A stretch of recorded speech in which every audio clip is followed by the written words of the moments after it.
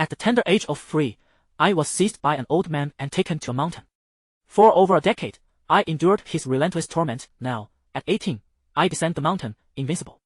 While others my age are courting, I have traversed a sea of corpses and rivers of blood. Watch as I navigate the urban landscape. 星号 Chapter 1 The Descent 星号 Ah! Master, please be gentler. The one receiving the blows is Lu Feng, who has been subjected to the whims of this deranged old man since he was merely 3. Now, at 18, his daily existence is defined by punishment. Any attempt on Lu Feng's part to sneak away from the mountain results in a savage beating. If the old man awakens to find Lu Feng neglecting his training, he is met with another round of punishment. Should the old man be in foul mood, Lu Feng is not spared. Even in the absence of a justifiable reason, a beating remains inevitable. Over the years, Lu Feng has endured more blows than he has consumed meals. You may descend the mountain now. The old man states, standing with his hands clasped behind his back beside Lu Feng. Old man, have you lost your mind? We just finished beating me, and now you wish to strike me again. Lu Feng retorts, exasperated. Each time Lu Feng attempts to sneak away, he invariably faces another beating. Hence, upon hearing the old man suggest he may descend, he feels a twinge of dread. This time, I won't strike you. After you leave, do not return. Old man, are you feverish? Has your mind slipped? Lu Feng is not easily fooled. The old man has previously deceived him with such claims on numerous occasions. Lu Feng has learned well. Whatever the old man says, he must interpret in reverse. If he follows the old man's wishes, he will surely regret it and receive a beating, only to have the old man forget his own words. Have you not always wished to leave the mountain? Hurry and go. Your presence vexes me. I refuse to go, even if it costs me my life. What if I tell you I have found a beautiful bride for you in Zonghai? Would you then leave? Lu Feng's eyes gleam momentarily before dimming again. He knows the old man is likely setting a trap. Surely, he harbors no genuine kindness in arranging a marriage for him. I wouldn't believe a word from you, you cunning old man. You think so highly of yourself, arranging my marriage. Hey, do you think so little of me? I have found you a bride with ample bosom and a figure like a goddess. If you do not want her, I shall introduce her to someone else. Wait! Master, don't go! How do I find this maiden? Humph. You call me master when seeking help, yet refer to me as old man at other times. Upon hearing of a beauty awaiting him, Lu Feng momentarily disregards his suspicions about the old man's intentions. With a goal in mind, he feels compelled to take a chance. Here is your marriage certificate. Take it to the Haida group in Zhonghai, and the chairman will arrange everything for you. Lu Feng foolishly accepts the marriage certificate, his mind already conjuring images of the beauty. To his astonishment, the old man has indeed provided a stroke of good fortune. Old man, are you telling me you arranged a betrothal for me 10 years ago without my knowledge, and she is 3 years my senior? Lu Feng stares at the dates and birth details on the certificate in disbelief. How could he know if this girl is beautiful now? What if she turns out to be a hideous creature? Or worse, what if she weighs 500 pounds? How could he bear it? What of her being 3 years older? A woman 3 years older brings fortune. Do not be so rigid. Let us set aside the age difference for now. This marriage was arranged 10 years ago. Will she even recognize it? She would dare not deny it. Unless her father is keen on courting death, you will soon understand. Very well, but I must insist, if she is an eyesore, I shall not acknowledge this marriage. Now be gone. I do not wish to see you for another moment, old man. I am truly leaving. Lu Feng cautiously steps away from the mountain, wary of whether the old man might suddenly strike again. Go, go. I shall never lay a hand on you again. Look at your pathetic state. Having moved several meters, Lu Feng realizes the old man shows no inclination to pursue him. He promptly turns and sprints down the mountain. Ha ha ha! I am finally free. No more daily beatings, my bride. Await my arrival. As Lu Feng descends, he feels akin to a bird released from a cage, finally experiencing freedom. The sky is vast, and he is elated. Captured at 3, he wonders about his parents' whereabouts.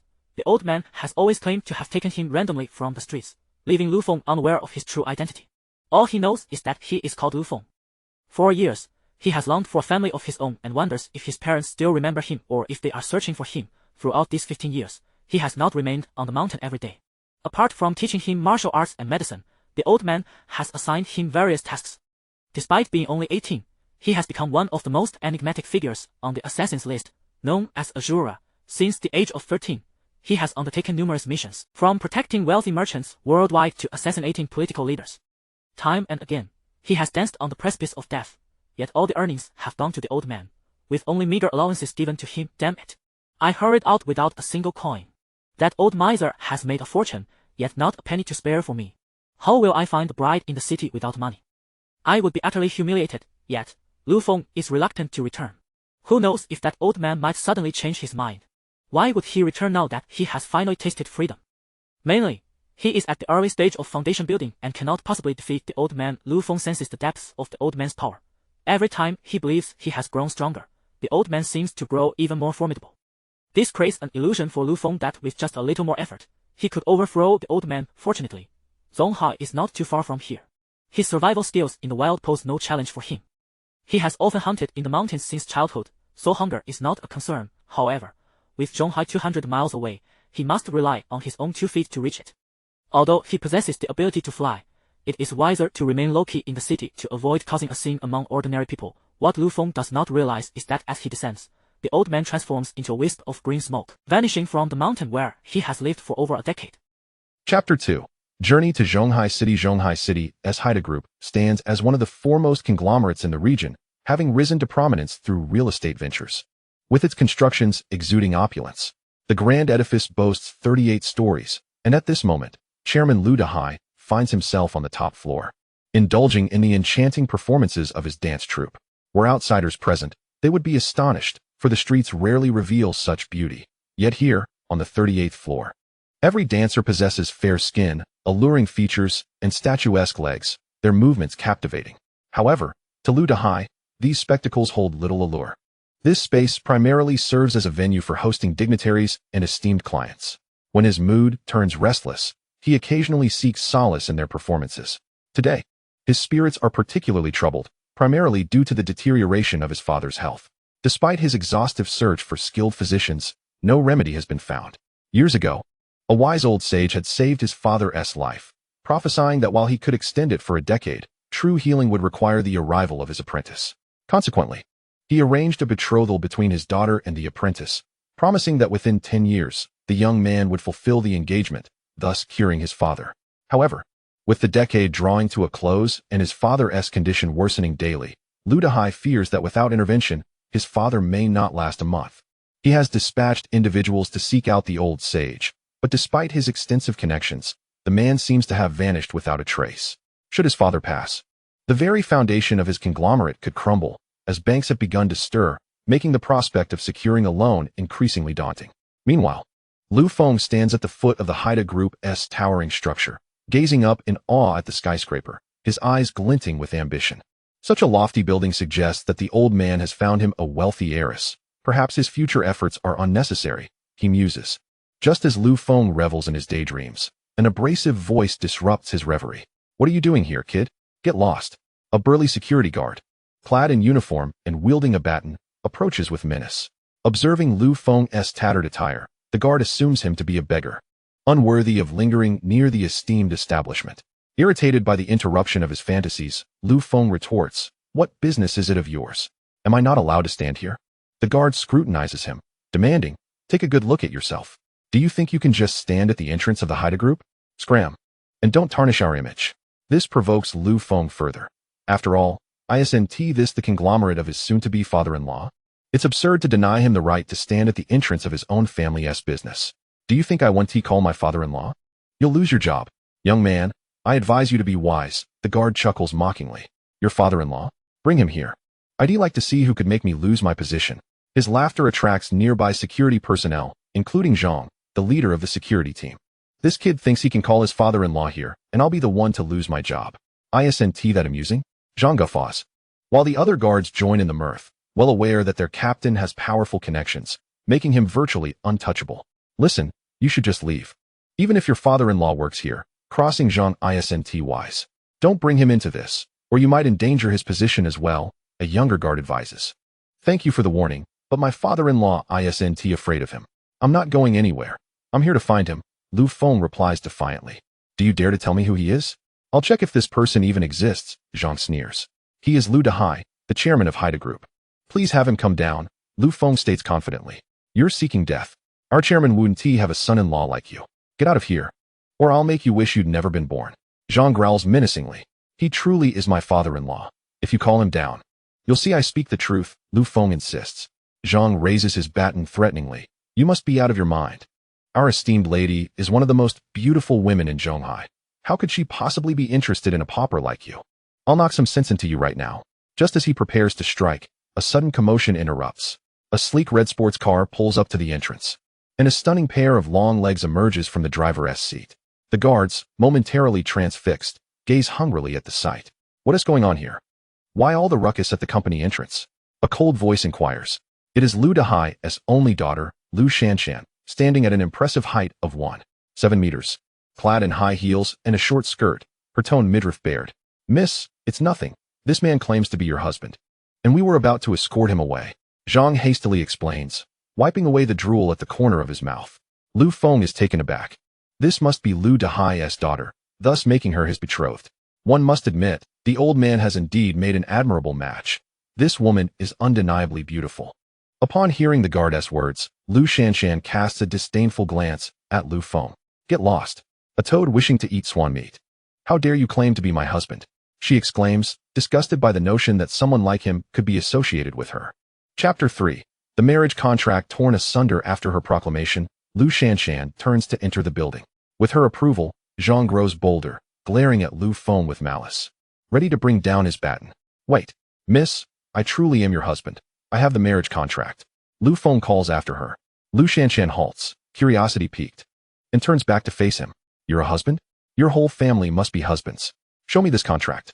Intrigued, Lu Shanshan wishes to verify if he has indeed forged a document. Lu Feng retrieves the marriage contract given to him by the old man. Here, you're Lu Shanshan, right? This is the agreement your father made with mine 10 years ago. As Lu Shanshan takes the contract, prepared to expose Lu Feng's deceit, she is struck by the realization that she has an engagement of which she was previously unaware, never having heard her father mention it. Yet, upon reading, she is astonished. The contract is indeed authentic, bearing her father's unmistakable signature and personal seal. Seeing Lu Shanshan momentarily stunned, Lu Feng understands she has recognized the validity of the contract, confirming that the old man did not deceive him.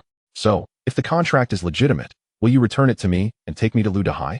To Lu Feng's surprise, Lu Shanshan does not return the document. Instead, she tears it into shreds, scattering the pieces onto the ground. You liar. You flaunt a forged marriage certificate here, yet you don't even take a moment to look at yourself in the mirror. Do you truly believe I would ever regard you? You look utterly pathetic. Lu Shanshan exclaimed disdainfully. Lu Feng was taken aback. This perfectly legitimate marriage certificate had yet to be seen by Lu Dahai, only to be torn apart. It seemed this young lady was unwilling to acknowledge the engagement. No matter, Lu Feng was not lacking in female companionship. Without uttering a word, he turned to leave. Thinking you can just walk away? Now that your deceit has been uncovered, you think it will be that simple? Zhang, give him a good beating. Lu Shanshan commanded fiercely. Zhang and his companions, wielding electric batons, rushed towards Lu Feng without hesitation. Lu Feng was infuriated. He had come to the city as an ordinary person, not wishing to resort to violence, but they had provoked him, and he would not be blamed for retaliating. These individuals, though appearing fierce and menacing, were no more than ants in his eyes. In an instant, Lu Feng transformed into a blur, vanishing from sight as Zhang and his group missed their target. When they regained their senses, they found Lu Feng's face grinning wickedly behind them. Why settle for being a mere dog for others? If they command you to strike, why not have you devour excrement instead? As Zhang and his companions attempted to resist, Lu Feng swiftly knocked them all to the ground, leaving 5 of them in a heap, resembling a small mountain. He then stepped on top of them, eliciting a squeal from the unfortunate Zhang beneath him. Release us, you brat. Assaulting someone is against the law. Zhang howled in despair. Lu Feng could only shake his head in disbelief. When he sought reason, they responded with fists, and when he resorted to force, they invoked the law. He unleashed a flurry of kicks, leaving them howling in pain. Law? He was unfamiliar with such concepts. To him, might made right. Lu Shanshan was utterly terrified, unable to fathom that this seemingly unremarkable man possessed such prowess, effortlessly dispatching her group's security personnel. As Lu Feng approached her step by step, she instinctively recoiled in fear. What do you intend to do? Lu Shanshan asked, panic-stricken. Since you've torn up the marriage certificate, we shall have no further ties. Should anything arise in your Lu family, do not come seeking my assistance, and inform Lu Dahai that it was your family that breached the contract first. Blame your own arrogance.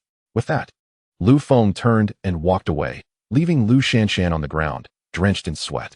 The look she had just seen in Lu Feng's eyes was terrifying, akin to a ferocious beast ready to devour her whole. She felt a chill run down her spine, only recovering once he had vanished from view. Realizing Lu Feng's figure had completely disappeared, She quickly made her way to the elevator, ascending to the 36th floor. That floor housed Lu Dehai's office, with the two upper levels reserved for his performing arts troupe, which was generally inaccessible to the public. Even Lu Shanshan herself lacked permission for the 37th and 38th floors. Lu Feng had initially set out with great enthusiasm to visit his fiancée, only to find her denying their engagement. Now, wandering the streets aimlessly, he was at a loss as to where to go next. As he reached a junction, his pupils dilated in shock.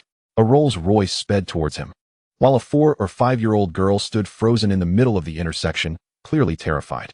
The car blared its horn and desperately attempted to brake, but its prior speed rendered it too late. Believing that saving a life is worth more than constructing a pagoda, Lu Feng felt a strange connection with the girl and sprang into action. He became a blur, lifting the girl into his arms while using his other hand to brace against the car's hood, forcibly bringing it to a halt. What could have been a disastrous accident was averted by Lu Feng's swift intervention.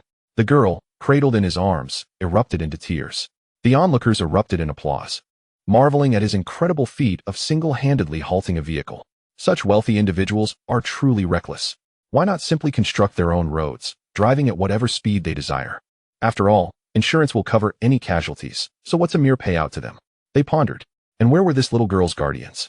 How dangerous to leave her alone in such a perilous situation. They would surely regret it if not for this young man. At that moment, a middle-aged woman rushed forward from the crowd, her daughter sobbing in Lu Feng's arms. Without inquiring about the circumstances, she scolded him angrily. What is wrong with you? A grown man bullying a child. Look at how distraught my daughter is. Lu Feng was taken aback, as were the surrounding spectators. The man had saved her daughter, yet she expressed nothing but blame in return. Madam, please let me explain, Lu Feng began. Explain? I will forgive you this time, as my daughter is unharmed, she declared, scooping her child into her arms and turning to leave, leaving the crowd in a state of bewilderment.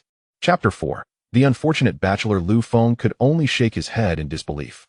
Had he not consulted the almanac before venturing out today? The string of unfortunate events he encountered felt like a testament to the adage that the city is fraught with hidden traps, making him yearn for the simplicity of rural life. At last, the driver of the Rolls-Royce hurriedly exited the vehicle, profusely apologizing. Young man, are you all right? I was just in a rush. I sincerely apologize. What sort of urgency warrants such reckless driving? You are endangering lives. Do you think you can always be so fortunate? Lu Feng admonished. The driver explained. You see, my grandfather suddenly fell gravely ill, and I was rushing him to the hospital. Could you please provide your contact information? Once I get him there, I will be sure to reach out to you. We will cover any expenses incurred. The driver, realizing the gravity of the situation, was anxious to avoid any complications. However, they could not afford to wait for the police to arrive. Pang, pang, Grandpa is not going to make it. Hurry to the hospital, a girl cried from within the vehicle. The driver, Pang, rushed to assess the situation, while Lu Feng curiously leaned in for a glance, quickly discerning that the elderly man was in dire straits. Please, young man, grant us mercy and allow us to leave. My grandfather truly cannot wait, Pang pleaded, glancing at the old man, who was coughing up blood and barely clinging to life. Regrettably, he has little time left. Even if you hasten to the hospital now, it may be too late. You should prepare for his final arrangements, Lu Feng stated matter-of-factly. Who are you to make such claims? My grandfather will not die, the girl retorted, tears glistening in her eyes. Believe it or not, should he survive beyond 3 minutes, it would require a miracle, Lu Feng replied, maintaining his calm demeanor. Pang, while rational, understood that the old man was nearing the end, but felt powerless to change their course of action. Young man, do you presume to be a doctor? He asked anxiously. However, upon observing Lu Feng's attire, simple and patched, he shook his head in resignation. Clearly, he had sought help in the wrong place. Lu Feng shook his head, stating, I am not a doctor, yet it is evident to me that there is an old injury at his chest. Something remains lodged within him, which has now shifted, causing harm to his heart, resulting in this dire circumstance. The young girl's eyes sparkled with realization, for few were privy to her grandfather's condition. This affliction was a remnant from the battlefield, where shrapnel from an explosion had struck him. Due to its proximity to the heart and the limited medical resources at the time, the fragment was never extracted. Although medical advancements have since improved, the shrapnel has long since fused with his body, making its removal impossible. All that could be done was to manage the injury, hoping it would not shift further. Today, as she took her grandfather out for a stroll, an accidental collision occurred, initially unnoticed, but soon after, the symptoms began to manifest. It was clear the shrapnel had shifted. The individual before her spoke with such accuracy, leaving only two possibilities. Either he was already aware of her grandfather's condition, which was confidential, or he was a miraculous healer. Can you save my grandfather? The girl inquired. I can, but we are strangers. Why should I help? He replied. If you can save him, I will agree to any condition you propose. I beg you, please save my grandfather. The girl pleaded. Very well, if I save your grandfather, will you marry me? Lu Feng replied with a playful smile. In his view, the group surrounding him seemed deceitful, merely attempting to coax him into action, only to retract their promises once he had intervened. True to his expectations, the girl bit her lip, rendered speechless. Observing her silence, Lu Feng added fuel to the fire. Your grandfather has only a minute left. If you do not make a decision within that time, not even a deity could assist. At that moment, the elderly man gasped, expelling a mouthful of blood, his condition deteriorating. The young girl, once hesitant, now appeared resolute, as if she had made a critical decision. I promise. If you can save my grandfather, I will marry you, she declared firmly. How can I trust you won't back out? If I save your grandfather and you renege, what recourse do I have? Lu Feng questioned. No, I swear I will keep my word. Let us go and register our marriage now. And then you can treat my grandfather, she responded eagerly. Alternatively, I could stabilize your grandfather's condition for 3 days, if you agree to marry me. I will immediately treat him, Lu Feng proposed. Yes, please save my grandfather. He may not survive, she replied without hesitation. Beside them, Peng Gu watched in astonishment, bewildered that the girl was so willing to marry. Yet, despite being present, he felt unsure how to intervene. Unhurried, Lu Feng produced silver needles and inserted one into the old man's throat, locking in his final breath. Do not consider taking your grandfather to a hospital or seeking another healer. If this needle moves, he shall perish, Lu Feng cautioned. He had no genuine desire to marry the girl. Having just met her, he merely wished to ascertain how far she would go for her grandfather. The girl sensed the faint heartbeat of her grandfather, realizing he was still alive, and quickly wiped away her tears, ceasing her sobs. Get in the car. We are going to register our marriage, she stated coolly. Huh. Lu Feng was taken aback. Was she truly going to register for marriage? He was still a young man, unprepared to sell himself into such a commitment. Chapter 5. A wedding nevertheless. Lu Feng inexplicably found himself in her vehicle. As he observed her closely for the first time, he noted her beauty. Unlike Lu Shanshan, this girl radiated a refreshing elegance. Meanwhile, on the 36th floor of the Haida group, Lu Dehai suddenly stood up. What did you say? Someone just brought a marriage certificate, and you tore it apart? Father, will you help me take revenge or not? That beggar is fierce. Even Zhonggu and the others are no match for him. A sharp slap echoed in the office, leaving Lu Shanshan bewildered, while Lu Dehai stared at his own hand in disbelief. Father, you have never struck me before. Now, you hit me over a beggar? Lu Shanshan's eyes brimmed with tears as she looked at Lu Dehai. Shanshan, I apologize. I did not mean to. I was simply overwhelmed with anger. Where is the marriage certificate? Show me. Marriage certificate? You hit me over a beggar, and now you want to marry me off to one? Lu Shanshan exclaimed, struggling to comprehend her father's sudden aggression. If this is true, if that man is indeed the one, your grandfather's illness may have a remedy. Hurry. Take me to him, Lu Dehai said coldly. Lu Shanshan was taken aback by her father's demeanor. If you go down now, you might still find him, he urged.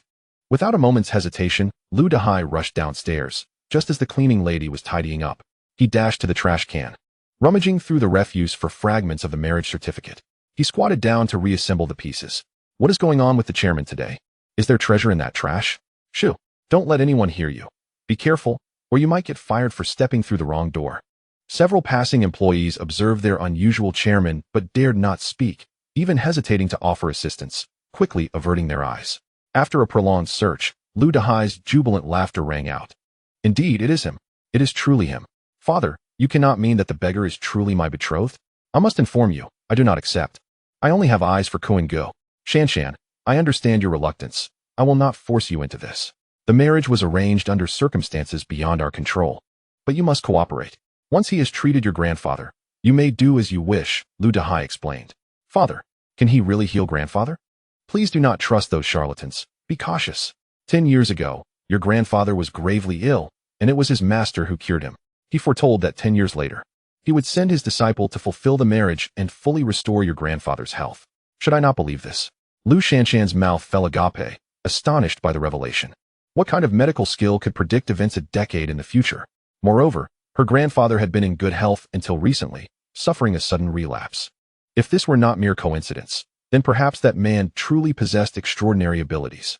Lu Dehai quickly accessed nearby surveillance footage, capturing an image of Lu Feng, and pursued the direction in which he had departed. Lu Feng's distinctive attire made him easily recognizable in Zhonghai City, a rarity. After searching extensively without finding Lu Feng, Lu Dehai reluctantly resorted to his connections to trace Lu Feng's whereabouts via citywide cameras.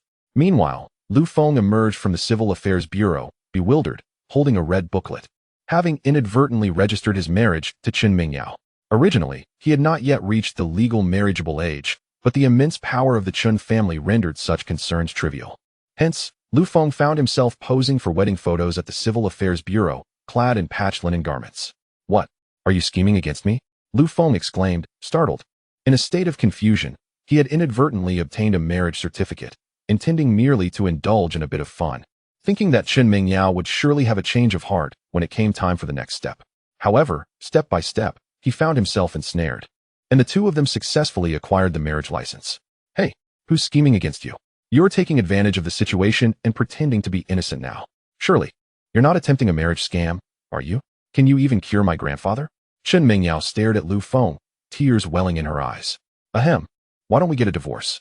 You're quite young to be married. It simply doesn't seem appropriate." Chen Mingyao straightened her chest defiantly, declaring, "Who's young? I'm 36D.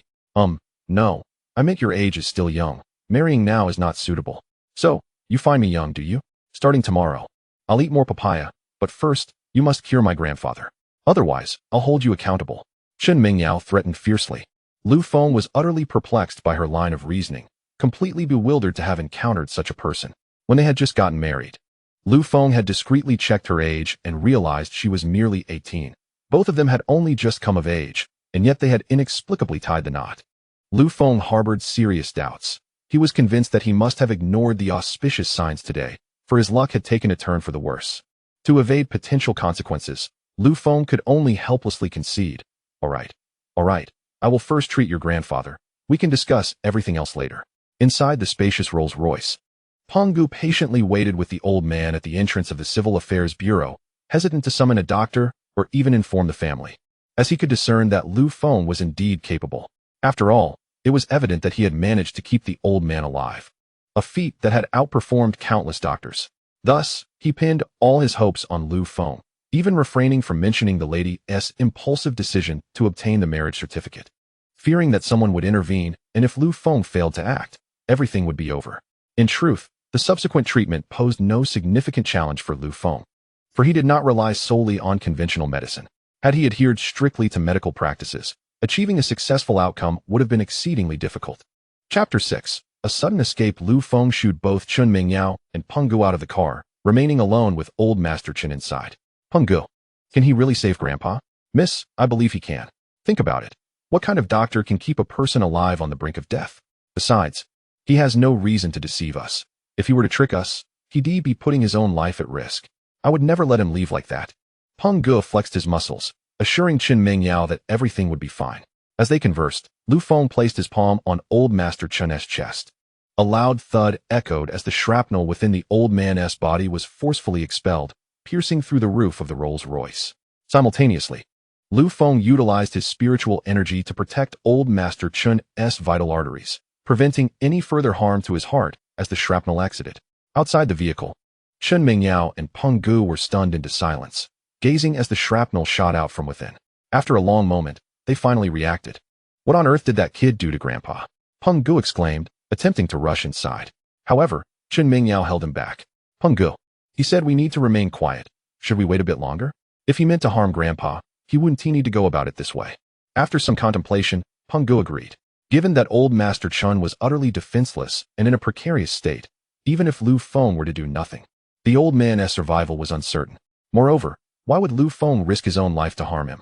Their only recourse was to remain outside the vehicle, providing Lu Feng with a tranquil environment. Lu Feng's hand pressed firmly against old Master Chen's chest, continually channeling energy into him, nurturing his heart. The wounds near the old man's heart began to heal at an observable pace under the influence of the spiritual energy. Old Master Chen's pallid complexion gradually regained its color, and his faint breaths began to stabilize. Once Lu Feng withdrew his hands, old Master Chen opened his eyes, surveying his surroundings before fixing his gaze on Lu Feng. Young man, did you save me? Clearly, despite being unconscious, old Master Chen retained awareness of his surroundings. To be precise, it was your granddaughter who saved you. I initially had no intention of doing so. Then you have become my granddaughter's husband? Old Master Chen grinned at Lu Feng, though the young man appeared unremarkable. He was composed and possessed remarkable medical skills. Old Master Chen felt quite satisfied with the prospect of having him as his granddaughter's husband. Moreover, having nearly crossed over to the other side, it was Lu Feng who had pulled him back from the brink, making him a lifesaver. Old Master Chen wholeheartedly approved of Lu Feng marrying his granddaughter. Ahem, old sir, we were merely joking, and now that you are well, we should head to the Civil Affairs Bureau to annul the marriage. How about that? You do not fancy my granddaughter? Old Master Chen inquired with a smile. Not at all. Then you dislike my granddaughter? Lu Feng shook his head. I do not dislike her. Since you do not dislike her, then it implies you like her. Since that is the case, why bother with an annulment? I shall take charge and choose an auspicious date for your wedding. Old Master Chen declared with shrewdness. Outside the vehicle, Peng Ge and Chen Mingyao heard the commotion inside and knew that Old Master Chen had awakened. They excitedly flung open the car door. Grandpa, it's wonderful. You're really awake. Chen Mingyao exclaimed, leaning over to inspect her grandfather. I'm fine. Regarding your marriage, I wholeheartedly support it. Upon hearing her grandfather's approval, Chen Mingyao shyly lowered her head. Ahem, since the matter is settled, let us proceed to nullify the marriage. This situation is rather absurd. Little did Lu Feng know, Old Master Chen intended for him to marry Lu Shanshan. If Lu Feng married Chen Mingyao, Old Master Chen might not take kindly to it. Humph, what? Do you think I'm unworthy of you? I have made a promise, and I shall not go back on my word. Come, we are going home to meet my parents. Chen Mingyao huffed. Wait, are you serious? Lu Feng exclaimed, suddenly terrified, and hurriedly fled. If they weren't going to annul the marriage, he could still run away, for that marriage certificate held little significance for him. By the time Chen Mingyao realized what had transpired, all she saw was Lu Feng's retreating figure disappearing into the crowd. All right, he has gone. No need to look anymore, Old Master Chen teased. As Lu Feng made his escape, Old Master Chen's eyes gleamed with realization. For Lu Feng's speed was unlike that of an ordinary person. Grandpa, he has run away. What should we do? We haven't even properly thanked him yet. Let it be. If he wishes to flee, let him go. As long as he remains in Zhonghai, he cannot escape the grasp of the Chen family. Legally, he is already our son-in-law. Unbeknownst to Lu Feng, his flight would incite a flurry of activity across Zhonghai. The two prominent families, the Lu and Chen clans, mobilized vast resources in search of him. Meanwhile, Lu Feng found himself in a narrow alley, finally pausing to catch his breath. What manner of people are these?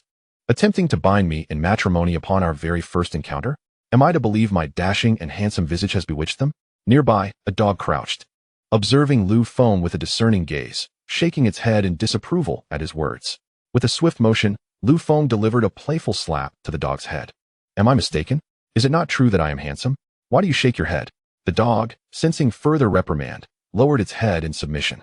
Suddenly, Lu Feng's stomach rumbled audibly. Alas, how unfortunate. I have not a single cent to my name, and hunger now gnaws at me. Had I known earlier, I would have collected a consultation fee. That old man truly is a miser, securing me a fiancé who disavows our engagement while leaving me with nothing for my journey. Aside from a Nokia, I possessed not even a dime. Now, during mealtime, finding sustenance in the city proves exceedingly difficult. In the wild, I could hunt rabbits or wildfowl, but here, I am left to await starvation. As Lu Feng prepared to depart, a sudden rush of air above him caught his attention. He looked up just in time to see someone plummeting from a height. What audacity! You choose to leap to your demise above me. Initially, Lu Feng could have simply watched, but he could not bear to witness a life extinguished before his very eyes. He steadied himself, catching the falling individual and deftly redirecting their momentum to land safely. The man, bewildered, began to pat himself down, astonished to find himself unscathed. You were about to jump to your death, and you chose to do so above my head? If you wish to end your life, at least do not involve me. Lu Feng exclaimed, irritated. The man, in a daze, began to walk away, seemingly intent on attempting to leap again. Lu Feng seized him once more. If you wish to jump, I shall not stop you, but I saved your life. You ought to express some gratitude. The man, momentarily confused, expected to be hindered. Not thanked. I have nothing left to offer. Only 200 yuan remains to me. Consider it a token of gratitude, he said, producing a crumpled bill from his pocket before turning to leave. Lu Feng stopped him again. What troubles you so? Come, let me treat you to a drink. Perhaps it will ease your burdens. Before the man could protest, Lu Feng led him to a nearby food stall, gripping his wrist with a strength that made escape impossible. Let me clarify. I possess but 200 yuan, so choose wisely, lest we find ourselves washing dishes.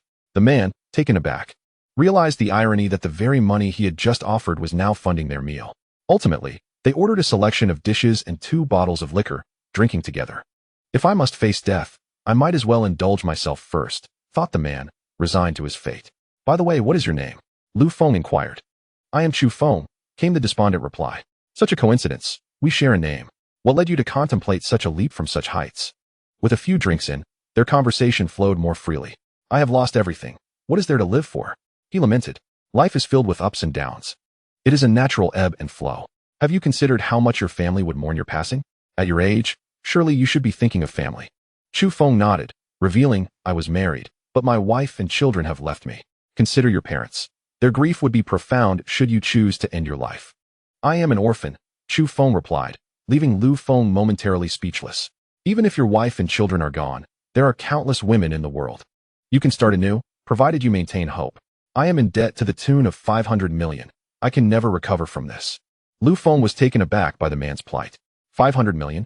How could you accumulate such a debt? After graduating university, I ventured into business, and for a time, it flourished. However, I foolishly signed a bet agreement, promising to list my company within 3 years. It was poised for success, yet external forces thwarted the listing. And I lost my company along with the staggering debt. What meaning does life hold for me now? Ah, so you are a businessman. But you fell victim to betrayal by those you trusted. It is tragic that even your wife conspired against you, and the child you raised was not even yours. Indeed. How wretched my fate, Chu Feng reflected. Perhaps you should try again. This time, I will not intervene. With a faint smile, he replied, no. Sharing my thoughts with you has lifted my spirits. I have decided against ending my life. Decided against it? How can that be? You are still burdened by 500 million in debt. Does that not frighten you? Just as you said, life is filled with ups and downs. As long as one lives, there will be opportunities for redemption. Let us drink. Lu Feng was momentarily taken aback, pondering the unintended consequences of his actions. If he were in Chu Feng's position, he might have taken drastic measures. Yet, he could not afford to think like that. He had come to the city and needed to earn a living. An idea sparked in his mind. If you are interested, why not join me?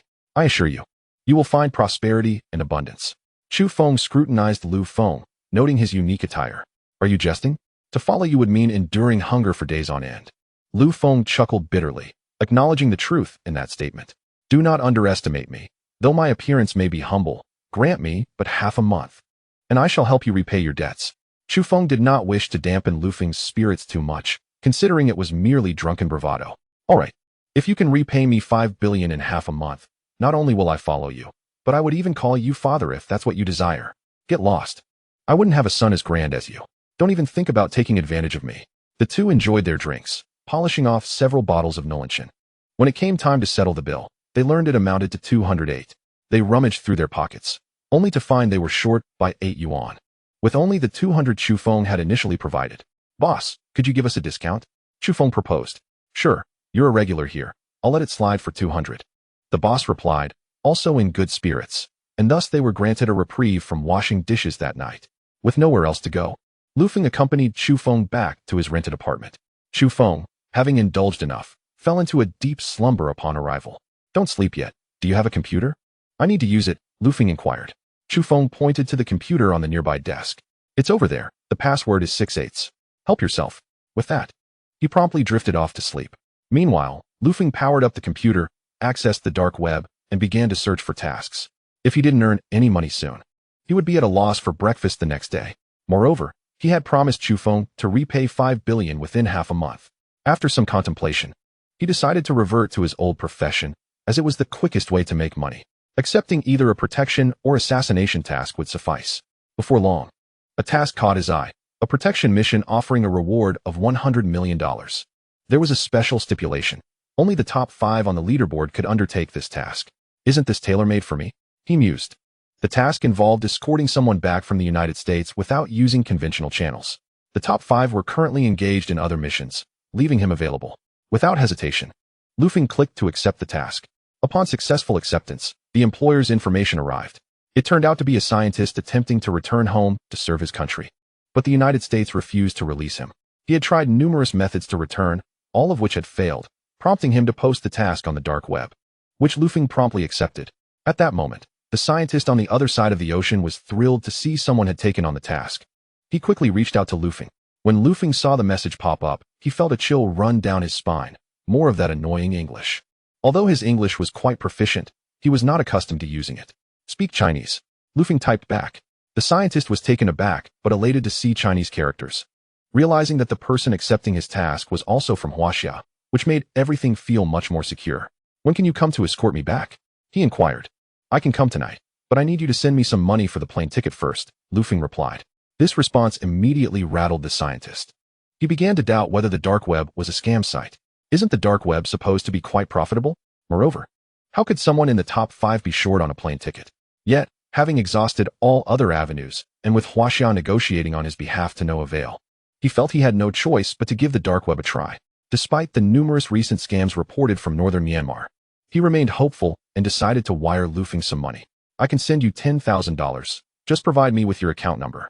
Only then did Lufeng realize he didn't even possess a bank card, as he had always used his grandfather's account. However, sending money to his grandfather's account was not an option now. Apologies, but I don't have a bank card. Could you just purchase the earliest flight for me? Lufeng sent over an identity document that he typically used for international travel, which was not his current identity. The scientist was left bewildered. How could someone without money for a plane ticket not even have a bank card? Is this even a scam? This is quite unprofessional. The more curious he became, the more he wanted to discover the truth behind this individual and the supposed scam. The scientist's spirit of inquiry was indeed fierce. Soon, he followed Lufeng's instructions and purchased a ticket from Yanjing to the United States, with the flight set to depart in 5 hours. Given the time constraints, Lufeng had to set off immediately, taking with him Chufeng's only valuable possession, the computer.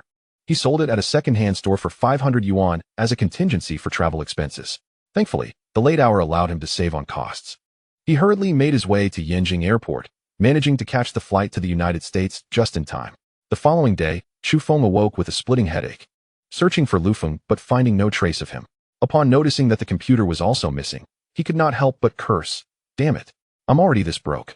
And you still have the heart to steal my computer? What a lack of integrity. Yet, he wasn't too angry, seeing Lufeng's situation. He figured that if Lufeng had stolen it, it was for survival. After all, he was already 5 billion in debt. What did a computer matter? He decided to consider it Lufeng's lifeline. Meanwhile, Lufeng was aboard the flight to the United States, and Lu Dehai was finally receiving information about Lufeng's whereabouts. Isn't that Chufeng? Why are they drinking together? Chufeng was well known in Zhonghai, a socialite whose reputation preceded him. Once hailed as the internet prodigy of Zhonghai, his future had seemed limitless.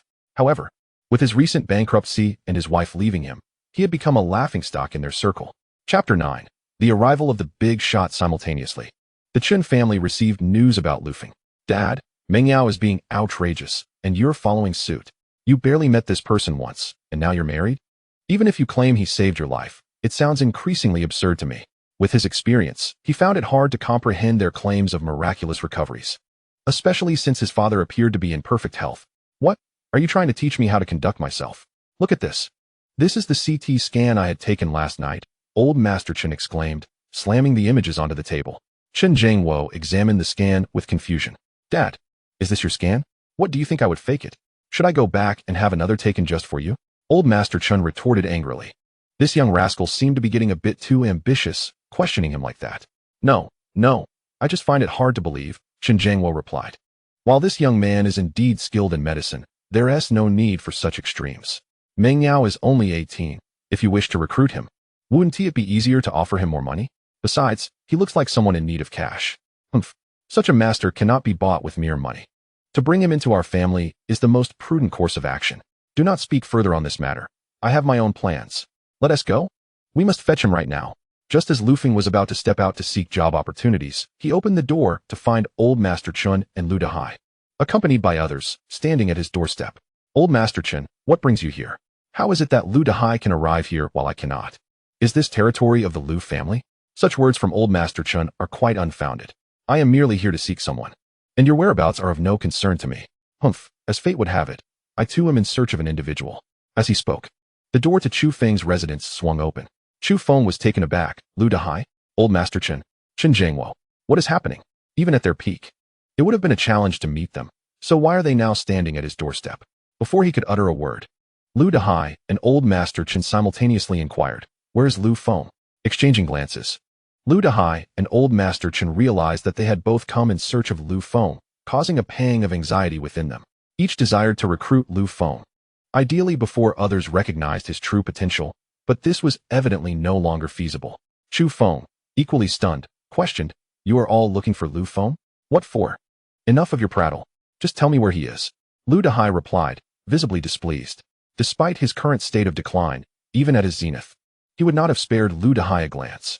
"Brother Chu, we have a minor matter regarding Lu Feng. If you happen to know his whereabouts, we would greatly appreciate your assistance," Chun Jiangwo said courteously. This made Chu Feng feel a sense of relief. Chun Jiangwo's status was not in the slightest inferior to that of Lu Dehai, both commanding substantial enterprises, with Chun Jiangwo's even surpassing the value of the Haida group. "Mr. Chun, I do not know where he has gone. We were drinking together last night, and upon awakening this morning, he was nowhere to be found. I truly have no idea where he might be," Chu Feng responded candidly. "Listen well, if you dare deceive me, you know the consequences," Lu Dehai warned coldly. "Are you threatening me, Lu Dong?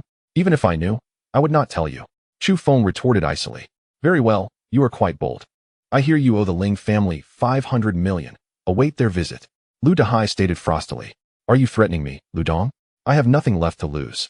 I fear neither death nor you," Chu Feng replied defiantly. "All right, Chu Feng, you are quite something. Do not let me get my hands on you." With that, Lu Dehai turned to leave. "Brother Chu, here's my business card. Should you encounter any difficulties, do not hesitate to reach out.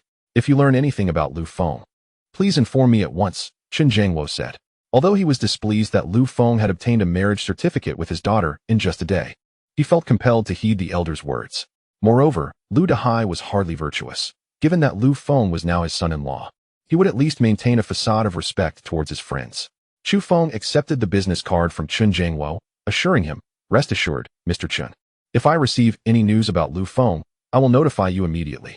Despite his current confusion regarding Lu Feng's identity, which had attracted the attention of so many powerful figures, he pondered whether Lu Feng's claim of repaying 500 million within half a month was indeed serious.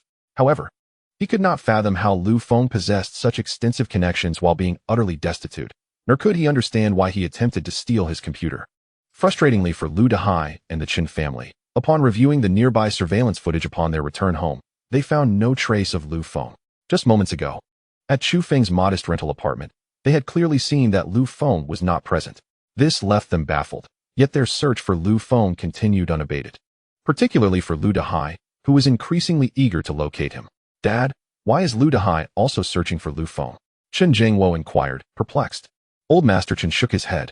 "I am uncertain, but I am certain that Lu Feng is of value to him. Lu Dehai is a man who does not act without incentive.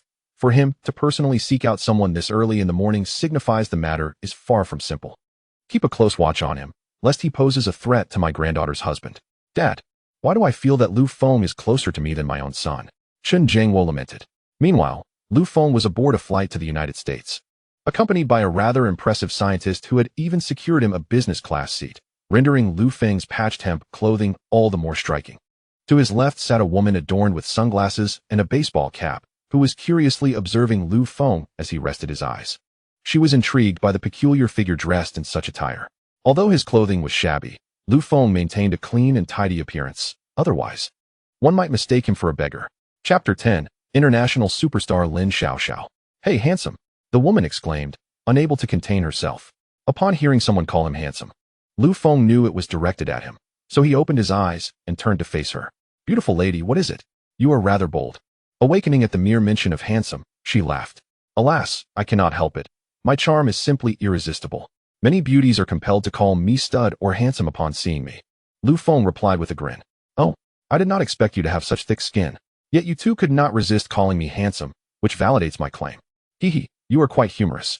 I see you in business class, suggesting you are not financially troubled. What compels you to dress so unusually?" "Unusual? I do not find it so. This is my usual attire. However, I must correct you. I'm quite broke. At present, I possess a mere 500 yuan, which I acquired from selling a computer." "What? Then why are you sitting in business class? A ticket from Yanjing to the U.S. is quite expensive." "I did not choose it. A friend purchased it for me." Who would have thought he would buy me a business class ticket? Perhaps it is my striking good looks. With such a friend, you must be someone extraordinary, she remarked, noting his distinct aura. What is different about me? Aren't we all just people? Perhaps it's because I am a tad more handsome, right? Ha ha. I just feel a bit mystified by you. You possess an air of mystery. Oh, unless you have X-ray vision, it is only natural you cannot see through me. If you could, that would be rather abnormal. Let us introduce ourselves. I am Lin Xiaoxiao. The woman extended her slender hand towards Lu Feng for a handshake. Lu Feng took her hand and bestowed a proper kiss upon it, executing a flawless gesture of chivalry. Just call me Lu Feng, he said casually. Lin Xiaoxiao's eyes widened in shock. Had she not been wearing oversized glasses, Lu Feng would have surely noticed her astonishment. She had just been kissed on the hand by someone she had only just met? This was her first experience with such a thing, and it had occurred in such an inexplicable manner. Yet, she could not help but feel helpless. After all, a kiss on the hand was a rather normal occurrence. And he had not done anything further. Who could blame her for extending her hand? After a moment, Lin Xiaoxiao composed herself and feigned calmness, asking, You do not recognize me? Surely a normal person would recognize her name, even with her large sunglasses obscuring her features. Shouldn't Lu Feng be surprised or delighted now? She was, after all, a household name, an international superstar. Oh, I know you. Your name is Lin Xiaoxiao. I just learned that, Lu Feng replied. I meant to ask if you did not recognize me prior. Does the name Lin Xiaoxiao not ring a bell? I can assure you, I did not know you before. My memory is particularly sharp. Had I known you, I would have recognized you immediately, Lu Feng replied, puzzled. Could it be that Lin Xiaoxiao was delusional? Did she expect him to have known her from before? Lin Xiaoxiao's face fell, feeling profoundly disheartened. She wore those large sunglasses precisely to avoid being recognized. Now, it seems that even after revealing her identity, people do not recognize her. Seeing her displeasure, Lu Feng inquired, What's wrong? Is it so unusual that I don't know you? No. Don't you usually watch television? Don't you listen to music? Lin Xiaoxiao asked, bewildered. She could not fathom how someone could be unfamiliar with her name. Could it be that this person was feigning ignorance? I don't watch television. I have lived in the mountains since childhood, where there is no signal. My family's black and white television can only pick up channel 1. And I have no interest in those news broadcasts, Lu Feng replied without hesitation. Lin Xiaoxiao was taken aback, her mouth agape in astonishment. How could there still be someone who does not watch television? She had visited mountainous regions before, although families there only had black and white televisions. They could still watch cartoons and see her performances on screen. Could it be that this person had descended from a remote cave, where wild men were said to dwell? The conversation quickly waned, primarily due to Lu Feng's abruptness. Thus, the two resumed their silence, resting their eyes until, after a prolonged flight of several hours, the plane gradually descended, arriving at an airport in the United States. It was dawn there, with the faintest glimmer of sunlight, and the sky was still dim. Lin Xiaoxiao had secretly escaped from home this time, without even bringing her assistant, venturing out alone. Recently feeling troubled, she decided to take a solitary trip to the United States to clear her mind. However, upon arrival, she found herself at a loss as to where to go. She turned to Lu Feng, who had disembarked alongside her, and asked, Lu Feng, what brings you to the United States? Where are you headed? I'm here to pick someone up and bring them back to our country. Oh, can't he return on his own? You traveled all the way from Huaxia to the United States just to bring him back? He cannot return on his own, Lu Feng replied nonchalantly. How so? Is he paralyzed or something? Not paralyzed. At least I haven't seen any signs of that. What? You haven't even seen him? How can you go to pick him up then? You've lived in the mountains all your life. You must know English, right? Lin Xiaoxiao inquired curiously. Just then, a tall woman approached Lu Feng, greeting him. I'm well, thank you. How about you? The standard American English flowed effortlessly from Lu Feng's lips. Lin Xiaoxiao was once again taken aback. It was her first encounter with a Huaxia person who spoke so fluently. Initially, Lu Feng had mentioned growing up in the mountains. Yet here he was, speaking so proficiently. Ugh, men are such pigs, deceivers, Lin Xiaoxiao muttered, watching Lu Feng's receding figure. The woman was Linda, someone Lu Feng had met during previous missions. Typically, when they arrived at a new place for a task, they would contact local friends to quickly familiarize themselves with the area, gain valuable connections, or learn about things unknown to the average person. This was a customary practice in their line of work, and should Linda travel to Huaxia, she would seek Lu Feng's assistance, who would then be obliged to host her. Otherwise, undertaking a mission in an unfamiliar locale would present numerous inconveniences. Chapter 11. Reconnaissance Shura. I've brought the information you requested. This, Qian Xueping, 35 years old, is a Chinese scientist. According to my investigation, He is being monitored by 6 FBI agents. Any attempt to leave the country will be immediately detected. Your task will not be easy. Lu Feng paused, realizing that earning $1 billion would not be a simple feat with 6 FBI agents surveilling him. It indeed posed a significant challenge. However, he thrived on the thrill of difficult tasks. Initially, he thought this would merely involve escorting someone abroad. But now that he learned of the complications, his interest was piqued. Shura, it's you. If it were anyone else, they would probably have bolted upon hearing about 6 FBI agents monitoring the area. After all, this was the United States, and while conducting missions here, it was imperative to adhere to local laws. Creating too much of a stir would make it exceedingly difficult to escape unscathed. This meant that Lu Feng either had to evade the 6 FBI agents' surveillance or quietly eliminate them without leaving a trace before making his exit. Once he returned to Huaxiao, by the time they reacted, it would no longer concern him. Without evidence or suspects, they would be left with nothing but empty threats. Linda, thank you. When you visit Huaxiao, I will take you to explore the brothels. What do you mean by explore the brothels? Linda asked, intrigued. It's just a place full of fun. You'll understand once you go. Brothels are a unique aspect of Huaxiao, unlike anywhere else. Of course, in other countries, they are not referred to as brothels, so if it's not a specialty, then what is? Oh, that sounds wonderful. I love the brothels in Huaxiao and the unique aspects of different countries. When I go to Huaxiao next time, you must take me. Lu Feng's expression darkened. While it was indeed a specialty, one could only appreciate it after experiencing it firsthand. As Lu Feng perused Qian Shuoping's dossier, he noted that this individual was now residing in an arrangement made by the United States, far from the bustling city center, surrounded by significant figures. Ordinary people had to tread carefully to avoid drawing attention. If anyone noticed anything amiss, they could easily be detained for questioning. Lu Feng analyzed Qian Shuoping's daily commute, which was always accompanied by designated personnel, all affiliated with the U.S. government, making this route unfeasible. Given such tight security, it was likely that Qian Shuoping's activities on the dark web were known to them, and they were simply biding their time, waiting for Lu Feng to unwittingly walk into their trap. Lu Feng discovered that Qian Shuoping seemingly had no personal life. His routine revolved solely between the laboratory and home. A monotonous 2-point journey. Lu Feng could have forcibly abducted him along the way, but that would leave them with minimal time to escape. If it were just Lu Feng, he could manage, but with Qian Shuoping in tow, it became far more complicated. Lu Feng resolved to conduct reconnaissance first, as even the most meticulous plans could have oversights. After resting for a day at the location arranged by Linda, he set out under the cover of night toward Qian Shuoping's residence. Avoiding the main roads, which were fraught with surveillance, was imperative. Fortunately, the surrounding area was not heavily developed, allowing Lu Feng to traverse the terrain directly from the mountains. From a nearby peak, he could see Qian Shuoping's residence, a well-lit castle surrounded by expansive lawns, devoid of any obstructions. Beyond the grass lay a large lake, with the entire castle enclosed and brimming with cameras. It was evident that the castle was under 360-degree surveillance. Attempting to sabotage the monitoring systems would be futile. If detected, it would trigger immediate investigations, thereby alerting the enemy. Unless one were to eliminate all opposing forces, there would be no need to compromise the surveillance. The only method Lu Feng could conceive was to fly over using his abilities, land on the balcony, and then devise a plan to extract Qian Shuoping. Goodness, rescuing someone is far more troublesome than taking a life, Lu Feng lamented. This reconnaissance mission ended in failure. The following day, Lu Feng continued his observations from the same mountain, having already scouted the surroundings the previous night, noting that few people frequented this area. During the day, the castle buzzed with the comings and goings of numerous individuals and vehicles, yet every entry and exit was met with rigorous scrutiny. Lu Feng discerned that the number of FBI agents monitoring the area far exceeded the 6 visible ones. Through his keen sense, he detected an additional 6 concealed operatives. One was cleverly hidden within the castle's rounded spire, ensuring that no one could enter without his notice.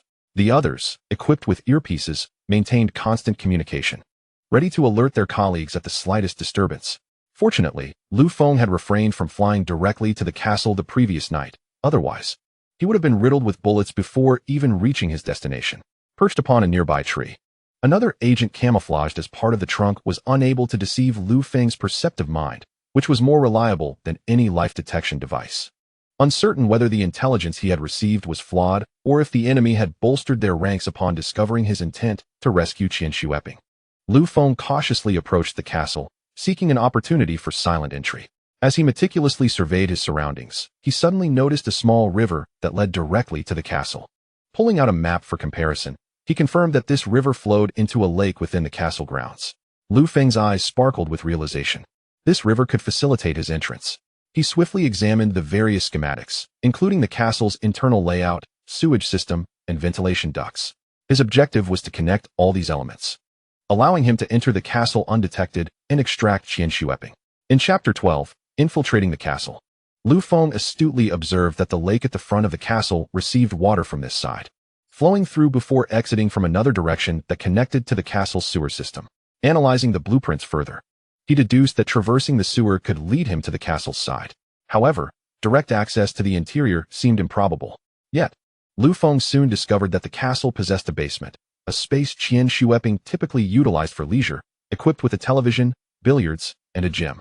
Notably, Qian Shueping's hobbies included fitness, dedicating at least an hour each day to exercise, rendering this basement his personal sanctuary where he would not be disturbed.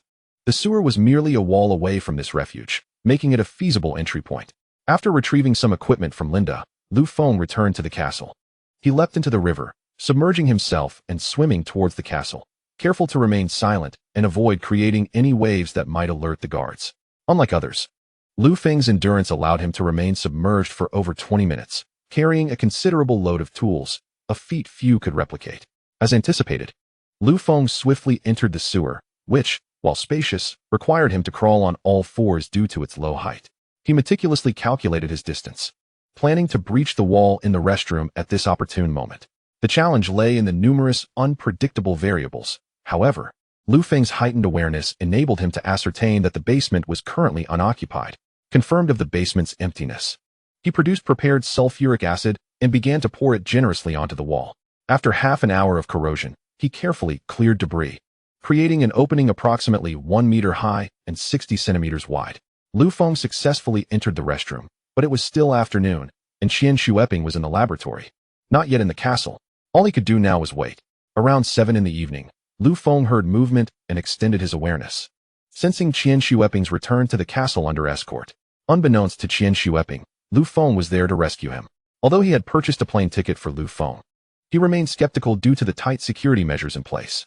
As per his routine, Qian Shueping began his evening meal while catching up on the news. An hour later, he descended into the basement, accompanied by an FBI agent who began to inspect the area. Alarmed, Lu Feng prepared for confrontation, ready to neutralize the agent if necessary. As the agent scrutinized the surroundings, approaching the restroom, Qian Shueping's frustration erupted. "Are you finished? What could possibly be wrong here? I only have 1 hour of entertainment each day, and you're wasting it. Mr. Qian, I apologize, but it is our duty. I couldn't care less about your duty. Can't you grant me a little more personal space?" Qian Shueping retorted coldly. The agent, glancing at the restroom door, found nothing amiss and, perhaps swayed by Qian Shueping's irritation and the absence of past issues, opted to withdraw without further inspection. "Very well, I shall not disturb you. Please emerge in an hour." Understood, understood. This is exasperating. Once the agent departed the basement, Lu Feng breathed a sigh of relief. Had the agent chosen to enter for an inspection, Lu Feng would have had no choice but to subdue him, potentially causing unnecessary complications. Now, with only Qian Shueping and Lu Feng remaining in the basement, time was of the essence. They had less than an hour to escape, with over 20 minutes needed to navigate the water and the remaining time dependent on their speed. As Qian Shueping prepared to take a shot with the cue, Lu Feng appeared behind him, covering his mouth. Startled, Qian Shueping attempted to shout, but his voice was muffled, leaving him to struggle in silence. "Do not make a sound. I am the Reaper from the dark web, here to fulfill your request and take you away." Fear in Qian Shueping's eyes gradually transformed into astonishment as he fervently nodded. Lu Feng released his grip. "How did you get in?" Qian Shueping inquired, astonished. "There's no time for explanations. Put on this wetsuit quickly." Qian Shueping obediently donned the wetsuit in a flurry, while Lu Feng remained vigilant, occasionally assisting him. Once suited, Lu Feng seized his arm, swiftly guiding him back into the sewer. "Wait." Qian Shueping suddenly halted. "What is it? Is there a problem?" Lu Feng asked, puzzled. "I have crucial documents on my computer. I need to retrieve them." "You are now tasked with retrieving the computer. Even a fool can discern your intent to escape. You should return to your homeland first, and we will devise a plan for the information later. Besides, much of it must already reside in your mind, correct?" Qian Shueping found Lu Feng's reasoning sound, and with a resigned sigh, he conceded that the matter of the materials would have to wait. Had he known of your visit today, he would have destroyed them in advance. Perfection is a myth in this world. Let us proceed. The two of them gracefully swam into the lake, making their way swiftly beyond the castle. Although Qian Shueping occasionally made splashes, it was nighttime, and fish leaping was quite normal. Fortunately, it did not attract any unnecessary attention. Chapter 13. The most dangerous place is the safest. They successfully emerged from the castle, where Linda awaited them. Upon seeing Lu Feng and Qian Shueping emerge unscathed, she ignited the engine and sped away with them. Although they had left the castle, danger still loomed. In just half an hour, the FBI personnel inside would discover Qian Shueping's absence. During this interval, the farther they could flee, the better. Shura, I can only escort you this far. I wish you luck. Thank you. When you have the chance to visit Huaxiao, I will treat you to a tour. Remember your promise. I shall indeed visit Huaxiao one day. Farewell. Once Linda departed, Qian Shueping, puzzled, inquired, You took her to a brothel? What? Who decreed that women cannot visit such places? Qian Shueping's lips twitched. Indeed, he felt quite ignorant. Now that we have escaped, how do we leave America? Surely we cannot swim across the sea. Patience. The most perilous locations are often the safest. We shall not return just yet.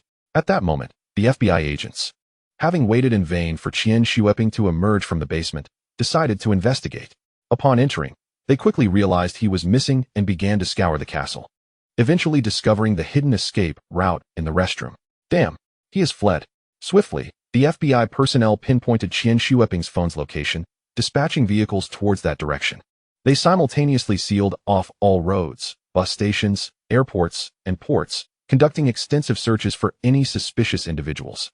That night was destined to be tumultuous, with police cars continuously patrolling the streets, and officers in slumber were abruptly summoned. The entire city was engulfed in the search for Qian Shueping. When they finally located his phone, it was discarded in a foul drainage ditch, tossed away by Lu Feng en route. Lu Feng had anticipated this turn of events. He understood that time was of the essence, and they needed to leave the country before the airports and ports were shut down. Thus, he chose to remain. For the most dangerous place was indeed the safest one. They would wait here until the storm passed, and then seek an opportunity to depart. Meanwhile, Lu Feng and Qian Shueping found refuge in a cave, stocked with provisions and water. This cave was perched atop a steep cliff, accessible only due to Lu Feng's unique abilities. Otherwise, drones would have been necessary for entry. The cave also offered a splendid view, allowing them to gaze upon much of Huaxing City from its mouth. Unbelievably, you seem to attract quite a following. To find you, they have likely disrupted the peace of Huaxing City, Lu Feng remarked. Being too popular is hardly a blessing. I cannot even enjoy my freedom, let alone return home. This predicament stems from a lack of strength. If you were formidable enough, they would not dare to detain you. You are correct. I resolutely abandoned everything in America to empower Huaxia, to become ever stronger. Such patriotism. I hope to witness that day come to fruition. Indeed. Do you not also possess a similar love for your country? Without you, I would not have the chance to return. My motives differ. I am merely in pursuit of wealth, Lu Feng chuckled. Nonetheless, at least you would not send me back for money, would you? Qian Shueping replied with a smile. How can you be so certain? If an offer of $200 million were made, I might need to reconsider, Lu Feng joked. Awkwardly, Qian Shueping chuckled, sensing Lu Feng was not the type to betray. If he were, there would be no need to hide away. He could negotiate terms at any moment. If all went as expected, his bounty was likely no less than $100 million, a conclusion drawn from numerous escapes. By the way, how did you accomplish that impressive wall running earlier? Qian Shueping inquired, curiosity piqued. He had always revered science and had been reluctant to accept such feats. Yet witnessing it firsthand compelled him to confront reality. Lu Feng had effortlessly carried him over rooftops to this cave, shattering his understanding of the possible. I mastered it through practice. Every 3 days, a minor brawl, and every 5 days, a significant altercation. If you doubt me, try it when you have a son. By the time he reaches my age, wall running will be a breeze, Lu Feng teased. Qian Shueping's eyes widened in astonishment. Really? Does that truly work? Though skeptical, he could not dismiss Lu Feng's remarkable abilities. Could it be that such training genuinely led to his prowess? Unbeknownst to Lu Feng, he had nearly bewildered a luminary of the scientific community. In the subsequent days, Lu Feng and Qian Shueping remained within the cave. Lu Feng had become accustomed to such a lifestyle, spending his days eating and sleeping, and when sleep eluded him, he would admire the scenery and amuse Qian Shueping. In contrast, Qian Shueping found himself restless. A day without research was unbearable, and after spending so many days in the cave, anxiety and agitation began to creep in. The American authorities continued their investigations for several days without success. They then reached out to Huaxiao, accusing them of lacking ethical standards for forcibly abducting Qian Shueping from America, demanding his return. Huaxiao was equally bewildered. Although Qian Shueping had previously expressed a desire to return home, numerous negotiations had proven fruitless. Neither overt discussions nor covert rescue efforts yielded any results. Upon receiving the news from America, Huaxiao inquired with various departments, all asserting that no viable plans had emerged, and no actions had taken place recently. Furthermore, Qian Shueping had not returned home, and they had not laid eyes on him. Huaxiao expressed its own stance, condemning America for losing one of its citizens while audaciously claiming to seek him out. Such shamelessness was astonishing. News of the incident spread, creating a stir internationally, captivating the attention of various nations. Netizens from both countries fervently exchanged greetings online. In an instant, Qian Shueping's disappearance became a focal point across nations. After all, he was a seasoned expert in missile technology. Regardless of which nation he served, that country's missile program would undoubtedly experience significant advancements. All of this transpired unbeknownst to Lu Feng and Qian Shueping, for neither possessed the means to access the internet, nor dared to do so. Chapter 14. Returned to Huaxiao on the fourth day, the intensity of the American investigations began to wane. Recognizing the opportune moment, Lu Feng prepared to lead Qian Shueping away. Do you have any money? Lu Feng inquired. None. I left in haste without bringing anything. Do you have any funds? Awkwardly, Lu Feng produced $500. This is all I have. It is insufficient for us both to purchase plane tickets.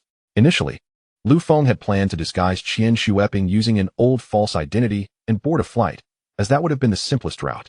However, their total funds barely amounted to $500, not even enough to exit America. Moreover, the Huaxiao currency was useless in the States. No money? How do we intend to return? How can you be so impoverished while on a mission? I am not impoverished. Rather, my funds are held by my benefactor. It is quite a challenge to pursue tasks without his contact. Truly, a single coin can thwart a hero. If only I could purchase a plane ticket to return. It would be a simple matter. Alas, the crux of the issue lies in my lack of money. Without it, airlines will not sell me a ticket. So what shall I do? The only option left is to resort to clandestine means of returning. With that, Lu Feng seized the cash and, alongside Qian Shueping, descended the mountain. Fortunately, he possessed a map gifted by Linda, which led him to the port. Under the cover of night, he hastened towards it. However, they did not approach the port directly, but paused at its edge. After a cargo ship adorned with a red flag departed, Lu Feng procured a plank and tossed it into the vast sea. With Qian Shueping in tow, he leaped onto it, pursuing the cargo vessel. Initially alarmed, Qian Shueping's eyes sparkled with astonishment once he steadied himself on the plank. How is this possible? He inquired. Enduring hardship breeds skill, Lu Feng replied. I do not believe it. Why doubt? Consider the eagle. It does not instinctively soar. It must first be cast from a cliff. The principle is the same as enduring blows. One learns to evade them. You lack this understanding simply because you have not faced sufficient adversity. Qian Shueping pondered this, nodding in agreement. You may have a point. If every citizen of Huaxiao were as you, what fear would we have of America? Lu Feng grimaced, concerned that Qian Shueping might take this too seriously. Should he return home, his status would likely be elevated. The thought of him advocating for routine beatings to unleash children's potential was unsettling. Lu Feng shuddered at the image of schoolchildren being pursued by their parents for daily spankings. Now, steady yourself. Do not fall into the sea. If a shark consumes you, I cannot save you, Lu Feng warned. His ominous words seemed to summon fate. Almost immediately, the board trembled beneath them, and the waves grew tumultuous. A shark emerged from the depths, swimming toward them. Goodness, you truly are an omen. There's a shark. Qian Shueping exclaimed in panic. Stay calm. Your agitation will attract its attention. Lu Feng remained vigilant, prepared to defend against any aggression from the creature. Fortunately, the shark seemed to sense Lu Feng's presence, either intimidated or oblivious, and swiftly retreated into the depths. The slight elevation the shark provided allowed Lu Feng to springboard directly onto the cargo ship's deck, where the captain and a female crew member were enjoying the sea breeze. Their expressions turned to bewilderment as they beheld Lu Feng and Qian Shueping's sudden arrival. Who are you? The captain stammered in fear.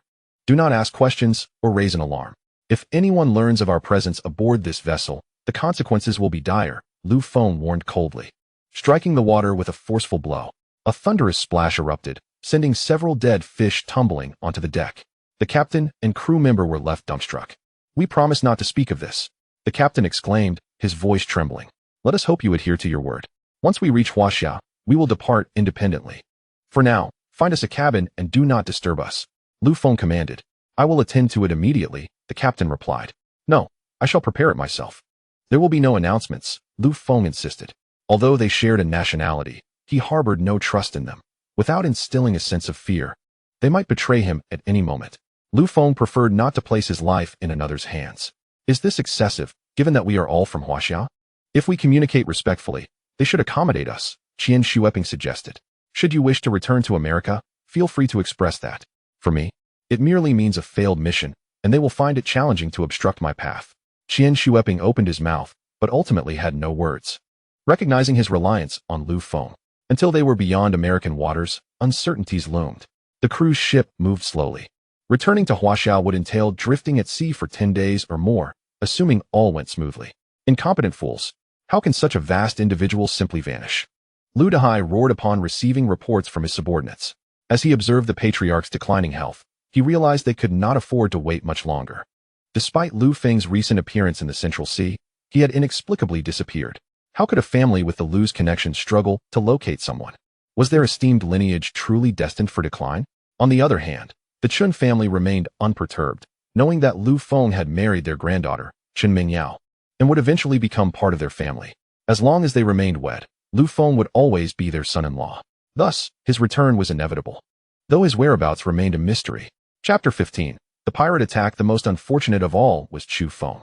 Ever since Lu Dehai's departure, he had not only failed to secure employment, but also faced daily beatings from the Ling family.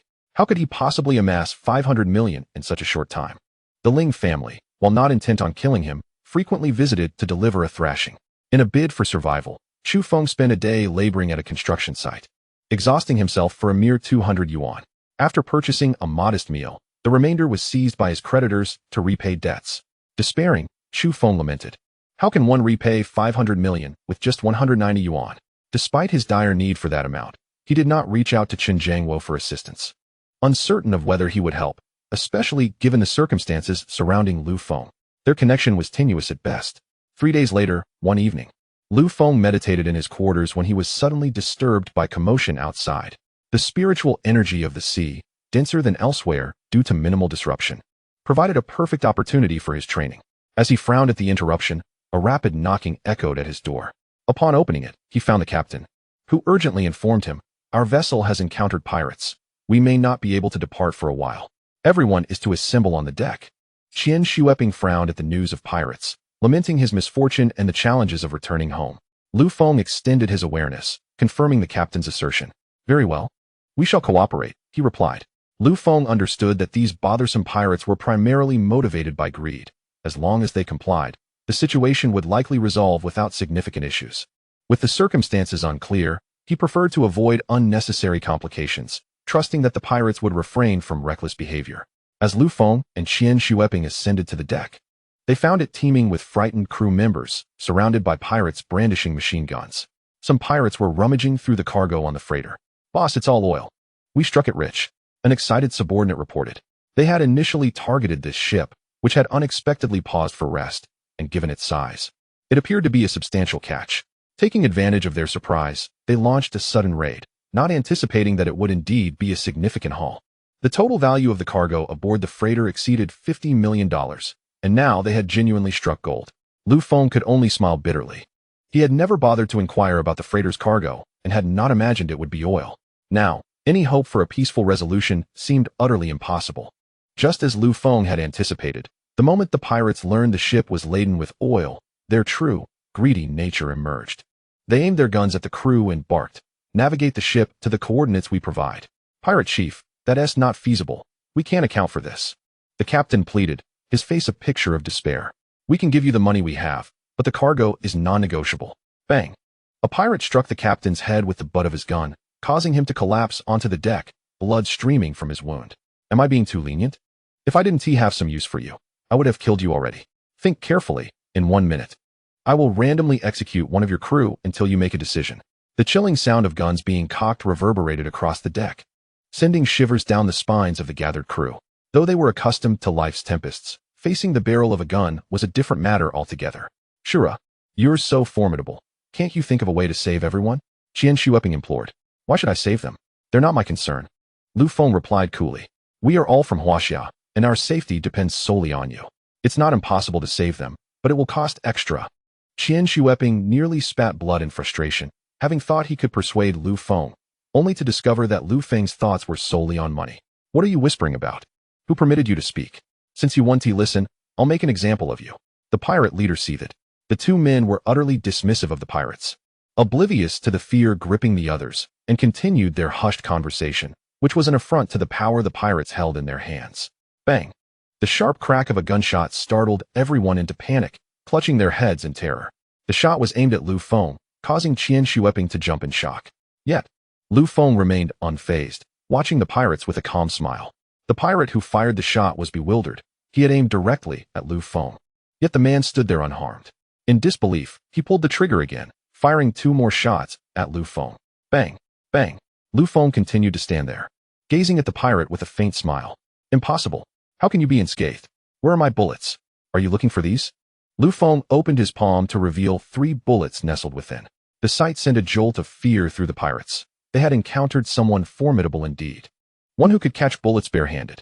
I had no intention of holding this against you. You could have simply taken your share and left. But now, you've chosen to court death, so perish. Lu Feng spoke coldly. Whoosh. 3 bullets flew forth, striking the pirates with deadly precision. The 3 pirates who had dared to shoot at Lu Feng fell lifelessly to the ground, their eyes wide with terror. What are you? The pirate leader stammered, horrified. He had never encountered such a ruthless individual. With a mere flick of the wrist, Lu Feng had transformed bullets into lethal instruments. All guns were now trained on Lu Feng, the pirates wary of his next move. You need not know who I am. It would be wise for your men to lower their weapons. Otherwise, I can assure you, you will be the first to die, Lu Feng stated coldly. The pirate leader hesitated, his throat dry as he considered Lu Feng's words, forced to believe them after witnessing 3 of his men fall. Before he could decide, searchlights illuminated the area, and a loudspeaker blared. Drop your weapons and surrender immediately. Boss, we're in trouble. It's the Huaxia Navy. They've surrounded us. A crew member exclaimed. The captain had sought help from the nearest Huaxia naval forces the moment the pirates boarded. Fortunately, the Navy was conducting nearby operations and arrived promptly. Their usual protocol was to capture pirates and repatriate them to their home nations, ensuring a swift return to their nefarious activities. However, this ruthless individual before them was a different story altogether, one who threatened lives at the slightest provocation. Hearing this, the pirate leader felt a weight lift from his shoulders. Falling into the hands of the Huaxia military was preferable to facing Lu Feng. We surrender. We surrender. He shouted decisively after weighing the risks.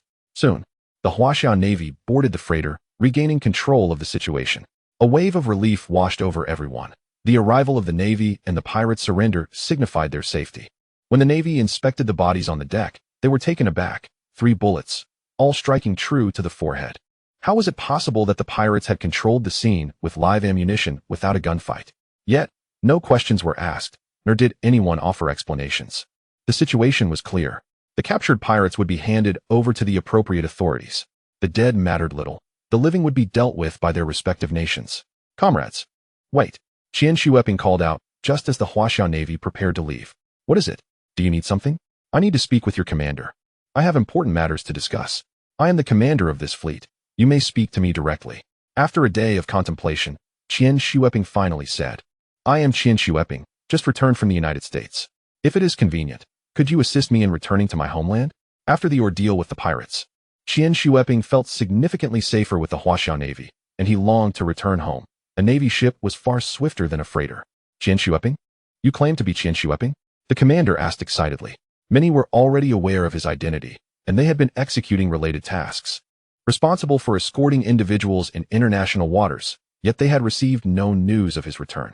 Indeed, here are my credentials, Qian Xueping said, producing his identification for the commander to examine. The commander scrutinized the document and cross-referenced it with their records. Though Qian Xueping appeared somewhat disheveled, upon closer inspection, he was indeed the man in question. The commander, thrilled, shook Qian Xueping's hand. Mr. Qian, how did you return from the United States? And what were you doing aboard this freighter? I am Captain Gu Sha, the naval officer introduced himself. It's a long story, but I owe my escape to this young brother here. Qian Xueping gestured toward Lu Feng, who stood casually with his arms crossed. Colonel Gu scrutinized the young man before him. Lu Feng. Initially, he found Lu's attire of a simple tunic and trousers rather peculiar. But he respected the notion of personal freedom in clothing choices. However, after hearing Qian Xueping's remarks, he could no longer afford to underestimate the youth. Gu was acutely aware of the complexities involved in rescuing Qian Xueping. The past weeks had been fraught with challenges, as they tirelessly devised and rehearsed plans. Several missions had ended in failure, resulting in the loss of comrades, and as of yet, they still had no viable strategy. Thanks to you, young brother. On behalf of the party, Gu was interrupted by Lu Feng. Don't thank me. I am merely a paid contractor. This is a transaction, he pays me. And I fulfill my obligations, Lu Feng retorted, awkwardly retracting his outstretched hand. Despite the bluntness, Gu understood that Mr. Qian's worth could not be quantified in monetary terms. Regardless, I must express my gratitude.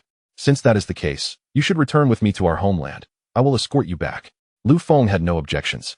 His sole priority was ensuring Qian Xueping's safe return. Accompanying the Chinese Navy would certainly spare him from unnecessary complications. Gu promptly reported the situation to his superiors, who responded with great urgency, dispatching a fleet of warships to safeguard the vessel carrying Lu Feng and his party. Numerous aircraft, armed with live munitions, patrolled the skies, prepared to engage if necessary, all to ensure Qian Xueping's secure return. You seem to be quite esteemed, Lu Feng remarked, observing the formidable display. I am also taken aback. I merely wish to focus on my research and do not concern myself with such formalities, Qian replied. You are impressive, and I admire your integrity. Shura, thanks to you. We have shared life and death. I do not even know your true name. Does it truly matter? It is of no significance. Simply settle the payment. And our transaction concludes, allowing us to part ways. Lu Feng replied nonchalantly. I have no money. All my funds are in America, and, barring unforeseen circumstances, are certainly frozen. Qian admitted awkwardly. Are you serious? I brought you here, and you tell me you have no money? If you had mentioned it earlier, I would have sent you back to America, Lu Feng exclaimed, exasperated. Toiling for a mission only to hear the other party claim insolvency felt like a farce. Fear not, young brother. Although Mr. Qian is currently without funds, rest assured that the state will not skimp on your reward. It may even exceed your anticipated compensation. I will report your agreed amount to my superiors, Gu interjected.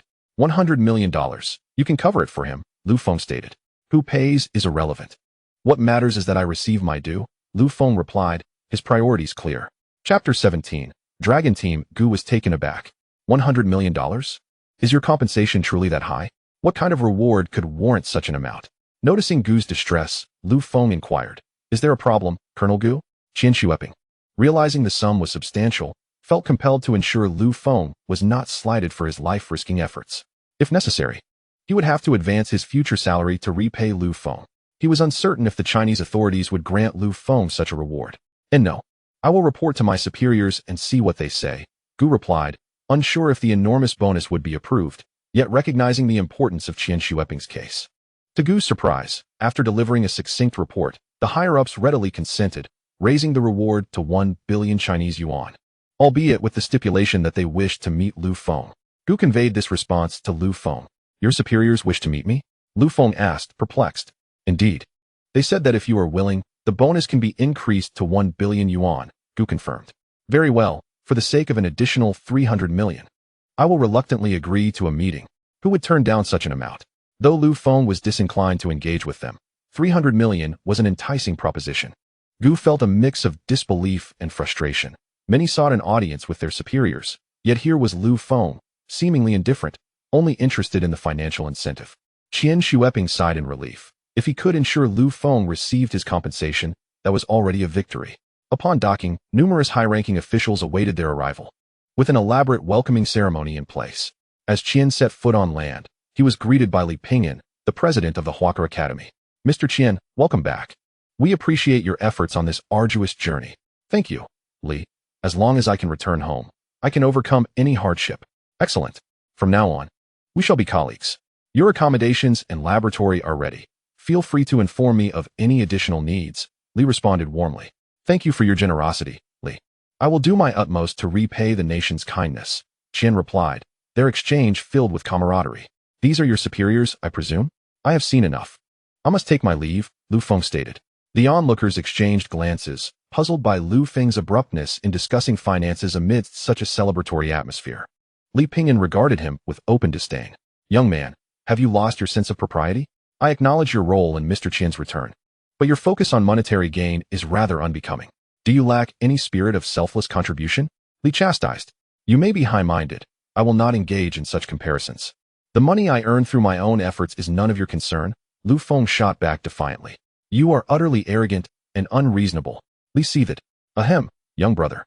I am Admiral Lin Yi of the Navy. However, you are mistaken. It is not I who wishes to meet you, but rather high-ranking officials from Yanjing. Thus we must proceed there, Lin clarified. As a military man, he regarded Lu Feng's mercenary attitude with disdain, yet he respected strength, and Lu Feng undoubtedly embodied that strength, even if his fixation on money was distasteful. Very well, let us hasten to Yanjing, Lu Feng concluded. With pleasantries dispensed, they promptly boarded a vehicle bound for Yanjing. Following a 2-hour journey, they arrived at the Chinese Academy of Sciences, while Lu Feng and Admiral Lin proceeded to an unremarkable building in the suburbs. Upon entering, Lu Feng sensed an undeniable energy. He was surrounded by formidable individuals, some of whom were nearly his equal. It was his first encounter with a locale teeming with such strength. Truly, this world was teeming with hidden talents. The building's exterior was unremarkable, yet Lu Feng perceived something extraordinary beneath its surface. Through his heightened senses, he detected a vast training ground below, where numerous individuals were honing their skills. Where's this place? Lu Feng inquired, puzzled. This is our dragon team of Huaxia. The person I wish to introduce you to is the leader of the dragon team. He has heard of your remarkable deeds and is quite intrigued by you. Oh, the dragon team? What kind of department is that? I have never heard of it before. You will find out shortly. I know little as well. When you meet the leader of the dragon team, you can ask him. Lin Yi did not take Lu Feng to the underground. Instead, they took the elevator to the top floor. A middle-aged man in a Zhongshan suit was waiting at the top. Leader of the dragon team, I have brought you the person you wanted. The man stood up and smiled as he approached. Commander Lin, you have worked hard. Please wait in the reception room while I have a private chat with this young brother. Understood. I am familiar with the rules here, Lin Yi replied, leaving the room. Lu Feng, feeling quite at ease, plopped down onto the nearby sofa and began to eat grapes from the table. Speak, what do you want from me? Lu Feng initiated, confident that the other party was not merely interested in a casual meeting. Until he understood the purpose behind this encounter, he saw no need for pleasantries. The leader of the dragon team sighed. The #1 assassin on the dark web, Azura, turns out to be such a young lad. Truly, heroes emerge from youth. Lu Feng was taken aback. His information had been thoroughly investigated. It seemed that this dragon team was indeed formidable. You investigated me? I must clarify. I have never undertaken any missions in Huaxia. Haha, if you had, you wouldn't be sitting here chatting with me. Chapter 18. A bunch of weaklings, then why did you summon me here? Now that we've met, let us settle the payment. Once I receive it, I'll be on my way as I have other matters to attend to, Lu Feng stated. The leader of the dragon team was quite straightforward, slapping a bank card onto the table. This card contains 10 billion, every penny intact. The password is 6 sixes. However, since I managed to secure an additional 3 billion for you, could you spare me half an hour of your time? Lu Feng unhesitatingly took the bank card and tucked it into his pocket. Fine, if you have something to say, hurry up. I will give you half an hour. Once the time is up, I will leave. Let me introduce myself first. I am the leader of the dragon team, Long Jun. And you? What is your real name? Lu Feng. Lu Feng. What a fine name. There is a prominent Lu family in Yanjing. You wouldn't happen to hail from there, would you? No. I have been an orphan since childhood and was adopted by my master. May I ask who your master is? Not at liberty to say. All right. Let me tell you about the dragon team. No need. I'm not interested. Lu Feng interrupted. Young man, don't be so hasty to refuse. Listening will only benefit you. And I believe you are also a practitioner, correct? In other places, people would be astonished to hear that Lu Feng was a practitioner. But here, he sensed many practitioners around him. However, their cultivation systems seemed quite different from his own, including that of the man before him. Indeed, since you are aware, why inquire further? I wonder if you have reached the inner strength stage? Long Jun asked tentatively. Achieving inner strength at 18 is a rarity in Huaxia. It is certainly a talent of extraordinary caliber. Even among our dragon team, the highest cultivation level among those around 18 is only mid-inner strength. I speculate that Lu Feng could single-handedly rescue Wan Ping, indicating he must be a master of inner strength. If my assumption is correct, I can recruit him into the dragon team. Moreover, if Lu Feng lacked strength, he could not possibly hold the top position on the dark web assassin ranking. I am not. Lu Feng replied nonchalantly. What inner strength? I don't know what you're talking about, so my answer is no. Not inner strength. Could it be that you have not reached that level yet?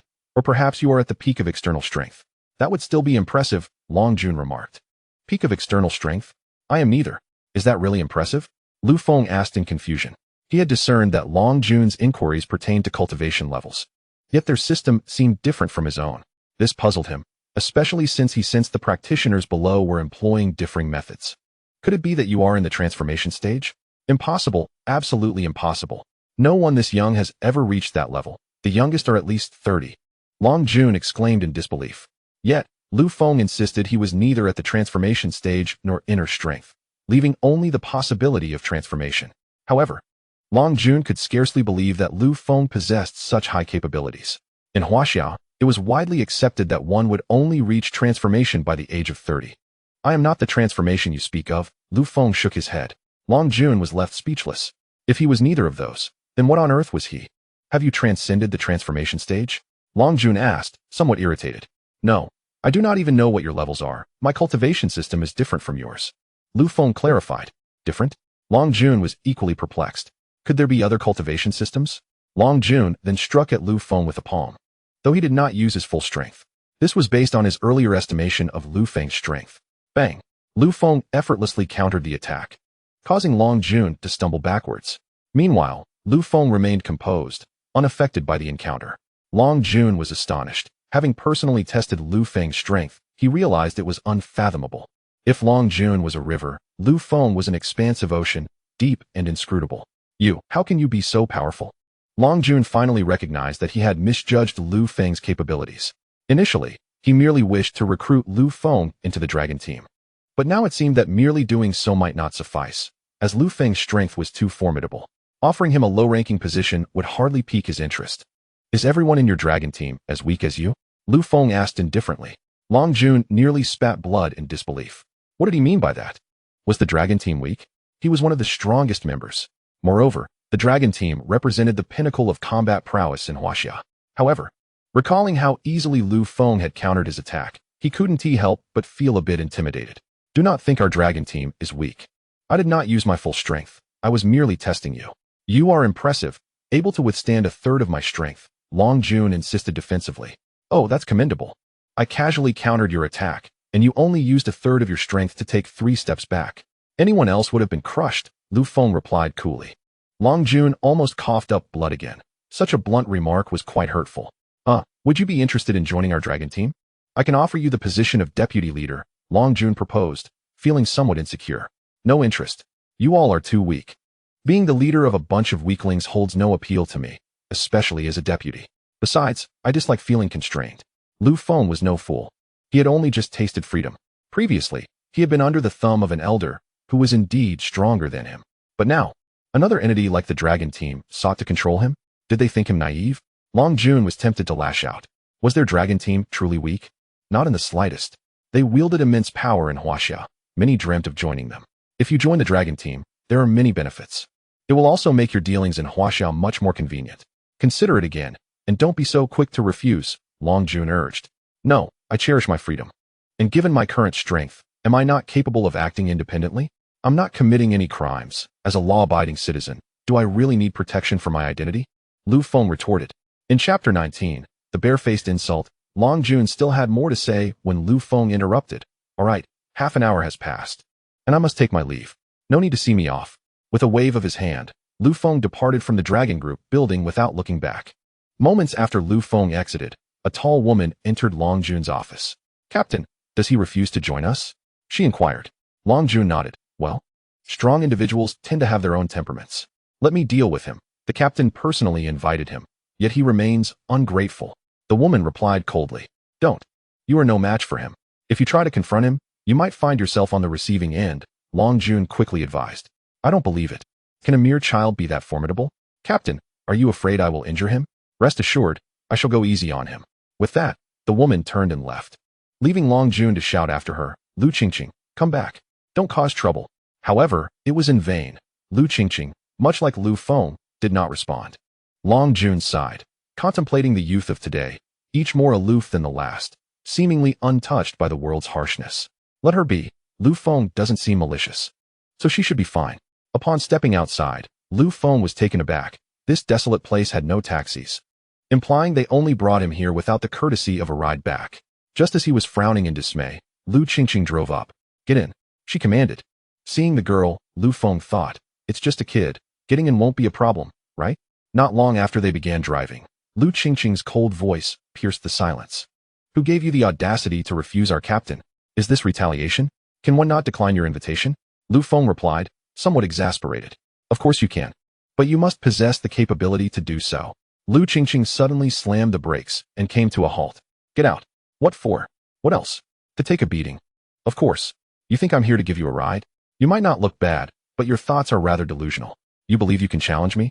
Our captain merely refrains from lowering himself to your level. Since he won't handle it, I shall take on the task of ensuring you do not join our dragon group. Lu Qingqing said coldly. Surely, your group doesn't recruit by coercion, does it? No wonder your strength is so lacking. A bunch of weaklings. Watch your words. Repeat that. I will say it again and again. A flock of weaklings. Lu Qingqing, seething with anger, clenched her fist and threw a punch at Lu Feng. Watch out, she shouted. You even give a warning before a fight. Are you foolish? Lu Feng replied with a calm smile, effortlessly catching her punch. No matter how Lu Qingqing struggled to break free or to attack further, Lu Feng held her firmly in place. Desperate, Lu Qingqing resorted to a sneaky kick aimed at his groin. How treacherous. You want to render me incapable of having children? Lu Feng retorted, exasperated. As he spoke, Lu Feng seized her kicking leg with his other hand. That was close. Had you kicked me, you would have to take responsibility for a lifetime. Who would take responsibility for you? You lecher.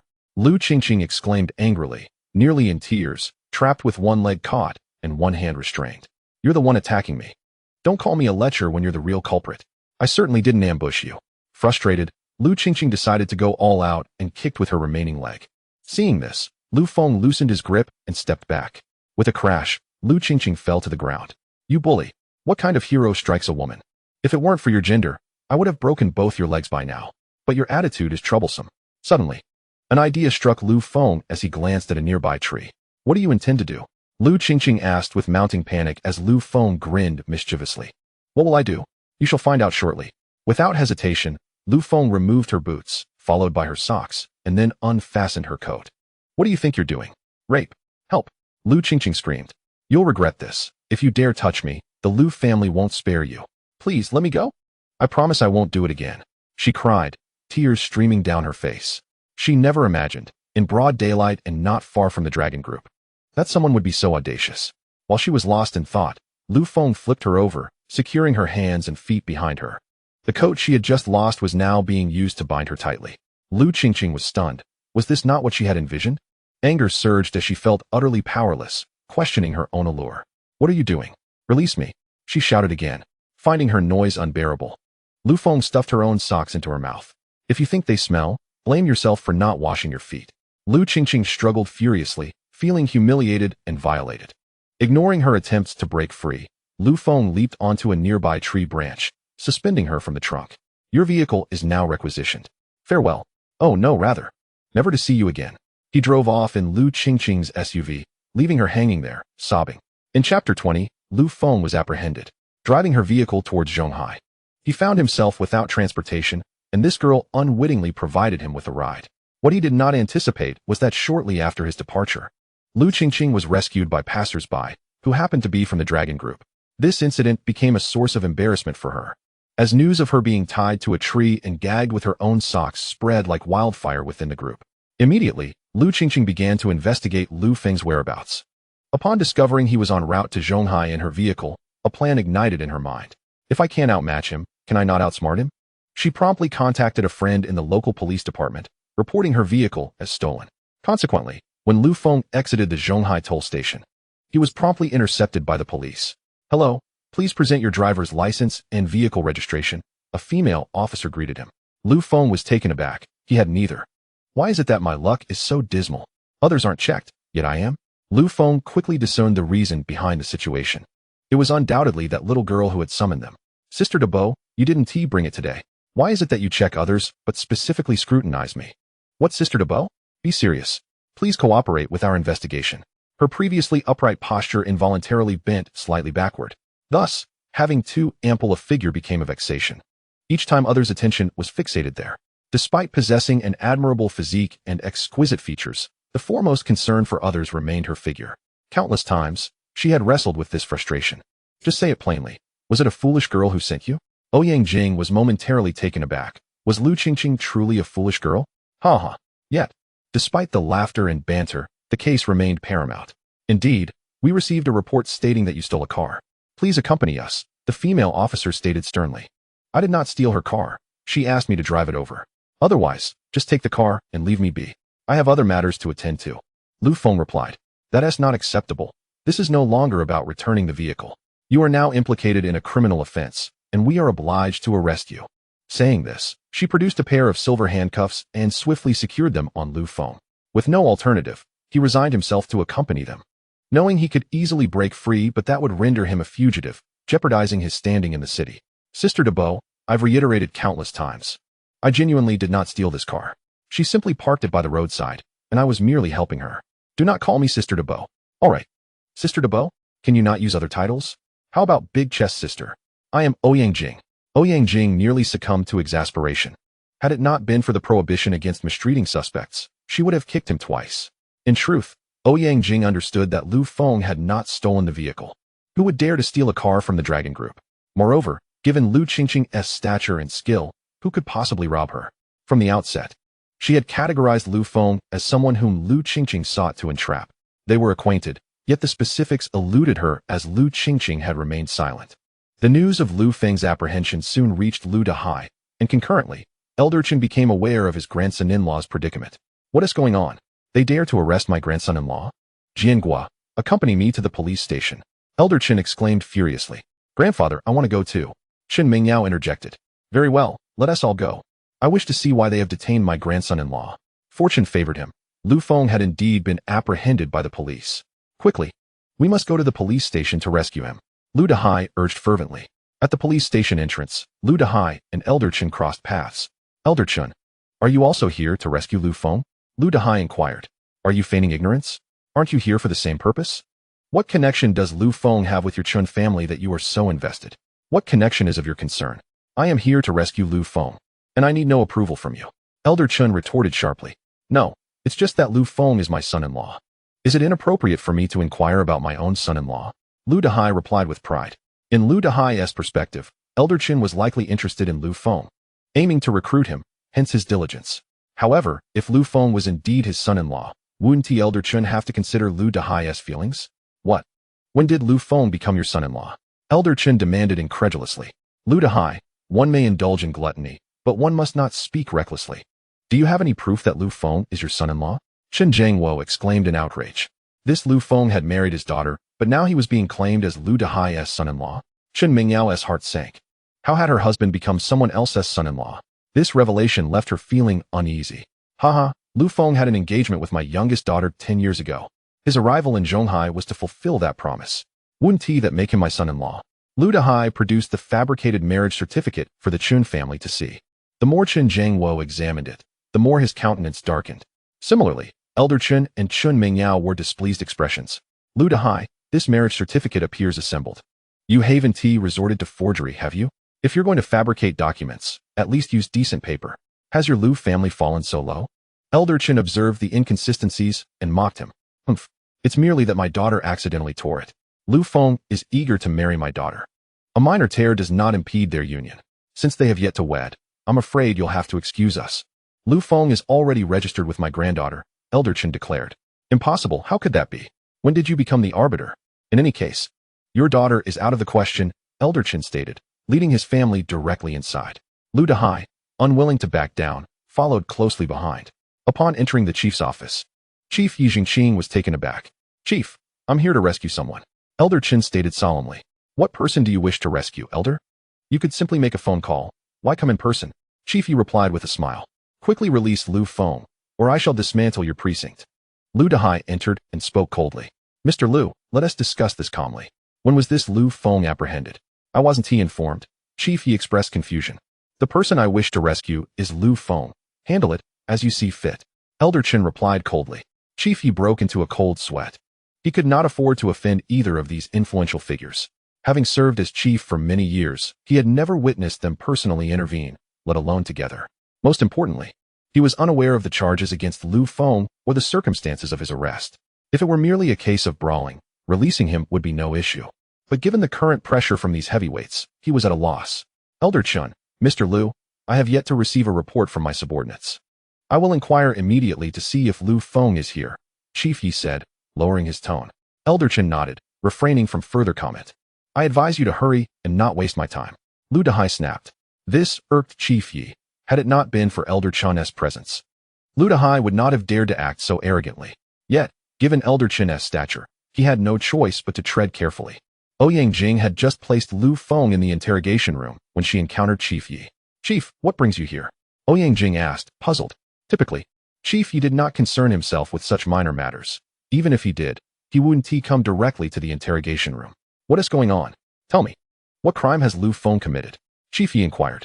Chief, we received a report stating he stole a car. I just apprehended him and haven't had the chance to interrogate him yet, Ouyang Jing explained. Stole a car? Would he need to steal one? Who filed such a frivolous report? Release him immediately. Chief Yi ordered coldly. Director Yi, when I apprehended him, he was driving the very car belonging to the victim. Thus, there was no room for leniency, Ouyang Jing remarked. Ouyang Jing, too, was a product of the upper echelons, and he could not afford to overstep his bounds. Currently, the most challenging aspect for him was that he was surrounded by experts, rendering him the weakest link among them. Has the complainant arrived? Now that the vehicle has been recovered, is there a possibility of withdrawing the case? Could it be a misunderstanding, or perhaps a reconciliation? Director Yi inquired. The complainant is currently in Yanjing. Is reconciliation possible? If not, why don't you make a call to inquire, Director Yi? It's Lu Qingqing from the Lu family. Ouyang Jing suggested. In truth, she felt quite troubled. Although Lu Qingqing was her close friend, once a report was filed, she could not simply disregard it. Despite knowing that the two might have merely quarreled, if Lu Qingqing remained obstinate, what could she do? The only course was to follow the standard procedures. Director Yi was nearly beside himself, questioning how the Lu family from Yanjing had become involved. This was yet another formidable figure he could not afford to offend. Lu Feng was indeed a hot potato. He wished he could release him immediately. Why must the celestial beings clash here? Can they not find another arena for their disputes? This is truly exasperating, he lamented. Very well, you may proceed with the interrogation. I shall attempt to communicate, Director Yi conceded. Upon stepping out, he promptly dialed Lu Qingqing. Lu Qingqing, have you grasped the situation? It is I, the young lady, who has lost her vehicle. Now that you have apprehended someone, should he not be prosecuted and imprisoned? How can you suggest reconciliation? Lu Qingqing's voice was cold. Ah, Miss Lu, you must be aware that if Lu Feng is indeed guilty of robbery, it is imperative for you to come forth and clarify the circumstances to aid in our investigation. This is essential for a proper assessment, Director Yi explained. Regardless, I am not concerned with how you gather evidence. That is your criminal police department's responsibility. My only demand is that you imprison him, Lu Qingqing asserted. Director Yi began to comprehend that Lu Feng might indeed be innocent, especially given Lu Qingqing's unwillingness to cooperate. Miss Lu, that does not adhere to protocol. If you refuse to assist, we may ultimately have to release him due to lack of evidence. However, we will arrange for your vehicle to be returned, he said. Director Yi, are you considering stepping down? If this matter is beyond your capability, I could have my dragon group look into it, Lu Qingqing retorted. The dragon group would hardly concern itself with such trivialities. Her statement was merely a veiled threat, implying that they could easily remove him from his position. Director Yi felt the weight of his predicament, caught between local powers and formidable figures from above. He was truly in a bind. Ultimately, he resolved to disengage entirely. Miss Lu, the crux of the matter is that both the Chun family and the Lu family from Zhonghai are involved in attempting to extricate him. I am caught in the middle, which places me in a precarious position. Your difficulties are not my concern.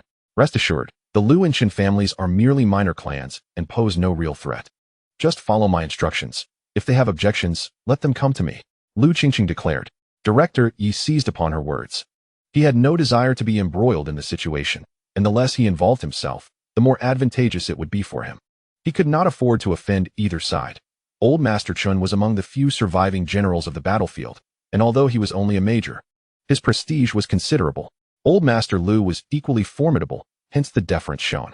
In the current scenario, he could only shift all responsibility onto Lu Qingqing, allowing Old Master Chun and Lu Dezai to negotiate with her, as he sought merely a resolution from their discussions.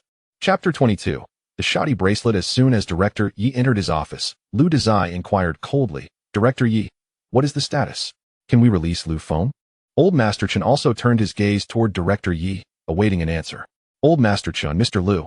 I deeply regret to inform you that Liu Feng is suspected of robbery, and this matter is rather complicated. We cannot release him at this time. Robbery? Are you mistaken? Whom did he rob? How much? I will compensate. Old Master Chun felt something was amiss. With Liu Feng's medical skills, it was improbable that he would resort to robbery. Moreover, he sensed that Liu Feng was more than just a skilled physician. Director Yi, could this be a misunderstanding? Where is the victim? I would like to have a word with him, Old Master Chun proposed. You are already acquainted with the victim, Liu Qingqing, the daughter of the Liu family. Perhaps you both should first communicate with Miss Liu. Once she concedes, we can release him at any time, Director Yi replied. Both Old Master Chun and Liu Dezai were taken aback. If it were a commoner, it might have been manageable, but now that it involved the Liu family, they found themselves at a disadvantage. However, they were puzzled as to how Liu Feng had managed to offend Liu Qingqing. Liu Qingqing, this is troublesome. Is there no alternative? Perhaps a bail arrangement would suffice to release him, Liu Dezai asked. Director Yi shook his head. If he could have released him, he would have done so long ago. Liu Qingqing's stance was resolute. She firmly insisted that Liu Feng had committed robbery and demanded his conviction. Given the current evidence, it was not in Liu Feng's favor. If he were to release him unilaterally, his position as director would truly be in jeopardy. Very well, I shall call Liu Qingqing and see what she has to say. Liu Dezai decided. He received her phone number from Director Yi. Upon connection, Liu Dezai immediately adopted a servile tone. Greetings, is this Miss Liu Qingqing? Yes, who is this? I am Liu Dezai from the Liu family in Zhonghai. I wish to discuss the matter concerning Liu Feng. Although he took your vehicle, it has not caused you any loss. How about this? I will compensate you a sum, and we can resolve this matter. Liu Dezai? What gives you the right to negotiate terms with me? Do you think your meager wealth holds any significance? Let me make this clear. Do not even think about rescuing Liu Feng. Otherwise, you will regret it. Liu Qingqing retorted angrily. Liu Dezai attempted to respond, but Liu Qingqing had already hung up. Director Yi, observing the exchange, felt a sense of relief. Liu Dezai was faring even worse than he was. Mr. Liu, as you can see, it is not that I am unwilling to release him. It is simply impossible. Please do not put me in a difficult position. Director Yi tactfully stated. His primary objective was to extricate himself from the situation. Liu Dezai was infuriated but could not express it, so he turned to Old Master Chun. Old Master Chun, it appears my influence holds little weight with Liu Qingqing. And now you must intervene to see if she will grant you some consideration to extricate Liu Feng, Liu Dezai suggested. Having suffered embarrassment himself, he now sought to witness Old Master Chun encounter difficulties as well, thus achieving a sense of balance within himself. What? Are you instructing me on how to conduct my affairs? Old Master Chun inquired coldly. Not at all. I would never dare. I merely offered a suggestion. Liu Dezai quickly clarified. Given his status, he would not dare confront Old Master Chun directly. Instead, he would leave such matters to his family patriarch. As the two families had always been at odds, Old Master Chun, a figure who had emerged from the battlefield, commanded respect. Even a mere glance from him made Liu Dezai feel unable to meet his gaze. Grandfather, I wish to see Liu Feng, Chen Mingyao stated. Director Yi, if you cannot release him, surely we can at least meet with Liu Feng? Old Master Chen proposed. Director Yi pondered for a moment. A simple meeting would not pose an issue, so long as they did not request his release. In the interrogation room, Liu Feng remained nonchalant, seated without a care, while Ouyang Jing refrained from questioning him. Ouyang Jing was a perceptive individual, and it was now a matter of whether they could persuade Liu Qingqing.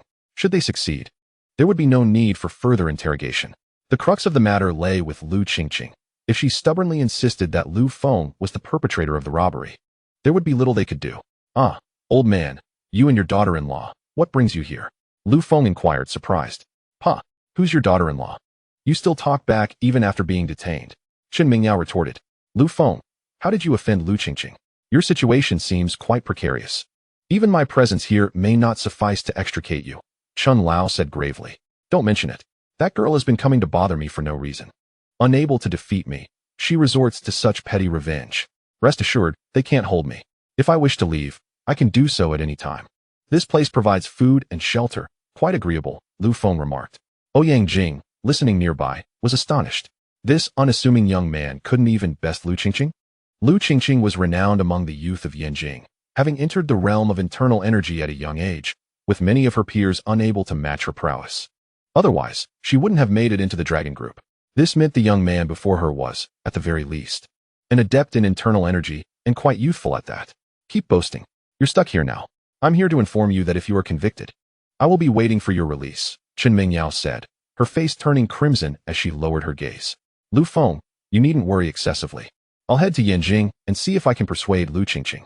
For now, you must endure this inconvenience, Ouyang Jing assured him. There's no need for that. Why bow to her? I merely wish to rest here for a couple of days. Those silver handcuffs are flimsy as tofu. They can't possibly keep me restrained. Lu Feng declared, gently tugging at the handcuffs, which promptly snapped. Everyone present was taken aback. Those handcuffs were certainly not as fragile as Lu Feng claimed, but rather, he had exerted extraordinary strength to break them.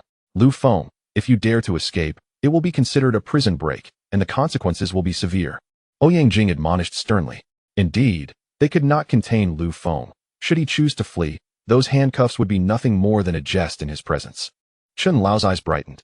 Director Yi, I recall there is a regulation in Huaxia stating that martial artists, even if they commit crimes, are not under the jurisdiction of your criminal police, correct? Director Yi paused, realizing that such a regulation did exist. Martial artists were not subject to the oversight of the criminal police, as they lacked both the authority and capability to manage them.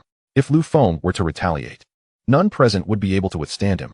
The management of martial artists fell under a specialized department known as the Dragon Group.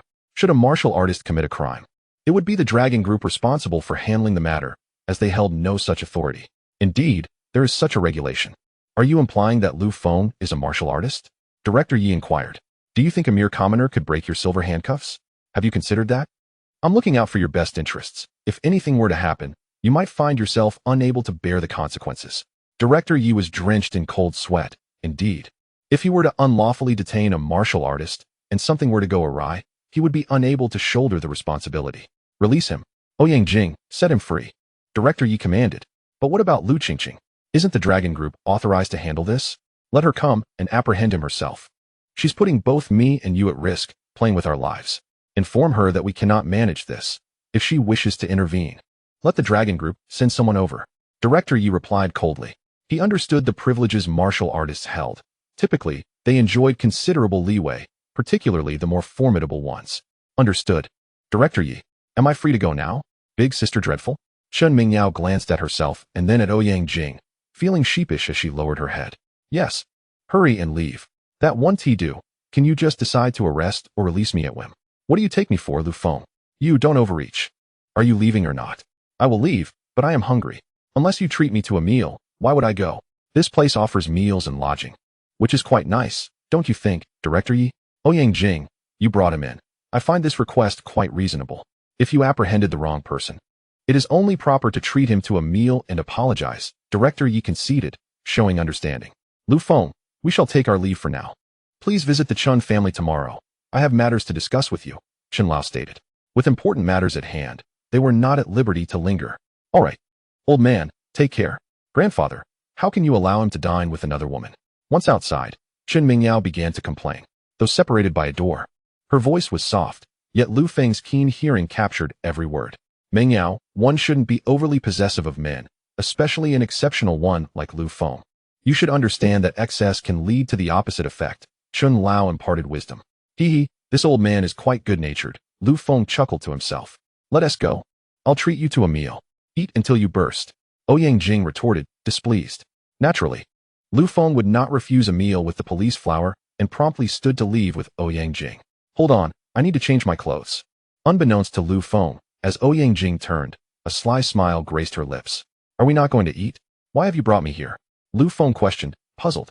As he stood before a clothing store, Ouyang Jing observed Lu Feng's patched garments with a sense of disbelief. How could a young man still dress like this in modern times? If you wear that to dinner, you might not even be allowed inside. You need a change of clothes, she insisted. What is wrong with my outfit? I think it's quite nice and comfortable. What makes you think I can't enter anywhere? Enough chatter. If you want to eat, you must change. Fine, if you insist on changing, I must state that I have no money. I'll cover it. Once inside the store, Ouyang Jing immediately became the center of attention. With her striking figure and appearance, she garnered glances wherever she went. However, with Lu Feng by her side, the attention surged even more, as their pairing left onlookers perplexed. Goodness, how can such a beautiful woman be with such a plain man? What have I done to deserve this? This guy must have just come down from the mountains. What era is it, and he's still wearing hemp clothes? Perhaps this is a new trend we don't understand. They say comparing oneself to others can be disheartening. Truly, Attractive individuals seemed to gravitate towards those less fortunate.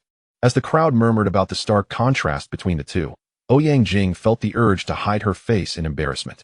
However, Lu Feng was unfazed. What others said was of no consequence to him. As they approached the entrance, a store attendant blocked Lu Feng's path. The attendant, pinching her nose in disdain, said, "We don't serve food here. Go beg elsewhere."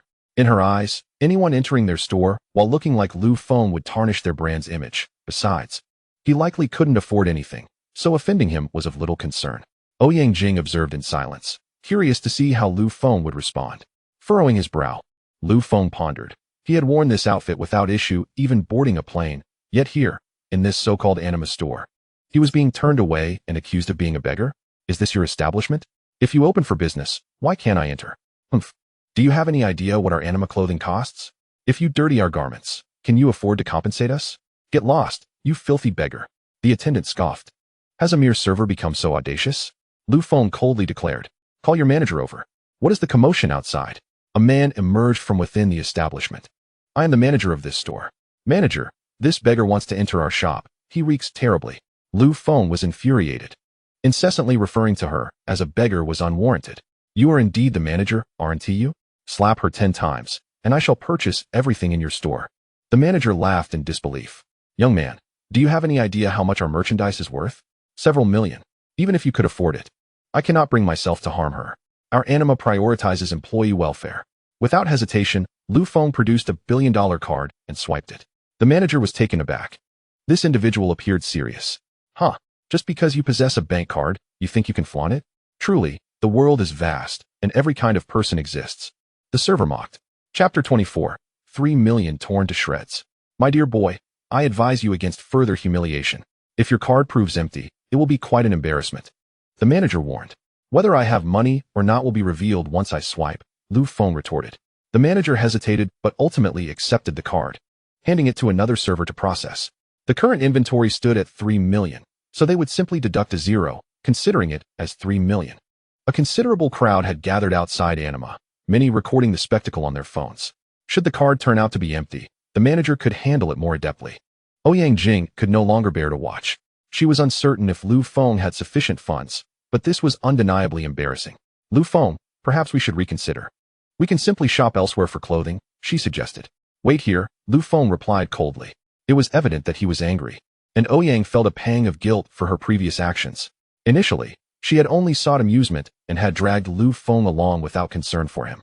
Soon, the server returned, panic-stricken. Is it true your card is empty? The manager asked, smugly. No. The card truly processed 3 million. The server's words detonated like a bomb among the crowd. Everyone was stunned.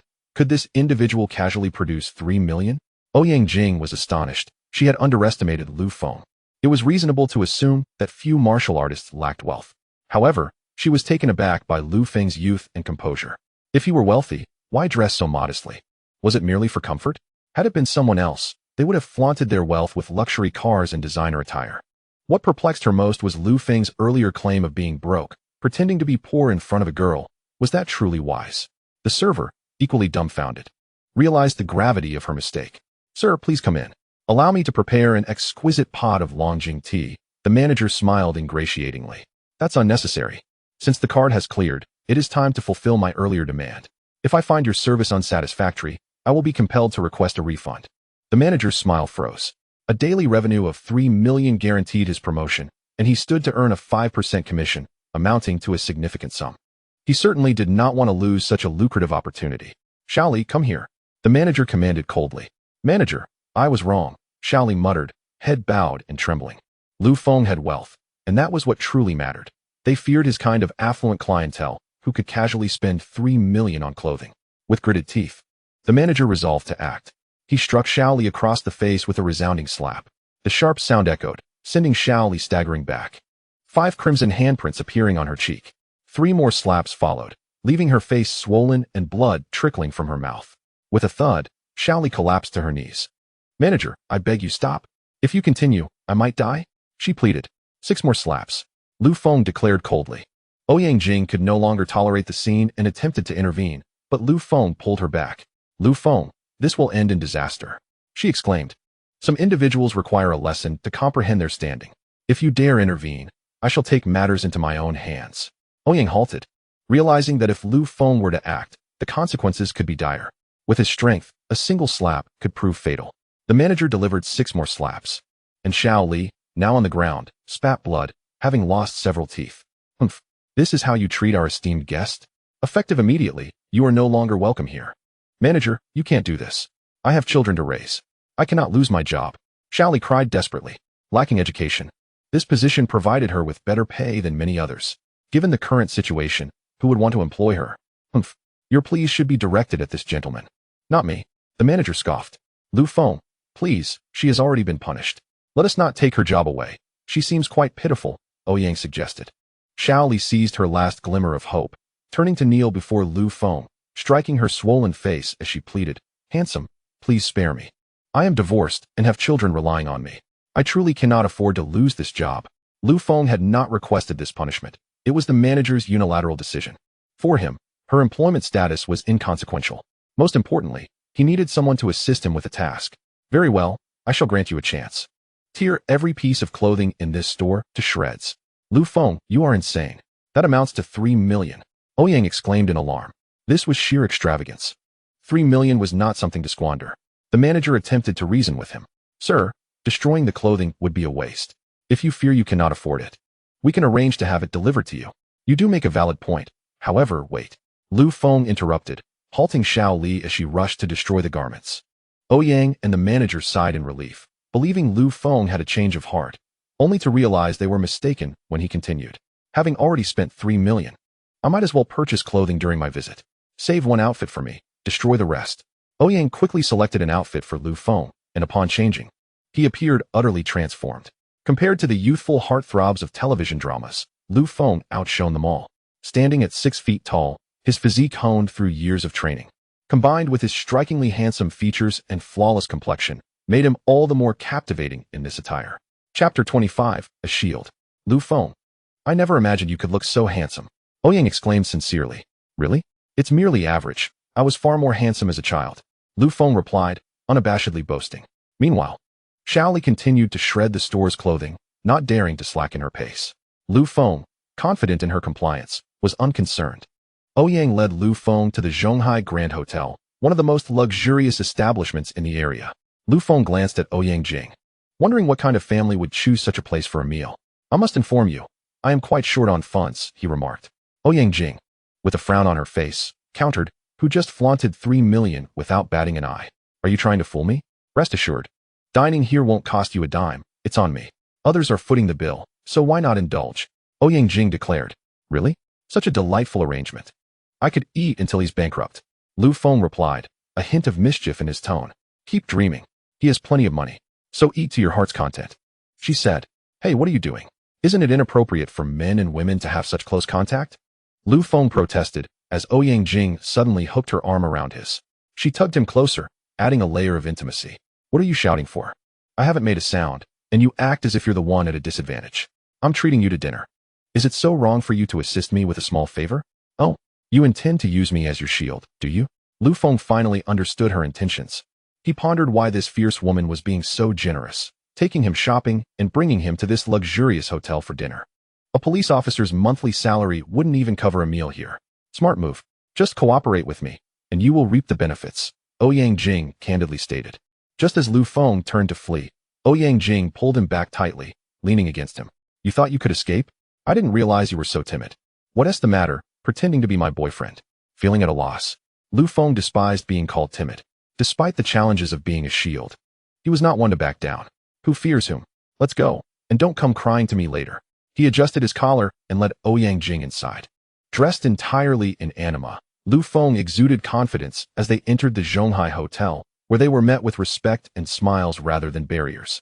Inside a private room, a man had prepared a candlelit dinner, glancing at his watch with growing impatience. Just as he was about to make a call, the door swung open. Lin Xiao? I apologize for the wait, Ouyang Jing announced upon entering. Lin Xiao was taken aback at the sight of Ouyang Jing, and even more so at the sight of the man beside her, especially since they were holding hands. His expression turned a shade of green, clearly displeased. Seeing his discomfort, Ouyang Jing couldn't help but feel elated. Allow me to introduce, this is Lin Kuan, and this is my boyfriend, Lu Feng, she stated confidently, without a hint of awkwardness. You, young man, I don't care who you are. Let go of her hand this instant. Lin Kuan demanded angrily. I'll hold her hand if I wish. And not only that, I can kiss it too, Lu Feng said, leaning in to press a kiss on Ouyang Jing's hand. Ouyang Jing was momentarily stunned, frozen in place. Lin Kuan, nearly bursting with rage, shouted, You dare to kiss her hand in front of me? You must be seeking your demise. Kissing her hand is nothing. I'll kiss her lips too, Lu Feng declared, twisting Ouyang Jing's stunned face towards him and capturing her lips with his own. A jolt of electricity coursed through Ouyang Jing, leaving her both exhilarated and conflicted. Just as she contemplated pushing him away, Lu Feng's piercing gaze stopped her. She realized that if she rejected him now, her plan would be ruined. Reluctantly, she let her hands rest against his chest.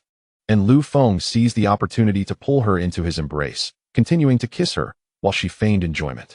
With a loud bang, Lin Kuan slammed his hand on the table, interrupting their embrace. Enough. Ouyang Jing, you know why I called you here, right? This isn't an opportunity for you to flaunt your affection. Lin Xiao, I know you invited me for dinner. I'm here now. Apologies for the earlier display. Let us focus on dinner, Ouyang Jing replied. Lin Kuan's icy glare turned to Lu Feng. You've got some nerve, daring to take my woman. Watch your words. Lin Kuan, when did I become your woman? Ouyang Jing retorted coldly. Jinger, our families have agreed on this matter. I arranged a candlelit dinner, and you bring this guy? Are you not afraid of the consequences? Don't call me Jinger. Just because our families agreed doesn't mean I did. I already have a boyfriend. I can't just abandon him. Lin Kuan seethed with anger, knowing that if it were any other woman, he would have dealt with them harshly by now. But Ouyang Jing was different. Her family was prominent in Beijing, and marrying her would elevate his own family's status significantly. Calming himself, he realized something was amiss. He had investigated Ouyang Jing and found no record of a boyfriend. This sudden appearance of a boyfriend was clearly a ruse. Understanding this, Lin Kuan's anger subsided. Young man, how much has Jinger paid you? I'll double it. Just leave. Ouyang Jing was taken aback, wondering how he could act so convincingly without revealing his true intentions. I came here to eat. I'm hungry. Are the dishes coming or not? Lu Feng interjected. I don't wish to see blood today. I'll reserve a table next door for you. You can eat there, Lin Kuan said coldly. Not a chance. Wherever he goes, I go. If you send him next door, I will too, Ouyang Jing insisted, unwilling to dine alone with Lin Kuan. After some hesitation, Lin Kuan finally relented. Fine. We'll eat together. He clapped his hands, signaling the waiter to bring the dishes. As soon as the food arrived, Lu Feng eagerly dove in. Knowing that in a fine dining establishment, speed was of the essence. The portions were small, and by the time Lin Kuan picked up his chopsticks, the dish was already empty. Easy there, young man. Don't rush. There's plenty more, Lin Kuan said politely. Meals are lacking without some drinks. May I order a couple of bottles? Lu Feng inquired. Of course, order whatever you like, Lin Kuan replied with a faint smile. This was precisely what he had in mind. However, he was waiting for all the dishes to arrive before ordering drinks. Glancing at the menu, Lu Feng noticed the most expensive wine was a 1982 Lafite, priced at 188,000. Waiter, bring me 10 bottles of that 1982 Lafite. The waiter was taken aback, never having encountered such an extravagant order before. He looked to Lin Kuan for guidance. Lin Kuan's mouth twitched. Was this young man truly so reckless? But not wanting to lose face in front of Ouyang Jing, he relented. Let it be as he wishes. As soon as the wine arrived, Lu Feng popped open a bottle with a flourish and began to drink directly from it. Your technique is commendable. But red wine is not meant to be consumed so roughly, Lin Kuan attempted to advise. Before he could finish, Lu Feng had already downed an entire bottle, exclaiming, This wine isn't particularly strong. It lacks a certain punch. Everyone stared in astonishment. This was red wine, not white. Watching Lu Feng drink so heartily made Lin Kuan feel more at ease. Originally, I intended to persuade him to drink. But it seems unnecessary as this foolish fellow is likely to drink himself under the table soon enough. Lin Kuan glanced at Lu Feng, who was engrossed in his meal, and then at Ouyang Jing, who wore an astonished expression as she watched him eat and drink. Lin Kuan rose to pour red wine into a decanter, then discreetly slipped a pill into the decanter while shielding it from view. Although Lu Feng was preoccupied with his food and drink, he could not miss Lin Kuan's subtle maneuver. Lin Kuan poured a glass of wine for everyone and said, Come, let's have a toast. I won't drink, as I might be called to duty at any moment. Everyone is drinking. It wouldn't be appropriate for you to abstain. How about just one glass? It's only red wine. One glass, one tea hurt, Lin Kuan urged. All right, just one glass it is. After this, I one tea drink again, Ouyang Jing conceded. Without hesitation, Lu Feng gulped down the problematic wine. After a brief meal, Ouyang Jing felt a bit dizzy and decided to get up to use the restroom. However, as soon as she stood, she collapsed. Seeing Ouyang Jing faint, Lu Feng paused, nudged her, and called out, Ouyang Jing, wake up. He then feigned dizziness and slumped onto the dining table. Observing the two unconscious individuals, Ling Kuan burst into laughter. Ha ha ha, you didn't expect this, did you? Did you think I wouldn't have any tricks up my sleeve? Ouyang Jing, I've chased you for so long, and now you can't escape. He then stuffed another pill into Ouyang Jing's mouth. And you, young man, what are you doing pretending to be a shield? Now you'll be fed to the sharks. Pretending to be asleep, Lu Feng thought to himself that Ling Kuan was rather ruthless, actually contemplating tossing him into the ocean to be devoured by sharks. Someone, take this kid and throw him into the sea to feed the sharks, but do it discreetly, Ling Kuan commanded as he summoned a subordinate. Lu Feng could no longer pretend to be asleep. If he continued, he would indeed end up as shark bait. Suddenly, he sat up and asked, who is going to feed the sharks? Both Ling Kuan and the subordinate were taken aback. How could you possibly be awake? Lu Feng poked Ouyang Jing, waking her up as well. She groggily inquired, what happened? Why did I suddenly faint? If you hadn't woken up, I would have been fed to the sharks by this guy. He drugged us, Lu Feng explained. Ouyang Jing glared at Ling Kuan with anger. Ling Kuan, I never imagined you were capable of this. Do you realize this is a crime? Ha ha ha. Now that you know, I have no need to pretend anymore. Our officer, Ouyang, do you really intend to apprehend me? No need to rush. Tonight we shall indulge in some uniform seduction. Ling Kuan laughed heartily. Since their ruse was discovered, he decided to drop the act altogether and clapped his hands, summoning all his subordinates into the room. Instantly, 5 or 6 men surrounded Lu Feng and Ouyang Jing. What do you intend to do? This is a crime. You realize that? Ouyang Jing shouted sternly. Ha, once you become mine, do you think you would still send me to prison? Ling Kuan sneered. He then turned to Lu Feng. If you had continued to feign unconsciousness, you might have escaped. But now, you have no chance. Is that so? With just a handful of you, are you certain you can keep me here? Lu Feng said with a smile. Ha, 2 fists cannot defeat 4 hands, especially when my men are all retired veterans. I fear you won't be enough. Ling Kuan ordered, bind them both up. This one goes to my room, and that one sinks to the sea. Following Ling Kuan's command, his subordinates lunged at Lu Feng. Ouyang Jing was not to be underestimated. She kicked one of them down, but before the others could reach Lu Feng, each of them suddenly found themselves immobilized by a silver needle, standing still as if frozen. Come on, what are you waiting for? Ling Kuan yelled in frustration upon seeing his men suddenly halted. They wanted to move, but aside from their eyes, they could not budge an inch. Realizing something was amiss, Ling Kuan demanded, Kid, what sorcery have you employed to render them like this? Fear not. They will regain their mobility in 2 hours, and so will you. Lu Feng replied as he also pressed a pressure point on Ling Kuan. Within the private room, aside from Ouyang Jing and Lu Feng, all the others were immobilized, unable to move or speak. Step back, Lu Feng instructed Ouyang Jing. What are you planning? Lu Feng, don't do anything reckless. If someone dies, I can't stand by idly, Ouyang Jing questioned, perplexed. Just step back. There is no need for so many questions. All right, but please don't do anything reckless.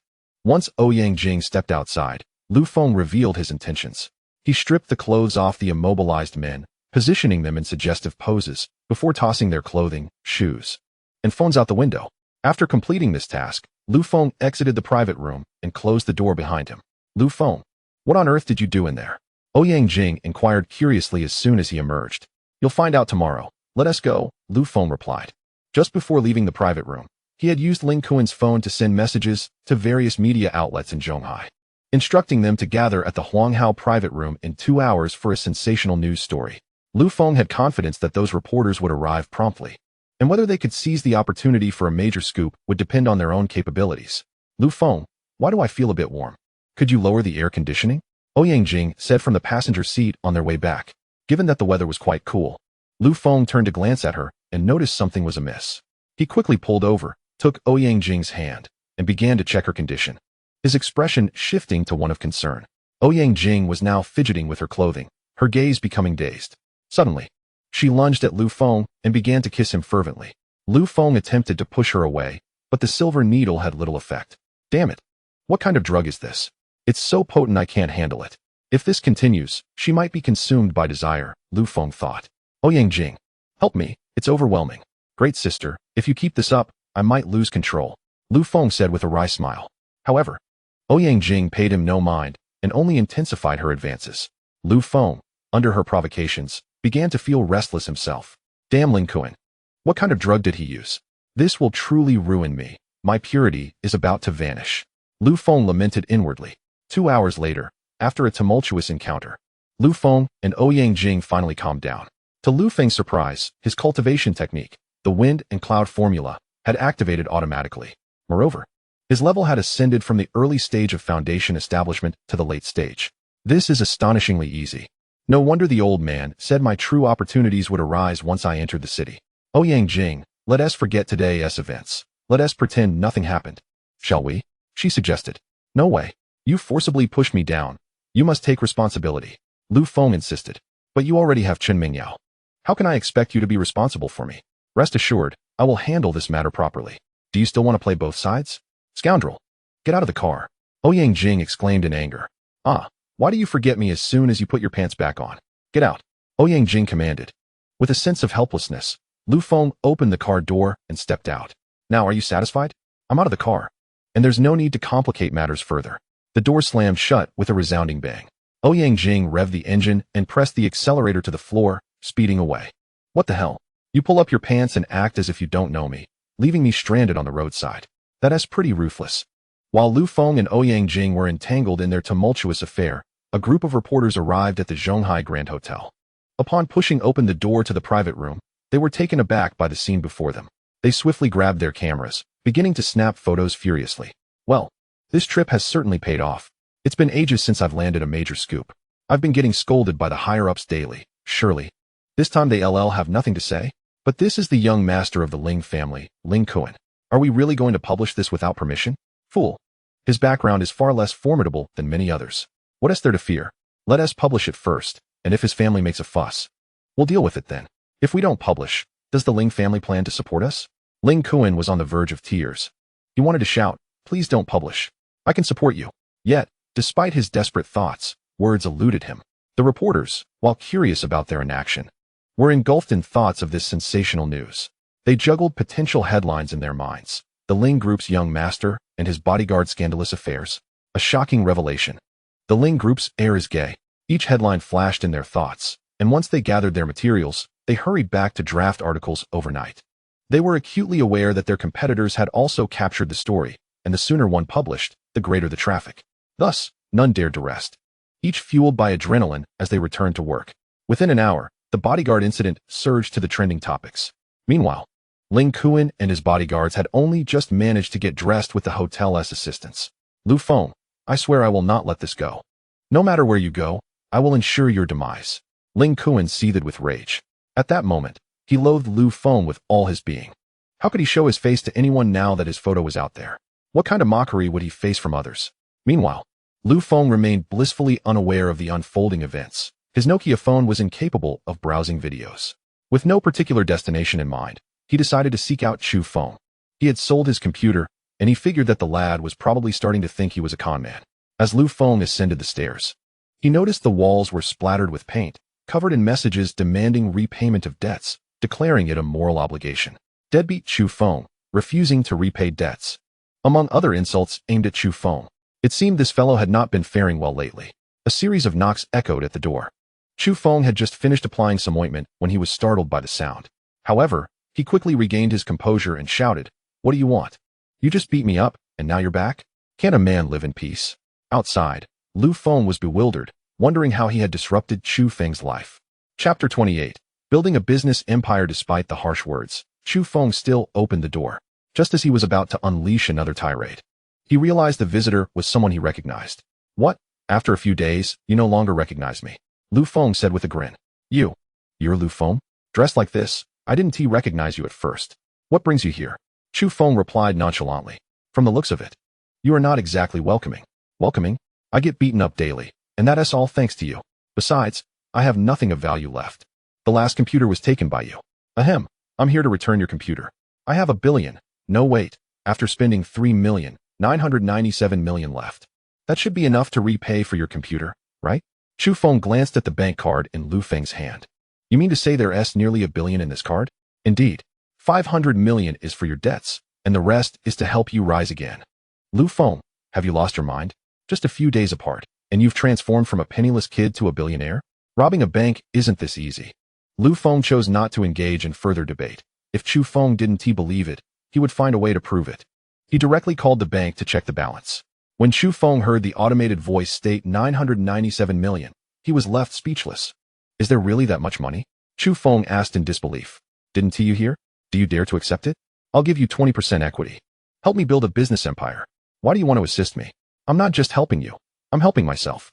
Since childhood, I've been taken up the mountain by my master. I don't even know where my biological parents are. All I know is my name, Lu Feng. Thus, this conglomerate must be named Lu Feng Group. So, you want the Lu Feng Group to one day grow large enough to echo throughout China, making it easier for you to find your family? Precisely. So, do you have the courage to accept this money? If not, I'll seek someone else. After pondering for a moment, Chu Feng decisively responded, I accept. Why not? I aim to make the Lu Feng Group renowned throughout China, and I will elevate it to a global scale, creating a top-tier business empire. Lu Feng saw the spark reignite in Chu Feng's eyes, and he felt his own hope rekindled. Excellent. I was right about you. However, I must admit, I know nothing about business. I want to interfere in that. If there is anything else you cannot handle, let me know, and I will take care of it. Also, I need to be named chairman. But the authority and management of the company will be entirely yours. I understand your intent. The chairman will certainly be you. Chu Feng recognized that Lu Feng's actions were motivated by a desire to locate his family. Otherwise, if others knew that the chairman of Lu Feng Group was Chu Feng, they might suspect coincidence. But if the chairman was named Lu Feng, there was a chance his parents might eventually come to find him. By the way, what is going on here? Are they attacking you daily? Lu Feng quickly noticed the bruises on Chu Feng's body. That is because of you. After you left, the Chun and Lu families came looking for you, inquiring about your whereabouts. I had already offended Lu Dahai, and I owed the Ling family 500 million. Everyone knew that they had used underhanded means to swallow my company, profiting immensely. Whether they wanted the 500 million back was inconsequential to them. But with Lu Dahai's involvement, it became different. They weren't interested in recovering the money, just tormenting me instead, beating me daily without fail. The Ling family was behind this. Is there someone named Ling Kuan among them? Indeed, Ling Kuan is the son of Ling Biao from the Ling Group. Do you know him? Well, what a coincidence. It seems I inadvertently helped you take revenge. Check your phone. I suspect there's news about him now. Chu Feng, puzzled, unlocked his phone and saw the headline about the bodyguard incident. Wow, even though it's blurred, I can recognize that it's definitely Ling Kuan. I can't believe he got himself into such a predicament. But then he quickly realized, wait, did you do this? Yes, I just had a meal with him. He tried to set me up, so I casually sent him to trending news. Chu Feng was stunned. He never expected Lu Feng to be so bold. Chu Feng spoke solemnly. Lu Feng, you may not yet grasp the gravity of the situation. The Ling family has risen from the underworld, and both father and son are notoriously ruthless. You have humiliated him today. He will undoubtedly seek retribution. Perhaps you should gather your belongings and seek refuge abroad. There's no need to hide. If he is eager to meet his demise, let him come, Lu Feng replied resolutely. No, please listen to me for once. I have had considerable dealings with the Ling family, and I am well aware of their methods. Even if the Ling family were to dismantle your company, leading you to despair, wouldn't that be the outcome? At the mention of painful memories, Chu Feng's expression darkened. Indeed, my ex-wife was with Ling Kuan's father, Ling Biao. We cannot contend with them. Then rise from where you have fallen. If you cannot overcome the Ling family, how can you hope to construct your commercial empire? Lu Feng, the reality is that our strength is still lacking. There is no need to confront them head-on. I can endure. A gentleman takes his revenge after a decade.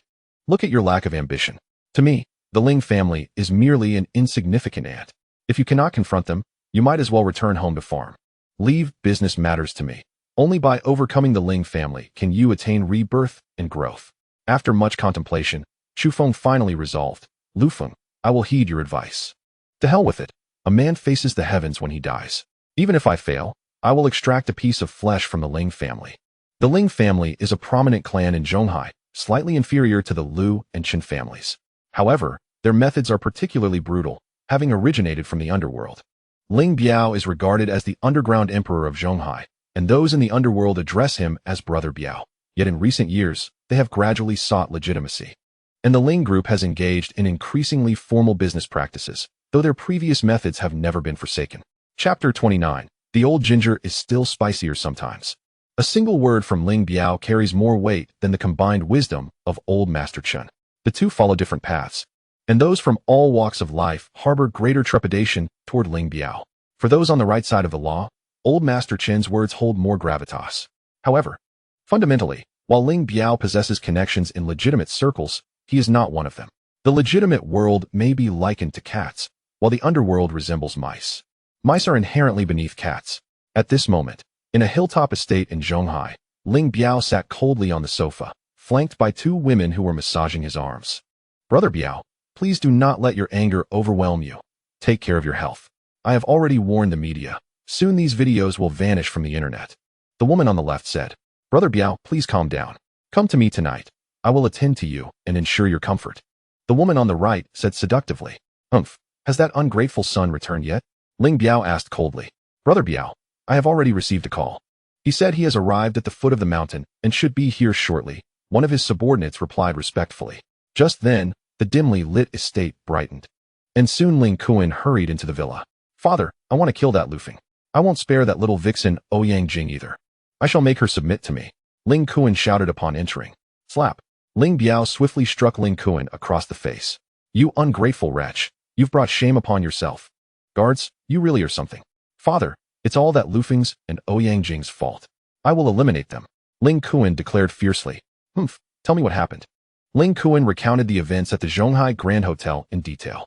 You mean to say you were all rendered immobile, unable to speak or move? Ling Biao asked gravely. Having seen much in his life, he believed Ling Kuan's account. It seemed clear that Ling Kuan had encountered someone extraordinary, as Ling Biao had once had a similar experience, which prompted his own path toward legitimacy. He understood that in this world, there is no absolute strongest individual. Those who seem invincible simply have yet to encounter someone even stronger. Living recklessly can lead to a sudden confrontation with a superior foe, resulting in dire consequences. It has been proven that his path was correct. Although he sought legitimacy, his current reputation surpassed that of the past. Yes, that Lufeng must have employed some sorcery. We were all immobilized at that time. Otherwise, such an incident would not have occurred. It seems you have indeed encountered an extraordinary person. Do you know anything about Lufeng's background? What does it matter? Do we, the Ling family, fear him? Father, send the 4 great kings to me. I will eliminate him. Slap. Ling Biao struck Ling Kuan again. Even now, you remain deluded. If he could render you immobile once, he could certainly do so again. What good would it do to send more people? Do you wish to suffer another defeat? Father, no matter how formidable he is still immortal. Even if he has some tricks up his sleeve, can he truly surpass bullets or explosives? Ling Biao fell silent, acknowledging that those individuals are not gods. In this era, brute strength alone is inadequate. After a long pause, Ling Biao finally said, do not rush. Revenge does not always require our direct involvement. When dealing with such individuals, failure could cost us dearly. Father, what then? Use money, hire an assassin. As long as we eliminate Lufeng, Ouyang Jing will be yours. But do not underestimate the Ouyang family's influence. Ensure you have absolute certainty before proceeding. Yes, Father, hire an assassin. I refuse to believe that even an assassin cannot eliminate him. From now on, remain calm in the face of adversity. When mixing in such circles, do not act impulsively. First, consider your own safety. Even if hiring an assassin fails, our loss will be minimal. One must admit, experience is invaluable. Hiring an assassin means they are not liable to pay if the assassin fails, resulting in no loss. If the assassin succeeds, it merely costs a sum of money. To individuals like them, money is merely a number. Problems that can be solved with money are hardly problems at all. All right, Father, contact the assassin quickly.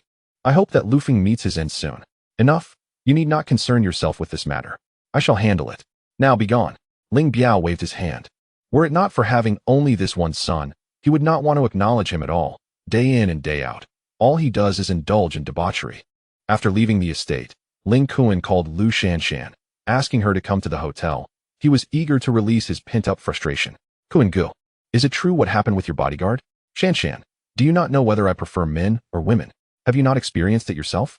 With that, Ling Kuan quickened his pace and rhythm. If Lufeng were to find out, he might feel relieved that Lu Shanshan tore up their marriage certificate. A minute later, Lu Shanshan nestled in Ling Kuan's embrace, and he appeared to revel in the moment. Kuan Gu, I need to tell you something, but please do not be angry. What is it? Does it concern me? Of course it does. My father arranged a marriage for me 10 years ago, and now the other party has come knocking. What do you mean? Are you betraying me too? Ling Kuan replied coldly. Kuan Gu, please let me finish. You are frightening me. Then speak quickly. My grandfather is gravely ill. My father mentioned that there is someone capable of treating him. But the condition for his assistance is that a marriage contract must first be fulfilled. Please do not be angry.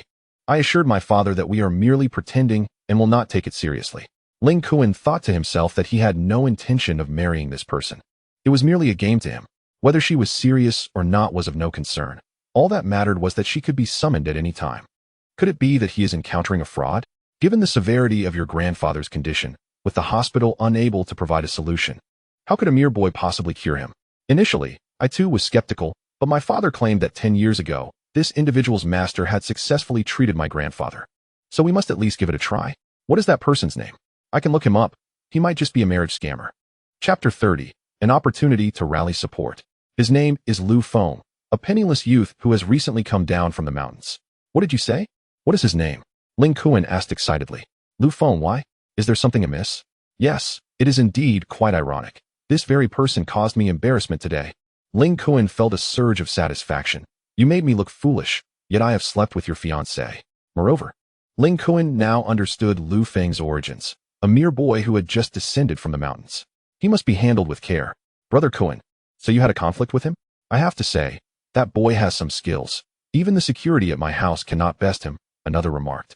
Ling Kuan thought to himself, it's not just your security. Even his family's bodyguards would struggle against him.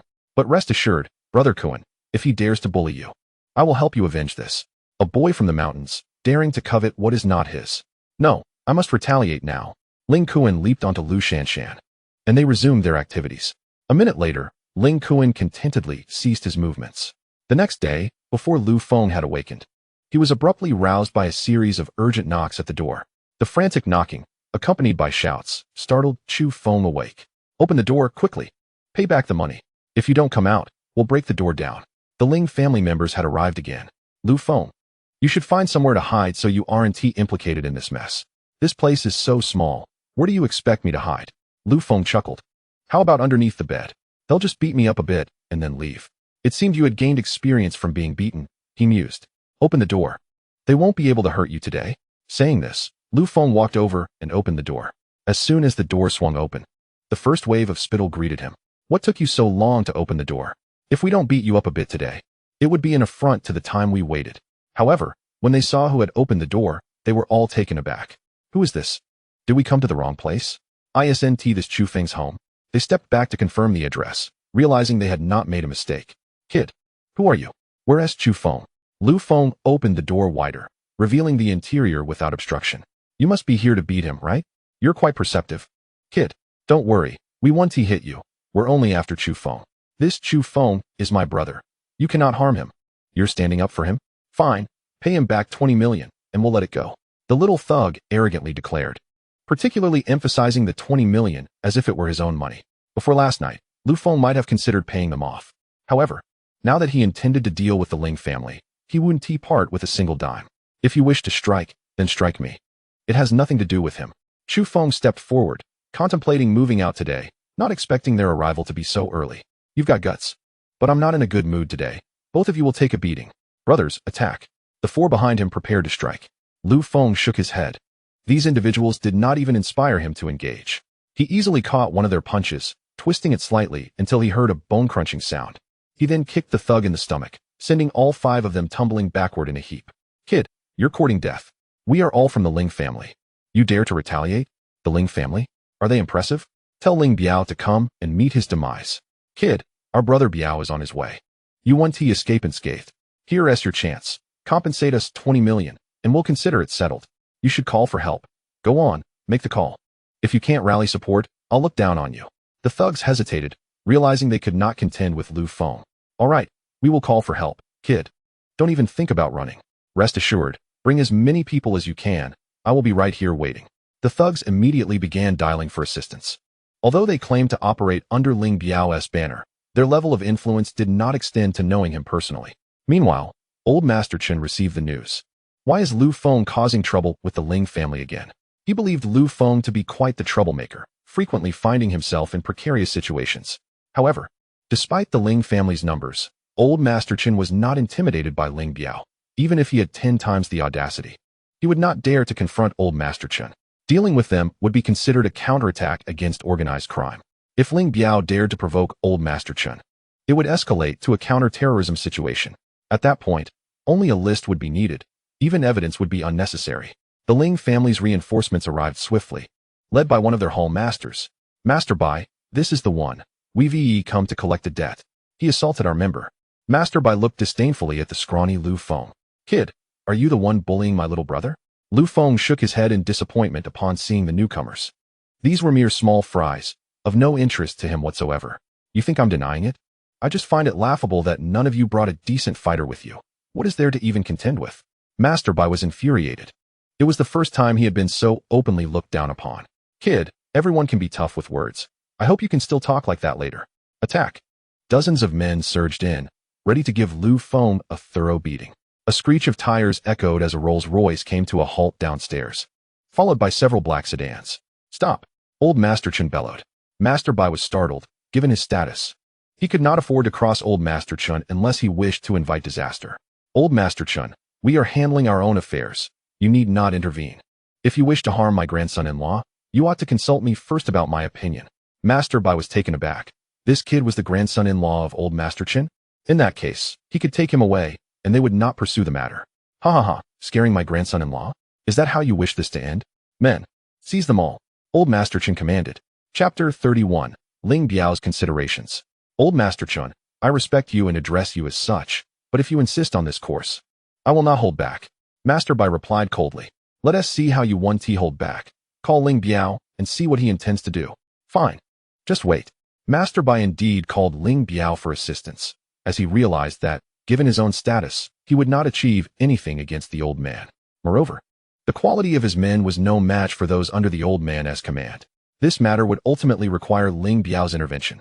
Ling Biao received a call from old Master Chen and promptly brought his men over, feeling compelled to support his younger brother in his endeavors. After all, who would stand by him in the future? Shortly thereafter, a Rolls-Royce came to a halt downstairs, accompanied by a seemingly endless convoy of vehicles flashing their hazard lights. As Ling Biao stepped out of the car, everyone bowed and called out, Brother Biao. The entire street was aware of Ling Biao's arrival, and those who could remain indoors made every effort to do so. What has transpired, Xiao Bai? Ling Biao inquired in a deep voice. Bai Tangzhu recounted the unfolding events to Ling Biao.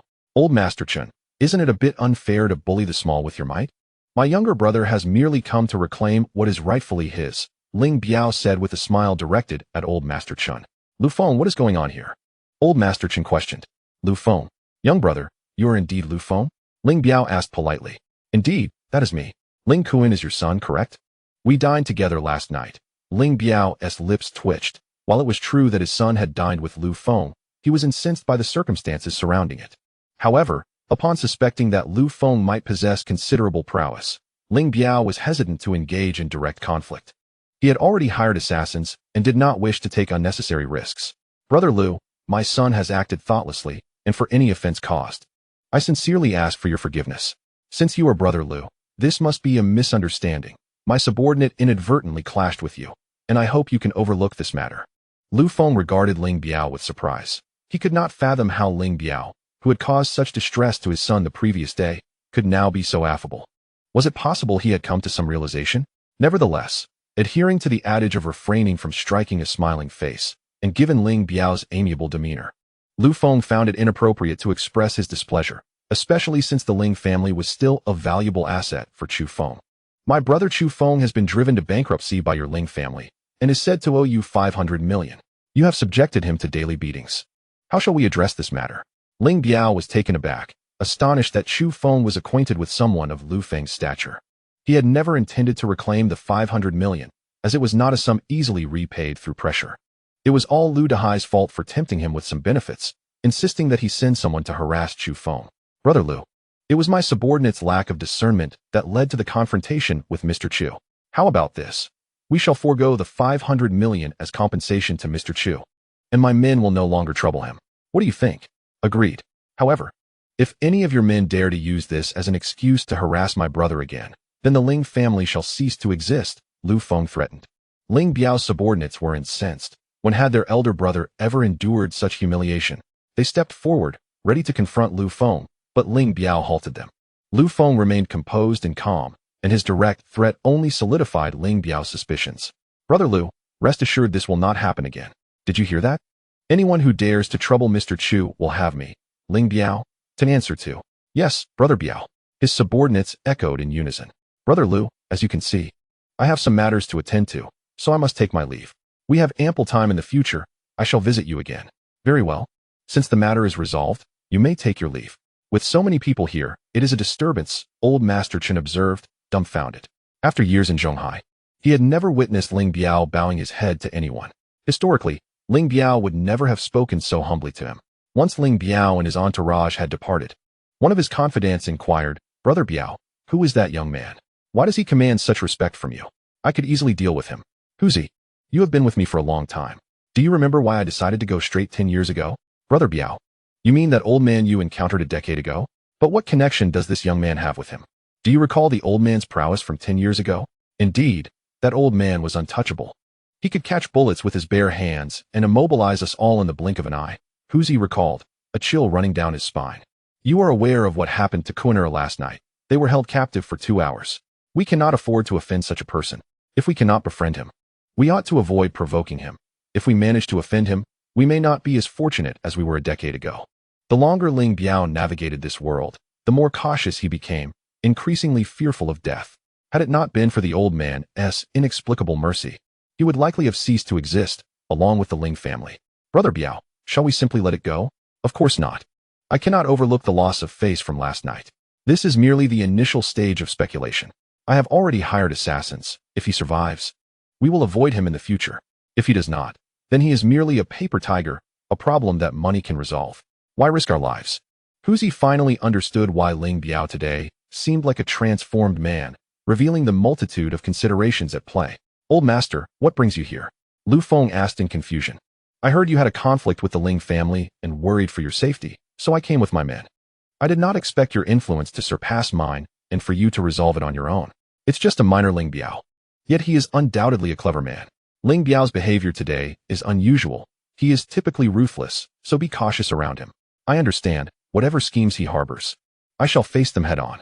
Good, as long as you comprehend. Come to my house for dinner tonight. You have been my granddaughter's fiancé for a while now and have yet to step inside my home. Lu Feng felt a wave of exasperation. Why was old Master Chen so eager for him to become his grandson-in-law? Old master, there's no need for such haste.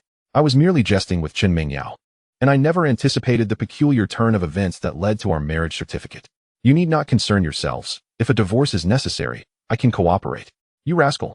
Do you think my granddaughter is someone you can marry and divorce at will? No, once you are wed, you cannot simply part ways. But old master, I do not yet have a home. How can I marry so soon? That would be irresponsible towards your granddaughter.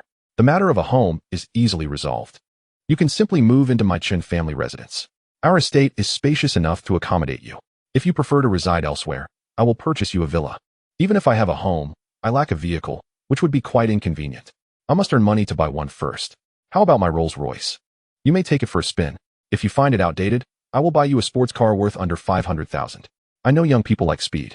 Old master, even if you offer me a car, I cannot afford the fuel. Gas prices are exorbitant. Then I shall provide you with a wedding gift of 10 million. That should suffice for fuel. While the gas prices are steep, my family is well off and not concerned about such expenses. Old man, you've already provided so much in terms of dowry. I cannot appear too modest myself. Once I earn enough for the betrothal gifts, that should suffice, right? Lu Feng, you rascal, do not say another word. The Chen family does not require you to provide any betrothal gifts. You need not worry about any other expenses either. All you need to do is come in person. When shall we arrange for your parents to meet? We must have a proper discussion regarding this matter. Lu Feng's expression darkened. Why had this elder Chen taken a liking to him? Was he perhaps concerned that his granddaughter would remain unmarried? Had he finally caught hold of this unsuspecting individual and refused to let go? Beside him, Chu Feng wore a peculiar expression, pondering how unfair it was that he could not encounter such a father-in-law. His own father-in-law had supported his ex-wife in her betrayal, running off with someone else. Elder Chen, I have been orphaned since childhood, raised solely by my master, who is accustomed to living in the mountains and seldom descends. Elder Chen was taken aback, surprised by the unfortunate circumstances of Lu Feng's upbringing. Yet he reassured him that the Chen family would become his family. If your master comes down from the mountains, he can directly move into the Chen household. Why should he move into your house? It should be my Lu family that moves. Don't you think so? A discordant voice interjected from Lu Feng. Elder Chen, I apologize for what happened that day. I was overwhelmed with emotions upon learning the truth and ended up tearing up the marriage certificate. However, I have since restored it completely. Look, Lu Shanshan produced a marriage certificate, now covered in tape. Regardless of the reasons, since the marriage certificate has been torn, the engagement is null and void. We no longer have a marriage agreement, Lu Feng replied coldly. He had come down with anticipation to fulfill his marital obligations, only to be met with disdain and contempt. Not only was he rejected, but he also faced physical aggression. Had he not possessed some skills, he might have found himself languishing in a hospital bed. Lu Feng. It was entirely my fault for not being present that day. Had I been there, such an incident would not have occurred. Upon learning of this, I reprimanded her. And Shanshan has recognized her mistake and is willing to marry you. There is no need for that. Since the marriage agreement has been torn, it is best to let bygones be bygones. Lu Dahai, your family possesses no shame. You tore up the agreement and now shamelessly demand it be honored. Furthermore, Lu Feng is already my son-in-law, and we have even obtained the necessary documentation, Elder Chen quipped. Lu Dahai's expression darkened, yet for the sake of his elder, he had to seek Lu Feng's forgiveness. Elder, what kind of society is this? Having obtained a marriage certificate, can it be discarded so easily? My daughter Shanshan has been engaged to Lu Feng for 10 years. From that moment, I regarded Lu Feng as part of our family. Lu Dahai, that engagement is a relic of the past. Since your family has breached the agreement, why do you still shamelessly bring it up? Lu Feng, the engagement was established by your father. It cannot simply be altered at will. It must be honored. Lu Feng, you do not understand. Ever since I laid eyes on you that day, I have fallen in love with you. My affection for you is as deep as a mouse's love for rice. Every moment, I think of you. Without you, how could I manage? Lu Shanshan cooed sweetly. Lu Feng felt a wave of nausea at her words. Pray tell, if you are so concerned about the engagement, is it because your father is unwell and in need of my assistance? Elder Chun had mentioned this matter to Lu Feng before he descended from the mountains, explaining their reluctance to breach the agreement for this reason. However, he likely did not anticipate that Lu Shanshan would tear up the agreement without knowing. Ahem, my father's illness has recurred. However, our desire to honor the engagement is not solely due to his condition. It is a matter of integrity for the Lu family. Moreover, Shanshan truly loves you and thinks of you day and night. As her father, it pains me to see her so distressed, Lu Dahai said, tears welling in his eyes. Despite their impressive acting skills, how could they deceive Lu Feng, who had trained for so many years and undertaken numerous missions abroad? Lu Dahai, I detest hypocrisy. Were it not for your father's illness, you would not be so eager to acknowledge any engagement, would you? Lu Feng, there is no need to say more. While your acting is commendable, it does not escape my perception. If you wish to save your father, there are alternatives to merely honoring the engagement. At this point, Lu Feng was thoroughly exasperated with Lu Dahai and preferred to speak candidly. Regardless of Lu Dahai's situation, his father was innocent. Lu Feng had heard that Lu Dahai's father was also a veteran, and he held a certain respect for such individuals. Chapter 33, 1 billion Lu Dahai froze. Realizing that his primary concern was indeed to save his father. Should his father fall ill, the Lu family's Haida group would suffer tremendously, leading to a decline in their status. Hearing Lu Feng's words ignited a flicker of hope within him. He understood that if Lu Feng were to intervene, or if Lu Feng's master could assist, there might still be hope for his father. Lu Feng, would you be willing to help my father? Elder Chun had also grasped the situation, realizing that the Lu family's true intention was not merely to honor a broken engagement, but rather to save their ailing patriarch. He was aware of the gravity of Lu Dahai's father's illness, and although they had historically been at odds, both were seasoned warriors who had fought side by side. If you can heal his father, I hope you will assist him. His life has not been easy. If he can live a few more days, that would be a blessing, Elder Chen pleaded on Lu Dahai's behalf. Lu Dahai was astonished, not expecting Elder Chen to advocate for him. If you wish for me to intervene, it is not impossible, but it will cost 1 billion. 1 billion? Lu Feng, are you robbing me? How can the treatment be so exorbitant? Lu Shanshan exclaimed. As Lu Dahai's only daughter, she had long considered that money as hers. So it was only natural for her to be displeased at the prospect of parting with such an amount. If you are unwilling, then kindly leave. No. Lu Feng, 1 billion is simply beyond my current means. Can we negotiate for a lower sum? Lu Dahai pleaded. Not a single cent less. I have stated 1 billion. And that is my final offer. Whether the treatment occurs depends on your priorities. Is your father's health more important, or is it the money? Very well. But I do not currently possess that much cash. Please allow me 3 days to gather 1 billion. However, my father may not last that long. Can we proceed with treatment first, and I will provide you with 500 million? Lu Dahai proposed. Though his Haida group was valued at over 200 billion. It was indeed a monumental challenge to produce such a sum of cash all at once. Lu Feng, while I understand your position, could you consider my feelings and commence treatment first? Elder Chen implored. Since Elder Chen has spoken, I will make an exception this once. I will commence treatment for 500 million, with the remainder to be settled within 3 days. If not, I trust you are aware of my methods. Lu Feng stated. Chu Feng stood by, astonished, his mouth agape. No wonder Lu Feng could amass 1 billion in just 15 days. It seemed he earned money by the billions. As they spoke, Lu Feng had just secured another billion. Truly, comparisons are odious. Seeing Lu Feng's agreement, Lu Dahai was filled with excitement and promptly retrieved a bank card. Lu Feng, there are 500 million in this card, and the password consists of 6 sixes. The remaining 500 million will be transferred to this card within 3 days. For now, please accompany me to the provincial capital to attend to my elderly father. I will also visit him. It has been many years since I last saw my old friends, most of whom have one foot in the grave. We seldom meet now.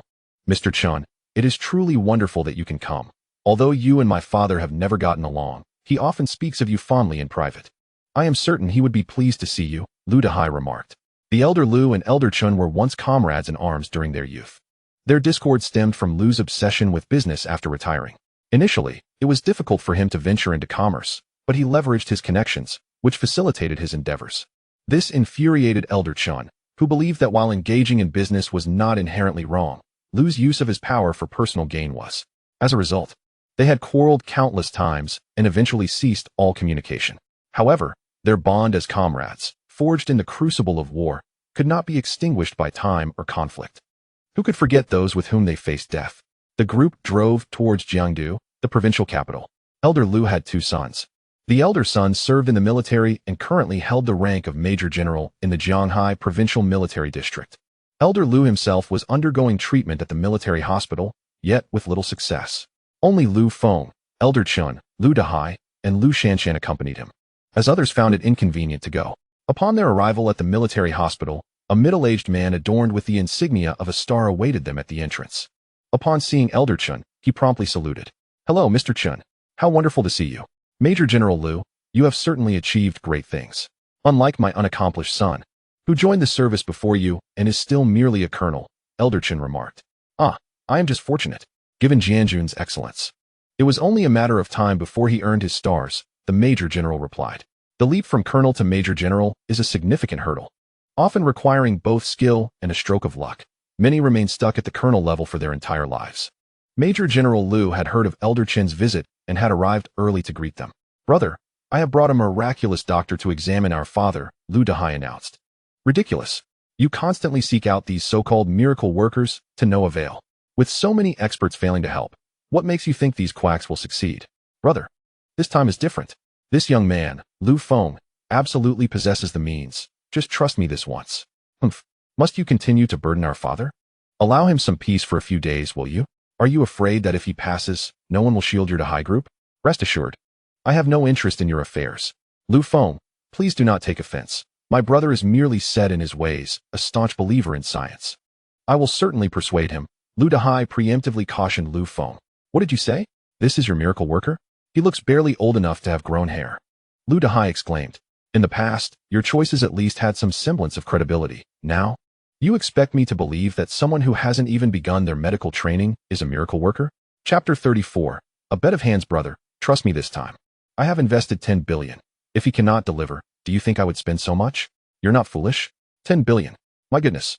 You should return that money immediately. Otherwise, I will have you arrested. 10 billion is enough to condemn you for life. Do you think I would return the money? He dares not refuse it, Lu Feng said, waving the bank card before Lu Dahai. Just a stretch of Lu Dahai's hand could reclaim the funds. Lu Feng, quickly take back the money. Allow me to persuade him once more. Brother, this time, you must trust me, just once more.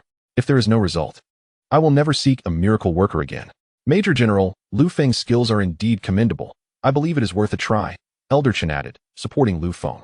With Elder Chen's endorsement, Lu Dahai found himself in a quandary. Past experiences with miracle workers had proven fruitless, and he suspected this would be no different.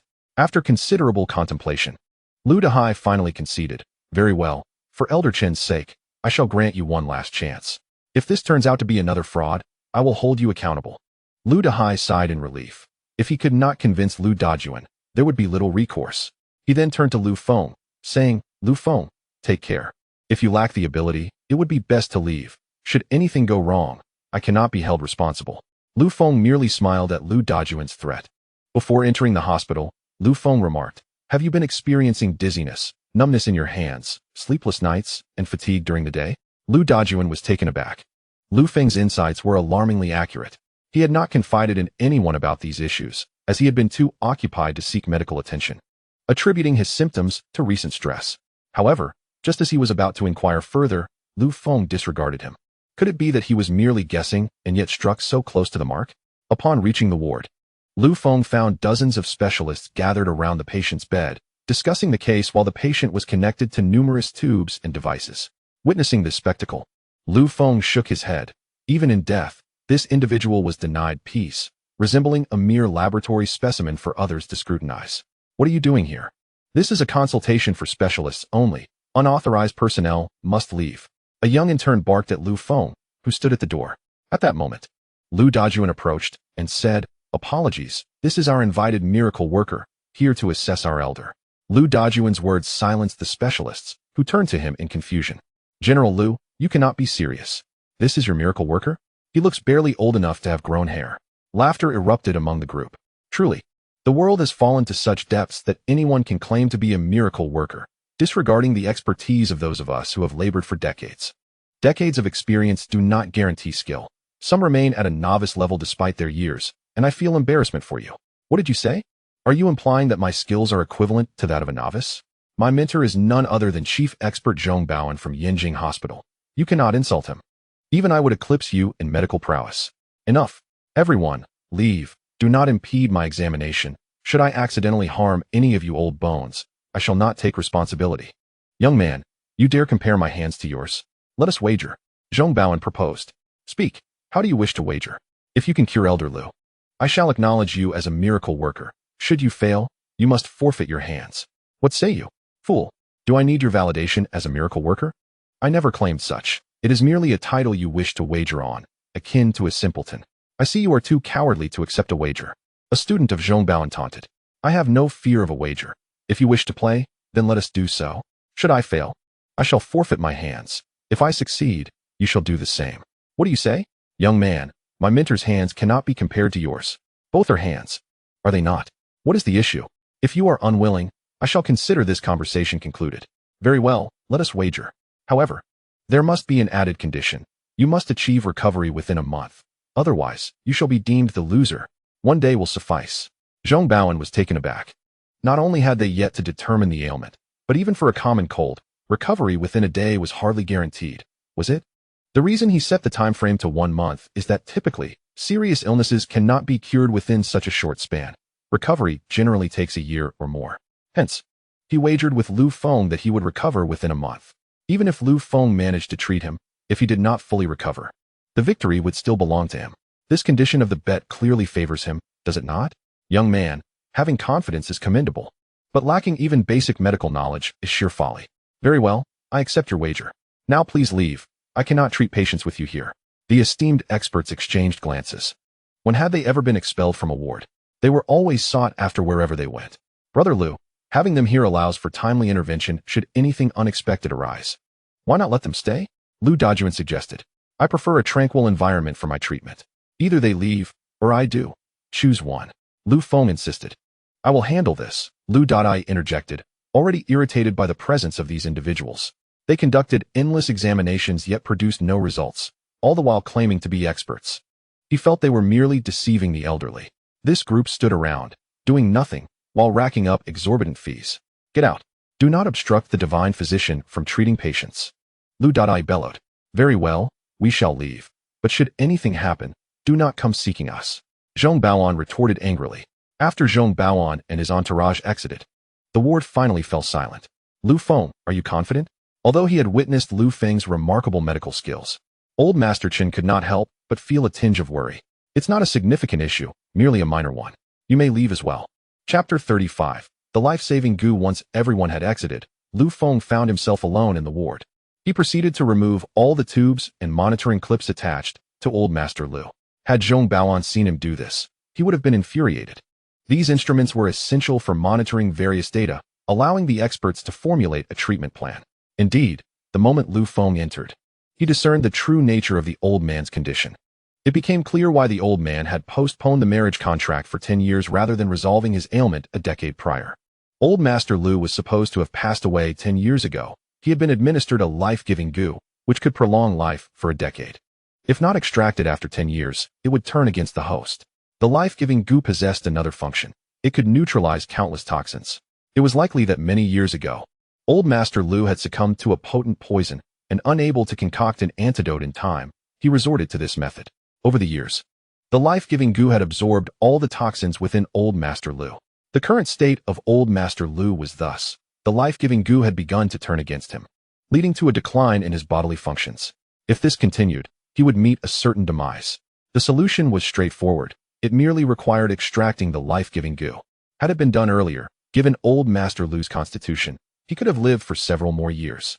However, as he was now suffering the backlash of the goo, Lu Feng would need to rehabilitate him, or he would not survive the year.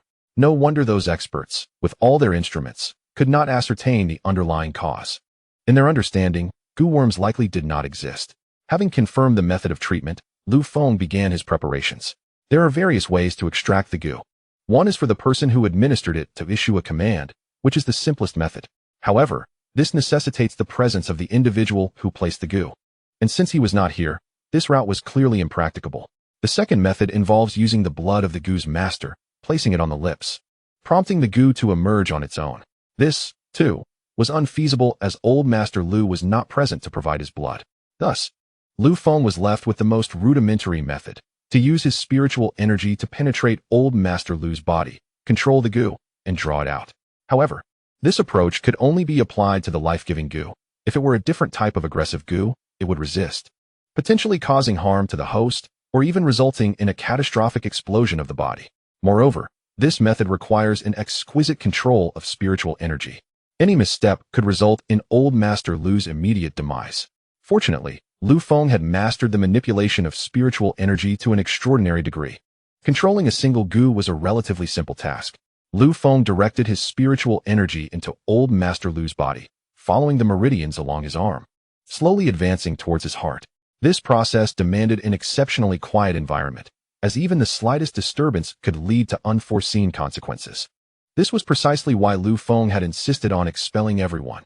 He could not allow them to witness his treatment methods, which might overturn their understanding. Additionally, he did not wish for them to perceive him as a practitioner of the arcane, likening him to a monster, potentially turning him into a subject for observation.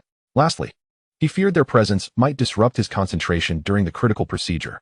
Lu Feng's expression was serious as he meticulously guided his spiritual energy towards the heart. After half an hour, he located the life-giving goo, now plump and nestled within Old Master Lu's heart, siphoning his essence and vitality.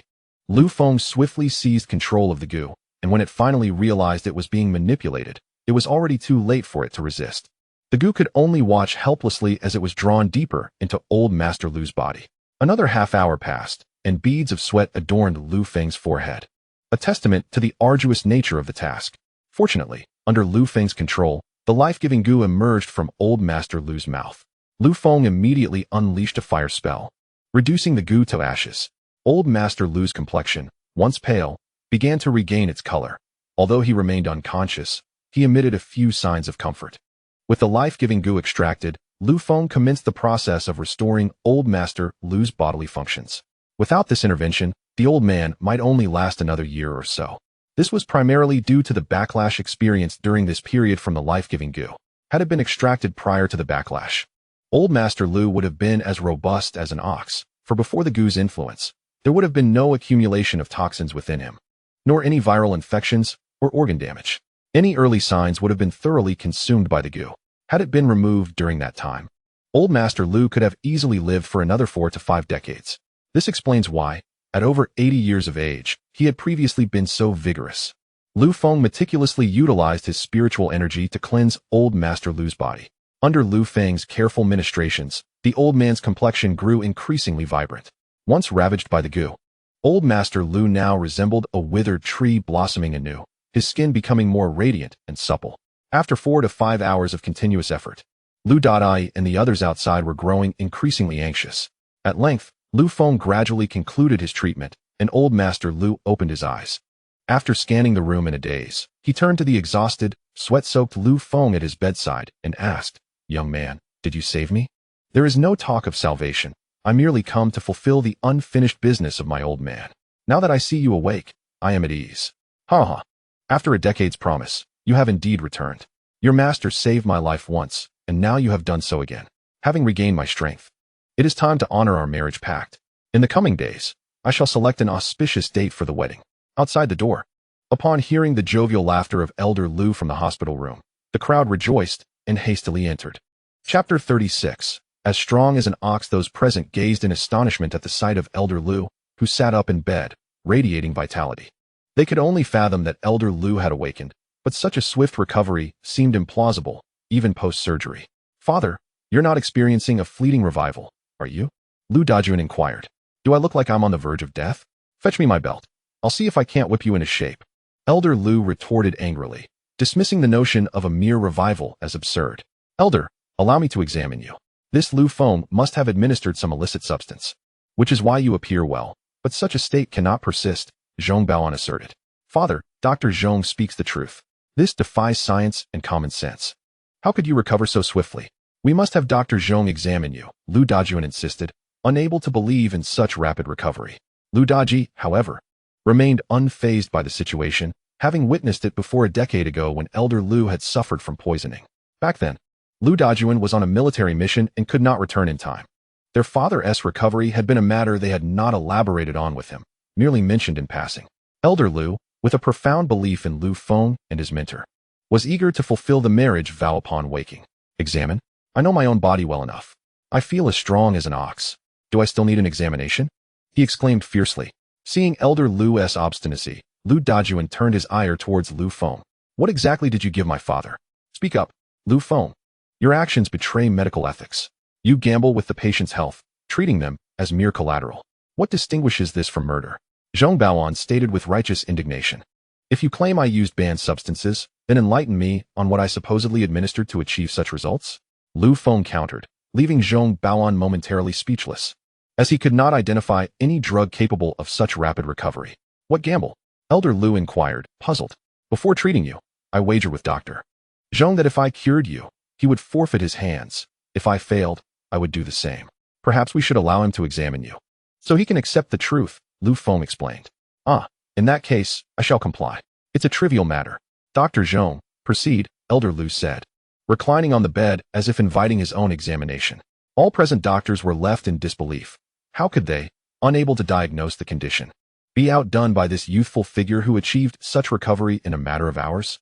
Yet, they hesitated to voice their questions, for they stood before Zhong Baoan, a titan in the medical field, and must align with him to maintain their standing. Thus, despite their numerous inquiries, they could only suppress their doubts. Lu Dajuan too was taken aback, finding Lu Feng's words more effective than his own, as he had contemplated using a belt to chastise him. With permission granted for an examination, Zhong Baoan swiftly directed the others to assemble various equipment and instruments, conducting blood tests, urine tests, and even stool samples. He sought to explore every possible avenue of inquiry. After a lengthy ordeal, Elder Lu grew weary. "Enough. What have your incessant examinations yielded?" he coldly declared. "Your physical condition is alarmingly abnormal, not at all befitting your age," Zhong Baoan remarked. "Dr. Zhong, what exactly is wrong with my father? Is there an issue?" Lu Dajuan asked, agitated by the assertion of abnormality. As if validating his previous concerns, Lu Dajuan felt vindicated. Elder Lu's greatest dilemma was precisely the absence of any issue. His bodily functions were remarkably normal, perhaps even more so than those of General Lu, which was entirely at odds with Elder Lu's age. The other doctors were equally baffled. Such a condition had never been encountered in their years of practice. These physicians were renowned across various hospitals, yet they could not discern any irregularity. "Honestly, you lot are merely overthinking things. If you just concede, you'd save yourselves the trouble. This condition has been witnessed before, a decade ago, when Lu Feng's master, Lu Daji, saved my father. He could no longer contain himself, stepping forward. Lu Daji, is that true? Why didn't you tell me sooner?" Lu Dajuan pressed. If I had told you, you wouldn't have believed me. Though you've attained the rank of Major General, your experience may not surpass mine. Do you think my 10 billion was easily earned? Lu Daji boasted, seizing the opportunity to assert himself over his brother, who had always looked down upon him. Previously, he had sought various charlatans without spending a dime, paying only after treatment. He had hoped to encounter a true master like Lu Feng's mentor. Unfortunately, all he found were mere pretenders. Lu Feng, I misjudged you earlier. Please forgive my haste, Lu Dajuan apologized, realizing that the very person he had belittled had saved his father while he had been in opposition. Lu Feng waved his hand dismissively, unwilling to hold a grudge. After all, it was merely a matter of ignorance, and Lu Dajuan had compensated him handsomely with 10 billion as a consultation fee, allowing the matter to pass. Chapter 37. Forfeit of hands. However, Zhong Baoan would not be so easily absolved. His incessant nagging and arrogance had become intolerable, and he often sought to wager against Lu Feng, threatening to forfeit his hands. Zhong Baoan recognized his predicament and, aware of his lost wager, discreetly mingled with the crowd, attempting to slip away toward the door. Just as he neared the exit, Lu Feng's voice rang out, "Halt! Those who dare to wager must fulfill their promises."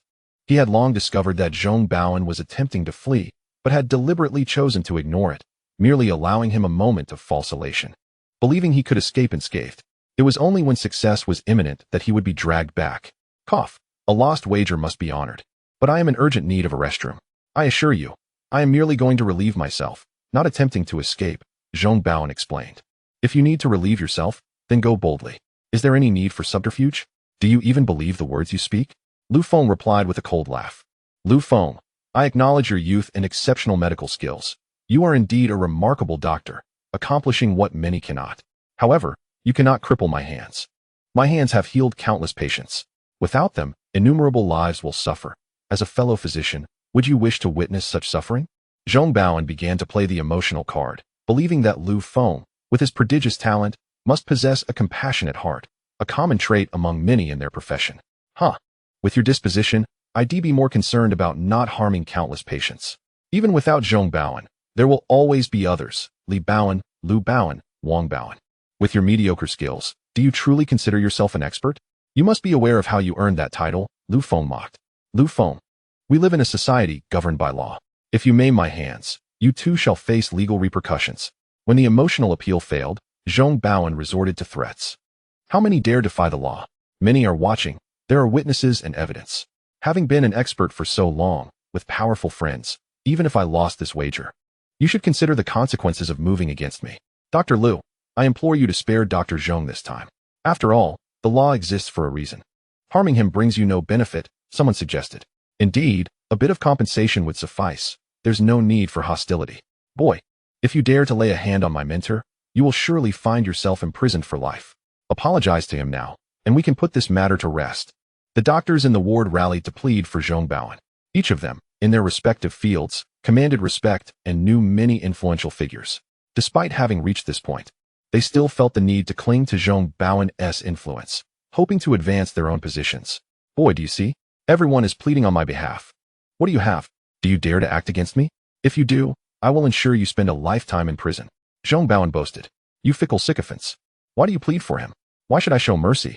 Had I been the one to lose the wager, would you have advocated for me? Should this so-called expert Zhong be spared? Lu Feng replied coldly. The room fell into silence. Everyone understood that had Lu Feng been the loser, the wager would have been executed without hesitation. And they would have assisted him.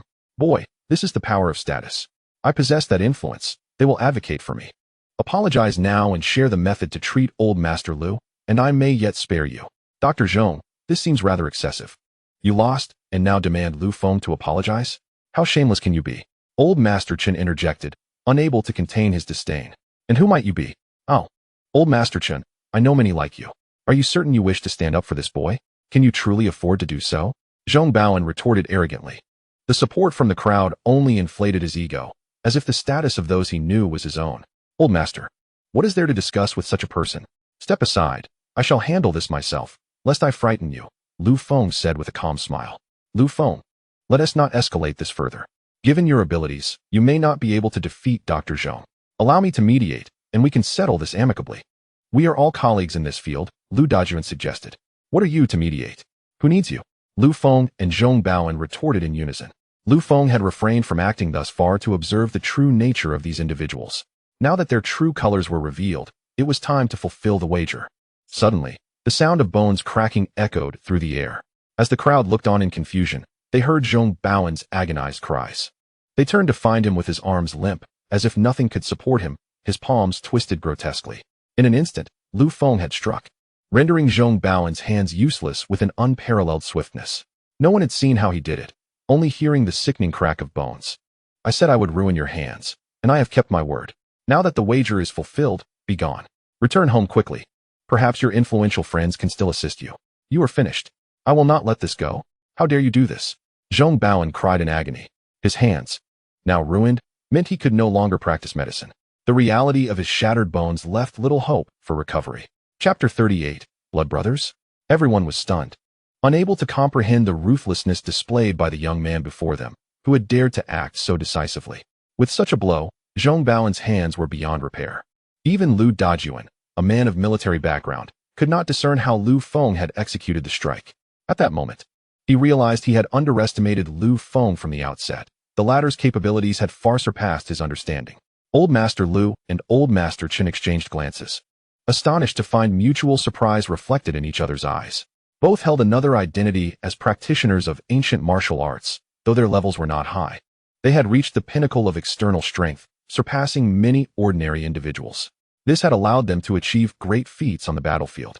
In reality, they seldom encountered someone they could not see through, yet Lu Feng, despite his youth, was one of those rare exceptions.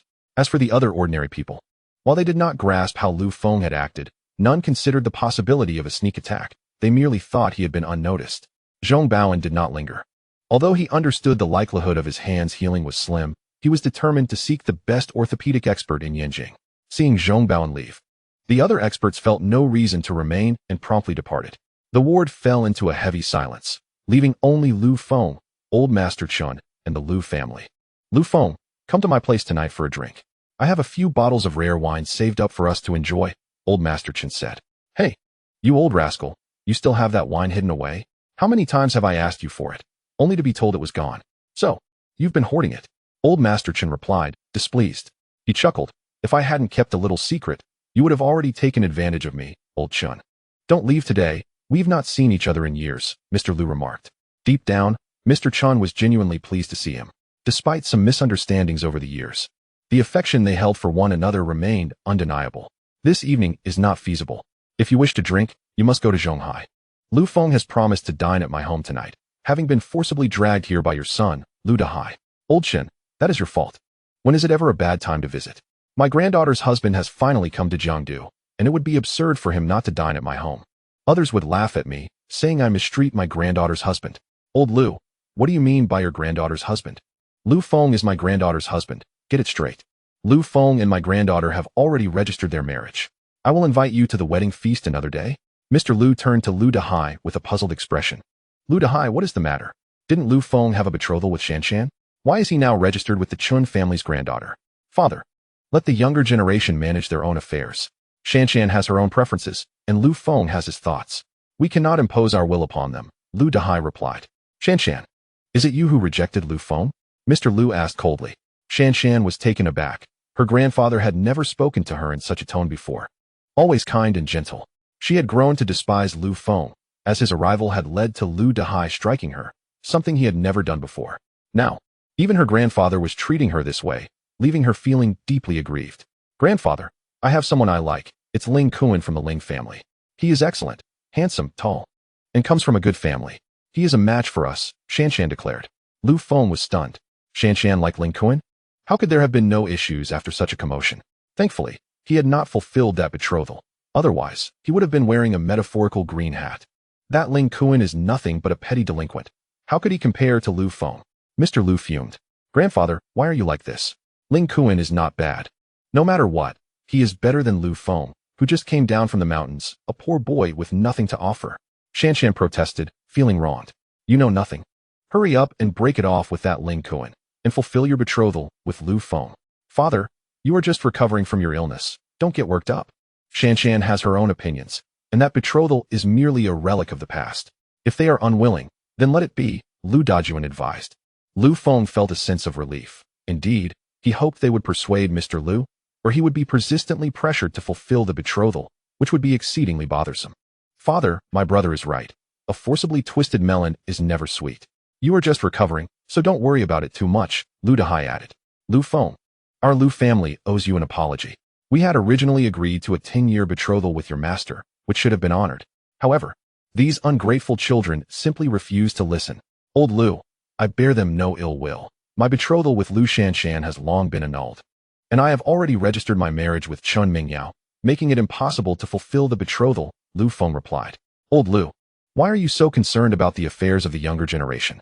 You should focus on yourself. Now that you are well again, strong as an ox, why not find yourself a companion? Mr. Chen teased. Get lost. I find you irritating, old Chun. You seek to benefit while pretending to be modest. Do you dare to claim you weren't desperately pleading for Lu Feng to be your granddaughter's husband? How else would he have taken notice of your Chen family? Well, what can I say? You know they registered their marriage with my granddaughter, right? Coincidentally, I was gravely ill that day, and Lu Feng saved me.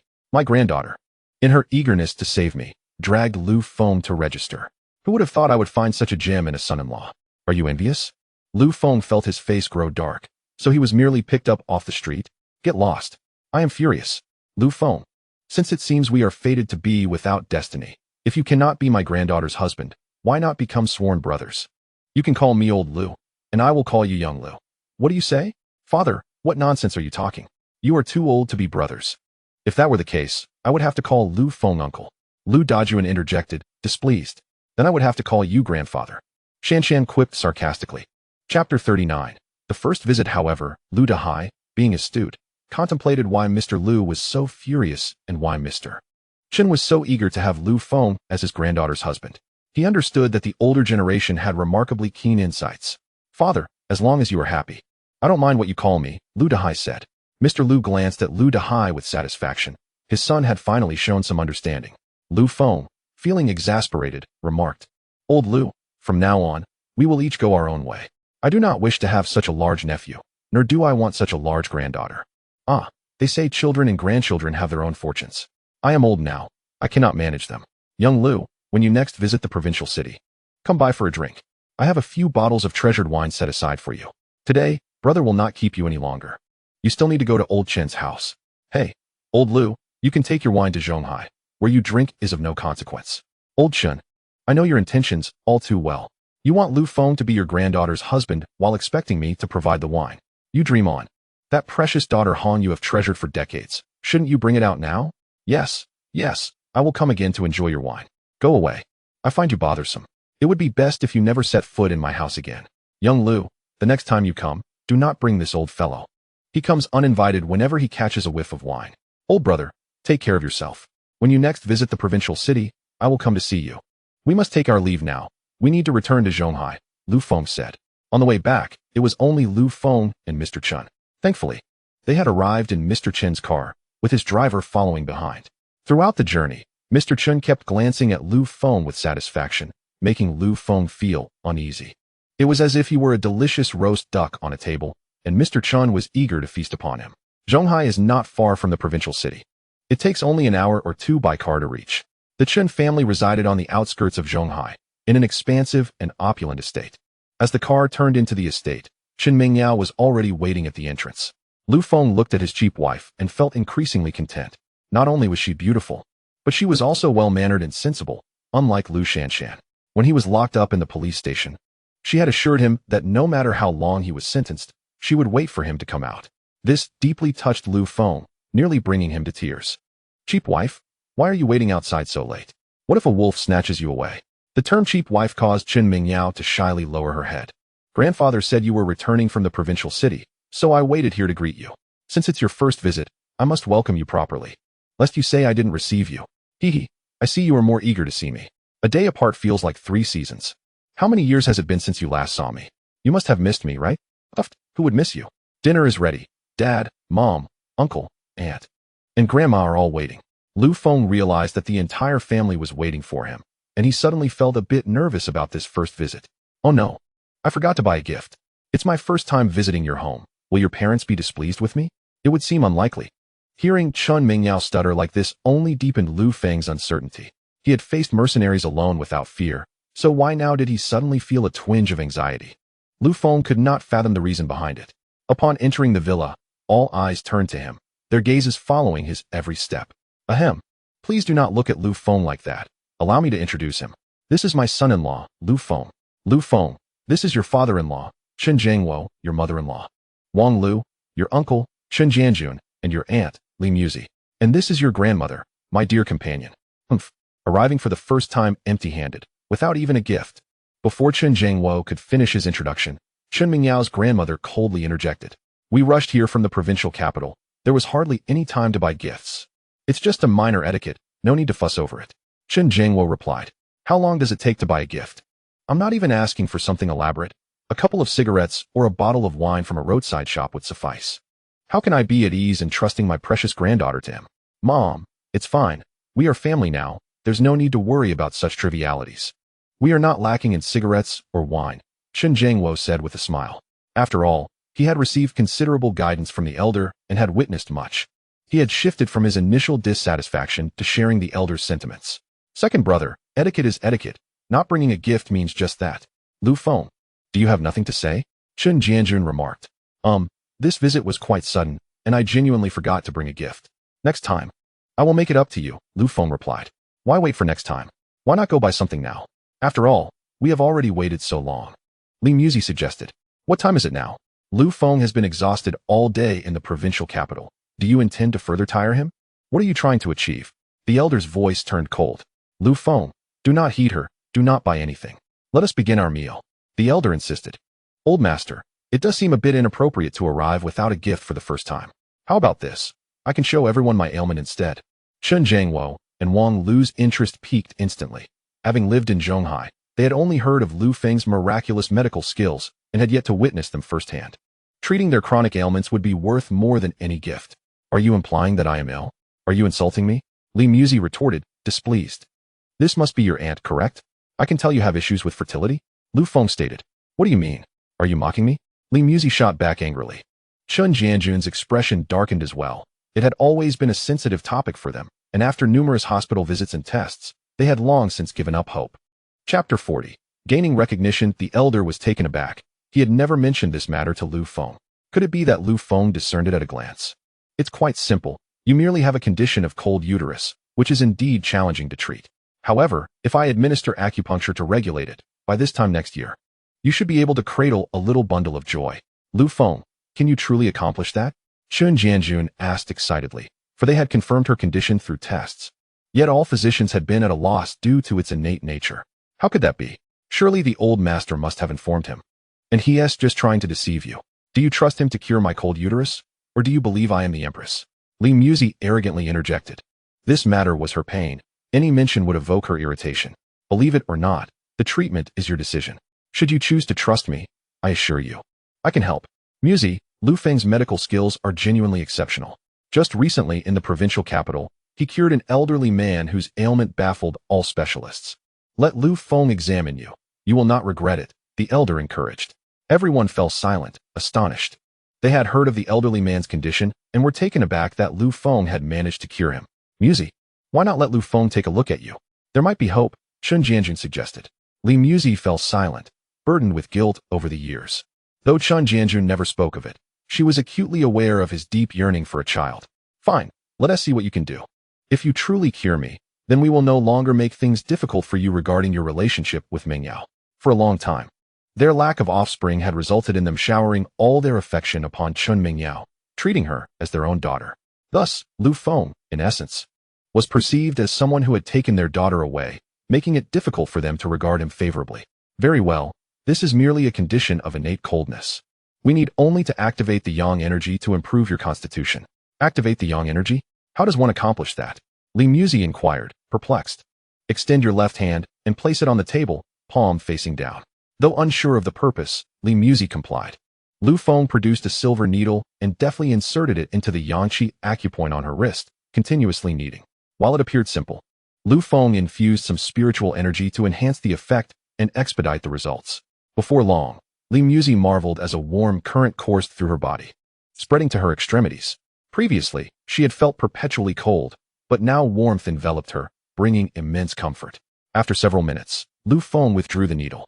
All done. Your condition has improved. However, further regulation is necessary. I will write a prescription for you shortly. Boil 1 dose daily, twice a day, in the morning and evening. After 3 consecutive doses, you should be able to start preparing for pregnancy, Lu Feng instructed. Chen Jianjun looked at Li Muzi. Muzi, how do you feel? The others also turned to Li Muzi, awaiting her response. I do feel different. My entire body is warm now, and it seems my cold uterus is indeed better. Li Muzi replied. That is wonderful news. This means we can finally have our own child. Chen Jianjun exclaimed with delight. Do not celebrate too soon. Who knows if this is genuine? What if it is merely a temporary relief? Chen Mingyao's grandmother cautioned. Her words dampened the spirits of the previously elated company. Grandma, doesn't your knee ache whenever it rains? Lu Feng asked. Did the old man tell you that? So what if it does? It's an old ailment. Expose your knee, and I shall treat it with a needle, Lu Feng offered. Are you sure you can help? I do not wish to be further troubled. Dear, you should listen to Lu Feng. How could he harm you? Very well, I shall give it a try. Most hospitals cannot effectively treat this condition. But here it posed no problem at all. Quite simple, in fact. Chen Mingyao's grandmother extended her leg, rolling up her pant leg to reveal her knee, which had swollen from years of affliction. This is merely rheumatism. It has become festering, resulting in significant swelling due to the accumulation of pus. This is what the doctor told me as well, but it cannot be cured. There is no solution. Once again, Lu Feng took a silver needle and expertly inserted it into her knee. Continuing as before, the relentless kneading persisted, albeit with a notable difference. As the silver needle of Lu Feng rotated, a faint yellow pus began to emerge from the needle's tip, releasing a foul odor. Under the influence of Lu Feng's spiritual energy, the pus rapidly evaporated. After extracting all the pus from her knee, Lu Feng did not hastily withdraw the silver needle. Instead, he channeled his spiritual energy into her body, mending the various injuries in her knee. Ah, it truly works. It feels warm, and I feel significantly better, she exclaimed. As Lu Feng ceased his ministrations, her knee appeared visibly smaller, a full circle less than before. She was able to move her leg up and down effortlessly. It doesn't hurt anymore. I feel as if there's nothing wrong at all. Get up and take a couple of steps to test it. You'll surely never suffer from this again, Lu Feng advised. She attempted to rise and walked a few laps nearby, feeling increasingly at ease with each step. Not too long ago, she had struggled to walk, limping with the aid of a cane, but now her strides were steady and assured. Remarkable, truly remarkable. This son-in-law of ours is indeed a blessing to our family, Chen Mingyao's grandmother remarked. Chen Mingyao gazed at Lu Feng with admiration, her fondness for him growing with each passing moment. Chen Jianjun and his wife, witnessing the transformation, began to eagerly anticipate the arrival of their own child in the coming year. Lu Feng, show us too. We have our fair share of ailments, Chen Jiangwo urged. All right, we'll attend to your ailments later. If we don't eat now, the food will get cold. Lu Feng is my son-in-law. There will be plenty of time to check on you, the elder declared. Ha ha ha. Indeed, let us eat first. The group laughed heartily. Chapter 41. Assassination. Lu Feng finally exhaled in relief. Dealing with his wife's family proved to be far more challenging. Once he had won over her relatives, the atmosphere during the meal transformed completely. One by one, they cheerfully piled food onto Lu Feng's plate, chicken legs, braised pork, until his bowl resembled a small mountain. Chen Mingyao looked at the towering pile in Lu Feng's bowl and couldn't help but smile broadly. You see how thin you are. You need to eat more, Lu Feng remarked, transferring all the meat from his bowl to Chen Mingyao's. This left her momentarily speechless, staring at her overflowing bowl of meat, tears of despair welling in her eyes. Lu Feng, my homemade liquor may not compare to old Lu's decades-old stash, but it has been aging for over a decade. Care to give it a try? Chen Jianjun, seasoned from years in the military, was no stranger to strong spirits. Chen Jiangwo, too, was adept, having navigated the business world where drinking was commonplace. The four of them, bonded by deep camaraderie, swiftly downed their drinks, finishing one glass and immediately reaching for another. Before long, 5 or 6 bottles of liquor had accumulated on the table, with the elder already half drunk. He threw an arm around Lu Feng's shoulders, slurring, Brother Lu, let us toast. This round is on me. You drink as you please. This unexpected display of camaraderie left everyone bewildered. Was Lu Feng now their brother? Would they be calling him uncle or grandfather? Even Lu Feng was taken aback, his head spinning at the elder's audacity. Cough, cough, Dad, you're drunk. Let us get you some rest, Chen Jianjun suggested, attempting to guide him back to his room. However, the elder waved him off dismissively. What is the fuss? I'm having a drink with your uncle. What are you doing interrupting? Looking for a fight? Chun Jianjun's expression darkened. He had always been the older uncle. Yet here he was reduced to being Lu Feng's nephew in the elder's eyes. Lu Feng covered his face, torn between laughter and restraint, knowing that any outburst might earn him a beating from those present. After a hearty meal, Lu Feng decided to return to Chu Feng's place. It was inconvenient for him to stay at the Chun residence, feeling somewhat out of place. Having consumed some alcohol, he opted to walk back, enjoying the fresh air to dissipate the lingering effects of the drink, as he preferred not to use his spiritual energy for such purposes. The Chun estate was located on the outskirts, and by now it was past 10 at night, the roads devoid of people. Occasionally, a vehicle would pass, but they were few and far between. Lu Feng took his time, strolling leisurely along the road. Suddenly, a large truck approached from behind, yet he paid it little mind, considering it normal for trucks to be on the road. However, this particular truck was anything but ordinary. It veered off course as it neared him, and within 50 meters, the engine roared as the driver pressed the accelerator to the floor, hurtling towards Lu Feng. By the time Lu Feng realized the imminent danger, the truck was merely 5 meters away, moving at a speed that left no time for an ordinary person to react. The driver, far from panicking, wore a smug grin, believing he was about to collect a hefty payday. In that critical moment, Lu Feng swiftly turned, stepping onto the front bumper of the truck, then leaping onto its roof with remarkable agility. The driver, witnessing this unexpected turn of events, realized his target had not been obliterated. He slammed on the brakes and grabbed a machine gun from the passenger seat, jumping out to unleash a torrent of bullets upon Lu Feng. The sound of gunfire shattered the tranquil night. If I can't crush you under my truck, let us see if this machine gun can turn you into a sieve. The assassin cackled wickedly. However, Lu Feng nonchalantly waved his hand, deflecting the first volley of bullets. Before the second wave could arrive, he launched the bullets he had caught back with precision, performing a backflip and landing on the opposite side of the truck. The second barrage of bullets whizzed harmlessly overhead. As Lu Feng now stood on solid ground, his actions requiring no further effort, expanding his spiritual awareness, he discovered that the assassin had been thoroughly perforated by the bullets he had returned. With a grim countenance, Lu Feng regarded the lifeless body on the ground. Having just arrived in the city, he pondered who might harbor such ill will against him. Reflecting on recent encounters, he began to speculate on potential enemies who might hire a hitman. The Lu family? Unlikely, as he had just healed their patriarch that very afternoon. They wouldn't act so swiftly without prior preparation. The Chun family was also out of the question. He was practically one of them now, with no reason for them to plot against him. Could it be Ling Kun? Lu Feng considered him the most probable culprit, possessing both the motive and the means to orchestrate such an attack. The Ling family had initially intended to let him live longer, to serve as a practice target for Chu Feng. Why had he chosen to provoke them so recklessly? Just as Lu Feng was piecing together the situation, his phone buzzed with an incoming message. However, upon reading it, he felt a surge of anxiety, for the text revealed that Ouyang Jing had been kidnapped, demanding that he follow their instructions to an abandoned chemical factory in the northern suburbs within an hour, warning him not to alert the police, or they would execute her immediately. How audacious! They dare to kidnap a police officer? Have they grown so bold? Before Lu Feng could set off, several police cars came to a halt nearby, surrounding him. As he was the only person present at the scene, they had received a report of gunfire in the vicinity and hastily arrived. Chapter 42. Ouyang Jing is kidnapped. Who is it? Raise your hands. Several officers aimed their weapons at Lu Feng. The remaining officers inspected the scene, and their expressions darkened upon discovering the gruesome fate of the victim, whose body was riddled with bullets, eyes wide open in death. Arrest him, commanded the lead officer. On what grounds? I am the victim, Lu Feng protested. Whether you are a victim or not will be determined during the investigation. You claim to be a victim, but tell me, how did this person die? He attempted to kill me. I defended myself and retaliated. What is the issue? The officers were momentarily taken aback by his response. What is the issue? It's quite significant. Even if he intended to kill you, you may have used excessive force. We need to investigate further. Come with us for questioning. I cannot go with you. My friend has been kidnapped, and I must rescue her. Lu Feng replied earnestly. There are officers available to handle your friend's kidnapping. What can you do? Why choose such a flimsy excuse? The lead officer scoffed. As Lu Feng reached for his phone, he was sharply interrupted. Don't move. Raise your hands, or we will open fire. He contemplated incapacitating the officers, but recognized that they were merely doing their jobs. You may check my phone yourself. The kidnapped person is one of your own detectives. It will be evident. One skeptical officer retrieved an old Nokia from Lu Feng's pocket.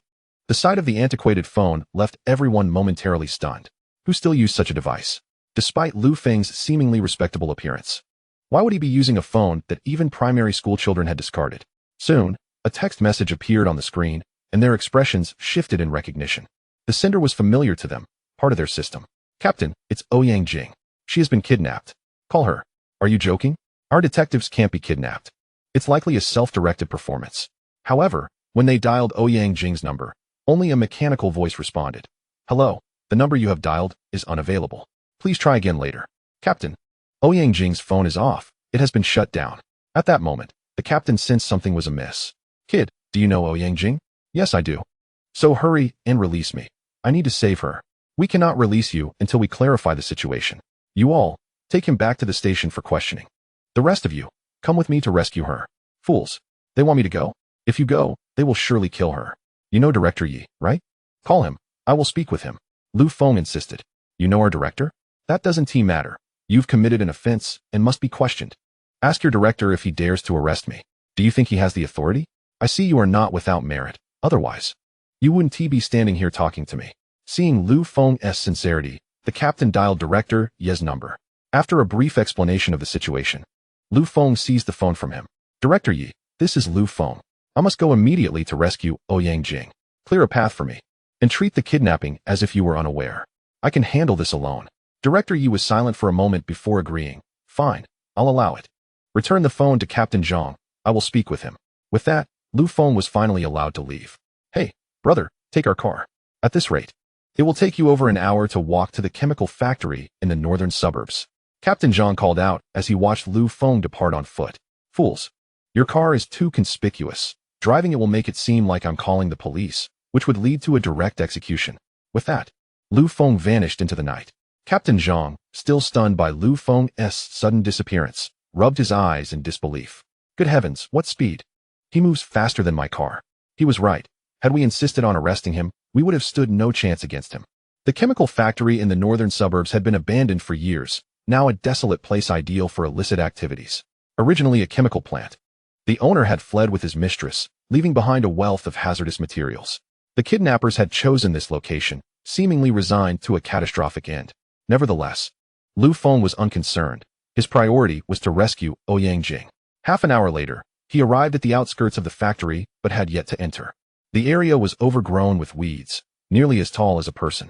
Lu Feng surveyed the terrain, extending his senses to assess the interior of the factory. The facility was vast, making it a daunting task to locate everyone within a short time. Inside the factory, Ouyang Jing was bound tightly, explosives strapped to her body, and her mouth sealed with tape. Ouyang Jing, you refused to yield to me, and now look where you are. Don't worry, Lu Feng will come soon. After I deal with him, I will take good care of you, Ling Kuan sneered before her. Ouyang Jing shook her head vigorously, desperate to speak. But the tape rendered her voiceless. So you regret your decision, do you? Don't worry. As long as you obey me from now on, I won't kill you. But you will have to stay home and be my slave, haha? Do you think Lu Feng will come? If he doesn't, will I really have to kill you? I'm conflicted. After all, if it weren't for him, we would be together blissfully now, wouldn't we? Inside the factory, apart from Ling Kuan, there were over a dozen of his father's loyal subordinates. When he learned that Lu Feng was merely a worthless man who had just descended from the mountains, he devised this plan. He gathered a group to execute the plan. Using Ouyang Jing's kidnapping to lure Lu Feng, intending to eliminate him and stage an explosion at the factory, creating the illusion of an accident.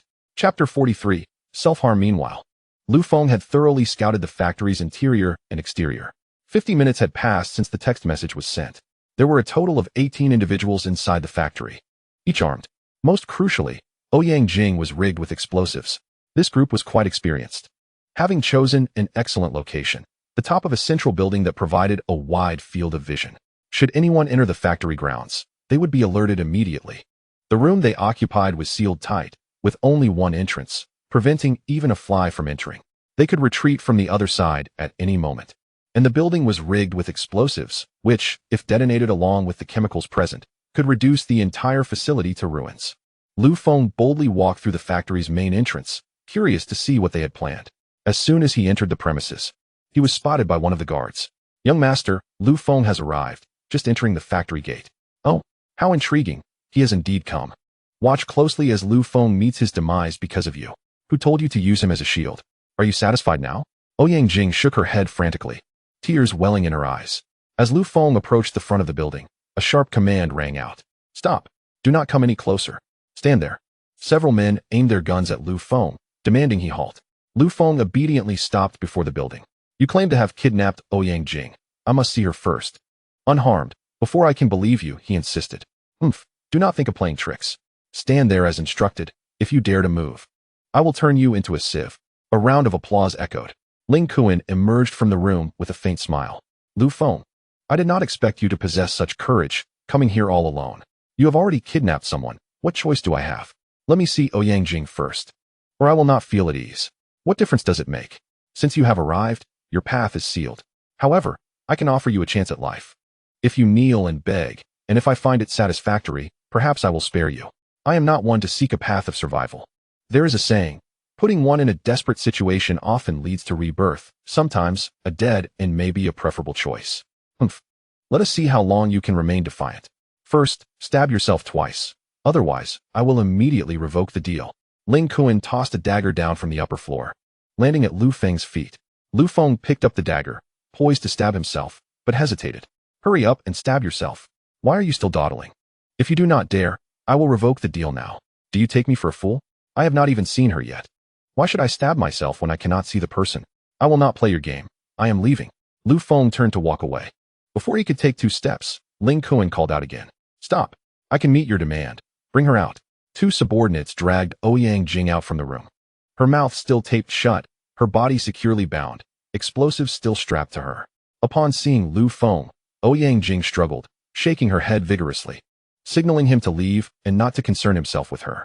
She understood all too well the dangers here, even if Lu Feng were not alone. Even a dozen professionals would struggle against Ling Kuan and his men. You see her now. Can you stab yourself? Ling Kuan asked coldly. He was not naive. He recognized Lu Feng's capabilities from their last encounter. Thus, he would not allow Lu Feng to approach and demanded he harm himself first to ensure everything was secure. Of course, it is just 2 stabs. What is the big deal? Lu Feng took the dagger and stabbed himself twice in the ribs. Each stab struck true, avoiding any vital organs. If Ling Kuan were to come down now, he would likely see scabs forming. However, the dagger was indeed firmly embedded, blood coating its surface. Lu Feng tossed the dagger to the ground. How is that? Are you satisfied now? Ouyang Jing watched this scene, tears streaming down her face, sobbing uncontrollably yet unable to make a sound. Ha. I must say, I admire your bravery. It looks painful indeed. However, this is still insufficient. You are too cunning. I need you to disable both your hands before I can feel at ease. If I disable my hands, will you release her? If not, why should I mutilate myself? That cannot be. However, if you do disable your hands, I will allow her to speak with you for a few moments. Interested? Ling Kuan said with a smirk. Fine. Then remove the tape from her mouth. Without a second thought, Ling Kuan tore the tape from Ouyang Jing's mouth. Lu Feng, hurry and leave. Do not worry about me. You cannot win against them. There are explosives here. You will die? Ouyang Jing shouted as soon as her mouth was free. Who said you are my woman? If I leave, what will happen to you? Who is your woman? Get out of here, the farther the better. Ouyang Jing yelled back. She was only concerned with getting Lu Feng to leave. At least that way, he would not die here. As for her fate, she had not considered it. Slap. Ling Kuan struck Ouyang Jing across the face. Damn it. I allow you to speak, not to chatter nonsense. Ling Kuan, what skill is it to hit a woman? Why not come down and face me instead? Lu Feng retorted angrily. Disable your hands quickly, otherwise, I will kill her now. Ling Kuan pressed the gun against Ouyang Jing's temple. Ling Kuan, if you have the guts, kill me. Go ahead and pull the trigger, you coward. Ouyang Jing shouted defiantly. Do you think I would hesitate to kill you? But now is not the time. Do not try to provoke me. Soon you will know my might. Ling Kuan replied. Ling Kuan, do not touch her. I will disable my hands right now. Lu Feng declared, bringing his hands together to strike against each other. Crack. The sound of bones breaking echoed. Lu Feng's hands hung limply at his sides. Chapter 44. A high-stakes game. Very well. I must admit, I admire your courage. Ling Kuan remarked, satisfied. Lu Feng, why are you so foolish? We have only known each other for a few days. Why must you do this for me? Even then, he will not spare you, Ouyang Jing said, despair evident in her voice. She realized she could not sway Lu Feng now. What do you want to play next? Feel free to bring it on. What must I do for you to release her first? I will play along, Lu Feng stated. Releasing her is possible, but it requires a significant gamble. It depends on whether you dare to play. Ling Kuan grinned. What is there to fear? Whatever tricks you have, unleash them. I will not back down. Lu Feng replied boldly. Good, then I will release her. However, you must take a bullet for me. Stand still. And whether you survive or not depends on your luck. To prevent you from moving, I will bind you first. Are you willing to play? Play? What is there to fear? I am more concerned you will back out. Release her first. Ling Kuan contemplated for a moment. All right, I will release her. But you better not try any tricks. Otherwise, I will unleash a spectacular explosion. Ling Kuan ordered his men to untie Ouyang Jing and dismantle the explosive strapped to her. His intention was never to kill her. She was merely bait. As long as he could lure Lu Feng in, his objective would be achieved. Of course, having come this far, he might as well enjoy himself a little more, right? Ouyang Jing, I will not leave. If I die, I want to die with you. She declared. Are you not afraid of death? Lu Feng inquired. I am, but with you here, I am unafraid. You may not fear, but I do. You should leave quickly so as not to hinder me. No, I will not leave. If you die trying to save me, I will never forgive myself. I would rather die with you. I swear, if even one of us can survive, it should be me. If you remain here, I will be severely hindered. And that is a dead end. Rest assured, once you leave, I will not die. Really? You are not deceiving me. More genuine than gold. Hurry and leave. Do not impede my efforts. But what? If you trust me, then leave quickly. Lu Feng was on the verge of breaking down. If it were not for Ouyang Jing in their grasp, he would not be in such a passive position. They had long since slaughtered all those people. What good is a gun? At his current level, what bullets could he not evade? Even ordinary bombs could not kill him. All right, be careful. I'll wait for you outside. If you can't come out, then I won't survive either. Ouyang Jing walked towards the exit, glancing back at Lu Feng, fearful that this departure would mean she would never see him again. Hurry up and leave. Quickly. It was only when she reached the factory gate that Lu Feng finally felt at ease. Ling Kuan sent down 2 more men to bind Lu Feng tightly. You two. Go after her. Bring that woman back to me. I haven't had my fun yet. She can't just leave. Ling Kuan ordered fiercely. The 2 men immediately pursued Ouyang Jing. In this desolate wilderness, Ouyang Jing realized she would not get very far in such a short time. Ling Kuan, you lack honor. You promised to let her go. I took a bullet for you. Why have you gone back on your word? Ling Kuan looked at Lu Feng, now bound in chains, with a smug expression. Ha ha. Lu Feng, you are too naive. You are securely tied up now. I can do as I please. Why should I stick to our agreement? Do you really think you have me at your mercy? Lu Feng retorted. Of course.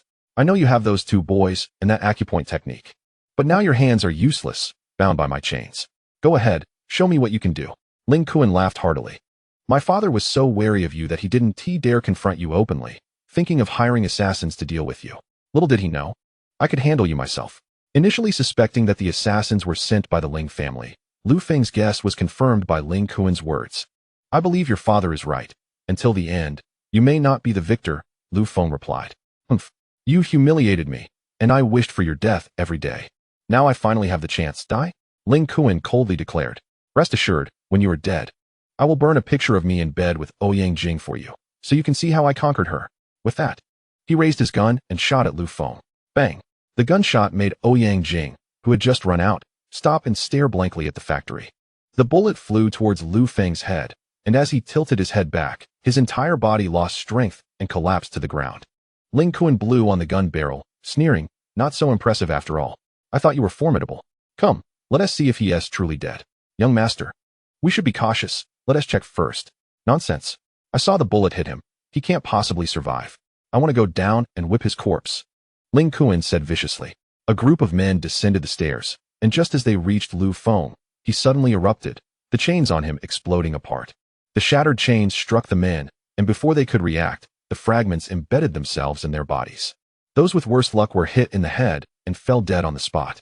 All 16 men were knocked to the ground by the tremendous force, while Lu Feng stood in the center like a demonic god, his clothes rustling in the wind.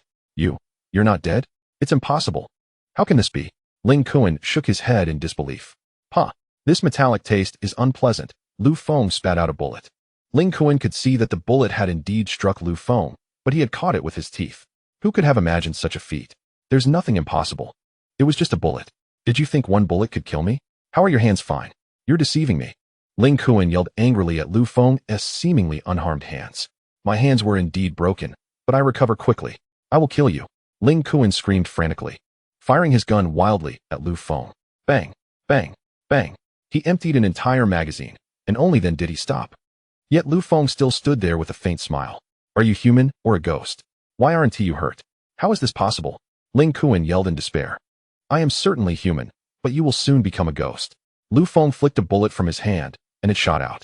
Bang, bang, bang. Each person was left with an identical blood hole in their heads, their eyes wide with terror, lifeless. Tick-tock. Lu Feng heard the sound of a clock. Upon closer inspection, he realized the sound emanated from Ling Kuan. Quickly, Lu Feng lifted Ling Kuan's shirt, and his expression shifted. What the hell? You've strapped a bomb to yourself. Lu Feng rushed outside the factory. It turned out Ling Kuan had implanted a heart-triggered bomb in himself. If his heart stopped, the bomb would enter a 10-second countdown, igniting upon time's end. Moreover, this bomb was linked to others in the factory. Once it detonated, many others would follow suit. Boom, boom. One bomb after another began to explode within the chemical plant, engulfing the entire area in flames. Various chemicals ignited, resulting in continuous explosions. The three outside, chasing Ouyang Jing, stared in shock at the exploding factory. No one inside could possibly survive such an explosion. The two pursuing Ouyang Jing felt a surge of relief, because they had escaped. They had avoided disaster. Ouyang Jing, however, was in despair, watching the factory burn. Lu Feng, you big liar. What'll I do if you're dead? She collapsed to the ground, crying uncontrollably. Cough, cough, I just died, and you're cursing me right in front of me. How rude, Lu Feng said with a smile. Ah, a ghost. The two pursuers turned to see Lu Feng behind Ouyang Jing and were startled. They turned to flee, but Lu Feng would not let them escape. Two stones shot out, striking them on the back of their heads. Their skulls shattered, brain matter splattering everywhere. The two were dead beyond recovery. Amid her sorrow, Ouyang Jing heard Lu Feng's voice and stopped crying, looking back at him in confusion. Lu Feng, are you dead? Are you a spirit now? Wait for me. I'll come find you. We'll go together, and you won't be alone, Ouyang Jing said, rushing towards a nearby tree. But Lu Feng pulled her back as if lifting a rabbit. Why seek death when you're fine? Besides, do I look like I'm dead? Are you wishing for my demise? Lu Feng, you're not dead? Impossible. How did you escape from such a massive explosion? Ouyang Jing asked in disbelief. Such a scene was akin to a missile strike. How could anyone survive at the epicenter? Yet Lu Feng appeared unharmed, with no injuries whatsoever, fitting the logic that he had indeed become a ghost. The sound of police sirens blared. The explosion had alarmed the entire city of Zhonghai. And Director Yi immediately brought his team to the scene, including Captain Zhang. They are all quite anxious now, for they are aware that a kidnapping incident has occurred today. And Ouyang Jing is the victim. Lu Feng has gone to rescue her. If a fatality were to occur, the director would undoubtedly bear the blame. Oh, I had already exited before the explosion, so I am unharmed. However, they are likely all dead inside, Lu Feng remarked. He could not bring himself to disclose that he had escaped just as the explosion happened, as that would be far too terrifying, exceeding Ouyang Jing's comprehension, making it difficult for her to believe. Ouyang Jing joyfully embraced Lu Feng. The feeling of surviving after death made her forget everything else. Ahem. Are we arriving at an inconvenient time? Director Yi cleared his throat behind them. What an eyesore, but as long as you are unharmed, that's what matters, Captain Zhang added. Embarrassed, Ouyang Jing finally released Lu Feng, feeling awkward with so many colleagues watching. Your timing is perfect. We can tidy up here, Lu Feng grinned. Their arrival indeed saved him some time. Where are the kidnappers? Director Yi inquired. They are all dead. If you rush in now, you might still recover 2 complete corpses. If you wait any longer, there may only be ashes left, Lu Feng replied, startling everyone. He single-handedly rescued Ouyang Jing and eliminated all the kidnappers, which was quite terrifying. Do you know who the kidnappers were? Are you familiar with them? Director Yi asked again. Ling Biao's son and his subordinates, 18 in total. 2 are dead over there. Lu Feng pointed to the 2 bodies ahead. The officers on the scene were dumbfounded. How could one person deal with 18 kidnappers so effortlessly and successfully rescue a hostage? It made them feel unfit for their roles. Only Director Yi understood that Lu Feng was a martial artist. He had previously not grasped why martial artists were not under their jurisdiction, but now he finally comprehended that their destructive power was far beyond their control. If a confrontation ensued, a single martial artist could easily overpower an entire police station. All right, we'll handle the subsequent matters, but Lu Feng, you must cooperate with us and provide a statement so we can file a report, given the commotion this incident has caused, Director Yi stated. Naturally, Lu Feng agreed. Sometimes, it is essential to comply. By cooperating now, he would ensure their assistance in the future. It can only be said that in such matters, mutual benefit is the way for all to prosper. That night, The city of Zhonghai was far from tranquil due to the significant events that unfolded. Ling Biao had not slept a wink, having just learned that the assassination attempt had failed, only to receive news that his son was dead. Lu Feng, I will not rest until I have my revenge. Ling Biao shouted in fury. His only son, though disappointing and resistant to his advice, was still his child. Lu Feng had effectively severed his lineage, and such a grievous vendetta could not go unpunished. Ling Biao hesitated for a moment, but ultimately dialed the number he had been reluctant to call. Brother Shan, I agree to what you proposed, but I have one condition. What condition? I encountered someone quite formidable. My son was killed by him tonight, and I need your help for revenge. In return, I will follow your orders from now on. I thought it was some major issue. It's just a minor affair. I'll send someone over to assist you. He will help you eliminate him. Brother Shan, this person is quite troublesome. I hired assassins, and they failed to kill him. Tonight, over a dozen of my brothers fell at his hands. He must be an extraordinary individual. Can sending just anyone really suffice? Can it suffice? Remove the can. The person you mentioned must be a martial artist. No matter how skilled he is, the person I send over is not to be underestimated. Just wait and see. What kind of formidable character could possibly emerge from your small place? Ling Biao, filled with skepticism, hung up the phone, feeling a lack of assurance. Brother Biao, do we really have to ally with Brother Shan? Huzi asked in surprise. He knew Ling Biao had always resisted accepting Brother Shan's offer, preferring to be the boss rather than a subordinate. Huzi, the situation demands it. I have heard that other counties have already pledged allegiance. We are still safe only because they have not yet turned their attention to us. Once they do you think we can withstand it? One Lu Feng has already given us a hard time. By the time Lu Feng completed his statement, dawn was breaking. As soon as he stepped out, Ouyang Jing hurried to catch up with him. Lu Feng, come with me to Yanjing today. I have already booked the tickets. Why the sudden trip to Yanjing? It's my grandfather's birthday today, and I need to go back to see him, so you're coming with me. You're not planning to use me as a shield again, are you? I feel like I'm destined to be a shield. No need to feel that way. You are one. Besides, you've already been a shield once, so what is the harm in being one again? The key is, can a shield ever become a regular member? There's a 6-month probation period. If you pass the evaluation, you can become permanent. So what do you say? I'm in. It's settled then. When do we leave? Right now, Ouyang Jing said, pulling Lu Feng along. This time, Lu Feng would not repeat his previous mistake of going without a gift. With ample time, the moment they landed, they headed straight for the antique market in Yanjing. My grandfather loves to collect calligraphy and paintings. Once we get to the market, we'll find a nice piece for his birthday. I'll cover the cost. Lu Feng had no objections. He was unsure what her grandfather might like, so he agreed to whatever Ouyang Jing suggested. Hey, young man. Take a look at this vase from the Shang and Zhou dynasties. Lu Feng glanced briefly and immediately discerned that the vase lacked any sense of age. This must be from last week, right? How can there be simplified characters on the base of a Shang and Zhou vase? Did this vase time travel? After walking a few steps, another vendor called out to him, mysteriously holding a sword. This is the sword of King Gojian of Yu, not 998, just 98. It's a steal. Would you like to buy one? 98 billion? No, just 98 yuan.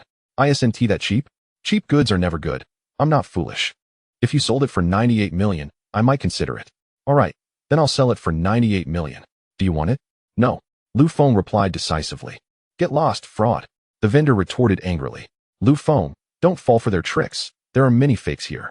It's better to buy directly from a reputable store. They have plenty of good items. However, Lu Feng knew that in a big store, the chances of finding a bargain were slim as they employed professionals for authentication, making it rare to come across a genuine find. Private stalls, on the other hand, might just yield a great deal. Hey, beautiful, would you like to see this painting? It's an heirloom from my ancestors.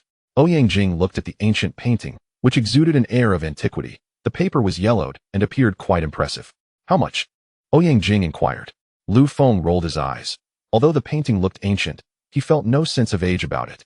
For cultivators like them, such things were easily discernible. If you truly want it, you can take it for 600,000. I 1T haggle with you. It's a deal you 1T regret. Lu Feng tugged at Ouyang Jing to leave. How could someone try to swindle 600,000 for a fake? Did he look like some kind of fool? Ah, beautiful lady. Please don't leave. If you find it too expensive, feel free to bargain. Isn't that how business works? I quote a price, you negotiate, and if we agree, we seal the deal for 60 yuan. What do you say? Lu Feng said with a hint of annoyance. To his surprise, the vendor responded cheerfully, sure, 60 it is. In business, honesty is paramount. I said you could negotiate. If it works for you, then let us finalize it. As long as you dare to haggle. I am ready to sell. Ouyang and Lu Feng exchanged glances, realizing the vendor's cleverness, having been tricked into spending 60 yuan. As the vendor began to wrap the painting, Lu Feng's attention turned to the stones at the corners of the vendor's stall, used to weigh down the cloth. Wow, are these luxury stones? Using spirit stones to hold down the cloth? The old man once gave me a few, and they are far richer in spiritual energy than those from the outside world, making them quite useful for cultivation. Boss, those stones look quite appealing. Are they for sale? Lu Feng inquired. Oh, these stones? I just picked them up because they look nice. They have no real use, just holding down the cloth, the vendor replied. How much for those stones? I find them quite lovely, Lu Feng asked. Chapter 47. The great fool Lu Feng silently cursed the vendor for being such a spendthrift, using precious spirit stones as mere weights. Since you genuinely want them, I brought them from far away, so they're not easy to come by. How about 500 yuan each? Take them if you wish. Fine, 500 it is. I'll take all four, Lu Feng responded. The vendor was taken aback. He had quoted 500 as a bargaining chip, never expecting Lu Feng to buy them outright. Lu Feng, are you really going to spend 500 on mere stones? Is it worth it? Ouyang questioned. Why not? If I like it, I buy it.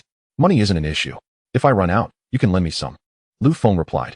Ouyang was stunned, realizing she was the ultimate fool in this situation.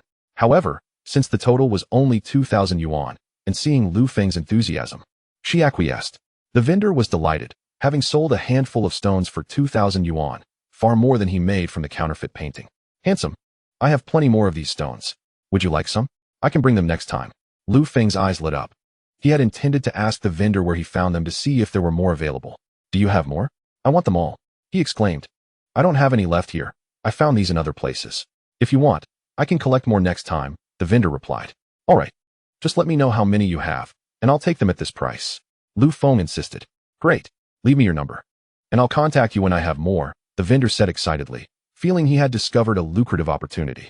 After Lu Feng provided his number, he discreetly marked the vendor, ensuring he could track him. Asking the vendor directly about his sources might raise suspicions. Lu Feng eagerly anticipated how many spirit stones the vendor could acquire for him, knowing even low-grade spirit stones held far greater value than 500 yuan. Earning 500 yuan is easy, finding a spirit stone is not. After perusing a few stalls, Lu Feng found nothing else appealing. He still needed a gift for Ouyang Jing's grandfather and decided to venture into a larger store. Despite being a grand establishment, it was nearly empty, with the owner lounging in a chair, dozing. Upon hearing footsteps, he lazily roused himself. Welcome. What can I assist you with today? The owner asked with a smile. We're looking for calligraphy and paintings, perhaps something suitable for collection, Ouyang Jing inquired. Over here, I have works by Tang Bohu and Qi Baishe. Please take a look. The owner replied, guiding Ouyang Jing to examine the artwork while explaining their origins. Meanwhile, Lu Feng was captivated by an antique snuff bottle tucked away in a corner of the display. It appeared ancient yet rather ordinary, though it seemed unremarkable at first glance. Lu Feng discerned a subtle aura of spiritual energy emanating from it. Nowadays, antiques rarely exuded such energy, piquing Lu Feng's curiosity. After observing it for a while without discernible details, he decided to take it down for further examination. Just as Ouyang Jing finished her selection, Lu Feng noted the painting was undoubtedly ancient, likely around 500 years old, depicting a landscape scene, and it was reasonably priced at 600,000 yuan. Owner, may I have a look at that snuff bottle? Lu Feng asked. The owner was momentarily stunned. The bottle had sat unsold for years. He had purchased it for 1,000 yuan, claiming it was found in an old house, but its lack of aesthetic appeal and indistinguishable age made it hard to sell. Ah, young man, you like this? Honestly, I'm unsure of its age. I bought it for 10,000 yuan, so please don't make me lose money on it, the owner said, thinking it was a miracle someone was even asking about it. In the owner's view, it was something he couldn't even give away. So if Lu Feng was interested, selling it at 10,000 would still yield a profit. How about this? I won't haggle over the painting's price. Just throw in the snuff bottle as a gift, Lu Feng suggested. After a moment's consideration, the owner agreed. He had some leeway with the 600,000 yuan painting, and if he made a deal without haggling, he could still profit a few thousand. All right, 600,000 for the painting and the snuff bottle. Consider it a gesture of friendship. I want to make a profit, the owner generously declared. Hey, Lu Feng, I never noticed your taste is rather poor, opting for such useless items. That snuff bottle is quite ugly. I can't fathom why you'd like it, Ouyang Jing teased. Cough. It's merely a gift, cost-free. So an ugly one is of no consequence, Lu Feng retorted. Didn't he realize you could be so frugal? What can I say? Growing up in a poor family, I learned to be thrifty. Ouyang Jing was at a loss. It seemed she had unwittingly become the ultimate fool again, footing the bill for Lu Feng. Humph. You must bring that painting to my grandfather. If you show up empty-handed, he'll surely be displeased, she said, shoving the wrapped landscape painting into Lu Feng's hands. And what about you? As a granddaughter, shouldn't you bring something as well? Lu Feng queried. I'm in a quandary every year over this. Those people always love to compare gifts. If mine is lacking, I'll surely hear about it, Ouyang Jing lamented.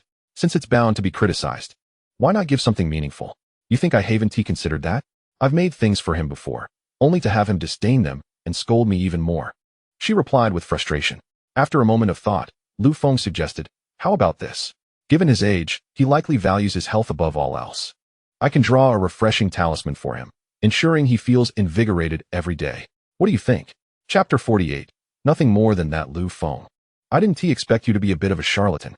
You can draw talismans? Aren't those just tricks? Ouyang Jing asked skeptically. She believed such things existed only in dramas and were undoubtedly fake. Moreover, it seemed like a simple piece of paper with a few strokes. How could that have any effect? Of course it's real. Just buy some yellow paper and a red brush. After I draw it, you'll see it works better than any health product, Lu Feng asserted confidently. Ouyang Jing pondered for a moment before ultimately consenting. Very well. Let us give it a try. After all, no matter what I present, he remains unsatisfied, and I endure his scolding every year. So what difference does this time make? The yellow paper and vermilion brush were quite inexpensive, costing merely 100 yuan for a considerable quantity, and were readily available in numerous places. As Lu Feng painted, Ouyang Jing stood nearby, observing without discerning anything extraordinary. Upon completion, the artwork appeared to her as nothing more than an ordinary piece of paper. The sole distinction lay in the symbols depicted on the two talismans, which she could not comprehend at all. Truly, it was as the saying goes, ghostly scribbles. Within an hour, Lu Feng had managed to create only 2 refreshing talismans. Is this truly the talisman you created? It seems utterly unremarkable to me. Akin to any common sheet of paper, Ouyang Jing queried in confusion. To the naked eye, it may appear so, but you still require the incantation to activate it. Otherwise, it is merely a piece of worthless paper, Lu Feng replied. And how is it employed? Ouyang Jing asked, perplexed. Lu Feng retrieved a refreshing talisman and, aligning his fingers, began to trace circles upon the yellow paper while murmuring, hasten as the law commands, spirit. At the instant his words concluded, a wave of refreshing coolness swept over her from head to toe. Ouyang Jing felt a gentle breeze surrounding her. The weariness from a sleepless night dissipated, leaving her invigorated. How did you achieve this? Is this talisman truly so effective? Ouyang Jing inquired incredulously. This revelation shattered her prior understanding. Such phenomena seemed impossible to her. Otherwise, this seemingly ordinary yellow paper, after my enhancement, manifests this effect. If you fold the talisman and keep it on your person, it will remain effective within a meter of you for a month, Lu Feng explained. This is indeed a treasure. Such a remarkable item for my grandfather seems rather extravagant. Perhaps I should consider gifting something else. This item costs hardly 2 yuan. Those who understand its value will appreciate it. But if your grandfather fails to recognize it, it would merely be a scrap of paper, and you would still face reprimand, Lu Feng remarked. Ouyang Jing carefully tucked the talisman away, lest she appear foolish for treating a mere piece of paper as a precious artifact. The Ouyang family, a prominent lineage in Yanjing, resided in the suburbs rather than the city center, as only the outskirts could accommodate their large household. Today marked the birthday of the family patriarch, and kin from across the nation would gather to celebrate. Upon arriving at the Ouyang residence with Lu Feng, the atmosphere was already bustling with excitement. Oh, isn't that Ouyang Jing? Back again to endure the old man's scolding? A youth at the entrance mockingly obstructed her path. Ouyang Yanhai, whether you face scolding or not is of no concern to you. Step aside. Ouyang Jing retorted coldly. You may enter without issue, but who is this person? Do you possess an invitation? Ouyang Yanhai inquired with a sneer. Invitation? What invitation? I am unaware. This is my boyfriend, and he can certainly enter. In previous years, he would have had no trouble gaining entry, but this year, without family approval and an invitation, entry was strictly prohibited, as Ouyang Yunhai maliciously pointed out. I have never heard of such a rule. You must have made it up. Ouyang Jing seethed. She was fully aware that Ouyang Yunhai was deliberately harassing her, just as he had always done throughout their lives. Boy, be gone. The Ouyang family is not a place you can simply waltz into. Take a good look in the mirror and assess if you are worthy of entering my family. Ouyang Yunhai scoffed. Observing the commotion, Other family members began to gather, eager to witness the spectacle. Ouyang Jing, I must say, you truly have a knack for bringing anyone and everyone home. Not just anyone can enter the Ouyang family. Interjected a heavily made-up woman nearby. Is your Ouyang family so impressive? Lu Feng asked coldly. Ha ha ha, where did this country bumpkin come from? Whether the Ouyang family is impressive or not, you should inquire around the streets and discover for yourself. Ouyang Yunhai laughed boisterously. Yunhai, why are you picking on a child? It's rather unseemly. She probably sacrificed a great deal just to make it here, likely even selling blood for the ticket. She probably lives in a remote area. He continued mockingly. Suddenly, a resounding slap echoed, leaving everyone momentarily stunned. Lu Feng had sent Ouyang Yunhai sprawling to the ground, blood trickling from the corner of his mouth. Grabbing the bewildered Ouyang Jing, Lu Feng strode confidently into the Ouyang estate. The onlookers, startled by this unexpected turn, retreated as he passed. They were willing to engage in verbal sparring, but when it came to physical confrontation, they were all too keen to preserve their lives. Entering the Ouyang residence is nothing remarkable. I expected it to be more impressive. Lu Feng scoffed over his shoulder. You seek death. Not only have you struck me, but you also dare to insult the Ouyang family. Kneel and apologize, and I may spare your life. Ouyang Yunhai shouted in fury as he picked himself up, bloodied and enraged. What is going on here? What is all this ruckus? A commanding voice boomed. Upon seeing the newcomer, everyone lowered their heads, avoiding direct eye contact. Even the previously brazen Ouyang Yunhai felt his bravado wane as he promptly shifted to complain. Uncle, this person forcefully intruded into our home and claimed that the Ouyang family is nothing special. Moreover, he assaulted me. Look at my face. He has disfigured me. Ouyang Yunhai feigned pain. Ouyang Jing, observing the man before her, furrowed her brow and interjected. Uncle, it was not as he claims. They provoked Lu Feng first, and he would not have struck otherwise. The middle-aged man surveyed the scene with an impassive expression and coldly declared, Today is the patriarch's birthday. Do not create unnecessary trouble. Anyone who dares to cause a disturbance will face my wrath. With that, he turned to leave, casting a dismissive glance back at the gathering. He understood the nature of those present and did not wish to dwell on the matter further on such a significant occasion, but should anyone continue to test his patience, they would not escape unscathed. Ouyang Jing exhaled a sigh of relief. Each return to this family felt fraught with tension, requiring her to tread carefully lest she incur punishment. It was for this reason that after graduation, she chose to reside in the distant coastal city, where life was far more serene, and she would only return to Yanjing at fixed intervals. Lu Feng, please do not take offense, my family is like this. Our status within the Ouyang family is not high, leading to constant exclusion. That Ouyang Yunhai is the son of my second uncle, she explained. It matters not. Regardless of how you were treated in the past, now that I am here, you shall no longer be bullied. Should anyone dare to harass you, I will be the first to confront them, Lu Feng asserted. Ouyang Jing chuckled softly. Your words bring me great joy, Lu Feng. You truly possess remarkable strength, but please, do not act impulsively here. I have grown accustomed to the bullying. I do not wish for you to face their wrath on my behalf. And what of your parents? Do they simply watch as you are mistreated? Ouyang Jing's gaze dimmed, and after a long pause, she spoke. My father is the third son of my grandfather and was never favored in the family. Later, during a mission, he went missing. My mother's family background is also not commendable, and my grandfather has always been dissatisfied with her.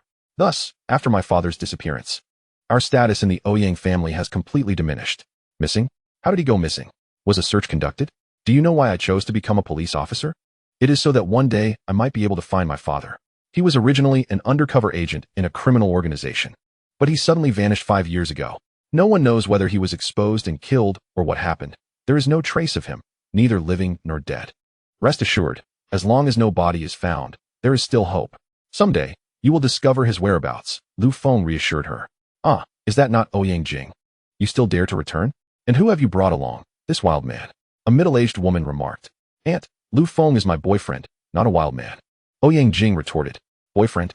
And yet you deny he's a wild man? Did I not mention to you about Ling Kuan from the Ling family in Zhonghai? Now you sneak around with someone else? Aunt, I never agreed to Ling Kuan from the Ling family. The person I like is Lu Feng. So please refrain from introducing suitors to me in the future, Ouyang Jing declared. I'm only looking out for you. Ling Kuan from the Ling family is a fine match. If he wishes to marry you, consider it an elevation in status. Is this fellow not inferior to him? I'll call young Master Ling and have him come to take you away. No need for that. He is already dead, Lu Feng said coldly. The aunt was taken aback and then burst into laughter. Just the other day, I spoke with young Master Ling. You claim he is dead? Are you afraid of him causing you trouble? Do not worry. If you leave immediately, I assure you he will not bother you. Well, if you do not believe me, just call him. I killed him last night. Also, I warn you, if you dare to introduce any more boyfriends to Ouyang Jing, I know one way to deal with it. Kill one. Lu Feng said coldly. The ant shuddered at the fierce glint in Lu Feng's eyes. Go ahead. Who is afraid? How could young Master Ling possibly be dead? You must be lying. She weakly protested. She then called young Master Ling, but was met with a cold, automated voice. Hello. The number you have dialed is currently unavailable or out of service. Please try again later. Young Master Ling must be busy and his phone just happens to be off, she said as she dialed Ling Biao's number instead, which connected. As soon as Ling Biao answered, the ant impatiently inquired, Biao Go, where is young Master Ling? Why can't I reach him? Dead. Ling Biao replied nonchalantly. Ah, do you know who did it? Yes, it was Lu Feng. Lu Feng. Who is Lu Feng? The ant asked in confusion. It is I. I am Lu Feng, Lu Feng said with a gentle smile. The phone slipped from her hands. You are Lu Feng? You actually dared to kill young Master Ling? The ant exclaimed, her eyes wide with disbelief. Do you wish to test that? Lu Feng leaned closer, staring intently at her. You wait. I will call the police and have them arrest you. Moments later, the ant regained her composure. The man before her had committed murder, and he had just confessed. She intended to see him imprisoned. Do not waste your efforts. If they could catch me, would I be here so brazenly? Would Ling Biao not come after me? Lu Feng stated. Second ant, you spend every day playing matchmaker. How does that feel now? Ouyang Jing's aunt called out as she entered. In this household, only this aunt would care for her, which made Ouyang Jing's bond with her the strongest. Humph. I was only thinking of these younger generations, worrying for them. And they do not even appreciate me. The aunt said, feeling wronged. Please, you only care for them in your own way. Have any of them not been sold into the fire pits? You know how much money you have made over the years, don't you? How can you treat the Ouyang family like this? The younger aunt countered angrily. Ouyang Yingying, what nonsense are you spouting? When have I ever sold them into the fire pits? You can eat anything, but you cannot speak recklessly. Look at you. You're anxious, aren't you? You've revealed your own guilt. If you want to keep secrets, do not engage in wrongdoing. Ouyang Yingying said. You slanderer. The ant stammered, wanting to curse but hesitating. Unlike Ouyang Jing, Ouyang Yingying was the youngest daughter and the most favored by the elder, so she dared not provoke her. If a confrontation arose, she would undoubtedly be the one to suffer. Her husband was also weak, though the elder treated him decently. His character made him easily bullied. What do you mean? Jing, do not pay her any mind. This must be your handsome young boyfriend, the younger aunt remarked. Aunt, where is my mother? Ouyang Jing asked. Having entered the Ouyang household for some time, she had been searching for her mother but had found no trace of her. Your mother? Ouyang Yingying hesitated. What happened to my mother? Is she in trouble? Please tell me, aunt. Ouyang Jing asked urgently. Your mother is in the kitchen washing vegetables. Ouyang Yingying said awkwardly. Washing vegetables? My mother's health is so poor. Why would she be made to wash vegetables?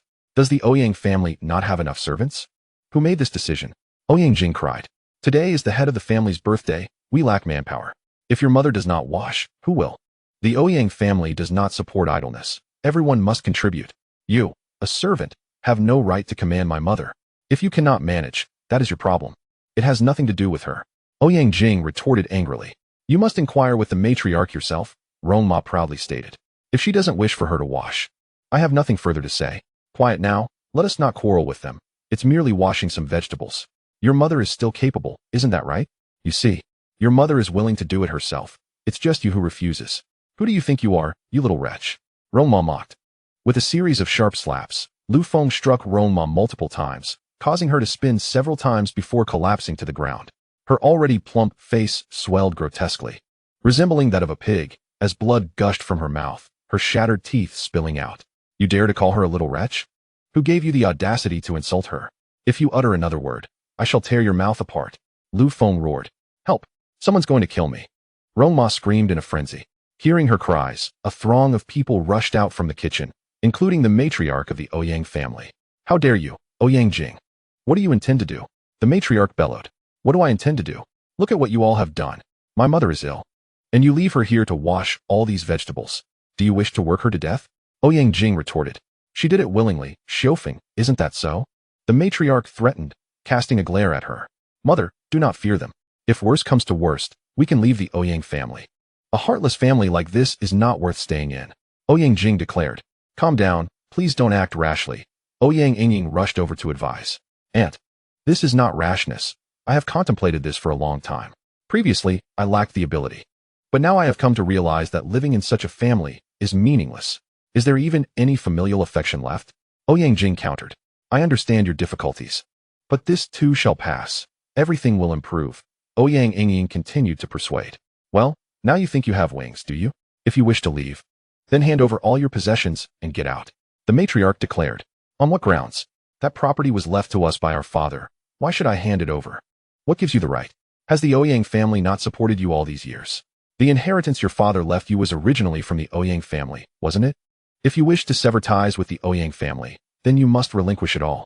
Furthermore, you are no longer allowed to bear the Ouyang surname. Isn't this a bit excessive? Demanding money is one thing, but stripping someone of their surname? Is that something a human can do? Lu Feng lamented. Chapter 51. A complete turnaround, and who are you? The matters of the Ouyang family are none of your concern, the matriarch coldly replied. I simply cannot abide by your bullying. What someone's surname is has nothing to do with you. Do you have the authority to decide? If she lacks the authority, then what of me? A resonant voice interjected. Lu Feng turned towards the source of the voice, revealing Ouyang Jing's uncle, Ouyang Feng, the matriarch's husband. Kid, stirring trouble upon entering the Ouyang family. Do you wish for death?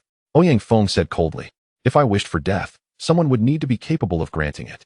I might desire death, but do you possess the ability? Lu Feng retorted. Silence. Guards, seize this boy. Ouyang Feng commanded. A dozen individuals approached Lu Feng, each wielding baseball bats. Lu Feng, I apologize. It's my fault for bringing you to the Ouyang family. If it weren't for me, none of this would have happened.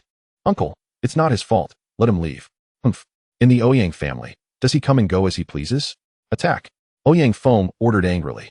The group lunged at Lu Feng, but Ouyang Jing kicked one aside. Lu Feng, hurry and leave. They outnumber you. Ouyang Jing, what do you intend to do, rebel? Attacking the Ouyang family for the sake of an outsider? Ouyang Feng questioned. It's all right. These small fry are no match for me. Just stand aside and watch. Lu Feng replied, transforming into a blur, weaving through the crowd as bodies flew and fell. In less than 10 seconds, all of Ouyang's dozen men lay on the ground, groaning in pain. Ouyang Feng's expression shifted as he solemnly inquired. Kid, who exactly are you? I am Lu Feng. Have you not heard? Humph. Since you are a martial artist, let me see your capabilities. Ouyang Feng declared, clenching his fists and launching a punch at Lu Feng. Lu Feng stood calmly, catching the punch with one hand and effortlessly deflecting it. Bang! Ouyang Feng was sent flying, crashing into a water tank and shattering it completely. Unlike Sima Guang, who used a stone to break the tank, you've used your own body. Isn't this a more effective method of destruction? Lu Feng mocked. Ouyang Feng, now enraged, regained his composure and charged at Lu Feng again. Lu Feng sidestepped the attack and, as Ouyang Feng passed him, delivered a swift kick to his rear. Bang! Ouyang Feng tumbled forward, landing amidst a pile of vegetables, his mouth and head filled with greens. Just as he prepared to attack again, a voice rang out. Stop! An elderly man barked. Ah, so you've sent the young, then the strong, and now the old. Are the ancestors of the Ouyang family about to rise as well? Lu Feng chuckled. He sensed that beneath the Ouyang estate, a powerful individual was meditating. Young friend, it would be wise to show some humility. Acknowledge your error. And I shall not pursue this further, the elder said coolly. Lu Feng, perhaps you should just apologize. The Ouyang family is not as simple as you think. There are many strong individuals within, Ouyang Jing advised. Ouyang Jing, why do you side with him? Go kneel before the ancestral shrine. The elder commanded coldly. Grandfather, let him go. I shall take responsibility for everything. Ouyang Jing implored. Take responsibility? Can you bear that weight? It is my birthday, and you bring him here to disrupt it. Do you think so little of me? Grandfather, it is not we who seek trouble. It's enough, regardless of the reason. If you engage in combat here, it is your fault. Grandfather, you are being unreasonable, Ouyang Jing said, disappointment evident in her voice. Unreasonable? In the Ouyang family. I am the law. I command you to kneel before the ancestral shrine. Do you hear me? In that moment, Ouyang Jing's heart shattered even further. Indeed, there was no reason to be found in the Ouyang family. Jing, why don't you apologize to your grandfather and go kneel before the ancestral shrine? Look at how furious he is. Ouyang Yingying urged. Aunt, you have not lived my life. You do not understand my sorrow. I returned joyfully to celebrate his birthday. But what has transpired? Since my father went missing, has anyone here treated my mother and me as human beings? Rebellious wretch. Bring Ouyang Jing to the ancestral shrine. Execute family law. The elder's order echoed, and two similarly aged individuals clad in training attire emerged, clearly martial practitioners. Without uttering a word, they lunged at Ouyang Jing. Noticing this, Lu Feng swiftly pulled Ouyang Jing into his embrace and struck out with two palms. Bang bang. The two were sent flying, blood spewing forth. The elder, stunned, gazed in disbelief, stammering, "You possess inner strength at such a level." He shook his head. No, that's not right. You cannot be an ordinary master. Could it be that you are a grandmaster? This was yet another occasion when Lu Feng heard the title of master. The last time was at the Dragon Group. But even now, he was still unclear about what it truly meant. Are there still people around? Let them come. Lu Feng asked coldly. The old man was taken aback. Even if Lu Feng was indeed a master, he had never encountered one so young. At such an age, had they truly offended someone of his caliber? Master Luo, I was unaware of your esteemed presence. Please forgive me. Your arrival at the Ouyang family is a great honor for us. If there is anything you require, do not hesitate to command, the old man said. Everyone present was bewildered. Just moments ago, the family head had been so imposing. And now he had made a complete turnaround. Is he not merely capable of fighting a little? The Ouyang family has more than just a few people. No matter how strong he is, can he truly contend with our entire family? However, only a handful understood Lu Feng's terrifying prowess. Those who had been cast aside and, of course, Ouyang Feng. At this moment, Ouyang Feng lay trembling on the ground, realizing he had acted foolishly in the presence of a master, completely unaware of it, and had even considered challenging him. Fortunately, Lu Feng had not taken it seriously. Had he done so, Ouyang Feng feared he might be lifeless by now. Chapter 52. A soaring status. Lu Feng was taken aback by the old man's rapid change in demeanor. Was it merely due to his mistaken belief that Lu Feng was a master? Yet, their master was not particularly formidable. If the measure of strength was based on inner energy, then Lu Feng was merely at the qi refining stage. A level easily attainable even with closed eyes. I am not the master you speak of, Lu Feng probed. The Ouyang family head paused, and soon comprehended Lu Feng's intent. I understand. Master Lu Feng wishes to keep his identity concealed. A master as young as you is a rarity in all of Huaxia. I assure you I will keep your secret. Rest assured. The Ouyang family head lowered his stance. Although he was also a master of the transformation stage, he was only at its initial phase and was well aware that he was no match for Lu Feng, especially after witnessing the depth of his inner strength, something he could not have achieved even at his peak. Ahem, do you still intend to punish Ouyang Jing? Lu Feng inquired. Mr. Lu Feng, how could I ever punish Jingjing? She is so understanding. I cherish her too much. Were you not just saying she should go to the ancestral hall for punishment? No, you must have misheard me. I said that ungrateful child should go to the ancestral hall for punishment. Ouyang Feng, what are you still standing there for? Go quickly. Ouyang family head commanded sternly. Yes, I will go right away. Ouyang Feng, recognizing the gravity of having offended such a young master, complied promptly. Does her mother still need to wash vegetables? No. That is not her responsibility. She should focus on recuperating. Rongma, who told you to have Xiufeng wash vegetables? Bring me 20 lashes. Head of the family. Please spare me. I am wronged. Another 20 slaps. Humph. Mr. Lu Feng, are you satisfied now? What is your relationship with Jingjing? I am her boyfriend. So if anyone bullies her, I will not let them off easily. Lu Feng replied with a smile. Yes, rest assured. Jingjing is my treasure. Anyone who bullies her will have to answer to me. Ouyang family had instructed, Cui Yi, arrange a standalone villa for Xiufeng and Jingjing, with servants to take good care of her. She is unwell. Take her to the best hospital for treatment. Father, the matriarch hesitated. She doesn't even have a standalone villa. Why should Xiufeng get one? Do as I say, quickly. The Ouyang family head commanded coldly. All right, I will arrange it. Mr. Lu Feng, my younger relatives are rather inconsiderate. Please forgive them. Would you like to come to my place for tea? No, I will go to Jingjing first. I will come over when the banquet begins, Lu Feng declined. This old man is quite hypocritical. Now that he sees my strength, his eagerness to curry favor is glaringly apparent. If I lacked power, he would likely have trampled me mercilessly. Were he not Ouyang Jing's grandfather, I would not even give him a second glance. All right, Jingjing, please take Mr. Lu Feng and show him around the Ouyang family. There are still many guests. I will excuse myself for now. The Ouyang family head departed swiftly, feeling immense pressure in Lu Feng's presence. The onlookers were all astonished. What had begun as a tense confrontation had transformed dramatically. Ouyang Jing's standing in the family had risen sharply, a development they found hard to accept. The person they once bullied had now ascended above them. Yet, with the family head's decree, they dared not voice any dissent. Thank you, Lu Feng. If it weren't for you, I wouldn't know what to do today, Ouyang Jing said. Between us, There is no need for thanks. If you truly wish to express gratitude, let it be something substantial, Lu Feng suggested, pointing to his face. "Huh, perverse rogue." Lu Feng sighed, reflecting on how swiftly women could change. Soon, the arrangements for Ouyang Jing's standalone villa were completed, and the group returned to their designated residence. "Young man, you look quite spirited. You don't seem very old. What are you currently doing?" "Annie, I just turned 18 and am currently unemployed," Lu Feng replied. Ouyang Jing was taken aback. 18? But my Jingjing is 24. You don't mind? Age is just a number. She is 6 years older than me. If she can embrace 2 blocks of gold, why should I mind? Lu Feng, what nonsense are you spouting? Ouyang Jing exclaimed, twisting his waist in irritation. "Ah, this is domestic violence. Auntie, look at her. She has learned domestic violence so quickly." Lu Feng feigned great pain. "Jingjing, you mustn't treat him that way. He is such a good boy," Xiaofeng admonished. "Mom, are you on his side or mine? Shouldn't you be supporting your daughter?" Ouyang Jing protested. "I know you well enough. Stop bullying Lu Feng," she responded. "Hey, did you hear that? Stop bullying me," Lu Feng declared triumphantly. Ouyang Jing felt an urge to punch Lu Feng in the face. His expression was just too infuriating.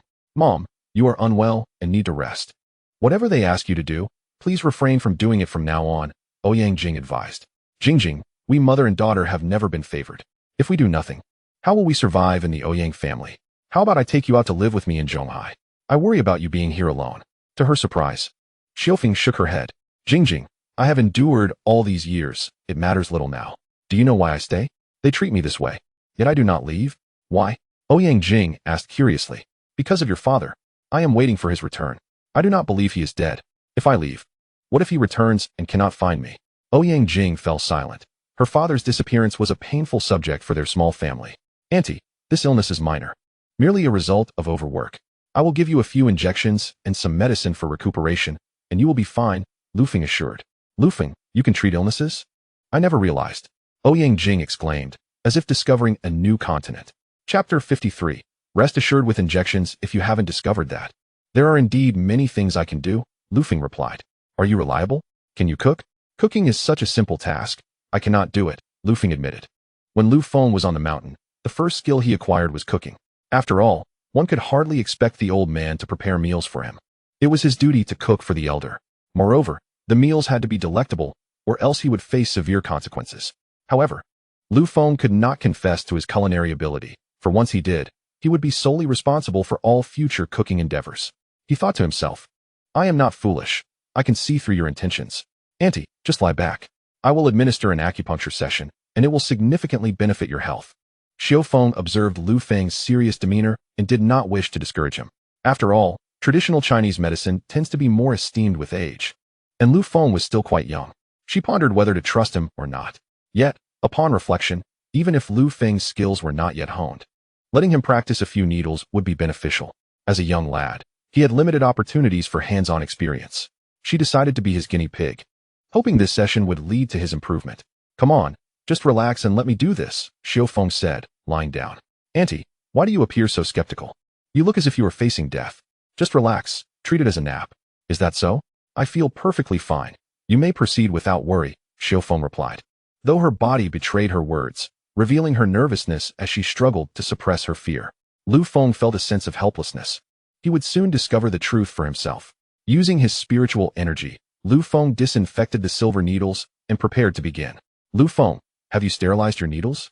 "I thought they were supposed to be disinfected with an alcohol lamp first," Ouyang Jing interjected. "I have already sterilized them. My method is far superior to that of an alcohol lamp. I do not require one," he replied. "How did you disinfect them? By mere willpower? I saw you were about to start without waiting. Hold on, I will fetch an alcohol lamp," Ouyang Jing insisted as she hurried off to find one. Lu Feng felt exasperated. Forced to use the alcohol lamp she brought to sterilize the needles again before beginning anew. With swift, precise movements, he inserted the needles into Xiaofeng's body.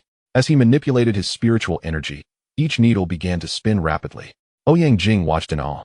She was accustomed to seeing practitioners manually manipulate the needles, yet here was Lu Feng performing what seemed like a miracle, defying the laws of physics. His deftness left her utterly astonished. An hour later, beads of sweat formed on Lu Feng's forehead as Ouyang Jing carefully wiped his brow with a towel. Although he had reassured them that Xiaofeng's ailments were merely due to overwork, he refrained from revealing that her internal organs had sustained considerable damage. Without timely treatment, She might not survive for long. Since he was treating her, Lu Feng preferred a comprehensive approach, meticulously using his energy to repair her condition, which accounted for the lengthy duration and significant energy expenditure. After 2 hours, Lu Feng finally ceased his efforts, effortlessly retracting all the needles in one swift motion. At this moment, Xiao Feng lay peacefully, her complexion noticeably improved as she slept soundly. Lu Feng, you are remarkable. My mother has never slept so soundly before. Her face looks much better than it did, Ouyang Jing said with admiration. Did you doubt my abilities? I told you I could heal. Lu Feng, how do you possess such vast knowledge? Your martial prowess is extraordinary, your medical skills are excellent, and you can even draw talismans. Are you a man or a deity? Do not idolize me. I am merely a legend.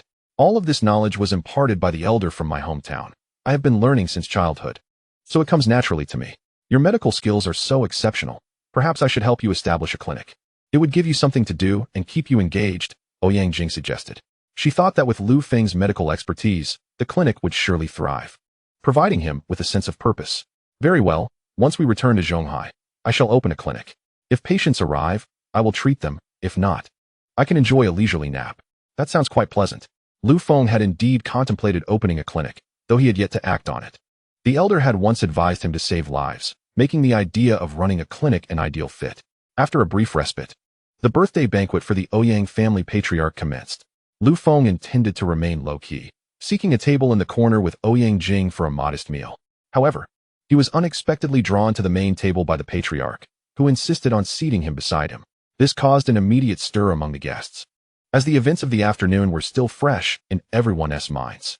A few individuals present had been silenced under strict orders from the patriarch. Any who dared speak out would find themselves expelled from the Ouyang family. Consequently, the number of those aware of the situation was limited, leaving most family members in the dark. Ouyang Jing, are you unaware of your own status? Do you think you belong here? Ouyang Yunhai exclaimed, pointing an accusatory finger. Grandfather permitted me to sit here. What business is it of yours? Huh. You are seated here only because grandfather is too polite to say otherwise. You should leave at once. This is not your place. Those seated with Ouyang Jing included several elders and the patriarch's sons. Aside from Ouyang Feng, the rest cast unfriendly glances at Ouyang Jing and Lu Feng, displeased that they shared a table with them. Who do you two think you are, sitting here? Get down at once. An elderly man scolded. Second brother, I am the one who invited them to sit here. Cease your rudeness. The patriarch admonished. Elder brother, I do not understand your reasoning. How could you allow these two youngsters to occupy such a position? Second uncle retorted. Elder brother, second brother is correct. There are rules to be followed. This is not a place for them. Can they handle it? Third uncle added. Humph. I am the patriarch, not you. I decide who sits where. If you have objections, keep them to yourselves. The patriarch replied curtly. Not only were they causing a stir at the main table, but murmurs also arose among those seated below. Ouyang Jing's presence at the head table irked many. What is wrong with Ouyang Jing? How shameless can she be? Climbing up to the main table? Who knows? She will likely be kicked down soon enough. Bringing a wild man home, and now she has forgotten her own surname. Sitting at the main table, truly ungrateful. Seeing that Ouyang Jing was ignoring him, Ouyang Yunhai approached directly, attempting to drag her down from her seat. Ouyang Yunhai, what are you doing? Ouyang Jing demanded. You filthy wretch, do you think you belong here? Get down immediately. And you, Brad, get out of my Ouyang family. You are not welcome here. Ouyang Yunhai shouted. With a resounding thud, Lu Feng delivered a powerful kick to Ouyang Yunhai's abdomen, sending him flying several meters into a nearby table, crashing down and spilling its contents all over him. The force of the kick was considerable, causing Ouyang Yunhai to spit out blood and lose consciousness. With that, Lu Feng returned to his seat as if nothing had happened. The hall fell into stunned silence. How could anyone be so brazen as to initiate a fight in such a setting? The second elder, the first to react, slammed the table. Humph. You dare to act against the Ouyang family? You are truly courting death. Seize him. Wait. The head of the Ouyang family quickly intervened. Big brother? This brat has disrupted your birthday banquet. He deserves punishment. The second elder exclaimed. Ouyang Yunhai deserves to be punished. Have him removed, commanded the head of the Ouyang family. Everyone was once again taken aback. When did the family head become so lenient? Disrupting his birthday banquet, yet receiving protection instead? The second elder's wife, realizing her son had been beaten to a pulp, rushed to the main table like a shrew. You filthy wretch, how dare you strike my son? I will have my revenge. With a swift motion, Lu Feng delivered 2 resounding slaps to her face, sending her sprawling to the ground. Ouyang Hai, are you out of your mind? Your son and wife have been beaten, and you sit there unmoved? Hurry up and avenge us. The second elder's wife yelled. Second brother, remain seated. The family head commanded coldly. Ouyang Hai, who had just prepared to rise, hesitated and sat back down upon hearing the elder's words. This is outrageous. In broad daylight, to strike someone. The second elder's wife wailed on the floor. Take her away. She is insufferable. The family head ordered. Before long, the second elder's wife was dragged out. It seemed the Ouyang family was on the brink of transformation. The family head had never behaved in such a manner before. This young man was indeed formidable, capable of kicking someone several meters away. Best to keep quiet. If overheard, it could lead to trouble. Indeed, it appeared that one must treat Ouyang Jing better in the future. Her status had risen dramatically, and she was no longer the same Ouyang Jing of old. The younger members of the family now understood clearly. The family head was fiercely protective, though they did not comprehend the reasons behind his actions. They recognized who could be bullied and who could not. The others at the main table, despite having numerous questions, dared not voice them. They saw how this young man could easily strike someone, and being elderly, they could not withstand such turmoil. A single slap could cost them dearly. After tidying up the scene, the birthday banquet resumed with the customary gift-giving. Each family member presented their carefully prepared offerings. However, the elder did not seem particularly pleased and accepted the gifts with a sense of normalcy. The more he observed these young Ouyang family members, the more discontent he felt. Look at Lu Feng, who, at a similar age, had achieved so much more. How many among them had truly dedicated themselves to hard work and martial arts? Very few. Even those who did manage to train had achieved little.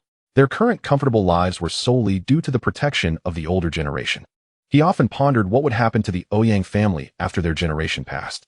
Could these young ones truly carry on the legacy? Would they be able to protect the Ouyang family? Soon, it was Ouyang Jing's turn to present her gift. She produced a wooden box containing a piece of talisman paper. May you have the fortune of the East Sea and longevity of the South Mountain. Ouyang Jing congratulated as she handed over the box. Oh, this gift from Jingjing is delightful. I quite like it, even more than those presented by the others. The family head praised before even opening the box. Brother, aren't you being a bit biased? You haven't even opened the box. How can you know if you like it? The second elder remarked. Humph. Whether I open it or not, I like the gift from Jingjing. It's not your birthday, so why do you care? Brother, should we not open it for everyone to see what the gift is? The third elder added. The earlier incident had left them quite displeased, and they were eager to see what Ouyang Jing would present to redeem some face among the other family members. Very well, since you wish to see, I shall reveal it, the family head said, opening the box. As everyone beheld the contents, they were left dumbfounded. Isn't that just a piece of yellow paper?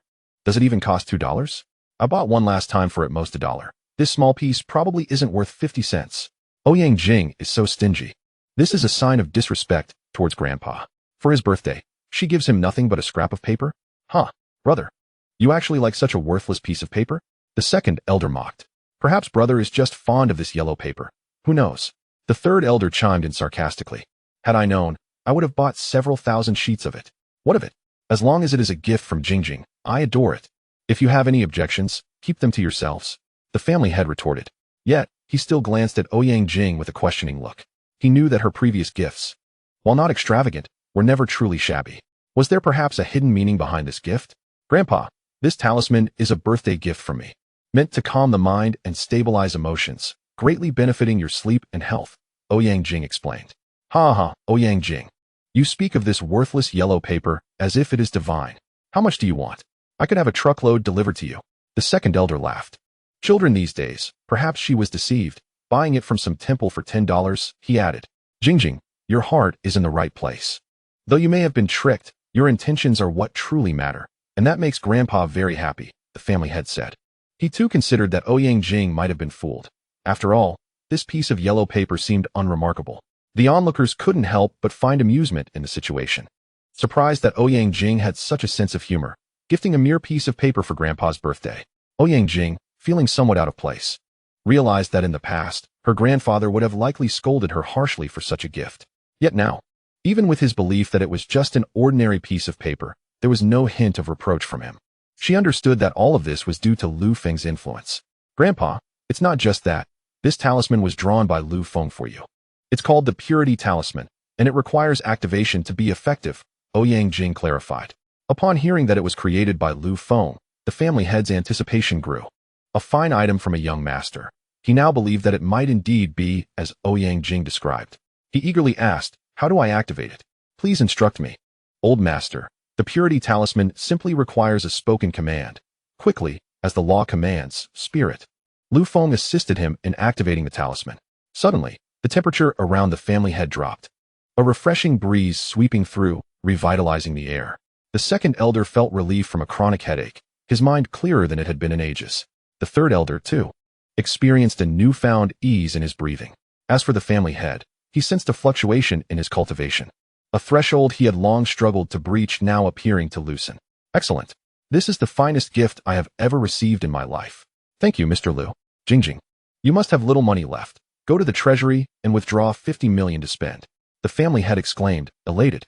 He had believed there was no hope for further progress in his life, but now he saw a glimmer of possibility. "Brother, could you lend me that talisman for a while? I feel it would greatly alleviate my headaches," the second elder requested. "Brother, may I borrow it? You know I have breathing issues. I believe this talisman could cure me," the third elder added. The other students at the table also felt the overwhelming fear. Their eyes fixated on the tattered yellow paper held by the head of the Ouyang family. They resolved to purchase some yellow paper later to test its efficacy. Having memorized the activation incantation, didn't you all claim that Jingjing's gift was worthless? Why is it that now you all desire it? The head of the Ouyang family said smugly. "Brother, I was mistaken. I truly need this talisman," one pleaded.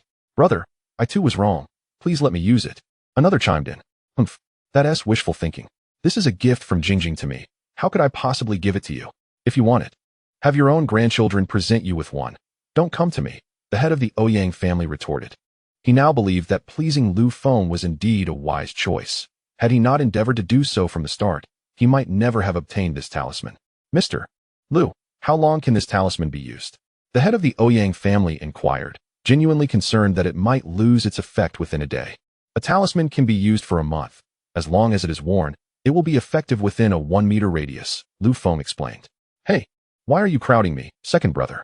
Third brother, if you squeeze over here, there will be no room left. Can't you find a place to sit over there where it's spacious?"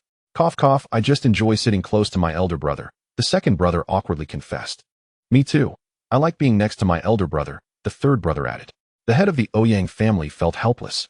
He knew their intentions were merely to reap the benefits of the talisman. "Lu Feng, I just heard Jingjing say that you drew this talisman. Could you create one for me?" the second brother shamelessly asked. "Yes, I need one too. How much for each?" the third brother inquired. "Why do you have such audacious faces? It's just a piece of old paper. Can't you drive to the store and fetch it yourselves instead of coming to me?" Lu Feng mocked. "Isn't that admitting we lack discernment? Now that we understand its value, how about 50 million for one?" "Third brother, you're so stingy." "Lu Feng, I'll offer 60 million. Will you draw one for me?" Lu Feng's eyes brightened. He didn't even need to consider the cost of 2 coins per talisman, merely investing some time. 100 million each. "If you wish to buy, I'll sell one to each of you," Lu Feng declared. Not taking the chance to earn money would be foolish. How could one pass up such a lucrative opportunity? The second brother remarked, gritting his teeth. "All right, 100 million it is. I'll transfer it to you right away." Lu Feng realized he didn't have a bank card, and it appeared he needed to acquire one to facilitate his monetary gains. "Lu Feng, how about this? The Ouyang family will purchase 10 talismans for 1 billion. I'll have the account transferred to you immediately," the head of the Ouyang family proposed. Lu Feng chuckled. Receiving 1 billion in one go was indeed a splendid deal. "All right, since you're purchasing 10 at once, I'll offer you a friendly discount of 2 off, totaling 980 million. Just deposit it into one card for me," Lu Feng said. The price of 1 billion for a single talisman left everyone present astounded, their mouths agape. Such effortless profit seemed almost surreal. Chapter 56. Discovery of Spirit Stones soon. The head of the Ouyang family transferred the full amount to Lu Feng, fearing he might change his mind. Lu Feng was prompt, producing the 10 talismans that very night. "Upon receiving this talisman, hand it to your grandfather. I must take my leave," Lu Feng stated. "Are you leaving already?" "I haven't even had the chance to show you around Yanjing for a few days," Jingjing said, disappointed. "No, I'll have to postpone it for next time. I have some urgent matters to attend to," Lu Feng replied. "Why not stay until morning? It's rather late. And it wouldn't be convenient for you to leave now," Jingjing urged. "No. I suddenly have pressing matters that require my immediate attention. I must hurry to Zhonghai," Lu Feng said, hastily departing from the Ouyang residence. He sensed that the antique vendor had lingered in one spot for quite some time. After their earlier departure, he had felt the vendor's presence, quickly packing up to leave. Shortly thereafter, he exited Yanjing and had only just come to a halt. He surmised that he had likely returned to the location where the spirit stones had previously been discovered, and Lu Feng was eager to investigate. Given the lateness of the hour, Lu Feng could not afford to wait for transportation and instead resorted to flying through the air towards the vendor's location at a rapid pace. 3 hours later, just as dawn began to break, Lu Feng finally arrived at the vendor's location but found no one in sight. "Isn't this the Kunlun Mountains?" Lu Feng remarked, surveying the surroundings. Having confirmed the location, he began searching for the vendor, certain that the vendor's current whereabouts coincided with the location of the spirit stones. The mark he had placed could only provide a rough sense of proximity. Lu Feng expanded his consciousness, probing both the ground and the air. After half an hour, he finally discovered the vendor within a cave, where he was busily moving items outside. Creeping closer, Lu Feng observed several large sacks filled with spirit stones at the cave entrance, 5 sacks in total, each brimming with stones. "Goodness, there are so many spirit stones here?" Lu Feng exclaimed in astonishment. He had never encountered such a vast quantity of spirit stones in his lifetime.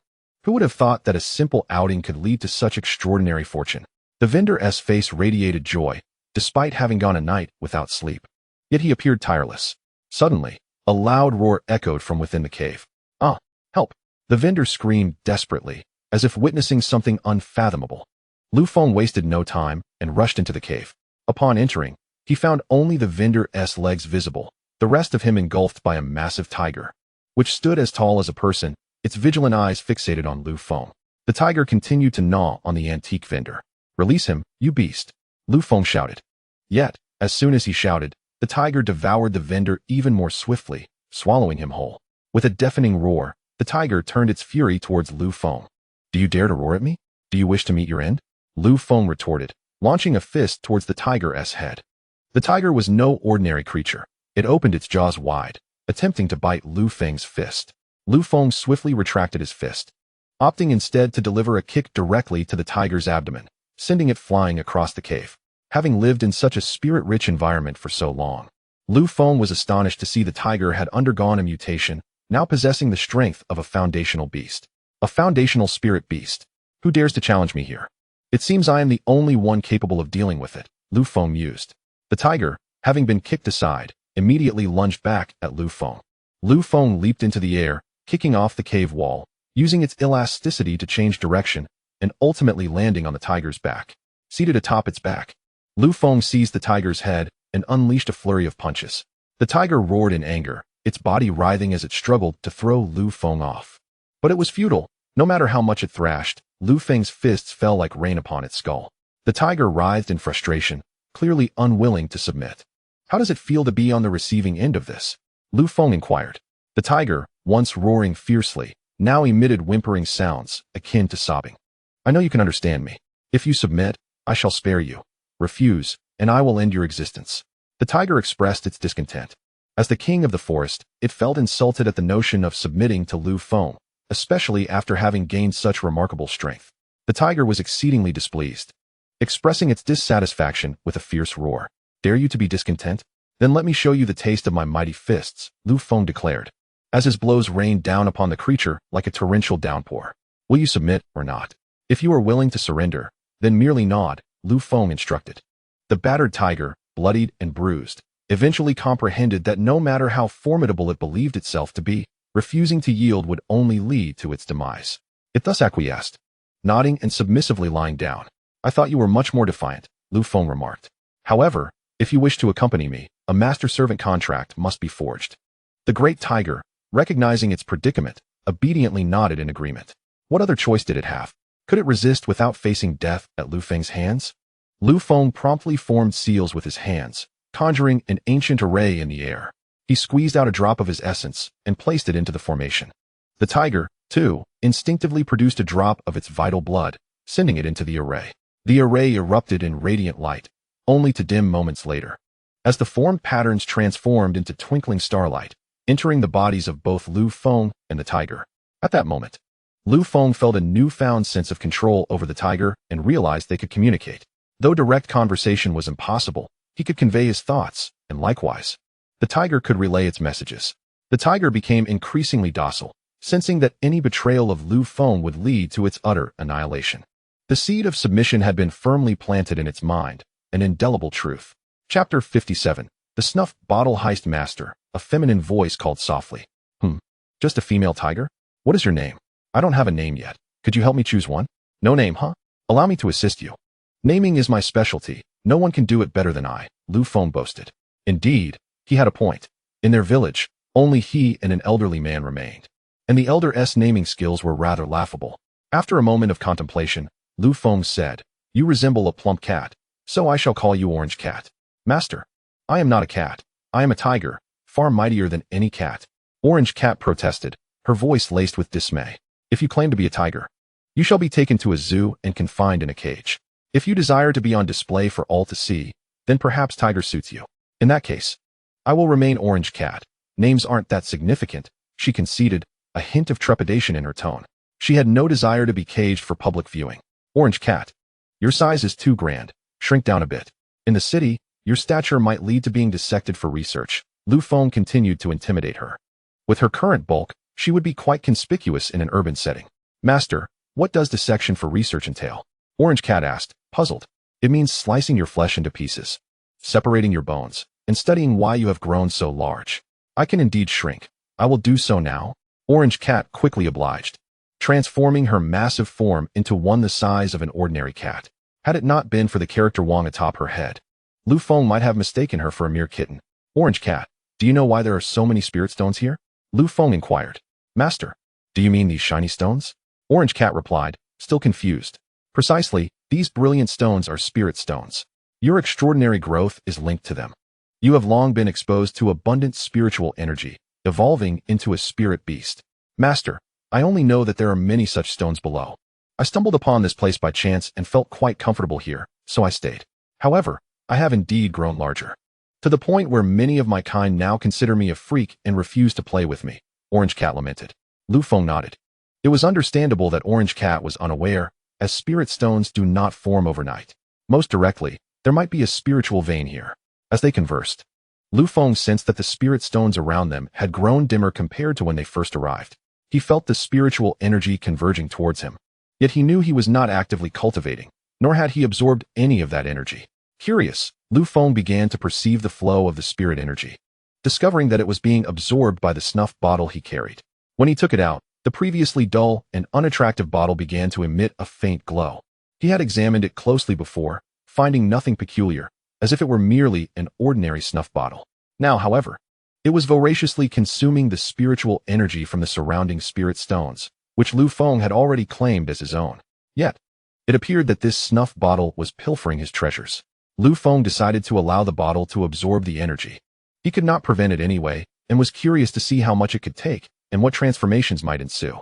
Furthermore, Lu Feng could not transport the spirit stones at present, so he might as well let the snuff bottle absorb as much energy as it could. Such an object, capable of drawing in so much spiritual energy, was undoubtedly extraordinary. Not wasting time, Lu Feng began to explore the cave. Though not particularly expansive, it was brimming with spirit stones, surely from some source. He sought to uncover that source, which would be the true treasure. Drip drop. Lu Feng's keen hearing picked up the sound in a corner. At first, he thought he was mistaken, but upon closer inspection, he realized the distinct sound of dripping water was indeed present. Orange Cat, what is in here? Why do I hear dripping? Lu Feng inquired, puzzled. Master, I do not know. The dripping sound is frequent, and I believe it comes from below, Orange Cat replied. Lu Feng extended his consciousness downward and discovered an unexpected revelation. Excited by the new finding, he shook his head. I am uncertain, but there seems to be a passage below. The origin of the spirit stones may very well lie there. Let us investigate further. Come, dig up the soil in this spot, Lu Feng commanded. Reluctantly, Orange Cat approached, placing her front paws on the designated spot, and began to dig. After half an hour, a deep pit about half a meter deep appeared. Master, should I continue digging? Orange Cat asked. No need. Let me take over, Lu Feng replied, sensing that they were merely 5 centimeters away from breaking through. A distance easily covered with a single strike. With a resounding crash, stones and sand cascaded down, revealing a dark opening before Lu Feng's eyes. Listening closely, he confirmed that the sound of rushing water indeed emanated from below, now even more pronounced. Master, do you intend to descend? I feel a bit frightened. Orange Cat said timidly. What are you afraid of? You are a tiger. Why fear anything? Come, let us jump down and see, Lu Feng urged. Orange Cat hesitated at the dark opening, instinctively recoiling, her fear palpable. Lu Feng kicked it down, then jumped into the hole himself. The pit was not very deep, only about 3 or 4 meters, so Lu Feng was not at all concerned about the Orange Cat suffering any harm. It was merely a test of its courage. With a thud, the Orange Cat landed in the water below, while Lu Feng landed on the shore. "Oh, Orange Cat, why have you fallen into the water? Look at me, I'm on the shore. Woo woo, you scare me to death. Master, you kicked me into the water. Fortunately, I can swim, otherwise I would have drowned here." The Orange Cat replied, feeling wronged. "This master is truly wicked. He kicked me down and then asks why I'm in the water. If I weren't so weak, I would surely go up and give him a good thrashing. I was merely testing your adaptability. Who knew you wouldn't think to shift your position midair? You have already reached the foundational stage. Couldn't you have adjusted yourself to land on the shore? Truly foolish." Lu Feng retorted. The Orange Cat was still inexperienced in battle. It had power but did not know how to wield it, relying only on brute strength at this stage. "Master is bad, master is bad. Woo woo woo," it lamented. Having been kicked down was one thing, but to be scolded as well? How could there be such a pitiful tiger in the world? The Orange Cat felt quite aggrieved. The hole below was similarly cramped, although smaller than above. It contained only a small pool of water and a bit of land. The sound of dripping water it had heard earlier likely came from moisture seeping through the walls above and falling into the pool. Surrounding the pool were several spirit stones, still of the lower grade, but visibly of better quality than those below. "Master, when I fell into the pool, I noticed a gleam at the bottom. Could there be treasures within?" The Orange Cat informed Lu Feng. "Are you sure there is light at the bottom?" Lu Feng asked. "I am certain. I did not missee. There is indeed light," the Orange Cat asserted confidently. "You wouldn't be trying to trick me into jumping into the water too, would you?" Lu Feng questioned suspiciously. "Master, am I that kind of Orange Cat? I am definitely not." Seeing the Orange Cat's earnest expression, Lu Feng was convinced it was not deceiving him. Especially since they had a master-servant contract, he wouldn't dare lie. "Let us go check the bottom of the pool. Perhaps there are great treasures." "Huh, we're going again? But the water is so cold." "Stop your whining, just jump in." And with a splash, Lu Feng kicked the Orange Cat back into the pool, then jumped in after it. As expected, just as the Orange Cat had said, a glimmer of light emanated from the pool's depths. Lu Feng and the Orange Cat swam toward the source of the light. Initially, they thought the pool was shallow, but as Lu Feng swam deeper, he discovered it was merely a faint glow. The deeper they swam, the more pronounced the light became. After swimming about 5 or 6 meters down, Lu Feng noticed the light was coming from his right. So, he and the Orange Cat continued to swim toward the right, following the light for about 10 minutes. They resurfaced. "Wow, this place is extraordinary. It turns out to be an underground river. Just how vast is it?" Besides the long river flowing through, there was ample land beside it, and the river seemed to stretch endlessly, its destination unknown. The small pool from before was merely a small bay adjacent to this river, separated from it by a wall. Lu Feng and the Orange Cat had swum under this wall to reach the river. However, their primary focus was not on the river's expanse, but on discovering the source of the light. Lu Feng noticed that the light was most intense where he and the Orange Cat stood, gradually dimming with distance. "Master, look," the Orange Cat exclaimed, pointing to a small orb above. That orb shone brighter than a full moon. "It seems that this light emanates from that object. Let me see what treasure it is. It would make a fine lamp." With that, Lu Feng reached out to grasp the orb in the air. However, contrary to his expectations, just as he was about to catch it, the orb suddenly darted away with incredible speed, stopping not far from Lu Feng. "Wow, it can fly and knows I'm trying to catch it. If it's so fast, why doesn't it just flee?" As it paused nearby, Lu Feng reached out again, but as he was about to touch it, it zipped away once more, halting just out of reach. "Are you messing with me, Orange Cat? Let us corner it and give it a few good smacks." The duo began to encircle the orb, but the result was the same. Its speed and agility left Lu Feng feeling quite frustrated. Despite this vexation, he did not relent. Such a clever creature was worth capturing for thorough examination. After teasing Lu Feng for a while, the orb emitted a cheerful, giggling sound. "Wow, you're really alive? If that is the case, I must capture you." After a frantic chase, the small orb soon realized it was cornered in a triangular space, with walls behind it, and Lu Feng and the Orange Cat menacingly watching from the front. "Run, why aren't you running? Weren't you just so fast?" Lu Feng taunted. The orb continued to taunt them, undeterred. "Enough is enough. I can't stand it any longer," Lu Feng declared. As they approached the small orb, it quivered in fear, realizing it had nowhere to escape. "Run if you can. You were so quick before, so keep running," Lu Feng challenged. With nowhere to flee, Lu Feng was now eager to capture the orb and uncover its secrets. Curious about what this small orb was and its intelligence, Lu Feng reached out to seize it, confident he would succeed. However, to his astonishment, the orb simply slipped into the wall behind it. The orb's mocking laughter echoed. Ha ha ha, you can't catch me. Frustrated, Lu Feng struck the wall in frustration, leaving a large dent and causing debris to fall. Enough. I need to catch you and give you a good squeeze. Suddenly, an aged voice echoed. Child, you cannot grasp that object. Save your energy. Who are you? What is going on? Lu Feng was taken aback. He cautiously scanned the surroundings, while the orange cat did the same, but they could not locate the source of the voice.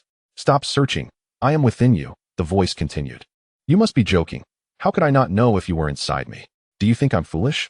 Lu Feng was skeptical, firmly believing that there was no one else present, as he felt nothing at all. Just look at your left wrist, and you'll understand, he was told.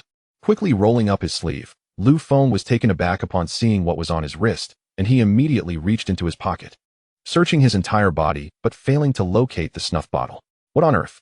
When did this snuff bottle end up in my possession? Old man, are you somehow connected to this snuff bottle? Lu Feng inquired with confusion. As he probed at it, he discovered that the snuff bottle seemed as if it were naturally affixed to him, refusing to budge. If one were unaware, they might mistake it for an unsightly tattoo. Nay, I am not the snuff bottle. I am a person, albeit currently trapped within this vessel, unable to emerge, came the reply. Who exactly are you? You claim to be trapped in this snuff bottle. Are you speaking truthfully? Lu Feng asked, bewildered. Though a cultivator, he was unfamiliar with such methods and found it hard to fathom how a mere snuff bottle could contain a person. Utilize your spiritual sense to touch this mark, and you shall perceive me, the voice instructed. Lu Feng was hesitant but sensed no immediate danger. His instincts had always served him well in the field, alerting him to threats, and he felt reassured that no such warning arose now. Following the directions, he cautiously approached the snuff bottle with his spiritual sense. Despite the absence of forewarning, it was better to be cautious. As his spiritual sense encountered the snuff bottle, he felt an overwhelming pull. Oh no! Lu Feng quickly attempted to retract his spiritual sense, but it was too late. He had already perceived everything within the snuff bottle, which revealed itself as an entirely new world, albeit devoid of life. Not entirely devoid, however, as before Lu Feng stood an elderly man clad in white, smiling benignly at him. Confirming his own safety, Lu Feng realized his consciousness had merely transitioned into this realm. Who are you, and why are you in this snuff bottle? He inquired. Youngster, your inquiries are rather numerous. I cannot disclose my identity just yet. I reside within this snuff bottle because I was on the brink of death. It was only through this vessel that I could enter a slumber, requiring spiritual energy to restore myself. Previously, I dwelled in a place devoid of spiritual energy, which impeded my recovery, hence my prolonged unconsciousness, the old man explained. Are you suggesting that my presence here, in this place abundant with spiritual energy, has facilitated your revival? Lu Feng probed further. Revival is a misnomer. The spiritual energy here is still insufficient for my full restoration. As it stands, I have merely awakened, the old man clarified. Then by your own admission, you ought to express gratitude for my bringing you here. Without me, you would have had no chance to awaken, Lu Feng retorted. Indeed, you speak truthfully. Thus, I consider us well matched. In light of this, I would like to take you as my disciple. Would you accept? The old man proposed. Not a chance. I already have a master and cannot become your disciple. Besides, in your frail state, even my cat could defeat you. How could you claim to be my master? Lu Feng replied defiantly. What is your master's cultivation level?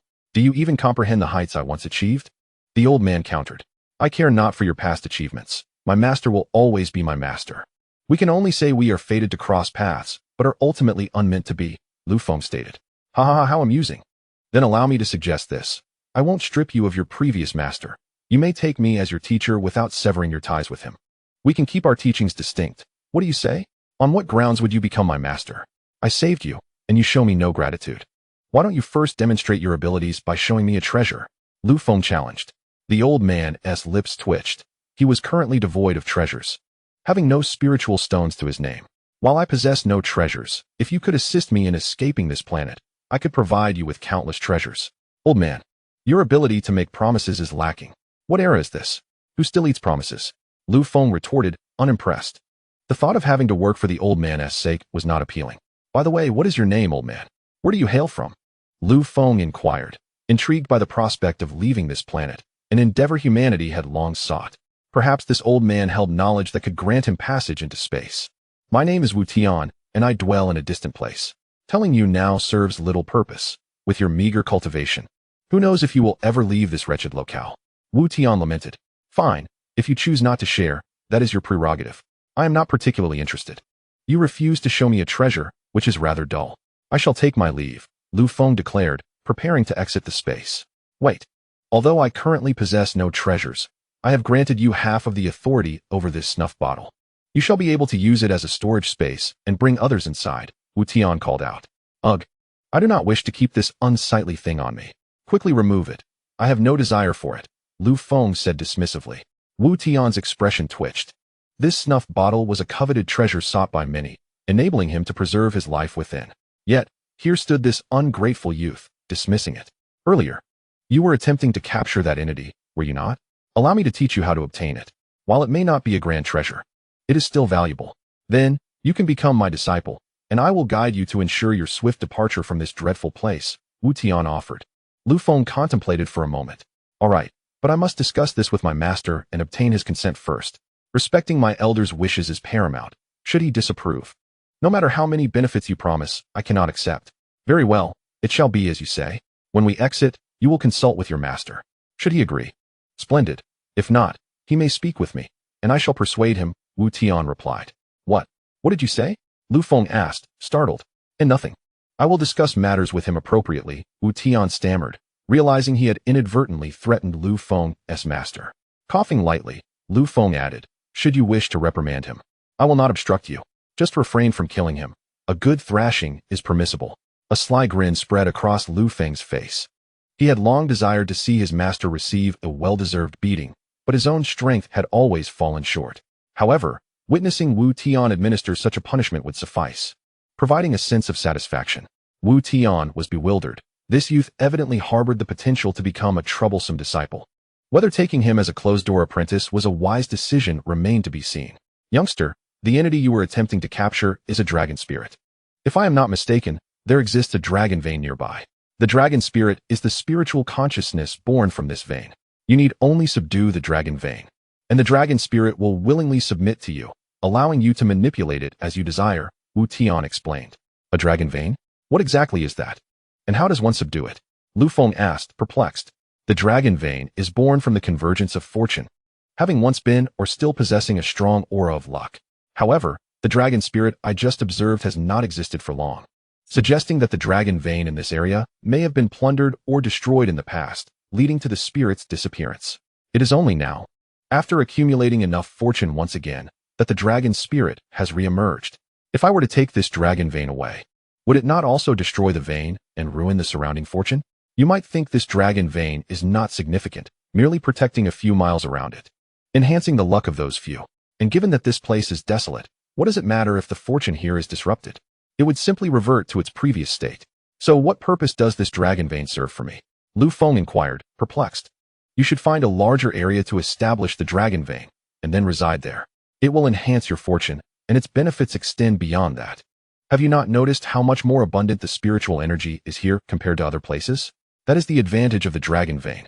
If you could further construct a spirit gathering formation, you could even create a sacred ground for cultivation, explained Wu Tian. Lu Feng's eyes brightened at the thought. Finding a larger plot of land and building a house seemed quite manageable, especially considering his current financial situation, which allowed for unlimited spending. As he had no residence of his own, it would be quite beneficial to secure a piece of land for development. Does fortune truly exist? Why have I never encountered it? Lu Feng voiced his inner doubts.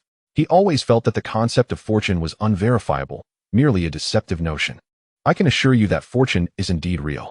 Although it may seem ethereal, certain treasures exist that, when fortune is upon you, can cause riches to fall from the heavens without you even stepping outside. Lu Feng pondered this. The old man had taught him to draw talismans, including ones for good luck and misfortune. According to Wu Tian's explanation, these treasures bear a resemblance to his good luck talismans, suggesting that their effectiveness is intertwined with fortune, enabling such remarkable outcomes. With this thought, Lu Feng developed a keen interest in the dragon vein. However, he soon found himself troubled, as he had no knowledge of how to subdue such a vein. Wu Tian, what does it entail to conquer a dragon vein? Lu Feng asked. It is quite simple. First, you must search nearby. Its shape resembles that of a dragon. Once you locate it, I will undoubtedly have a method to help you subdue it. Wu Tian replied confidently. Lu Feng, still skeptical, exited the space of the snuff bottle. Although the dragon's spirit continued to provoke him, his mind was now solely focused on the dragon vein. Orange Cat, let us seek out the dragon vein. Once I find it, I will thoroughly twist and tease it, allowing it to revel for a while. The Orange Cat, equally bewildered, listened to Lu Feng without question. The dragon's spirit, however, was left dumbfounded. Its taunting laughter abruptly halted. It understood better than anyone the significance of the dragon vein to its existence. As Lu Feng and the Orange Cat searched for the dragon vein, the dragon spirit could no longer contain itself, losing interest in provoking them. It emerged from the wall and began to flit about in front of Lu Feng. Yet, Lu Feng paid it no mind, treating it as an insignificant fly, completely focused on the quest for the dragon vein. This only intensified the small round ball's anxiety. It simply wished to distract Lu Feng, hoping to dissuade him from pursuing the dragon vein. The more the small round ball tried to hinder Lu Feng, the more convinced he became that Wu Tian was correct. If it weren't true, why would this small round ball be so anxious? The moment Lu Feng mentioned searching for the dragon vein, it had panicked. It had initially hidden within the wall, unable to be dealt with. Small round ball, if you tell me where the dragon vein is now, I might spare you some punishment once I subdue it. What do you think? It's a fair deal for you. I assent it. Upon hearing this, the small round ball grew even more anxious, fluttering around Lu Feng, stammering and unable to articulate clearly. Lu Feng could only discern its urgency. Lead the way quickly, or once I find the dragon vein, your troubles will only escalate. Since the dragon spirit can regenerate, I can ensure it does so again, making you utterly irrelevant. Lu Feng threatened calmly. At this point, the dragon spirit was genuinely alarmed. While it could evade capture by Lu Feng, the dragon vein was a fixed entity. If Lu Feng found it, he could easily claim it. Yet, it could not stray too far from the dragon vein, for if it did for too long, it would gradually fade from existence, allowing the dragon vein to spawn a new spirit. You see, this place is not vast. With just a little time, I can locate it. When that happens, you can go wherever you please. I have no desire to play with you anymore. This is your final chance. Think wisely. Lu Feng reiterated, standing firm, awaiting a response from the dragon spirit. As Lu Feng's words concluded, the dragon spirit fell unusually silent, appearing to contemplate. 10 minutes later, seeing that the dragon spirit still had not made a decision, Lu Feng opted to bypass it. Since you cannot decide, I shall continue my search alone, albeit it may take a bit longer. As he spoke, he began to pursue the dragon vein in another direction. The dragon's spirit hesitated, quickly arriving at a conclusion. Rather than allowing Lu Feng to find the dragon vein, it would be better to submit to him first. This way, it could avoid abandonment and homelessness. The dragon spirit swiftly followed, continuously nudging Lu Feng, signaling him to halt. What? Have you come to a decision? Lu Feng asked, puzzled. The dragon spirit obediently nodded, appearing compliant. Then come to me and allow me to twist you a bit. Without hesitation, the dragon spirit nestled into Lu Feng's outstretched palm, presenting itself for his whims. Lu Feng squeezed the dragon spirit, which offered no resistance, allowing him to toy with it. Master, let me take a bite too. It's infuriating. The Orange Cat chimed in, visibly displeased. You want to bite it? Dream on. If you bite it to death, where will I go to seek justice? Lu Feng replied. Lead the way to the dragon vein, and I shall not torment you further. The dragon spirit, now compliant, departed from Lu Feng's hand and flew toward a leftward fork in the path. Lu Feng and the Orange Cat promptly followed, knowing that this time, the dragon spirit was guiding them toward the dragon vein's location. After a series of left turns and right turns, Lu Feng felt that this search was indeed arduous. The dragon vein was well concealed. If he were to search on his own, it might take an eternity. The success of this endeavor depended on his memory. With numerous forks in the path, a wrong turn could lead to confusion over which routes he had already traversed, wasting precious time. Half an hour later, the dragon spirit halted at a junction. Why have we stopped? Continue, Lu Feng urged. The dragon spirit hesitated before darting toward the central path. Lu Feng and the Orange Cat followed suit. Upon entering this junction, they found the space had opened up significantly. In the center of the expansive area lay a massive dragon, approximately 100 meters long and 7 to 8 meters wide, resting peacefully. Upon closer inspection, although its appearance resembles that of a true dragon, one soon realizes that it is not an authentic dragon, but rather a creature formed from earth, stones, flowers, and trees. The dragon spirit chirped incessantly before Lu Feng, as if indicating that this was indeed the dragon vein. As Lu Feng had anticipated, a voice echoed in his mind, belonging to Wu Tian. Youngster, you are fortunate. You have swiftly located the dragon vein, and now you may subdue it. Once you have tamed the dragon vein, the dragon spirit will follow you, making this dragon vein readily available for your use, Wu Tian proclaimed. This dragon vein is so vast. How could I possibly transport it? I cannot simply summon an excavator, can I? Lu Feng inquired. Not at all. In the past, you may have struggled, but now you have me. Envelop the dragon vein with your consciousness, concentrate, and draw it into your snuff bottle. It will be naturally collected, Wu Tian assured him. Are you certain that this tiny snuff bottle can accommodate such a dragon vein? Lu Feng expressed his skepticism. Do not underestimate it. Even an entire mountain could fit within. At its peak, this snuff bottle would dwarf your planet, Wu Tian asserted with confidence. Is that truly so? You must be exaggerating, Lu Feng replied, doubtful. Exaggerate? I never do. Test it for yourself, and you shall see whether my words hold true. Wu Tian retorted, displeased with Lu Feng's doubt. With a mix of skepticism and hope, Lu Feng enveloped the dragon vein with his consciousness and began to draw it toward the snuff bottle. He felt a pull emanating from within the bottle, assisting in the collection of the dragon vein. With a resounding rumble, the dragon vein gradually lifted from the ground, casting up clouds of dust around it. Suddenly, it shrank and sped towards the snuff bottle in Lu Feng's hand, disappearing from view upon reaching his wrist. Did I just collect such a large dragon vein? He marveled. That was your first use of the snuff bottle. Once you become adept, you will be able to collect items with merely a thought. There is nothing extraordinary about it. It is merely a routine operation, Wu Tian responded nonchalantly. Lu Feng probed his consciousness into the snuff bottle and found the dragon vein calmly resting within its confines. Chapter 62. Return to the mountain. When Lu Feng's consciousness returned to reality, he noticed the dragon spirit circling anxiously around him. Are you searching for the dragon vein? Lu Feng asked. The little sphere paused before him and nodded affirmatively. Release your resistance. I shall guide you to the dragon vein. The sphere nodded once more. Lu Feng enveloped the sphere with his consciousness, and with a thought, it vanished from sight.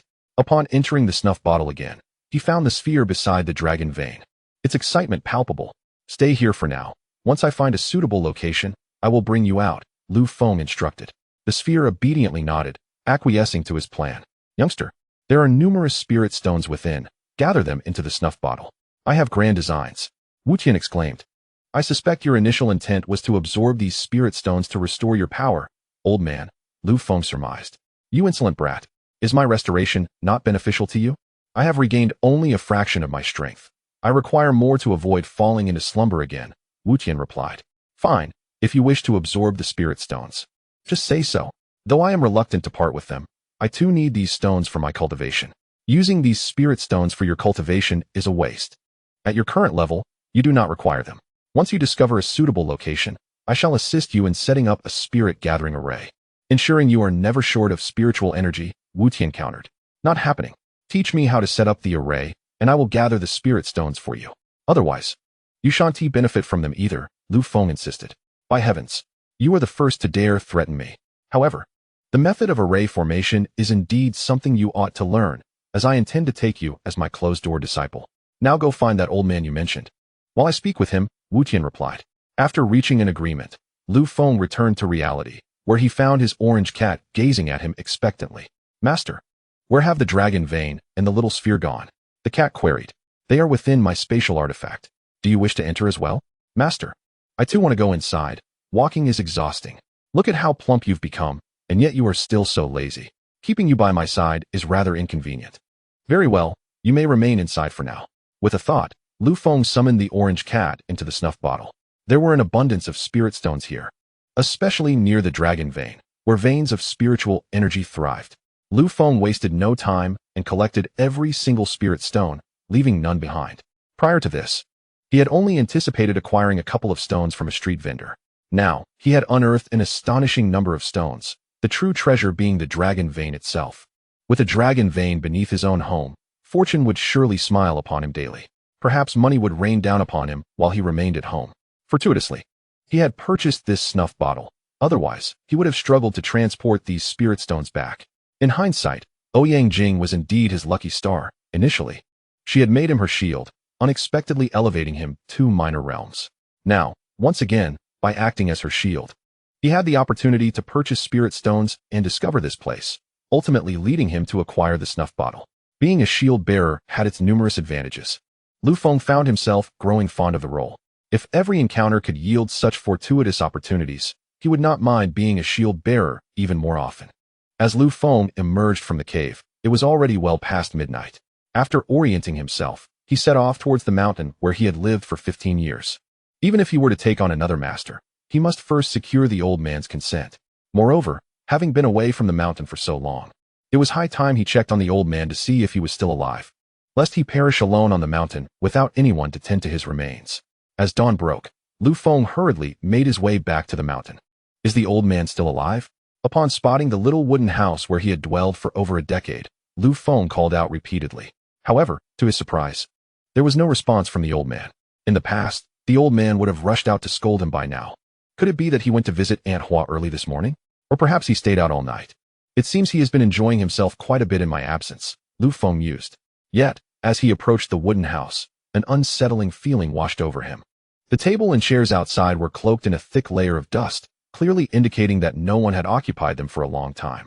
Lu Feng opened room after room, but apart from the absence of the old man, he found nothing amiss. Could it be that he has taken up with Aunt Hua and moved down the mountain? Lu Feng speculated. This mountain was not solely inhabited by Lu Feng and his master. At its base lived Widow Hua. Lu Feng often hunted and would bring her some game, and the old man frequently visited her. Unable to locate the old man, Lu Feng decided to descend the mountain in search of Aunt Hua, hoping she might know of his whereabouts. Longing to see Aunt Hua after such a long time, Lu Feng hunted 2 wild chickens before making his way to her home at the foot of the mountain. Hua Ani, upon spotting Lu Feng from afar, called out, "Ah, it's Xiao Feng. I heard from your husband that you went to the city.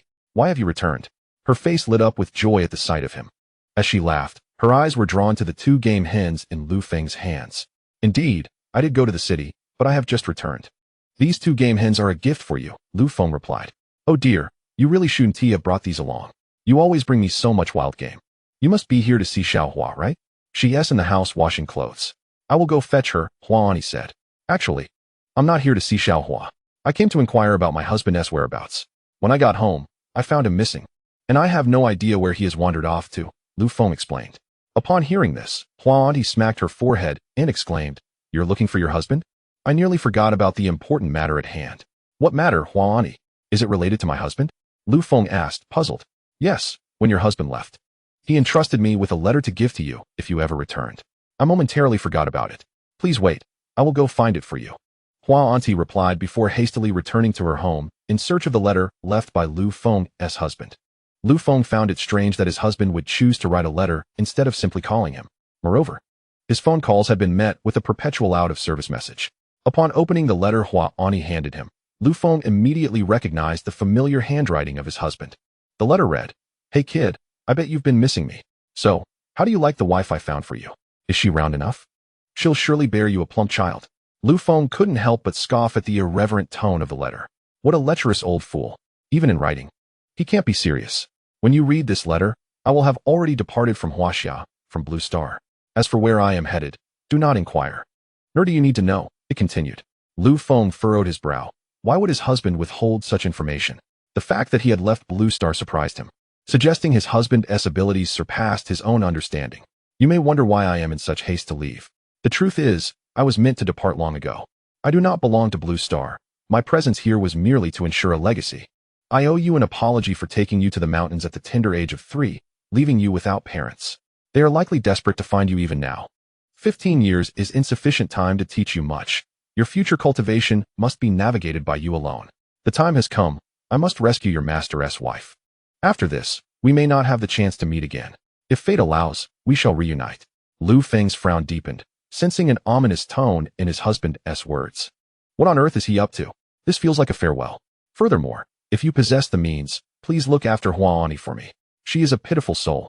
Convey my apologies to her. How could this old man leave with such sentiments? Lu Feng muttered under his breath. Lu Feng, what's wrong? Is your master not coming back? Hua Ani asked, her voice tinged with disappointment. Although Lu Feng felt a pang of sorrow, knowing his husband had scolded him for years, he understood that these actions were rooted in care. Without diligence and cultivation, even the smallest mistake could lead to peril. After regaining his composure, Lu Feng reassured Hua Auntie. My master will return. He has simply gone on an extended journey and may take a while to come back. While he is away, I will take good care of you. If you ever face difficulties, just call me, and I will be there. Lu Feng vowed silently to seek out his husband. Regardless of what may have transpired, I must see him alive, or at least find his remains. Very well, I can wait here for your master. However, Lu Feng, I must ask one thing of you, and you must promise me. What is it, Huani? I will do whatever I can.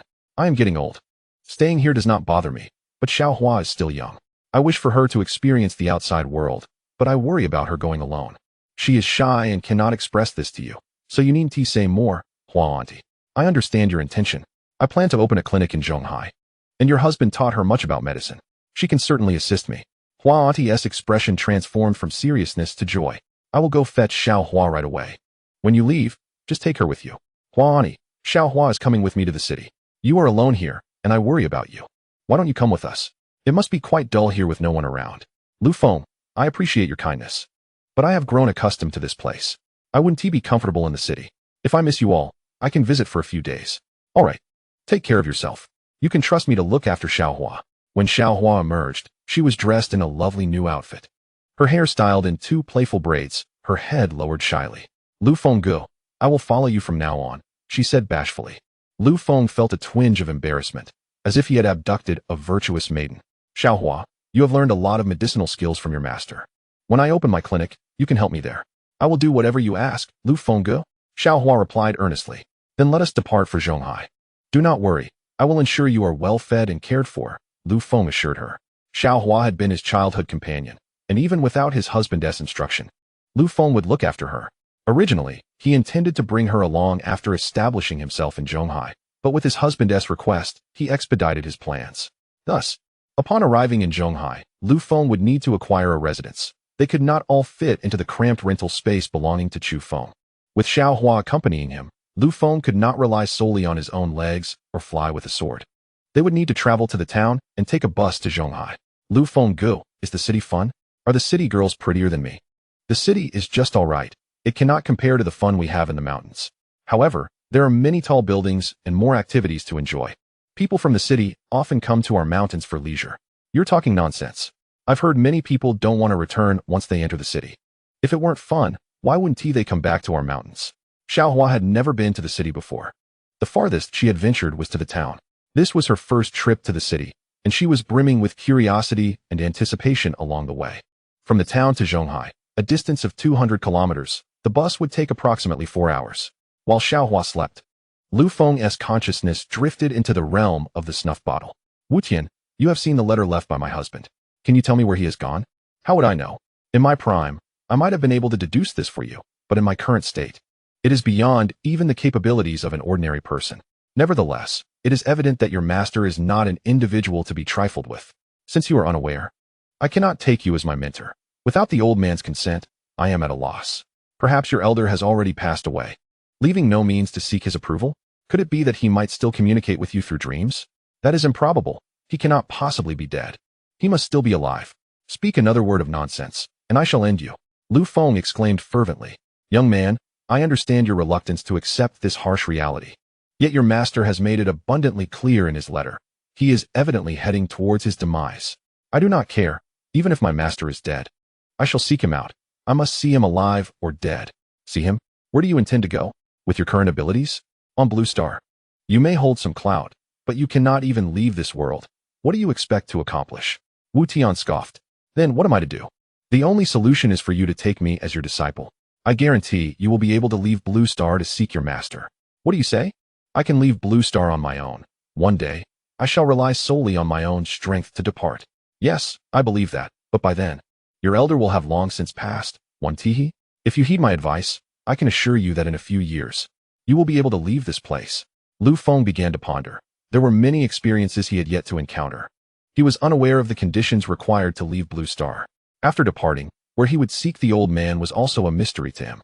However, he was almost certain that Wu Tian knew the answers, though it was evident that Wu Tian did not wish to disclose them at this moment.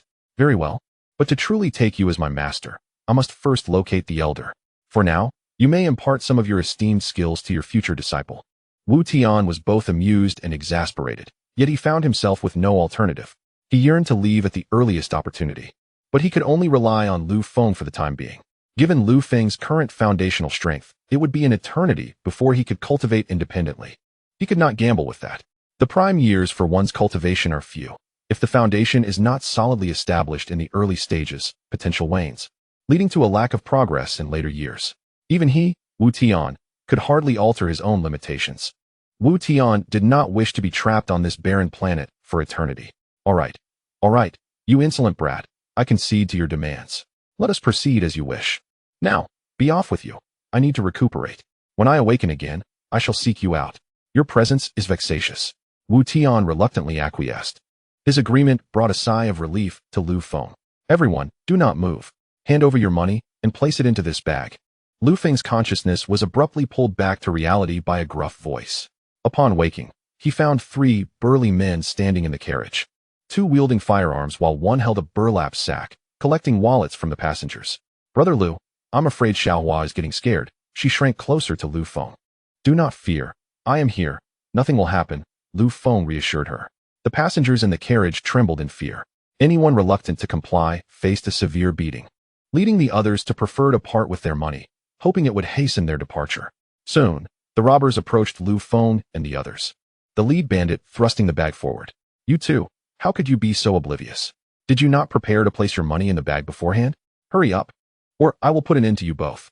The leader barked coldly. Get lost. Lu Feng replied icily. What did you say? The robber, incredulous, demanded, having never encountered someone who dared to speak to them in such a manner throughout his years of robbery. I said get lost. Did you not hear me? Lu Feng retorted. Huh, did everyone see that? He insulted me first. Since that is the case, you all can stay, no one is leaving. The robber laughed heartily. The other 2 robbers quickly chambered their bullets, aiming at Lu Feng. Young man, you should hand over your money to them. Do not implicate us all, urged an older gentleman.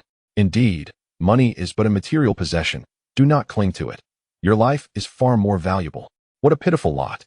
Seeking death and dragging us down with you. Lu Feng surveyed the carriage, noting how all the passengers condemned him. Why do you blame Brother Lu? Are you saying that giving them your money is the right course of action? You lack any backbone. This is aiding and abetting your oppressors. Xiaohua mustered her courage to chastise everyone. Though timid, she could not bear to see anyone bully Lu Feng. You filthy wench, you are seeking death. The robber, enraged, raised the butt of his gun to strike Xiaohua unconscious. He had thought that a mere girl would be easy to overpower. Just as he lifted the weapon, Lu Feng seized it firmly. Is she someone you can insult? Apologize to her at once. Lu Feng commanded coldly. I would sooner ask my gun whether it agrees with you. Another robber, seeing his companion's weapon captured by Lu Feng, aimed his gun at Lu Feng and pulled the trigger. In that instant, Lu Feng delivered a powerful kick to the gun's barrel, causing it to inadvertently point at the other robber. The gun fired with a loud bang, and the bullet struck the robber squarely in the heart. In that moment, the wounded robber fell lifeless to the ground. The passengers screamed in horror, their anger directed at Lu Feng for his reckless bravery. You killed someone? The remaining robber stammered. Though they had always engaged in robbery, they had never needed to genuinely fire a weapon. They usually only required intimidation to secure compliance. That was not my doing. It is your hand that wielded the gun, Lu Feng replied with a cold smirk. The robber's weapon clattered to the ground. I did not kill anyone. He frantically shook his head. They had always sought wealth, not lives. The other robber, quick to react, declared harshly, if we are going down, we shall take them all with us. He drew a gun from behind, preparing to eliminate everyone in the carriage. Panic ensued, the passengers shrieking and cowering, some in despair, others in tears, while some continued to blame Lu Feng. It is not our fault. It is all that young man's doing. You can rest assured, if you kill him, we will not speak a word. Please, do not kill us. I have a family depending on me. Another pleaded. I am innocent. Spare us. Humph. Only the dead will forever remain silent, the robber declared, about to fire. Yet, as he pulled the trigger several times, nothing transpired as expected. The robber stood bewildered. How could this be? Are you looking for this? Lu Feng taunted, holding up a magazine with a smirk. Kid, do you have a death wish? Do you know who we are? The robber growled. We are from the Zhonghai branch of the Tianhai gang. You have offended us, and your entire family will not know peace. He threatened. What Tianhai gang? Nonsense.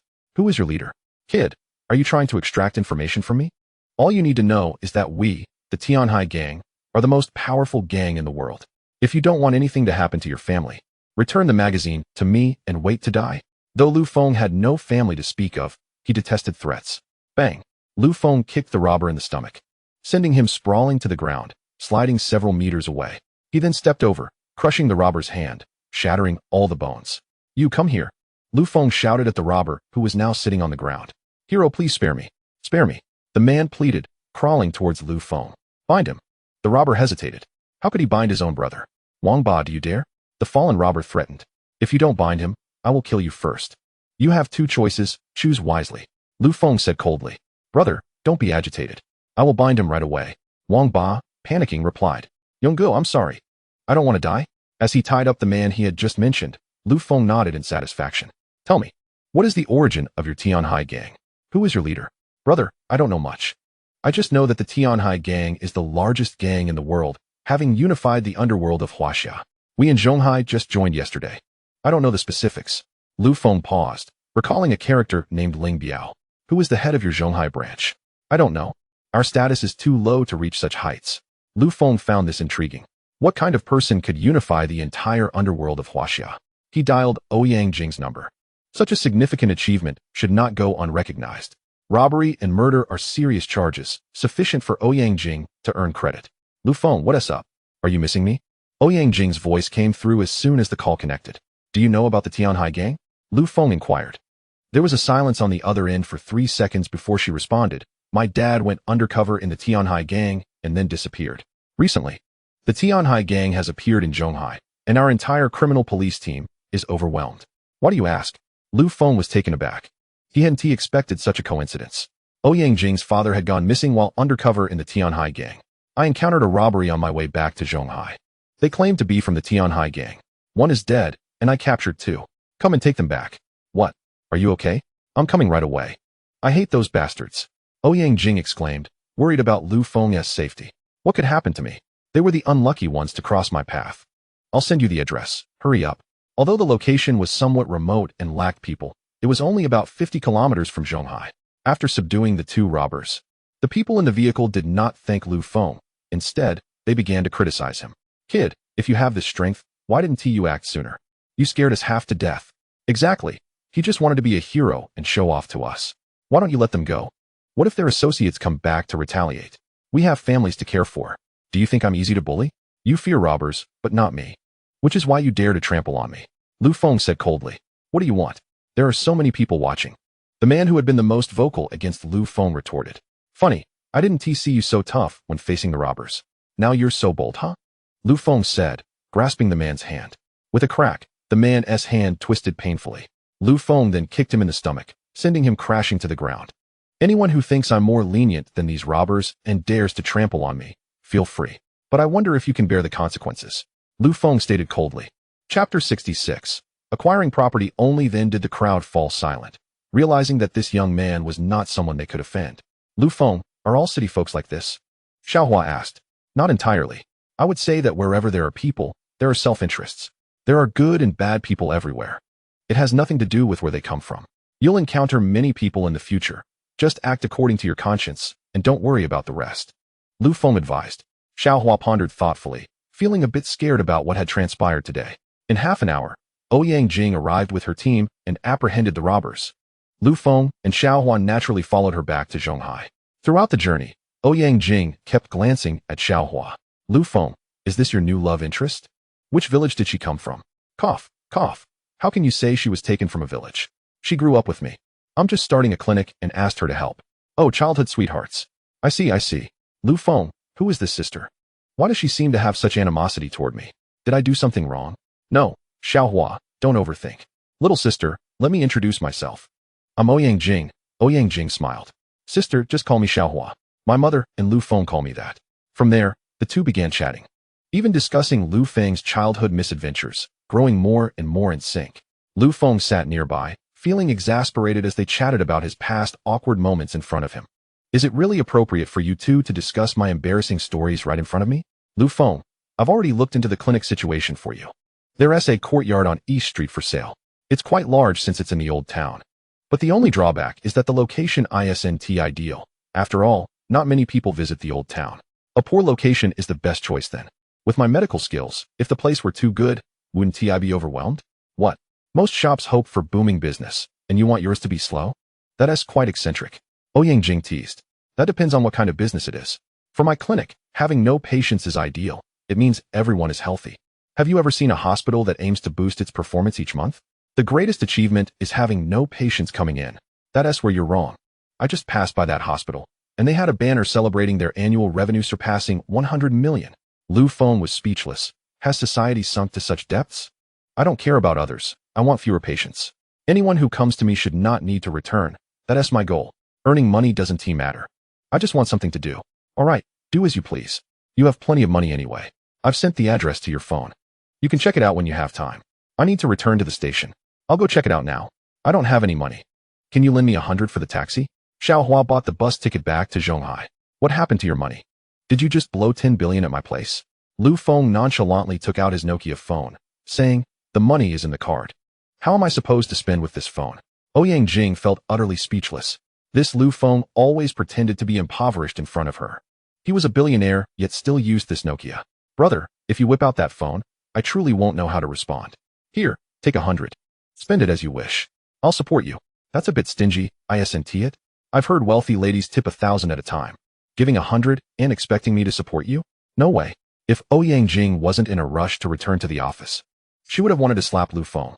Just as she contemplated scolding him, she realized that Lu Feng and Xiao Hua had already slipped away.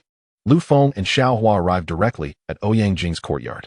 The courtyard featured an unoccupied shopfront, which pleased Lu Feng with its grand appearance. The entire structure was wooden, exuding an antique charm that Lu Feng favored. Through the shop, they accessed a backyard, home to a pond filled with koi and adorned with lotus flowers. The landscape boasted rockeries, flowers, and trees, with a 3-story building directly across, serving as the owner's residence. On either side, there were rooms for storage or habitation. Young man, are you interested in purchasing my house? The elderly man inquired. This house is quite nice. I rather like it. Please name your price, and if it's reasonable, we can strike a deal, Lu Feng replied. Young people usually don't fancy this place. They prefer modern villas. May I ask why a youth like you is interested in my house? What do you plan to do with it? I've lived here my whole life, and I hope it finds a good home. If you hold such affection for this house, why sell it? Lu Feng asked. Oh, my son is developing in the provincial capital and wishes to buy a house there, but he lacks sufficient funds, so I must sell this old residence. So it's for your son.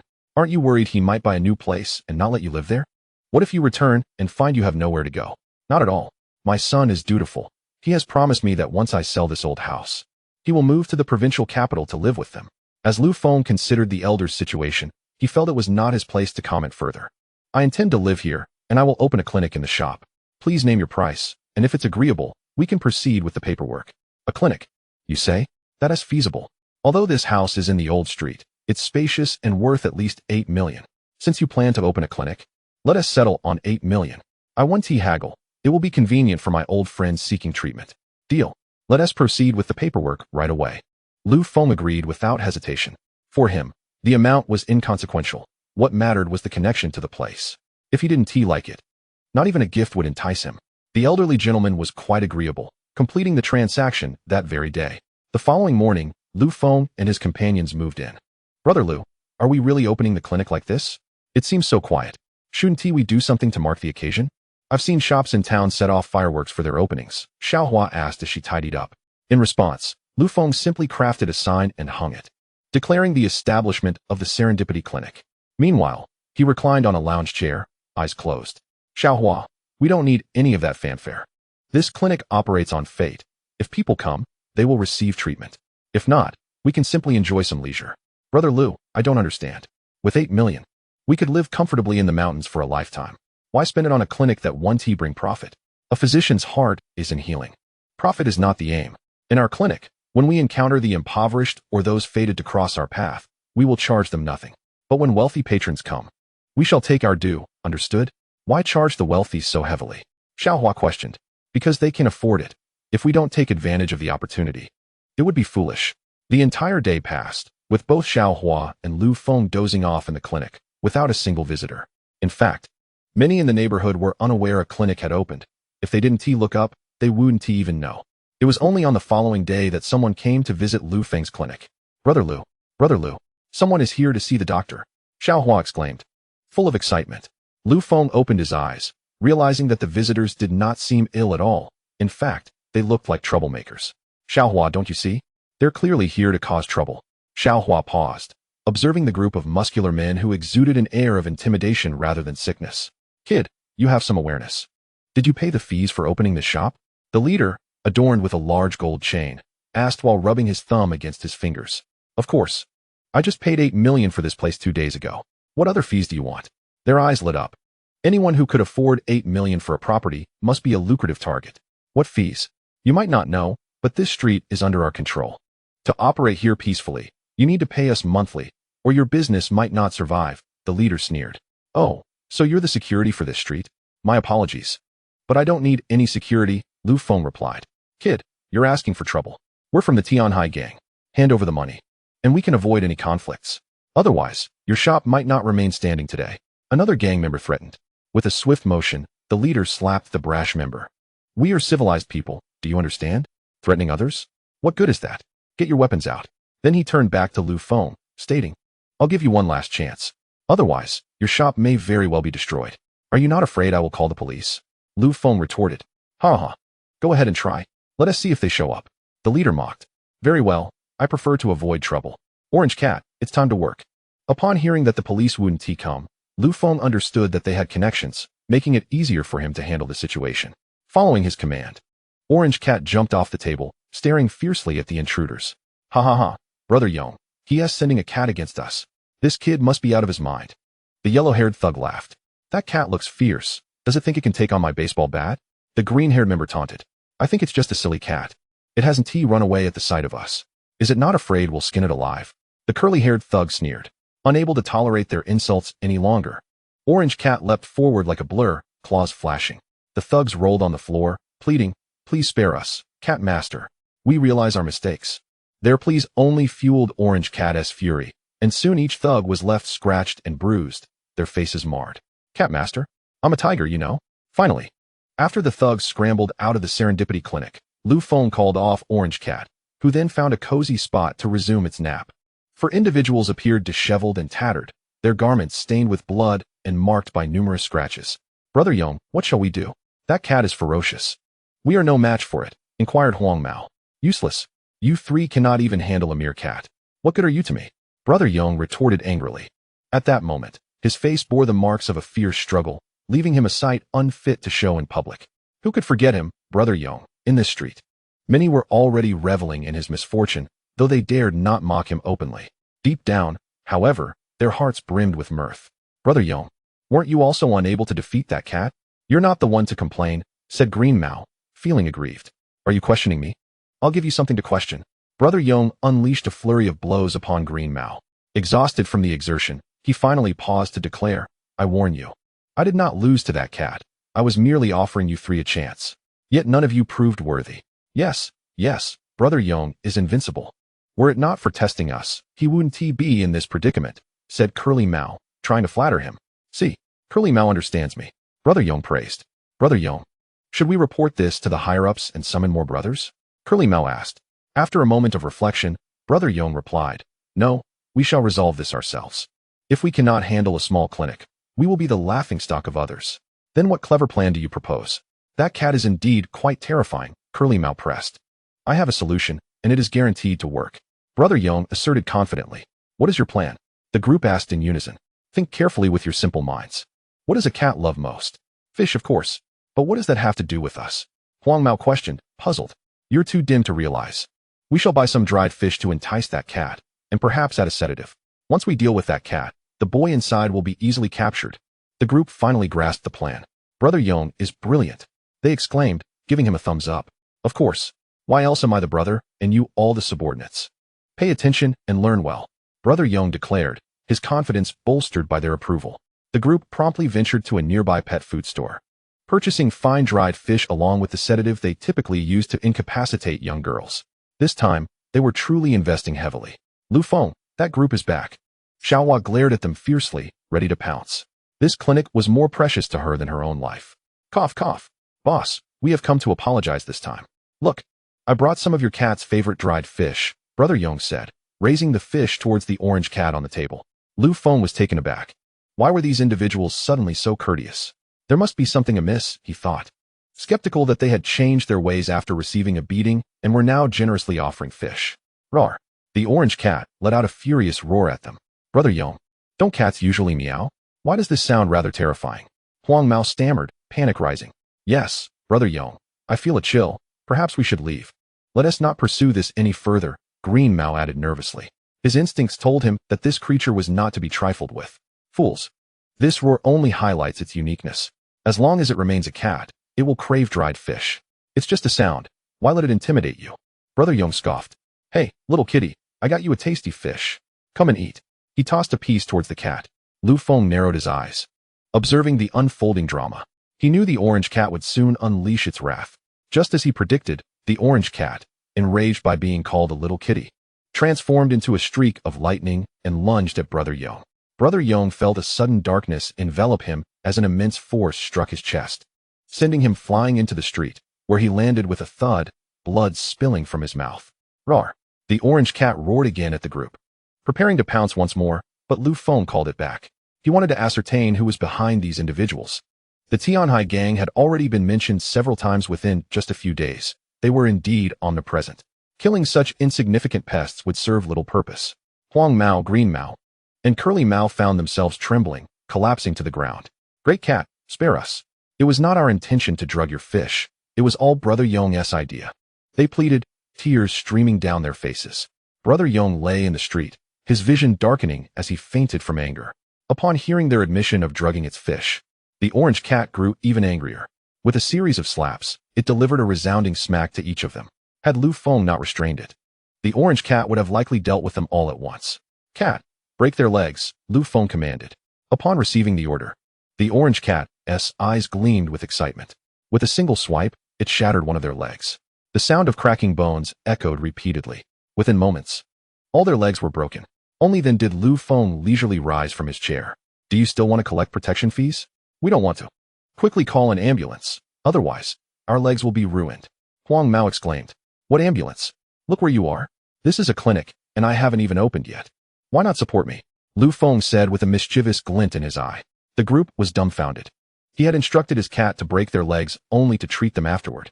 They felt as though they were caught in a deep trap, creating business for themselves. Boss, is this place reliable? Huang Mao asked weakly. Reliable? Remove the word if. Whether you receive treatment here is your own decision. I won't force you. However, when you can receive treatment is not my concern, Lu Feng replied. The group felt despair. It was a blatant threat. Boss, you jest. We will certainly receive treatment here. Please help us. They forced a smile, their hearts racing with doubt. They sensed that this was not particularly reliable, yet they had no other options. If they insisted on going to a proper hospital, they feared that Lu Feng might not let them leave, and calling for an ambulance might not even be possible. Xiaohua, I leave them to you, Lu Feng instructed. Lu Feng, you want me to treat their legs? But I've only treated our big yellow dog before. What if I mess it up? Xiaohua replied hesitantly. If you've treated the big yellow dog, you can treat them too. Just think of them as your big yellow. You must believe in yourself. Besides, when else will you have a chance to practice?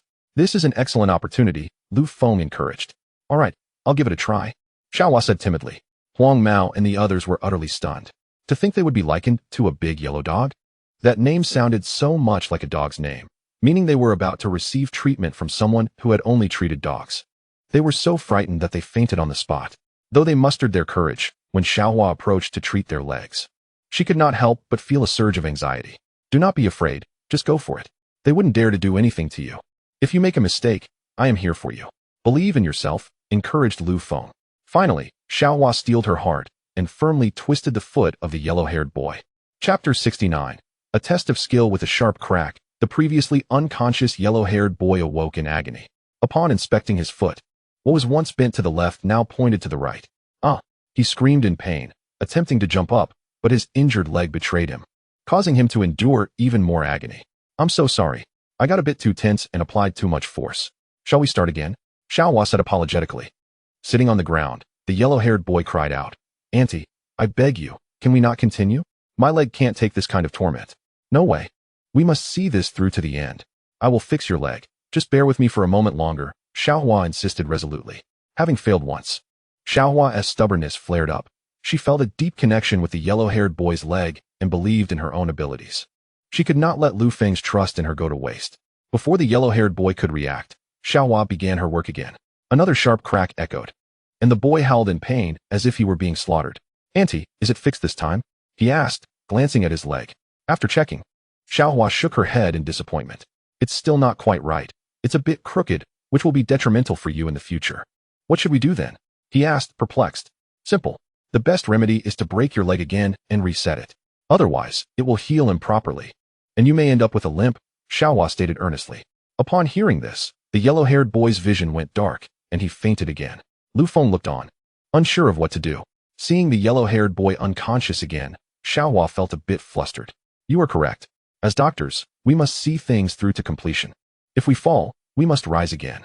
If we are to treat, we must treat perfectly. So, Orange Cat, break his leg again, Lu Feng ordered.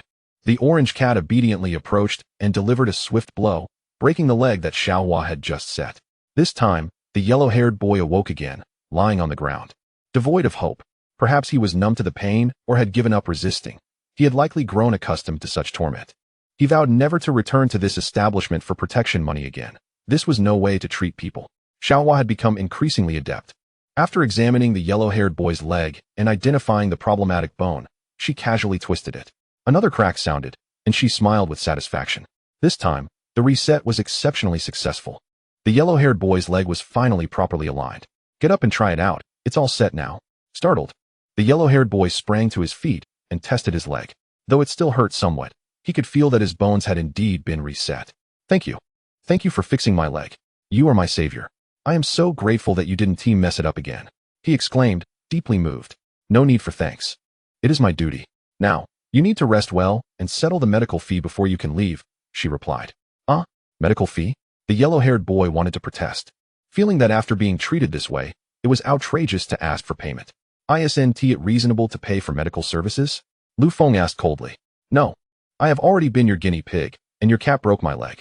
The yellow-haired boy started to argue but was silenced by Lu Feng's threatening gaze. Quickly changing his tune. Of course, I will pay the fee. It's only right. How much is it? I will transfer it right away, he said with a forced smile. In our clinic, we are fair to all. 100,000. Lu Feng stated nonchalantly. 100,000? I could get treated for just a few thousand at a proper hospital. You call that fair? This is outright extortion. The yellow-haired boy exploded in outrage.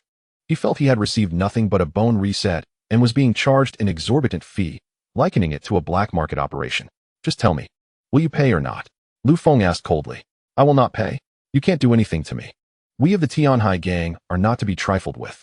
You should check around to see how formidable we are. The yellow-haired boy retorted defiantly. If it had only been a few thousand, he would have paid, but this 100,000 was akin to robbing him of half his life. Not paying? Orange Cat. Put his leg back to how it was. Lu Feng ordered coolly. It was simple, since a job had been done and he refused to pay.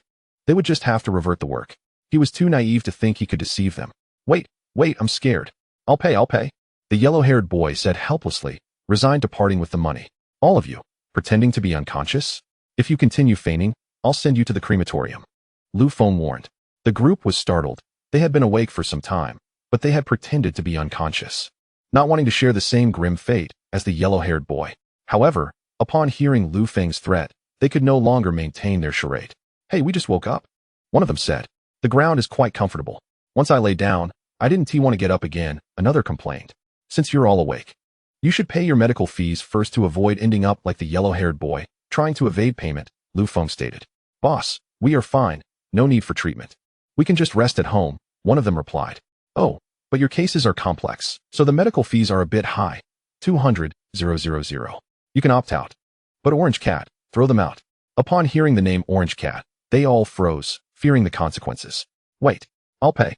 Isn't it just 200,000? I'll transfer it right now. One said, suddenly meek. The Orange Cat had instilled a psychological fear in them. They had never encountered such an intimidating feline. Good. At least you're sensible. Xiaohua, you have some work to do with these patients, Lu Feng said. Don't worry, Lu Feng. I'll be gentle. I found my rhythm. Xiaohua replied cheerfully. Chapter 70. An unwanted request. Some were joyful, while others were dismayed. Xiaohua was thrilled to have her practice subjects. But the others, knowing her abilities, wore expressions of dread. Why the long faces? This one tea help your recovery. Cheer up. Be happy. Xiaohua encouraged. The others felt like crying, thinking, with a doctor like you, how could we possibly be happy? Fortunately, Xiaohua's progress was rapid. Her medical skills were already commendable, but she had lacked practical experience. With the yellow-haired boy's practice, she was now adept at resetting bones with ease. In just a few minutes, she had successfully reset the bones of everyone, although one of them had a more complicated case due to internal injuries, which required acupuncture, taking a bit longer. The yellow-haired boy had initially been gleeful watching, but upon seeing that the others were not being harmed a second time, he felt frustrated, believing he was the target of this ordeal. Once their legs were treated, they hurriedly left, fearing Lu Feng might call the cat on them again. As soon as they departed, Elder Chun and Chun Mingyao arrived. Lu Feng, you opened a clinic without informing us. I could have brought the social elite of Zhonghai to help boost your reputation. Elder Chun complained. He only learned today that Lu Feng had opened a clinic here, which prompted him to rush over. Old sir, the fragrance of wine is not afraid of deep alleys. Just look at my name, and you will understand that I treat patients as fate dictates. If I became too well known, and everyone came to seek my help, I would surely be overwhelmed. You are just too lazy. But it's true, your medical skills are so exceptional that even without promotion, your clinic would eventually gain a reputation. Lu Feng, I want to work at your clinic, said Chen Mingyao. You? What can you do? Wiping tables and mopping floors doesn't seem suitable for you. Don't underestimate me. I've studied medicine, specifically traditional Chinese medicine. I'll be a freshman when school starts. Huh, how come I didn't know? You don't look like someone studying medicine, but if you're starting as a freshman, doesn't that mean you haven't even begun your studies yet? Regardless, I want to intern here. Your medical skills are so impressive, you can teach me. All right, come whenever you have time, but I can't afford to pay you. Your clinic doesn't even have business yet. I'm well aware you can't pay. Chen Mingyao pulled out a bank card, revealing her savings accumulated over several months. Lu Feng just made 500,000. Xiaohua interjected. Lu Feng's expression darkened. How could Xiaohua disclose even the tiniest details of his finances? Who is this young lady? Chen Mingyao inquired, puzzled. This is Xiaohua, my childhood friend, Lu Feng replied without thinking, instantly regretting labeling her as such. Surprisingly, Chen Mingyao did not react with anger. Instead, she extended her hand. Hello, Xiaohua, I'm Chen Mingyao. We shall be sisters from now on. Lu Feng was taken aback. If she could accept Xiaohua, perhaps she would also accept Ouyang Jing and others. Just the thought made him chuckle. Lu Feng, there's a class reunion tonight with some of my high school friends. After the college entrance examination, everyone will go their separate ways, so we're having this gathering. You must come with me. A reunion? Should I just tag along? That seems inappropriate, Lu Feng replied. It's no big deal. Everyone is bringing their significant others. If I don't bring someone, it would be awkward. So, you have to come. Fine, I'll be there tonight, Lu Feng reluctantly agreed. He was never fond of gatherings, preferring tranquility. Instead of attending such events, he would rather devote time to his practice.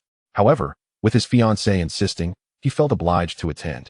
At the Ling family estate, Huzi was reporting to Ling Biao, who was seated next to a gaunt old man with a goatee. Brother Biao, according to reports, that Lu Feng has opened a clinic on the old street. Our men went to collect protection fees today, but were beaten up, Huzi reported. Master Duan, this Lu Feng is the one who killed my son. And now he has harmed our people. We must avenge this. Ling Biao said to the old man with the goatee. The Lu Feng you mentioned. Is he not yet 20? Is this information reliable? Master Duan asked calmly. It's reliable. I even sent someone to verify his identity. He is only 18, Ling Biao confirmed. Just a mere child. He is not worth my intervention. Yuanqing, you handle it, Master Duan commanded. Yes, master. The young man beside him replied respectfully. Master Duan, is that advisable? I think it would be safer for you to act personally to avoid unnecessary complications, Ling Biao questioned. Ling gang leader, are you doubting my capabilities? How can mere mortals like you compare to us martial artists? Even if there were 10 of him, I could easily handle it. Yuanqing retorted. My disciple, don't underestimate him. Although he is also 18, he has already reached the late stage of external strength, a top presence in all of Huaxia. The Lu Feng you speak of is merely an orphan. How could he compare to my disciple? Yuanqing, show Ling gang leader your skills, lest he doubt you. Master Duan instructed. Ling gang leader, watch closely. Yuanqing reached for a nearby chair, and when he released his grip, wood shavings cascaded from his hand. Huzi and Ling Biao were stunned. Such a display was beyond even their strongest former brothers. It was undeniable that Yuanqing was formidable, although he felt displeased with their attitude. He had to concede to their strength. Then I will rely on Master Yuanqing. I have one more request, Ling Biao said. Speak. Could you capture Lu Feng alive? He killed my son, and I wish to end his life with my own hands. Once accomplished, I shall offer a generous reward. Ling Biao pleaded. That is simple. Await my good news. At 6 o'clock in the evening, Lu Feng arrived punctually at the Teo Weiyuan Hotel. Mingyao, do you truly have a boyfriend? How come I didn't know? Juju, I didn't mean to hide it from you. I just met him a few days ago, and we got together. Chen Mingyao explained. What? You just met and are already together? Even if you have a boyfriend, you can't bring him today. Don't you know Wang Xiao has always been interested in you? And what if he is? I don't like him. Am I not allowed to have a boyfriend? But oh no, this is a big problem. Juju said anxiously. What's wrong? Why is it a big problem? Chen Mingyao asked, confused. Is your boyfriend from a wealthy family? Juju inquired. No, he has been an orphan since childhood. He is not from any affluent family. Oh no. You should tell your boyfriend to leave. It's better to avoid any bad situations. At this moment, Chen Mingyao sensed something was amiss. Juju, are you hiding something from me? What is going on? She asked angrily. Dear wife, I'm not late. I calculated my time perfectly, Lu Feng shouted from a distance. Waving at Chen Mingyao. No, you're just on time. This is Juju, my best friend, Chen Mingyao introduced. This is my boyfriend, Lu Feng. Juju's eyes widened in surprise. After all, Chen Mingyao came from an affluent background. She thought that even if Chen Mingyao found a boyfriend, he wouldn't be so lacking. Yet, the man before her, attending a gathering, was dressed so simply, an outdated t-shirt, sweatpants, and sneakers. Yao Yao. Your boyfriend is indeed an orphan. I initially didn't believe it, Juju remarked. Lu Feng frowned. What had he done to provoke her? Why was she starting off with such sarcasm? Chen Mingyao sensed the awkwardness and quickly suggested, let us go. It's about to start. We should hurry inside. Inside the banquet hall, it was dark. The doors were tightly shut, giving the impression that no one was present. Juju, did we go to the wrong place? Are you sure this is the banquet hall? It feels deserted, Chen Mingyao asked. No, it's definitely here. Just push the door open, Juju assured. Lu Feng scanned the room with his spiritual sense and immediately frowned. The banquet hall was filled with people, but the lights were off, indicating they were scheming something. Since only the three of them were entering, Lu Feng could be excluded from suspicion, leaving the target to either Chen Mingyao or Juju. Observing Juju's expression, he deduced that she was in on the plan, while only Chen Mingyao remained oblivious. Thus, the target was unmistakably clear. Thank goodness I came today, otherwise, my dear wife might have been snatched away, Lu Feng muttered. Lu Feng, what did you say? Chen Mingyao asked, puzzled. Oh, it is nothing. I suggested we hasten inside. Perhaps they are awaiting our arrival. Lu Feng strode forward and forcefully pushed the door open.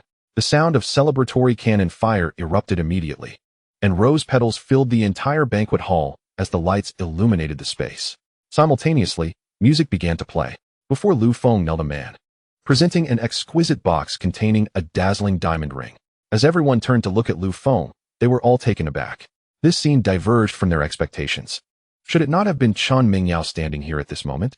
After such meticulous planning, why had a man appeared instead? This bewilderment engulfed the guests.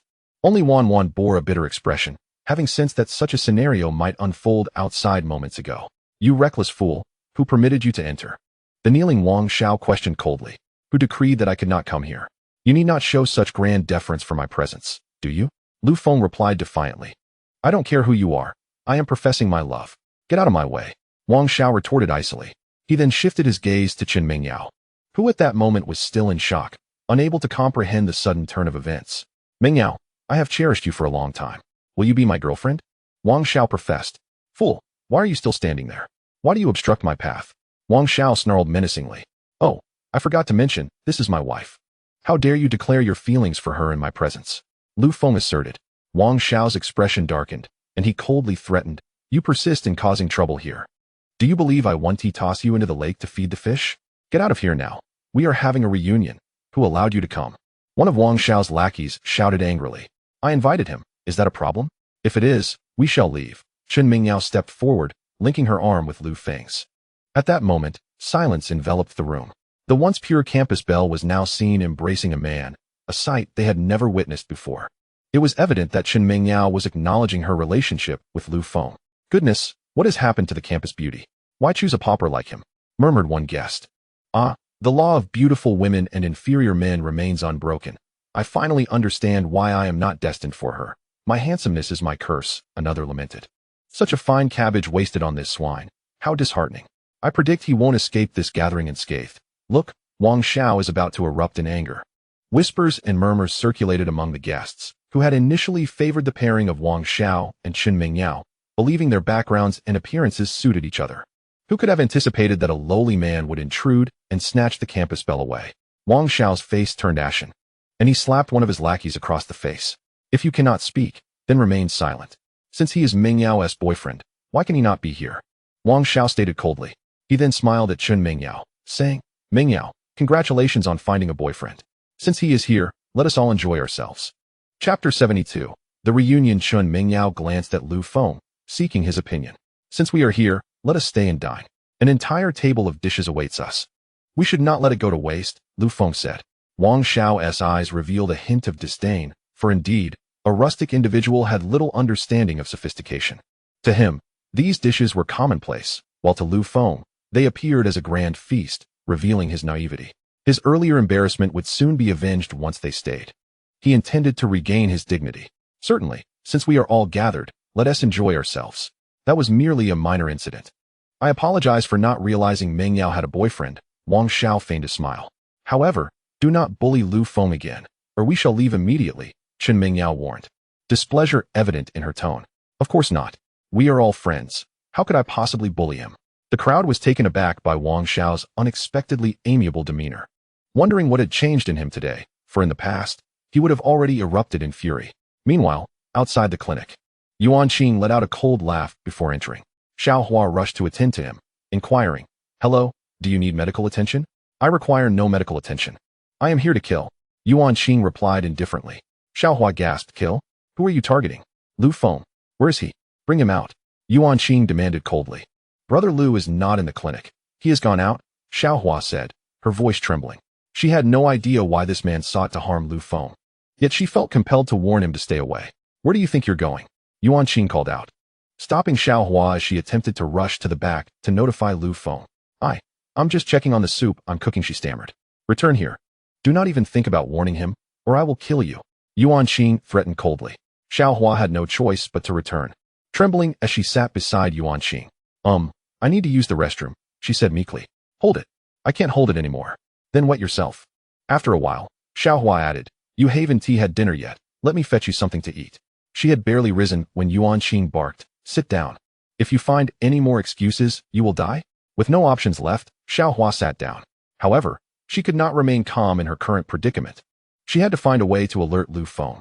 Restlessly, she discreetly took out her phone, intending to send a message to Lu Feng. Yet, this movement caught Yuan Qing's attention immediately. Seeking death, are you? Did I not warn you against notifying him? Since you are so eager to die, allow me to assist you. As Yuan Qing spoke, he struck toward Xiao Hua. Startled, she recoiled in terror, but as an ordinary person, she could not evade Yuan Qing's assault. Closing her eyes in despair, she braced for impact. At that moment, the orange cat, which had been resting on the table, sprang into action, leaping forward like a fleeting shadow. One paw struck Yuan Qing. Bang! Yuan Qing was sent flying, crashing against a nearby pillar and sustaining grave injuries. He felt as if his insides had been rearranged. What a terrifying cat! How could it inflict such damage upon me? Yuan Qing marveled in disbelief at the feline. The orange cat disdainfully glanced at the nearly incapacitated Yuan Qing, thinking to itself, had I not shrunk in size, I would have dispatched you with a single swipe. How dare you flaunt your clumsiness before me? Returning to its previous position on the table, the cat closed its eyes as if nothing had transpired. Xiao Hua, initially convinced she was doomed, opened her eyes after a while, surprised to find Yuan Qing sprawled on the ground. Orange cat, you are truly remarkable. I shall treat you to something delicious later, Xiao Hua said cheerfully. She had not anticipated the cat's prowess. Had she known earlier, she would have simply asked it to deal with Yuan Qing, sparing herself the anxiety. At the same time, she felt the cat was rather mischievous. It had allowed her to be bullied until the last moment before finally intervening. Yuan Qing, casting a wary glance at the orange cat, crawled away from the clinic in a panic. Brother Lu, it is a pleasure to meet you for the first time. I toast to you. Wang Xiao raised his glass. As Lu Feng sat at the table, he indulged heartily in the dishes before him. One cannot deny that the flavors at the Taohua Yuan Grand Hotel were quite commendable, as evidenced by the grease glistening on his lips. Raising his glass, he clinked it with Wang Xiao's and downed the contents in one gulp. The reason for this toast was simple. One cannot savor meat without accompanying it with wine. It lacks soul. Moreover, after consuming a hearty meal, thirst inevitably follows. And a sip of wine serves to quench that thirst perfectly. Young man, you have no manners. Wang Gu is standing, yet you remain seated. One of the sycophants remarked. It's all right. We are all comrades here, no need to fuss over details, Wang Xiao replied with a smile. He then cast a knowing glance at one of his underlings, who immediately understood the unspoken cue. Lu Feng, I apologize for my earlier excitement. Wang Xiao is right. We are all on the same side, so let's not dwell on the little things. Allow me to toast you as a gesture of apology, another sycophant said, holding out a glass of baijiu. Lu Feng, without even acknowledging him, clinked his glass and drank it down, returning to his meal with indifference. For them, whether Lu Feng stood or spoke mattered little. What was crucial was that he accepted their toasts, making things easier for them. Soon, another sycophant stepped forward. Lu Feng. It's a pleasure to meet you. Allow me to toast you. Consistently, Lu Feng remained fair, downing the drink as he had done previously. Chen Mingyao, observing Lu Feng's manner of drinking, expressed concern. Lu Feng, perhaps we should leave. They are taking turns toasting you. And I worry you won't be able to handle it. It's nothing. It's merely a bit of alcohol. With just these few of them, they hardly pose a challenge. Lu Feng replied nonchalantly. Bravo. Truly my brother Lu Feng. Your capacity for liquor puts me to shame. Wang Xiao clapped enthusiastically. Did you hear that? Hurry up and toast brother Lu Feng, lest he think we are all a bunch of cowards who cannot hold our liquor. At this, others, feeling slightly disgruntled, queued up to toast Lu Feng. Chapter 73. A hero saves the beauty. Lu Feng was well aware of their thoughts. However, regardless of how many came or how many drinks were offered, he had never shied away from alcohol. He welcomed their toasts with open arms, downing cup after cup of the potent liquor. Many among them, who usually abstained from drinking, soon found themselves flushed, and some even rushed to the restroom to vomit. After several rounds, only a few remained, surrendering one by one. Wang Xiao, this kid can drink too much. What should we do? I truly cannot drink anymore, one lamented. Glancing at Lu Feng, who remained unfazed, his demeanor unchanged. I suspect he isn't even drinking real alcohol. I can't handle it anymore. I must go vomit, he said, heading for the restroom. Useless bunch. You all brag about your drinking prowess, yet none can outdrink a single person. Wang Xiao fumed. What's wrong? Can't continue? Surely. You're not giving up so soon? Lu Feng taunted upon noticing their pause. We give up? Impossible. A man must not admit defeat. Come, let us keep drinking, Wang Xiao declared, raising his glass, though he himself trembled slightly. This is becoming dull. Why don't we have a bottle challenge? Otherwise, who knows how long this drinking will drag on? Lu Feng suggested coolly. How arrogant. He actually wants to challenge us to a bottle contest. I truly wish to turn the tables on him. One retorted. He must be a legend of sorts. One who cannot be intoxicated, right? Nonsense. After so much liquor. Even if he doesn't get drunk, it will surely overwhelm him. I can't hold back any longer. I'll take him on first, and you all follow. With that declaration, he grabbed a bottle of baijiu and approached Lu Feng. Let us drink. Whoever doesn't finish their bottle is a coward. You show some spirit. I admire your courage to step up. Let us do this, Lu Feng replied, rising to his feet, placing a foot on the crate of alcohol, and grasping the bottle. They clinked and commenced drinking. Lu Feng guzzled the liquor as if it were water, finishing a bottle in mere moments. The challenger, after a few swallows, felt a fiery discomfort in his belly and a burning sensation in his throat, accompanied by nausea. Yet, he could not allow himself to vomit at the table.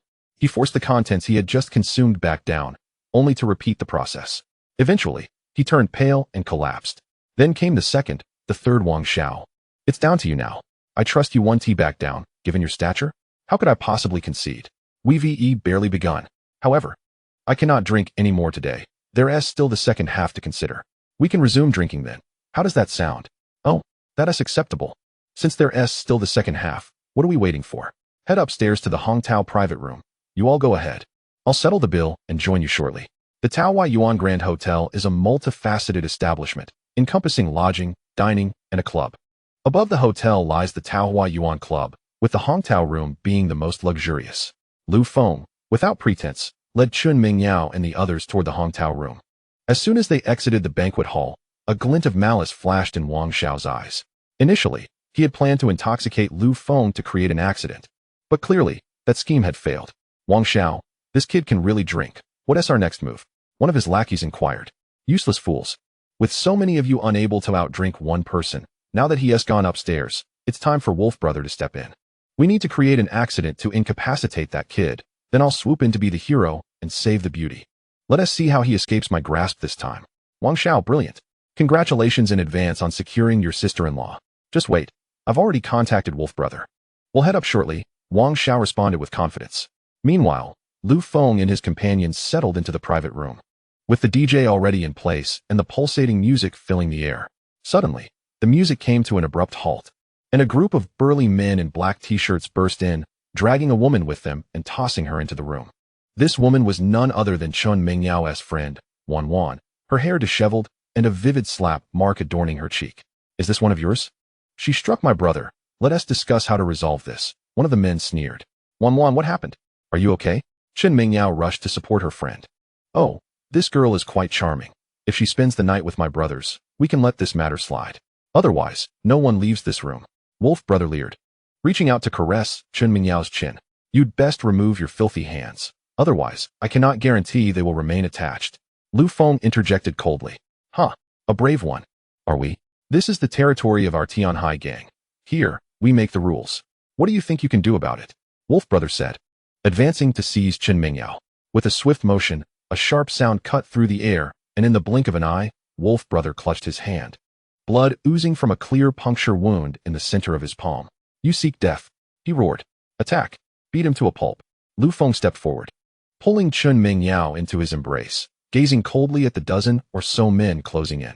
With a swift kick, Lu Feng sent the foremost attacker flying against the wall. Seeing this, the others charged in unison, launching their assault. May I borrow your legs? Lu Feng said nonchalantly. Chun Mingyao was momentarily stunned, still processing the words. When Lu Feng swept her into his arms. Thud, thud, thud. Chun Mingyao was spun around in Lu Feng's embrace, and by the time he set her down, all those around them lay sprawled on the ground. Mingyao, I've come to save you, Wang Xiao called urgently. Upon entering the private room, he was taken aback to find, aside from Wolf brother, all his companions on the floor, moaning in distress. This was not how things were supposed to unfold. Chapter 74. Wang Xiao's plan. Wolf brother was utterly flabbergasted, realizing he had encountered a formidable opponent. Lu Feng, upon seeing Wang Xiao enter, had already grasped the situation. Can Wang Xiao predict the future? How did he know we were in trouble before arriving? Lu Feng asked with a faint smile. What are you talking about, Lu Feng? I received news that you were in trouble, which is why I rushed here, Wang Xiao stammered. Oh, your sources are quite swift. Who might that be? Lu Feng noted that the number of people in the room had dwindled, with many paralyzed by fear. Yet no one had had the presence of mind to send out a warning. However, Lu Feng chose not to dwell on this, and instead turned his attention to Wolf brother. I warned you, should you dare to act. Your claws will no longer be attached to your body. What do you intend to do? Don't think you can be arrogant here just because you can fight. Do you even realize where you are? This is the Peach Blossom Source Club, the territory of the Tianhai gang. Wolf brother retorted defiantly, signaling his subordinates to rally. As his men fled the private room, Lu Feng did not intervene. He merely wished for them to summon anyone who could help, for only then would he relent. I always uphold my word. Since you choose not to listen, you shall pay the price for your disobedience. Lu Feng casually picked up a fruit knife from the table, playing with it in his hands. Kid, dare you? If you harm a single hair on me, the Tianhai gang will not let you go, nor will they spare anyone connected to you. Wolf brother threatened. Without hesitation, Lu Feng struck, a flash of cold light, and Wolf brother's hand fell, bloodied, to the floor. Wolf brother, glancing at his severed hand in disbelief, felt a surge of excruciating pain and quickly pressed down on the wound, sweat pouring from his forehead. You truly dare to harm me? You are doomed. Wang Xiao felt nauseous and leaned against the wall, retching. The female students in the private room screamed in terror. They were merely students, unaccustomed to such chaos. At that moment, Wolf brother's men arrived late, bursting in with weapons in hand. Speak. Who sent you to do this? Lu Feng asked coldly. Shut up. Get him. Kill him. Wolf brother bellowed, and his men charged at Lu Feng with knives drawn. If you seek death, then do not blame me for being merciless. Lu Feng kicked one assailant's weapon away, sending it flying. Embracing Chun Mingyao, he leapt up to catch the falling knife and swiftly swept it around. Clang, clang, clang. The sound of metal clashing echoed as all the knives were severed in two. Clattering to the ground, Lu Feng pressed the blade against Wolf brother's throat. Let them leave. At that moment, Wolf brother trembled in fear, feeling the breath of death as the knife rested upon him. Okay, don't be impulsive. Let them go. The students in the private room were hastily dismissed. Wang Xiao, sensing the situation was turning dire, attempted to make a discreet exit. Wang Xiao, to leave now would be rather ungracious, wouldn't it? We orchestrated this chaos for your sake, Wolf brother coldly remarked, fully aware of Lu Feng's terrifying presence and his inability to withstand this predicament. Originally, such a situation would not have arisen, But since Wang Xiao had offered 200,000 to set up this trap, he had agreed, thinking it a trivial matter. Now that trouble had ensued, he could not bear the burden alone, especially after losing a hand. What? What are you talking about? I know nothing. Wang Xiao feigned ignorance. Had it not been for the knife at his throat, Wolf Brother would have liked nothing more than to strike him. Wang Xiao, I have the transaction records and chat logs. You cannot feign innocence. My life is in your hands. You must save me. Wolf Brother insisted. Calm down. He wouldn't dare kill you. If he does, I will take revenge, ensuring he rots in prison. I have already called the police. They will arrive shortly. Rest assured. Wang Xiao declared. Damn it. Do you dare to call the police? Do you wish to imprison us all? Wolf Brother roared in fury. He regretted ever agreeing to help Wang Xiao. In their world, it was unheard of to call the police when one was losing a fight. Wolf Brother, don't worry. With my father's influence, I will ensure your release. It's not a problem, Lu Feng said, observing Wang Xiao with amusement. Now that the game had turned serious, he was no longer playing the fool. Wang Xiao, do you realize that individuals like you are easily disposed of? Do you believe I could end your life before the police arrive? Lu Feng stated coldly. Do not act recklessly. My father is the mayor. If you dare to touch me, you will face dire consequences. Rest assured, you've merely severed Wolf Brother's hand. I'll leverage my connections to ensure you receive a life sentence. I will take good care of Meng Yao, Wang Xiao claimed. You truly are a talent. Suggesting I receive a life sentence while you leverage connections. I shall see who dares to pass judgment on me. Lu Feng was untroubled. After all, he had only severed a hand, and it would be easy to argue self-defense. Should the mayor attempt to misuse his authority, he would have no one to blame but himself. Lu Feng, I will call my grandfather. We were merely acting in self-defense. We will surely be fine, Chen Mingyao said. Lu Feng did not discourage her. Having her grandfather present would be beneficial. While he could face the consequences, Chen Mingyao would be protected. He tossed the knife aside and settled onto the sofa, awaiting the police's arrival. Wolf Brother felt increasingly anxious, sensing that Wang Xiao was unreliable. Had he not known that Wang Xiao's father was indeed the mayor, he would have disregarded him long ago. Nonetheless, he ordered his men to collect the discarded weapons. Sure enough, before long, a squad of police burst into the private room, surrounding everyone. However, upon seeing the lead officer, Lu Feng smiled. Brother Zhang, that's Lu Feng. He is the culprit. Hurry, arrest him. A voice shouted. Officer Zhang followed the direction of the finger. Lu Feng, what brings you here? He asked in surprise. Nothing much. Just came to enjoy myself. I never expected Wang Xiao to set me up, Lu Feng replied casually. Brother Zhang, arrest him quickly. He severed Wolf Brother's hand. Wang Xiao exclaimed excitedly. Chapter 75. Disposing of the body, you cannot arrest him, Officer Zhang replied flatly. Why not? He has committed a crime. Wang Xiao asked, bewildered. I said you cannot. There is no reason to do so. This is favoritism. Do you believe I won't tell my father and have you dismissed? Wang Xiao shouted. Even if your father comes, he cannot arrest him. Not only do I lack the authority, but even your father does not possess such power. Officer Zhang responded. Wolf Brother felt a sinking sensation in his gut. Could it be that this young man had an extraordinary background? Was this not his hand, severed without cause? Does Wang Xiao have any other matters? If not, we shall take our leave, Officer Zhang stated. Leave? Do you wish to abandon this? I demand you arrest him immediately. Where do you find the audacity to speak so freely? If you dare to leave, I guarantee you will step into the criminal investigation unit tomorrow and be dismissed. Wang Xiao shouted. Zhang, filled with helplessness, realized that capturing Lu Feng was utterly impossible. Should he attempt such an act, Director Yi would undoubtedly dismiss him, thus inviting trouble upon the bureau. Furthermore, the presence of young Master Wang was equally irksome. If his father were to utter such words, he could endure it. But this young Master Wang was merely the son of a prominent figure without any official capacity. Why was he allowed to bellow at him? Regardless of the potential for dismissal, Zhang decided to relinquish all concern. Fall back, he commanded coldly. The other team members, having encountered Lu Feng before and aware of the discussions led by Director Yi regarding him, were not inclined to place themselves in the line of fire. They hastily retreated, eager to avoid any delays. Once they had departed, Lu Feng spoke slowly. Young Master Wang, we bear no grudges. It seems you harbor quite the animosity towards me. You took my girlfriend. How could I not resent you? Young Master Wang retorted fiercely. Regardless of your background, I will ensure you face justice today. With that, he brandished his phone, intent on calling his father. The audacity of a mere team leader daring to defy him incensed him greatly.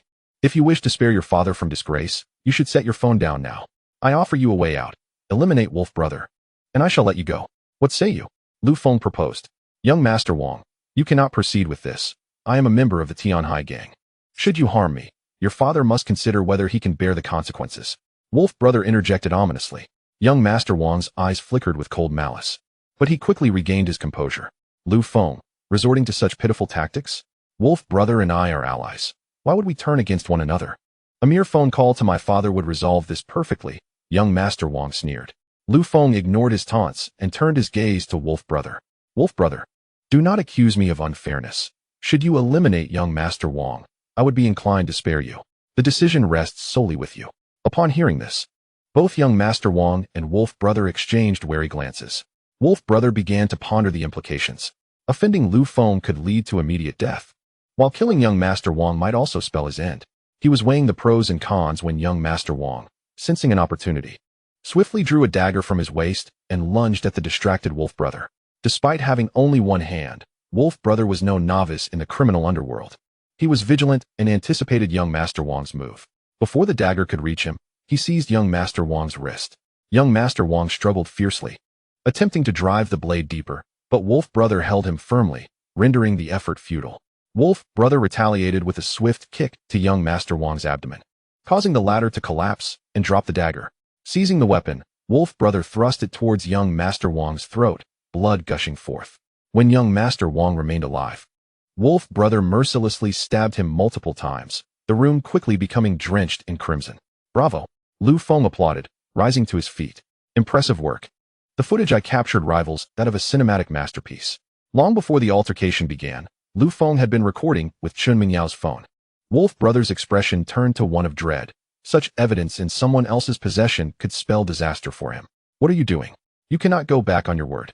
He fumed. How have I gone back on my word? I promised to spare your life, and I shall.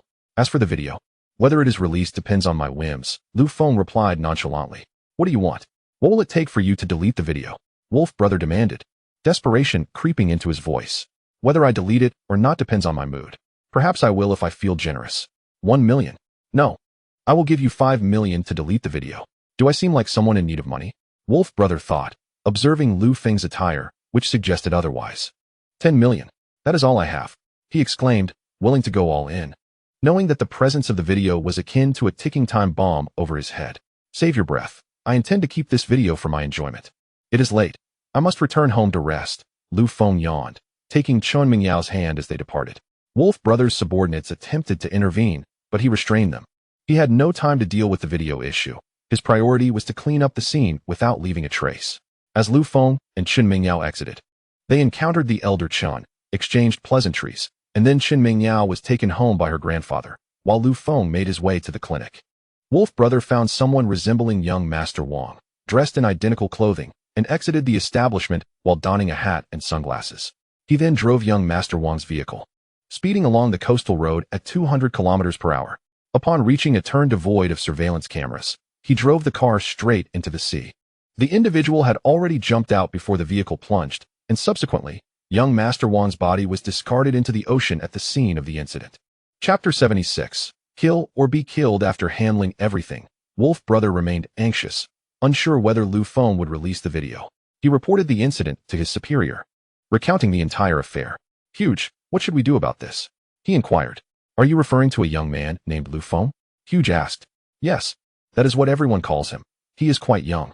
After a moment of silence, Huge responded, this individual is not one to provoke. Biao has ways to deal with him. You should await further instructions at home. Wolf brother felt reassured. If even Huge deemed Lu Feng formidable, he was certain he had made the right decision. Had he not refrained from killing young Master Wang, he might have already met his demise. Meanwhile, in Ling Biao's vicinity, Yuan Ji was recounting the day's events to Master Duan. You mean to say you were defeated by a cat? Master Duan asked incredulously. Master, it is indeed true. That cat was terrifying. I barely comprehended its movements before I was bested. Yuan Ji admitted. Nonsense. How powerful can a cat truly be? Has it become a spirit? Master Duan retorted angrily. He had lived long and had never encountered a formidable animal. Cats were inherently weak creatures. Master, I am unworthy and accept my punishment. Yuan Ji stated. That Lu Feng is indeed peculiar. His cat possesses an unusual aura, Ling Biao remarked. Humph, mere trifles. Take me to him.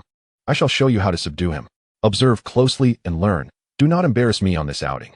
Master Duan huffed. Upon returning to the clinic, Lu Feng was greeted by the orange cat, who boasted, "Master, a fool came today, lacking any strength, yet sought to kill you. I gave him a thrashing." "Who was it?" Lu Feng inquired. "I do not know. I only sensed he was weak and could not fathom what gave him the audacity to attempt your murder." "You did not kill him, did you?" "Nay, I could not be bothered to fight him. Had he not aimed to harm Xiaohua, I would have ignored him entirely." "Good. As long as he is not dead, he will return." As Lu Feng finished speaking, an elderly man and a young man entered. "Are you Lu Feng?" Master Duan demanded. "Indeed, you wish to kill me?" Lu Feng asked coldly. "Master, that cat is truly formidable," Yuanqing remarked, pointing at the orange cat on the table. Smack! Master Duan delivered a sharp slap to the back of his head. "Is this little creature capable of besting you? Day after day? You squander your time instead of diligently honing your skills," he chastised. Observing the orange cat, Duan noted that aside from being slightly plumper than an ordinary cat, it bore no other distinguishing features. "Master, it really is powerful." Smack! Duan struck him again. "Are you still making excuses? Once we return, you shall practice an additional 2 hours each day. You may not have the opportunity to return, so tell me, who sent you here?" Lu Feng inquired. "Kid, everyone can boast. When I was out in the world, you were not yet born. Now, tell me, how do you wish to die? By your own hand, or shall I extinguish your life?" Duan demanded. "Since you refuse to speak, let the orange cat have its turn. Leave one alive. Do not kill them all." The orange cat instantly transformed into a blur, but Duan's reflexes were quick, and he raised his hands defensively. Bang! Duan staggered backward.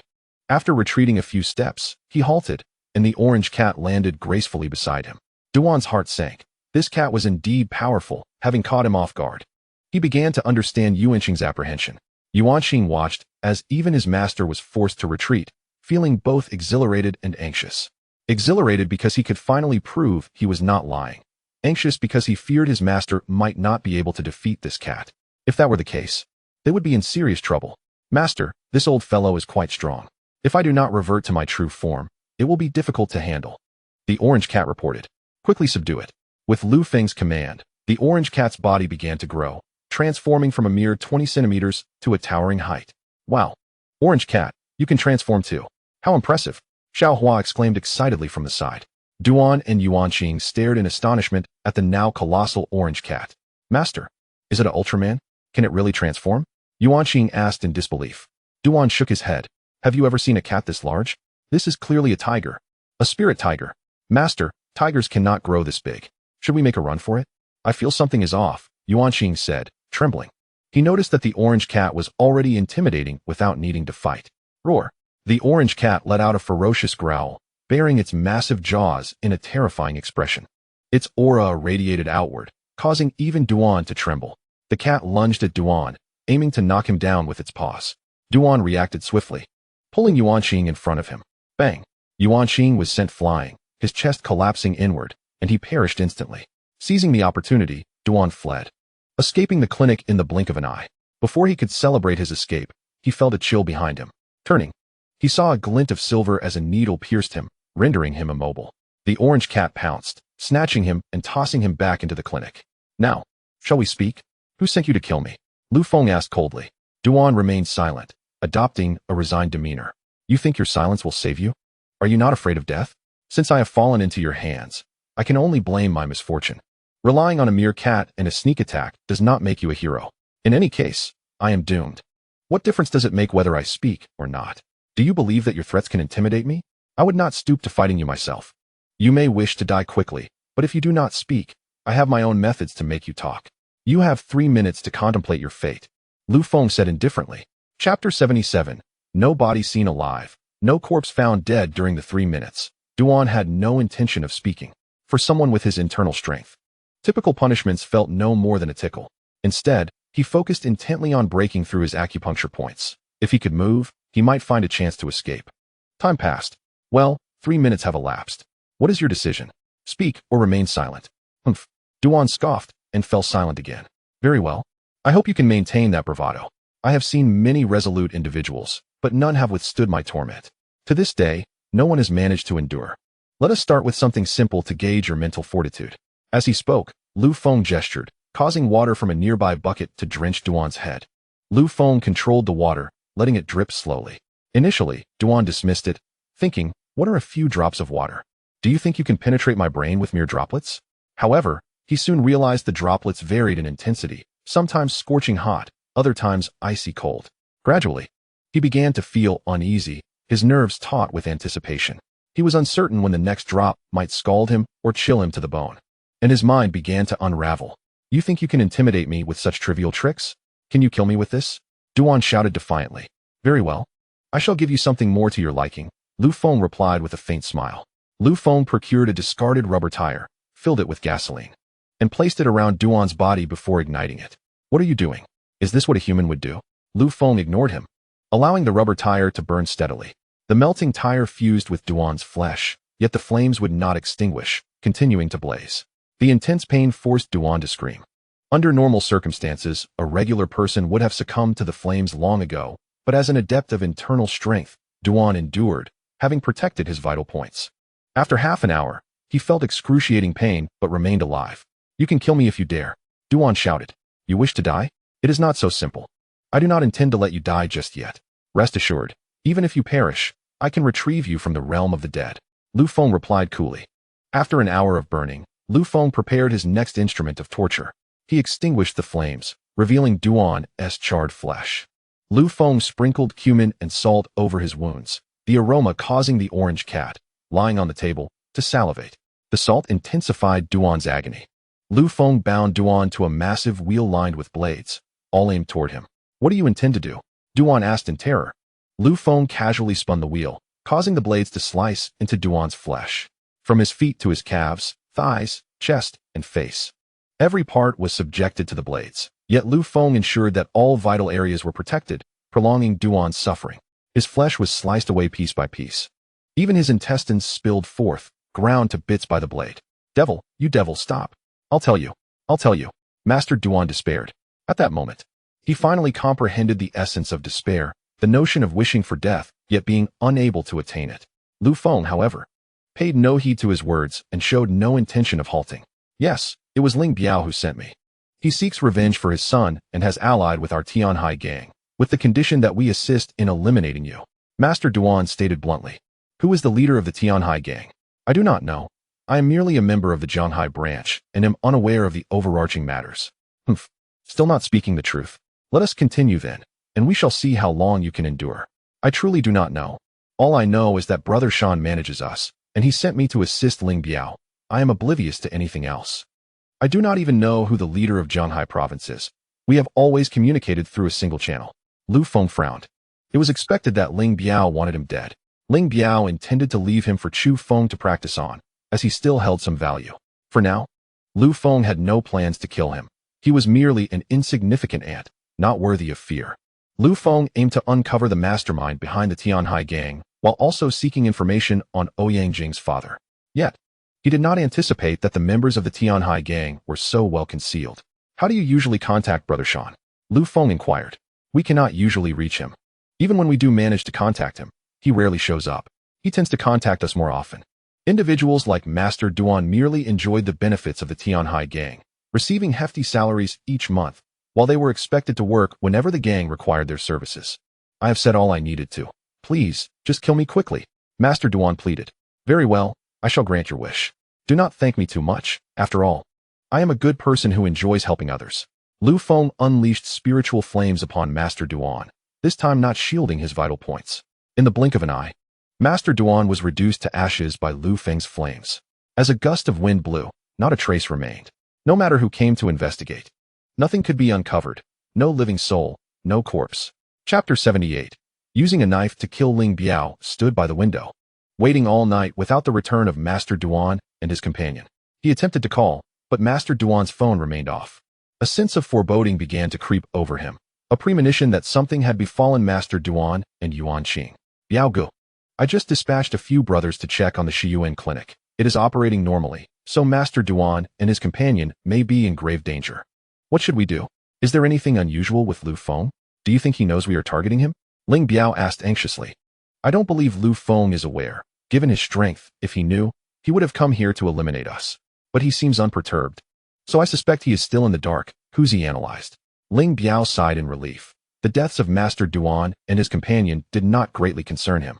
However, if Lu Feng discovered that he had sent someone to kill him, the situation would drastically change. At that point, he would have to consider fleeing. Very well. Let us wait for 2 days. Once we confirm that something has indeed happened to Master Duan and his companion, we will contact Brother Shan to send someone else. Ling Biao directed. What about Lu Feng? Should we continue the hunt? If Master Duan could not handle him, then his strength has exceeded our expectations, Huzi remarked. Kill. We cannot rely solely on Brother Shan. A bounty of 500 million. I refuse to believe we cannot find a suitable assassin. We shall pursue both fronts. His life is mine to claim. A fierce glint flashed in Ling Biao's eyes. He would not let Lu Feng escape. Meanwhile, in Zhonghai City, Mayor Wang's mood was far from pleasant. Upon learning that his son had suffered a car accident and plunged into the sea, he collapsed into his office chair. Aged a decade in an instant. Although the body had yet to be found, hope seemed all but lost, and he awaited a miracle. Investigate thoroughly. Trace every location he visited yesterday, every person he met, and why the accident occurred. Scrutinize every suspicious individual. Mayor Wang commanded. The occurrence of such a tragedy to his only son could be dismissed as an accident, but he could not overlook the possibility of foul play. Huzi, watching the news of the accident on television, suddenly recalled the report he received from Brother Lang the previous day. Biao Ge, look at this news. Huzi pointed at the morning broadcast. Speeding, such reckless young science, driving as if their lives were worthless. This is hardly surprising. Ling Biao replied nonchalantly, disinterested in such matters. Biao Ge, that's not it. Last night, Wang Lang called me, stating that this young Master Wang died at his club, and the car accident was merely a facade. Oh, your subordinate, Wang Lang, the one managing the Taoyuan club? He was the one who killed him? Ling Biao asked, perplexed. Indeed, he was the one. However, this matter also involves Lu Feng. He called me last night, asking what to do. I told him to wait for news. Do you think we can use this situation to our advantage and orchestrate a killing by proxy? Initially, Huzi had instructed Brother Lang to wait for news, believing Master Duan would be capable of dealing with Lu Feng. However, now that they had failed, the situation required a different approach. Explain the entire situation to me in detail, Ling Biao said, suddenly intrigued as the matter involved Lu Feng. It goes like this. Lu Feng intended to kill young Master Wang, as only one of them could survive. Wang Lang merely sought to save himself, and ended up killing young Master Wang in the process. Furthermore, Lu Feng severed one of Wang Lang's hands. Although Lu Feng possesses a video of Wang Lang committing murder, with proper maneuvering, Mayor Wang may not spare Lu Feng. No matter how strong Lu Feng is. Can he rival the state? Huzi recounted the entire affair in detail to Ling Biao. Then tell me, how can we convince Mayor Wang to believe our claims and act against Lu Feng?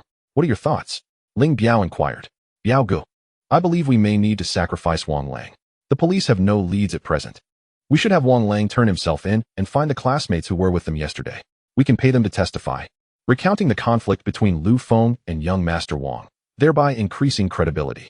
Moreover, there is no enmity between young Master Wang and Wang Lang. There is a record of their transactions, with young Master Wang having hired Wang Lang, providing evidence. If we explain the situation to Mayor Wang in detail, I believe he will draw his own conclusions, Huzi asserted. Does Wang Lang have any family? This plan requires his consent, otherwise, it will be difficult to execute. Ling Biao stated. Biao Ge, rest assured. I have been watching over Wang Lang's wife and child. If this plan succeeds, he will only face a few years in prison. And with some financial assistance, he will be released. I will handle the persuasion, Huzi assured. Good. This matter must be handled well. A classic case of using a knife to kill. Even if we cannot achieve it, I am sure Lu Feng will not have it easy. Ling Biao nodded in satisfaction.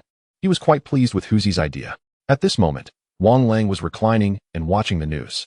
Although he had meticulously planned the recent incident, the differing identities of the deceased left him somewhat anxious, fearing that some trace might have been overlooked.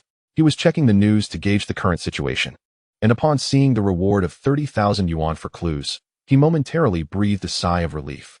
This indicated that the authorities lacked substantial evidence against him, suggesting he was not yet in any immediate danger. He awaited a call from Brother Hu to ascertain the next course of action, whether they would lay low for a while or pursue another plan. Just as he was contemplating this, the phone rang. Seeing it was Brother Hu calling, he eagerly answered. Brother Hu, what do you need? He inquired with a smile. Wang Lang, I need you to come to my place. There is something important I wish to discuss, Brother Hu replied. Sure, Brother Hu, I'll be there right away. Wang Lang thought, anticipating that Brother Hu intended to discuss the events of the previous day. He quickly arranged for a car to take him to Brother Hu's location. Chapter 79. Recollections. Today, the long-absent Chu Feng re-established contact with Lu Feng. Mr. Lu, Do you have time to visit the company today? The initial framework has been established, and everyone is eager to meet you, our behind-the-scenes leader. Moreover, it's the opening day. As the boss, your presence is essential. Calling me Mr. Lu feels a bit strange. Just call me Lu Feng. Send me the address, and I'll come take a look, Lu Feng replied. Chu Feng was remarkably swift, having rapidly set up the company. As a hands-off manager, he hadn't personally participated in any matters, yet he recognized the importance of attending the opening day. All right, I'll send someone to pick you up shortly. Upon arriving, Wang Lang greeted Brother Hu with enthusiasm. Brother Hu, it's been a while. You seem even more spirited. With your charisma, countless young ladies would be drawn to you. Brother Hu's summons signified their mutual regard, and Wang Lang could hardly contain his excitement. Wang Lang, you manage the Peach Blossom Source Club. You haven't caused any trouble for the ladies, have you? You jest, but I don't possess your resources. Please, let us enjoy a drink and reminisce, Brother Hu said with a smile.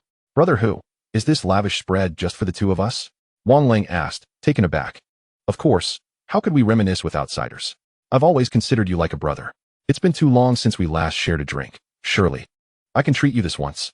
Brother Hu replied jovially. Brother Hu, if you have something to discuss, please feel free to speak frankly. This feels a bit unusual, Wang Lang admitted, feeling increasingly uneasy. Had it not been for the events of the previous day, he might have thought that Brother Hu simply wanted to share a meal. However, the gravity of the situation lingered, and it was not mealtime either. Nothing major, I assure you. Come, let us enjoy the dishes. They're all organic vegetables or wild game. You have no idea how difficult it is to procure these. And this wine? It was brought over from France. Brother Hu said. Brother Hu, is this about what happened yesterday? Wang Lang asked, his heart racing. Wang Lang, eat and drink. We're not discussing serious matters yet. We'll talk after the meal, Brother Hu insisted. Despite the delectable dishes and fine wine, Wang Lang felt an overwhelming sense of discomfort throughout the meal. After they had eaten to their fill, Brother Hu finally spoke. Wang Lang, how many years have you been with me now? Brother Hu, I started following you when I was 16. Now at 33, it's been 17 years. Without you, I wouldn't be who I am today, Wang Lang replied. I'm surprised you remember. I recall when you first joined me, thin and short. Yet, during fights, you wielded a large machete, charging to the front. That blade was longer than you. I noticed you then, Brother Hu reminisced. Back then, I thought that since I was with Brother Hu, your affairs became my own. If I didn't give my all to my own matters, what would I fight for? In retrospect, I was quite impetuous, Wang Lang reflected. Well said. Your concerns are mine as well. Last night, when you called, I immediately informed Brother Biao and requested assistance to retrieve the video from Lu Feng, Brother Hu stated. Wang Lang was taken aback, not anticipating Brother Hu's seriousness regarding his plight. Brother Hu, your generosity is something I can never repay. I am forever at your service. Whatever you need, I shall lead the charge. Alas, my brother, I feel remorse for you. That Lu Feng is more complicated than we anticipated. The two men we sent have fallen. They were internal strength experts. Lu Feng has surpassed our capabilities, Brother Hu lamented. What? The plan failed? We lost two brothers? What are internal strength experts? Wang Lang asked, bewildered. He had barely tasted victory, only to face such a disheartening outcome. Internal strength experts are akin to ancient warriors. Think of them as martial arts masters from television dramas. Someone like you would be no match for one. They could defeat 50 of you with one hand. Do you comprehend the severity of the situation now? If Lu Feng is so formidable, what should we do? Wang Lang asked, panic rising in his voice. Fear not. We can fight to the bitter end. If it comes to it, we'll perish together. What is the worst that could happen? Brother Hu replied. No, that cannot be. I, Wang Lang, am not worthy of such a sacrifice for my brothers. Is there no other way? There is a way. Albeit the only solution is to eliminate Lu Feng entirely. That is the only way to resolve this once and for all. But if internal strength experts cannot defeat him, how can we? Does Brother Biao have stronger allies? Wang Lang questioned. Brother Hu shook his head. No, the two strongest have already perished in this affair. Now, if we wish to eliminate him, it rests solely on your shoulders. On me? Brother Hu, I don't grasp this. If I had the ability to eliminate him, I would have done so yesterday. Therefore, we must be cunning. Our only recourse is to leverage the authorities against him, no matter how strong he is. Can he outmatch the machinery of the state? Brother Hu, are you suggesting I turn myself into the authorities and expose Lu Feng? But he possesses evidence of my actions. Will they believe me? Rest assured, Brother Biao will handle the situation. You simply need to lay out the truth, placing the blame squarely on Lu Feng. The rest will be managed by Brother Biao. But what about my wife and child? Wang Lang asked, anxiety lacing his words. Don't worry. Brother Biao has secured the finest legal team. Once it's established that Lu Feng is the true culprit, you'll serve only a few years. With some financial maneuvering, you'll be out in no time. As for your family, I have already sent for them. They should be abroad by now, enjoying a vacation. When you are released, they will return from their journey. What do you think? Wang Lang was stunned. His family had already been sent abroad. Faced with such circumstances, he felt compelled to comply. If he dared to refuse, he could only imagine the fate that awaited his wife and child. Chapter 80. Betrayal of the team. Brother Hu. I agree to your plan, but if anything were to happen to me, I hope you will take good care of my wife and child, Wang Lang said solemnly. Rest easy. I will ensure their well-being. Do you doubt my commitment, Brother Hu? Wang Lang nodded and said, my child, if possible. I hope he does not tread the same path as I have. I only wish for him to grow up healthy and happy. Tiger Gu patted Wang Lang on the shoulder, reassuring him, brother, you can rest easy. In a few years, you will be out. When that time comes, I will give you a sum of money, and you can choose to stay or go as you wish. Thank you, Tiger Gu. You need not worry. I will ensure everything is handled properly. Meanwhile, Lu Feng sat below, observing Chu Feng eloquently addressing the audience on stage. Today marked the grand opening of their company and its inaugural press conference. Chu Feng was skillfully responding to every question posed by the journalists. Even Lu Feng, an outsider, could grasp the essence of it all. The world still resided in the age of text and images, and the Lu Group aimed to transition into the era of short videos. The Lu Group was currently launching a platform called Dujiling, designed to document life and share joy through short videos. It also offered live streaming for gaming, singing, dancing, learning, and even selling products, boasting immense market potential. Just as Chu Feng was elaborating, an uninvited guest entered the venue. Upon seeing this unexpected arrival, Chu Feng's previously confident demeanor faltered, and his expression darkened. This was primarily due to the core personnel he had lured away from the Ling Group, now accompanying this intruder. Their presence signified an impending crisis that Chu Feng would need to navigate. If mishandled, the new company could face an untimely demise before it even began. The journalists quickly sensed something amiss. How could they forget the tumultuous history between Chu Feng and the Ling Group?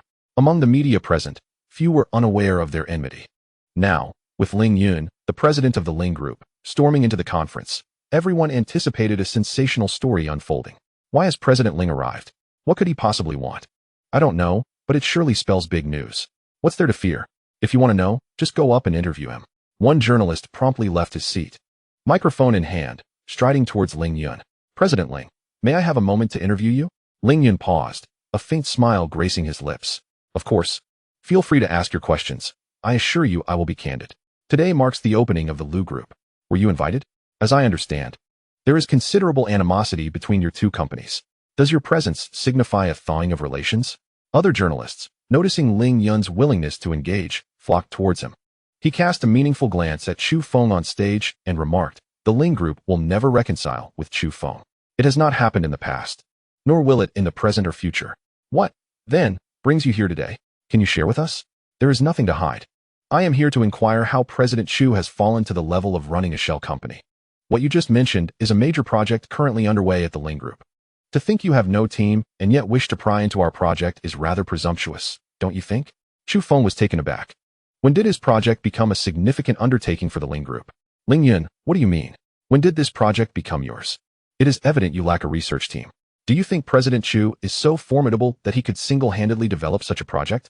You naively believe that merely changing a name allows you to steal what our team has toiled over for so long. Our Dolu platform launched today. While your project is likely still in the PowerPoint phase, isn't it? The journalists erupted in chaos. Stealing ideas? Was this truly the conduct of the Lu Group? And they lack their own research team? President Chu, is what Ling Yun said true? Did the Lu Group indeed steal the Ling Group's ideas? President Chu, how will you explain everything Ling Yun has claimed? Do you not think such actions contravene commercial ethics? President Chu, all the reporters aimed their microphones at Chu Feng, bombarding him with questions.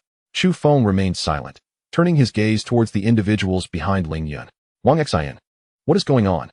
Why have you done this? Chu Feng demanded. These individuals were originally part of his company's research team, and after his company was seized by the Ling family, they had only managed to stay on at the Ling Group through his persistent pleas.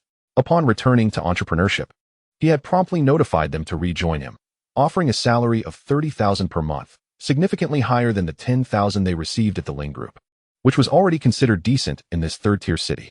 President Chu, we apologize, but we all have families to support. President Ling has raised our salaries to 50,000. Wang Xian said, lowering his head. The others also hung their heads in shame, feeling guilt-ridden, yet ultimately succumbing to the allure of financial gain. If money is insufficient, you should have spoken to me. Have I ever shortchanged you? Do you realize the impact your actions have on me, the immense loss? All my hard work could go up in flames. Chu Feng exclaimed, filled with fury. Isn't it inappropriate to reprimand my employees in my presence? Ling Yun taunted, gazing mockingly at Chu Feng. Ling Yun, do you think that by taking my research team, you can also seize the idea? With your intellect? Do you truly comprehend this project? Ha ha ha, what a joke. The Ling Group has the resources and personnel. How could we not navigate this project? Meanwhile, it seems your investors might be contemplating stifling your ambitions. Ling Yun laughed heartily. Chapter 81. Additional investment. A sense of unease washed over Chu Feng. Lu Feng was present, and if he were displeased by this situation, he might well withdraw his investment. Chu Feng glanced at Lu Feng, who was smiling as he rose from his seat. Making his way toward the stage. President Chu, what consequences might arise from deceiving investors? Have any investors attended the event today? May we interview them? A frenzy of questions erupted from the journalists directed at Chu Feng, who sensed the complexity of the situation. Ling Group had successfully lured away all of Chu Feng's personnel at exorbitant salaries, and the entire scenario warranted scrutiny. However, it was evident that the Ling Group held the upper hand. Given their vast resources, they could easily crush Chu Feng, a mere shadow of his former self. A once prominent business figure, now resorting to pilfering another company's research projects to swindle investors, was indeed a headline worthy of immense attention, capable of generating significant traffic and scrutiny. For the media, the truth mattered little. What they sought was the sensationalism of the narrative, rather than reporting on a former business mogul's quest for resurgence. It was far more lucrative to solidify the narrative of his downfall. Mr. Chu, this matter is not your fault. It is merely the result of some individuals' ingratitude. Since I have invested in you, I place my unwavering trust in your capabilities. You may proceed with confidence. Mr. Liu, I am deeply touched. 1,000 words coalesce into a simple expression of gratitude. The arrival of Lu Feng and the ensuing dialogue astonished everyone present. Mr. Liu, may I inquire which esteemed family you belong to? How is it that a young man like you possesses such substantial wealth? Mr. Liu, where did your fortune originate? Was it through sheer determination or familial inheritance? Mr. Liu, may I ask your age and if you are in a relationship? The barrage of questions was overwhelming, leaving Lu Feng momentarily disoriented. Your inquiries are numerous, and I shall not respond to each individually. However, you need not worry about my investment in Chu Feng. I shall be increasing it by an additional 1 billion, which will be transferred immediately.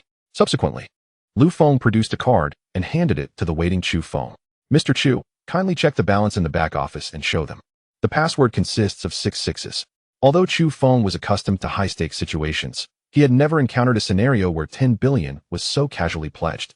He accepted the card with a heavy heart, tears streaming down his face. It is said that a man should not shed tears easily, yet the trust and support Lu Feng bestowed upon him were monumental. To have such a boss in one's lifetime is worth a lifetime of dedication and effort. The atmosphere was eerily silent. One could hear a pin drop. Everyone was astonished, wondering if 10 billion was truly being offered to them. Just moments before, they had questioned whether the patron might withdraw his investment, only to witness Chu Feng's benefactor at another 10 billion. Who exactly are you? I have never encountered someone of your caliber in Zhonghai. Are you truly prepared to meddle in the grievances between our Ling Group and Chu Feng? Ling Yun remarked coldly. I am Lu Feng. Since you are affiliated with the Ling Group, you must be familiar with Ling Biao, Lu Feng inquired. He is my adoptive father. If you know of him, I suggest you withdraw your investment and leave Zhonghai at once, Ling Yun replied sternly. Inform Ling Biao that he is but a mere clown, and his head shall remain on his shoulders until Chu Feng comes to collect, Lu Feng retorted. Remember to keep your eyes wide open at night. You might not realize how you perish, Ling Yun threatened. At that moment, the electronic display behind Lu Feng projected the balance inquiry page. Everyone fixated on the large screen, eager to verify the legitimacy of the promised 10 billion investment. It is unlikely that anyone in Zhonghai could readily produce such a sum. Though families like the Lu, Ling, and Chun clans possess vast fortunes, much of it is tied up in fixed assets. While they could theoretically access 10 billion, doing so without difficulty is another matter entirely. 1234599000000. My word, it truly is 10 billion, not a cent less. The onlookers began counting the zeros on the screen, many of whom had only heard of such sums but never witnessed them firsthand. Ling Yun furrowed his brow. An individual capable of producing 10 billion at a moment's notice is no ordinary person. Moreover, one who dares to publicly invoke his adoptive father's name and speak so boldly is either foolish or extraordinarily confident. A young man with such wealth must be backed by a prominent family. Yet, he racked his brain and could not identify any influential family with the surname Liu nearby. It seems this matter requires further inquiry with my adoptive father before any further steps are taken, Ling Yun mused. Mr. Liu, I thank you for your trust. Chu Feng bowed respectfully to Liu Feng. If he is the gallant steed, then Liu Feng is undoubtedly the discerning mentor. Chu Feng, we are allies. I provide the funds. You provide the effort. This is a mutually beneficial arrangement. However, I must criticize you. How can you expect to recruit talent with a mere 30,000? Today, I shall set a standard for you. For members of the research and development team recruited by the Liu Group, the monthly salary must not fall below 100,000. With no upper limit. The more capable the individual, the greater the compensation. Furthermore, all employees of the Liu Group who serve for 3 years will be provided with a residence, and after 10 years, the ownership of that residence will be transferred to the employee. Mr. Liu, this compensation is exorbitant. Such benefits are unheard of in Zhonghai, Chu Feng exclaimed. Those who had betrayed Chu Feng to join the Ling Group stood agape. A monthly salary of 100,000 and a house. Such generous treatment was unprecedented. Hold on. There is one more crucial benefit. I do not wish for Liu Group employees to be burdened by work alone. We shall implement a 4-on, 3-off work schedule. Aside from weekends, we shall also observe Wild Wednesdays as a holiday.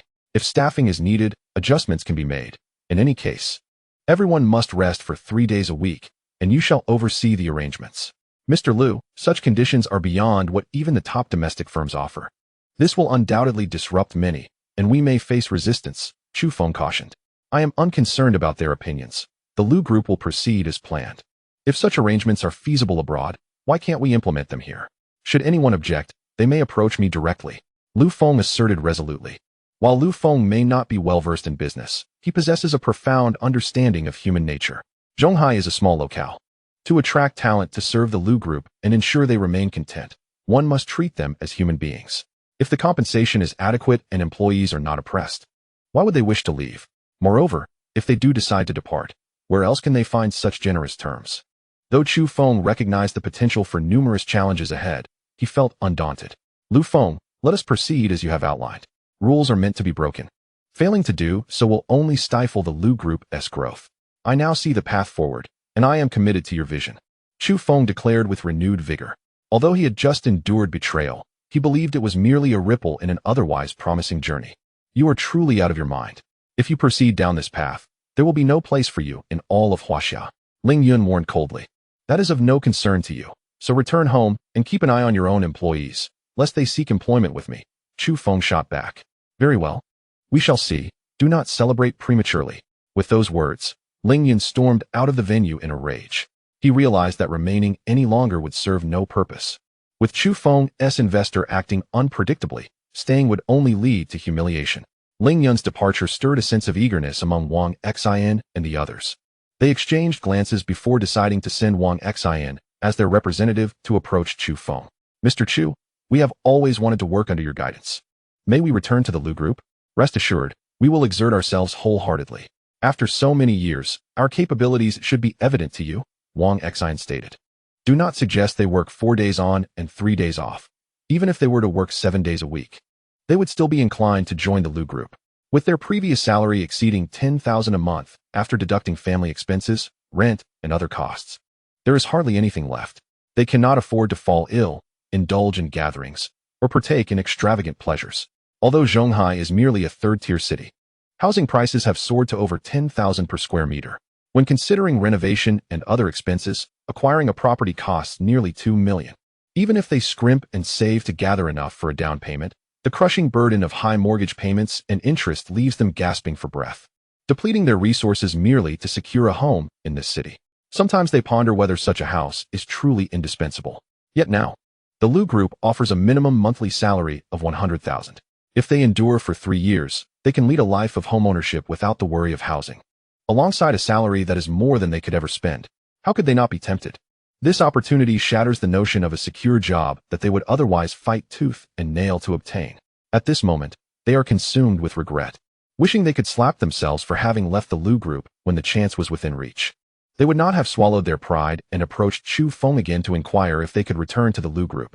However, Chu Feng's response plunged them into despair. While your skills meet my standards, your character does not align with the recruitment criteria of the Lu group, Chu Feng firmly rejected. There is no need for further discussion. I have made my position clear. The treatment offered by the Ling group is also commendable, regardless of where you end up. I hope you do not make the same mistake again.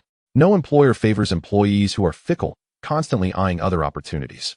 With this, Wang Xin and the others saw no reason to linger and hurriedly pursued the departing Ling Yun. Lu Feng nodded in satisfaction. If Chu Feng were to still accept them, Lu Feng would question whether he had made a poor investment choice. The media present furiously captured and recorded the unfolding events.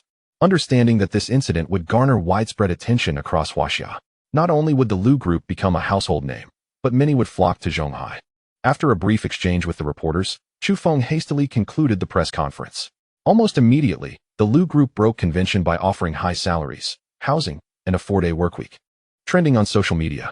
Within 5 minutes, it claimed the top spot on the trending charts. What kind of place is Zhonghai?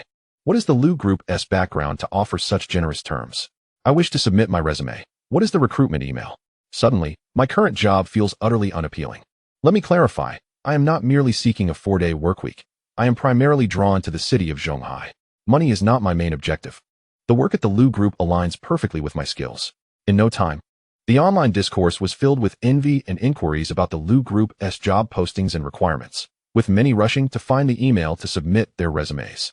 Even those in large corporations earning 6-figure salaries found themselves intrigued, weighing the pros and cons. After all, they reside in major cities that are not conducive to living, but merely for making money. Now, with the emergence of a city that is both livable and lucrative, their desires began to stir.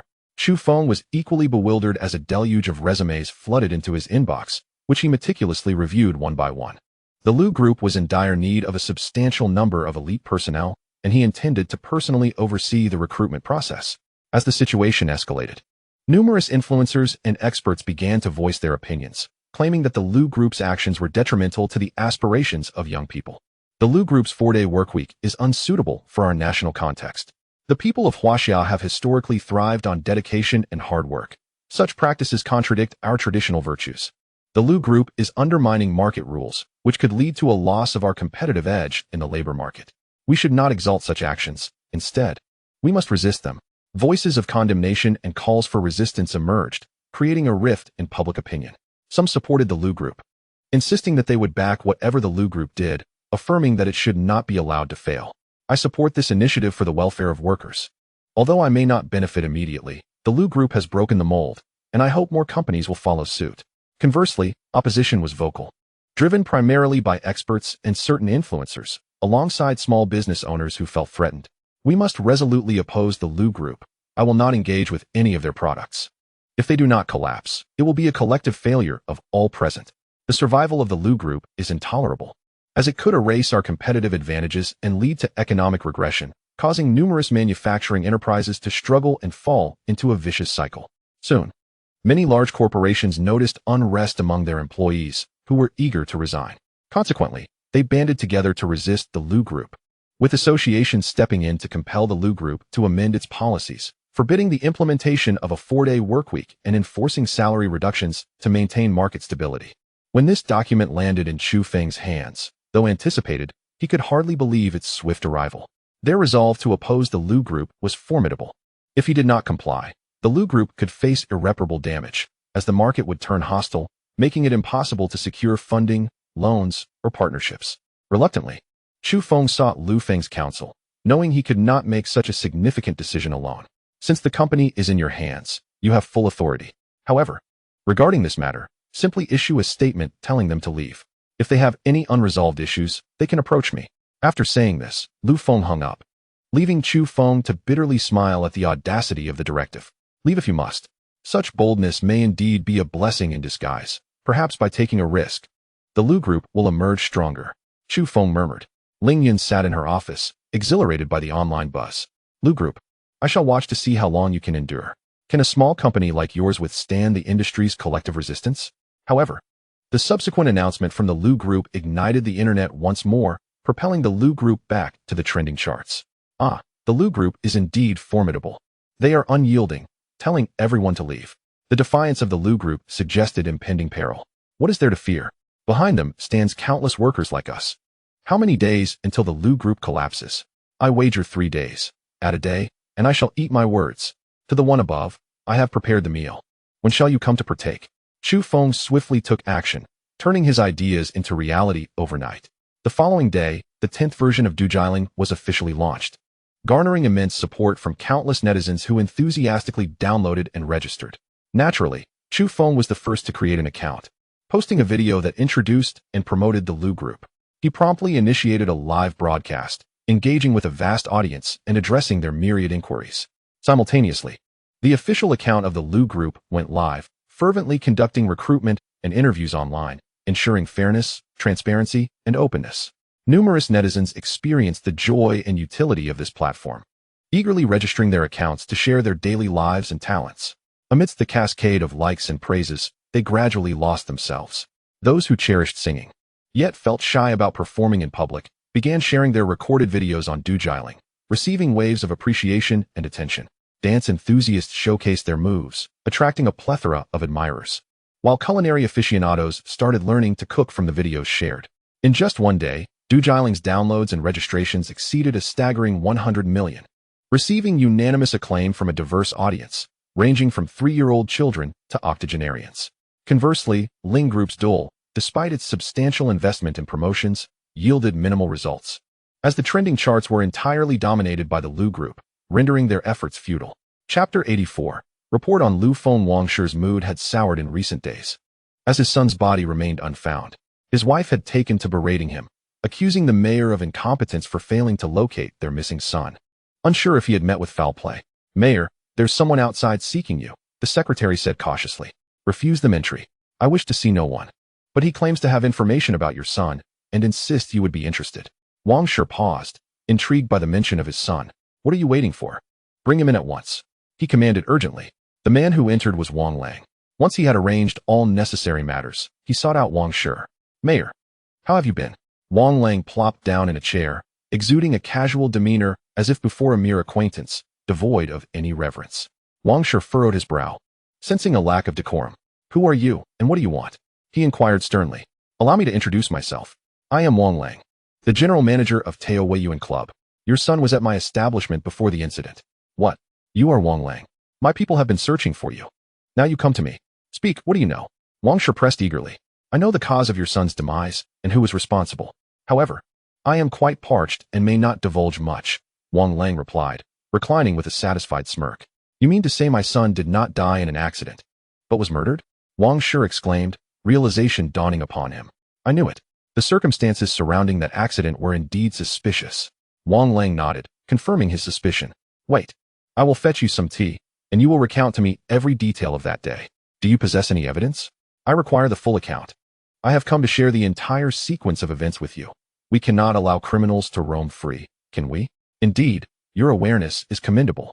Young individuals should possess such insight," Wang Lang responded. He then recounted the entire series of events to Wangshi, omitting nothing, even if it implicated him in the death of Wang Xiao. After all, Lu Feng possessed video evidence, and it was better to confess everything now. However, he placed the blame squarely on Lu Feng, claiming he was coerced into creating the accident scene and disposing of the body. With a crash, Wangshi hurled his cup to the ground. "So, you are the true murderer of my son?" He glared at Wang Lang, fury igniting within him. "Mayor, you misunderstand. It was Lu Feng who forced us to turn against one another. I was merely trying to defend myself, and in doing so, accidentally harmed your son.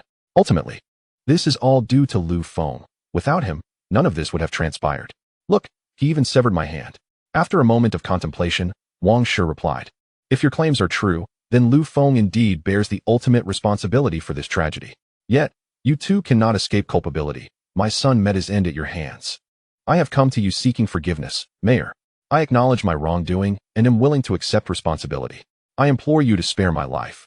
I am willing to compensate, serve time, or even be adopted as your son to ensure your comfort in your later years. Your fate shall be addressed later. I cannot rely solely on your word. I require evidence. Do you understand? Mayor, for the earlier events, consult your son's classmates. They will confirm the details. As for the latter, I happened to place a listening device in the private room that day, which recorded everything. Once you listen to it, You will see that I have not deceived you in the slightest. Wang Lang produced a USB drive and handed it to Wang Shi. Wang Shi connected it to his computer, and as he listened to the audio, his expression grew increasingly somber. Observing Wang Shi's demeanor, Wang Lang knew that Lu Feng would not escape this time. However, he too had put himself at risk. Meanwhile, at the Ling residence, Ling Yun sought out Ling Biao. Since the death of Ling Biao's son, Ling Kuan, he had been thanking the ancestors of those responsible for the tragedy incessantly. Ling Biao's attitude toward Ling Yun had softened considerably. He no longer chastised him as before. Old man, why haven't you departed this world? If you were to pass, all those young mistresses would belong to me, along with the vast family fortune. Ling Yun mused inwardly. Yunner, what brings you such delight? You seem to be grinning from ear to ear, Ling Biao inquired, noticing Ling Yun's foolish smile. Ling Yun snapped out of his reverie. Father, I am simply delighted for you. Delighted for me? What has transpired? I recently hired a new secretary, fresh from dance academy. Standing at 178 centimeters with long legs, and I intended to present her to you. Ling Yun regretted his decision. He had meant to keep her for himself. Yet here he stood, smiling foolishly. How thoughtful of you, Yunner, always considering me. However, the youth of today require such attention. I am getting old and cannot keep up. You should keep her for yourself. Nonsense, father. They say men blossom at 40. You are in your prime. I shall bring her to you next time, and she will bear you a strong grandson. Ling Biao's eyes lit up. Though he had lost his only son, he still had daughters, albeit none nearby. Yet, he could still have more children. Ling Yun's words indicated that he was still capable. Then I shall not hold back. You should also seek a few for yourself. Having more children is not a bad thing. Do not end up like me. Kuan-er departed without a successor to inherit our vast estate. Ling Biao sighed. Upon hearing this, Ling Yun's eyes flickered with a cold glint, which was quickly masked. This old fellow seems unwilling to pass on the family legacy to me. Well then, I shall not be blamed for my ruthlessness. Ling Yun coldly snorted to himself. Chapter 85. Human Relationships. Yunner, although I adopted you from the orphanage, I have always regarded you as my son. You must pay close attention to the company's affairs. It is our economic lifeline. Only with assets can we support our brothers. His adoptive father admonished. Rest assured, father, I will manage the company well. I came to inquire about someone. Recently, while dealing with that Chu Feng, I noticed a young man standing behind him, who seems to be from outside Zhonghai, particularly arrogant and reckless. Oh, who is this person? Pray tell, his father inquired. This individual is quite young, possibly not yet 20, named Lu Feng. I wonder if you have heard of him. Does he hail from a prominent family? Ling Biao was taken aback. It was indeed Lu Feng, a persistent specter. Do not engage with Lu Feng for now. You are not his match. Ling Yun's heart sank. In his recollection, his adoptive father rarely spoke so gravely about someone, especially in Zhonghai, where Ling Biao was a formidable figure. Father, what is it about Lu Feng that prompts such caution from you? Lu Feng is the very one who murdered your brother, Ling Kuan. Recently, 2 elite fighters sent by the higher-ups fell at his hands. Do you still believe you can confront him? What? Then father, shall we simply let this go? No. I must avenge Kuan Gu. Even if I cannot defeat him, I will take a piece of him. Ling Yun declared fiercely. Stop. I have just lost Kuan-er. Do you wish to lose another son? I must admit, I have already devised a plan to deal with Lu Feng. If all goes well, Wang Shi should be taking action by now, Ling Biao said with satisfaction. Indeed, as he had stated, Wang Shi was preparing to act. He placed a call to Director Yi. Old Yi, apprehend that Lu Feng who has been causing an uproar online. Wang Shi, are you referring to Lu Feng from the Lu Group? You want to arrest him? Precisely. Take immediate action. I want to see him in custody by the time I arrive at your office. Wang Shi, we cannot apprehend this individual. Cannot. Why not? Even if the King of Heaven himself were to intervene, you must capture him. He is the murderer of my son. If he escapes, can you bear the responsibility? Wang Shi exclaimed in fury. What had gotten into Director Yi today? He had ordered the arrest of a person, yet was now hesitating. Wang Shi, I completely understand your anger, but I lack the authority to detain Lu Feng. Even you do not possess such power, Director Yi lamented. Director Yi knew that if he did not reveal the truth, Wang Shi would not relent and might even seek to have him dismissed. Wang Shi was taken aback. How could he lack the authority to arrest Lu Feng? Was Lu Feng's status above his? It seemed implausible. Even if he were a scion of a powerful family, he could still be arrested for wrongdoing. What is going on? Are you hiding something from me? Lu Feng cannot possibly be your illegitimate son, can he? My son was killed by him. I cannot allow this to go unpunished. Director Yi was equally distressed. Cursed Lu Feng. Of all the people to kill, he had to choose Wang Shi's son. If Lu Feng were my illegitimate child, it would indeed be a blessing. Having a martial artist in the family would be a matter of pride, far surpassing my position as a director. Wang Shi, to be candid. Lu Feng is a martial artist. We do not have the authority to apprehend such individuals. They can only be dealt with by fellow martial artists or the Dragon Group, which is beyond our reach, Director Yi explained. Wang Shi was astonished. Lu Feng was indeed a martial artist. Sitting across from Wang Shi, Wang Lang also looked taken aback before breaking into a bitter smile. No wonder even Biao Ji's men could not handle him. His identity was extraordinary. He had foolishly followed Wang Shi in confronting Lu Feng. Had he known earlier about Lu Feng's martial prowess, he would not have dared oppose him. As an ordinary person, how many lives could he afford to gamble against such a foe? However, what surprised him even more was that even Wang Shi could not handle a martial artist, needing the Dragon Group's intervention. Did this mean his plans were destined to collapse? Martial artist, is it? The Wang family is not without our own. Either you notify the Dragon Group to apprehend him, or the Wang family will deal with it ourselves. Make your choice. Wang Shi commanded. Wang Shi, please do not rush. I will contact the Dragon Group immediately to have them intervene, Director Yi replied, feeling helpless. Everyone seemed to have powerful connections, while he had none. Having struggled to reach his current position, recently, he had been under considerable pressure, feeling quite miserable. After hanging up, Director Yi sat down, contemplating whether to extend a favor to Lu Feng. Wang Shi's assertions might not be entirely accurate, and Lu Feng, the young man, was quite amiable. Informing him posed no harm. Although he was unaware of Lu Feng's true origins, he knew that the Lu family and Qin family in Zhonghai, as well as the Ouyang family in Yanjing, had some connections with the Lu family. Offering Lu Feng a favor might yield benefits in the future. Wang Shi had been attempting to arrange for someone to replace him, hinting several times for Director Yi to provide younger individuals with opportunities and step back. Ultimately, it was a matter of strength and weakness between the two sides. Let them contend with each other without his involvement. After some contemplation, Director Yi decided to summon Ouyang Jing. Ouyang Jing, Lu Feng is your boyfriend, correct? Director Yi, when did you become so nosy? This is a private matter that does not require your input, she retorted. Do not misunderstand. That is not my intention. Lu Feng is in trouble. And if he is your boyfriend, I need you to notify him. If not, I will reach out to him directly. Lu Feng is in trouble? Director Yi, please clarify what kind of trouble he is facing. Ouyang Jing asked eagerly. What is your relationship with him? This matter is serious. I cannot share it with just anyone. Ah, he is my boyfriend. We have met my grandfather, and he has given his approval, she declared. Director Yi was taken aback, having assumed they were merely dating. He did not realize they had met her grandfather, who had even approved of Lu Feng. This favor needed to be extended. You are aware of Wang Shi's son's death, correct? This incident may be connected to Lu Feng. Chapter 86. Another invitation. Director Yi, you must not speak carelessly. Was it not reported that he died in a car accident due to speeding? How does this relate to Lu Feng? I am not entirely certain of the specifics. You know how it is with Lu Feng. We lack the authority to intervene. Wang Shi just called me, instructing me to contact the Dragon Group to apprehend Lu Feng. You know my position leaves me powerless, so I am notifying you in advance. How you choose to act is beyond my control. Ouyang Jing was stunned. If the Dragon Group were to get involved, the situation would escalate significantly.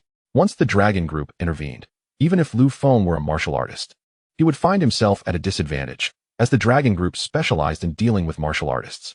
Director Yi, thank you for the heads up. I have urgent matters to attend to, so I must take my leave. At that moment, Lu Feng was reclining in a treatment chair at the clinic, humming a tune. Suddenly, he heard the screech of tires followed by the heavy slamming of a car door. He focused his gaze and realized that De Xiong had rushed in with urgency. De Xiong, what brings you here? Have you missed me so much in just one day? There is no need to be in such a hurry. Lu Feng, you still have time to jest here. Hurry and come with me. Ouyang Jing hastily grasped Lu Feng's hand and pulled him towards the exit. This left Lu Feng utterly bewildered. What was happening? Even if they were going to a hotel, was there really any need for such urgency? There were plenty of hotels in Zhonghai, and if worst came to worst, he had a room available. Seeing that she could not budge Lu Feng, who remained nonchalant, Ouyang Jing, exasperated, declared, Lu Feng, do you have any idea that disaster is looming over you? If you don't leave now, there won't be any time left. How could that be? My master foretold my fate since I was young, saying I would be blessed and sail smoothly through life. How could I possibly face calamity? Absolutely impossible. Lu Feng replied confidently. I ask you, was Wang killed by you? Ouyang Jing pressed. Who is Wang? Is he someone's dog? While I do enjoy dog meat, I haven't killed any recently, Lu Feng protested, feeling wronged. You're still quibbling. Wang Shi's son, Wang Xiao, is already aware. And the dragon team is coming to apprehend you right away. If you don't leave, you'll have no chance when they arrive. Ouyang Jing urged anxiously. Upon hearing about Wang Xiao, Lu Feng quickly understood the situation. He simply reclined back into his chair, thinking, what is the big deal? I didn't kill him. That was done by Wang Lang. I even have video evidence. Really? Then why are they after you? If you have video evidence, just present it later. I believe the dragon team isn't unreasonable. I'll contact my friend Lu Qingqing to see if she can intercede. Perhaps it's because I have some connection to this matter. I suggested that whoever killed the other would survive. It's not a big deal. The dragon team's strength isn't that formidable. They can't do anything to me. As for your friend, it's best not to reach out to her. She isn't trustworthy and is rather petty, Lu Feng replied with a dismissive air. Ouyang Jing was taken aback. The dragon team isn't formidable? How can you be so arrogant at a time like this? Lu Feng, you might not yet grasp the severity of the situation. You must come with me. The dragon team members are not easy to deal with. Since you claim that the dragon team is so powerful, where should I go with you to avoid them? Lu Feng countered. Ouyang Jing was left speechless. Lu Feng had a point. She had been too hasty and hadn't considered where to escape to. Only thinking of fleeing with him. Then shall we go abroad or hide in the mountains? Ouyang Jing suggested. I just came down from the mountains. I'm not going back there. Don't worry. It won't be so easy for them to catch me. Just as Ouyang Jing was at a loss for how to persuade him, Lu Feng's phone rang.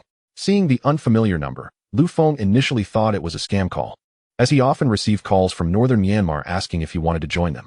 However, after hanging up, the phone rang again from the same number. Goodness. This person is quite persistent. They must be desperate to find someone to scam, Lu Feng muttered unhappily. Answer it. It might be someone you know with an urgent matter. Scam calls usually don't persist like that, Ouyang Jing advised. Reluctantly, Lu Feng answered the call, fearing that if he didn't, the caller would continue to ring incessantly.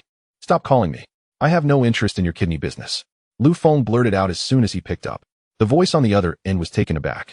Lu Feng, clarify this. When did my dragon team ever deal in kidney trafficking?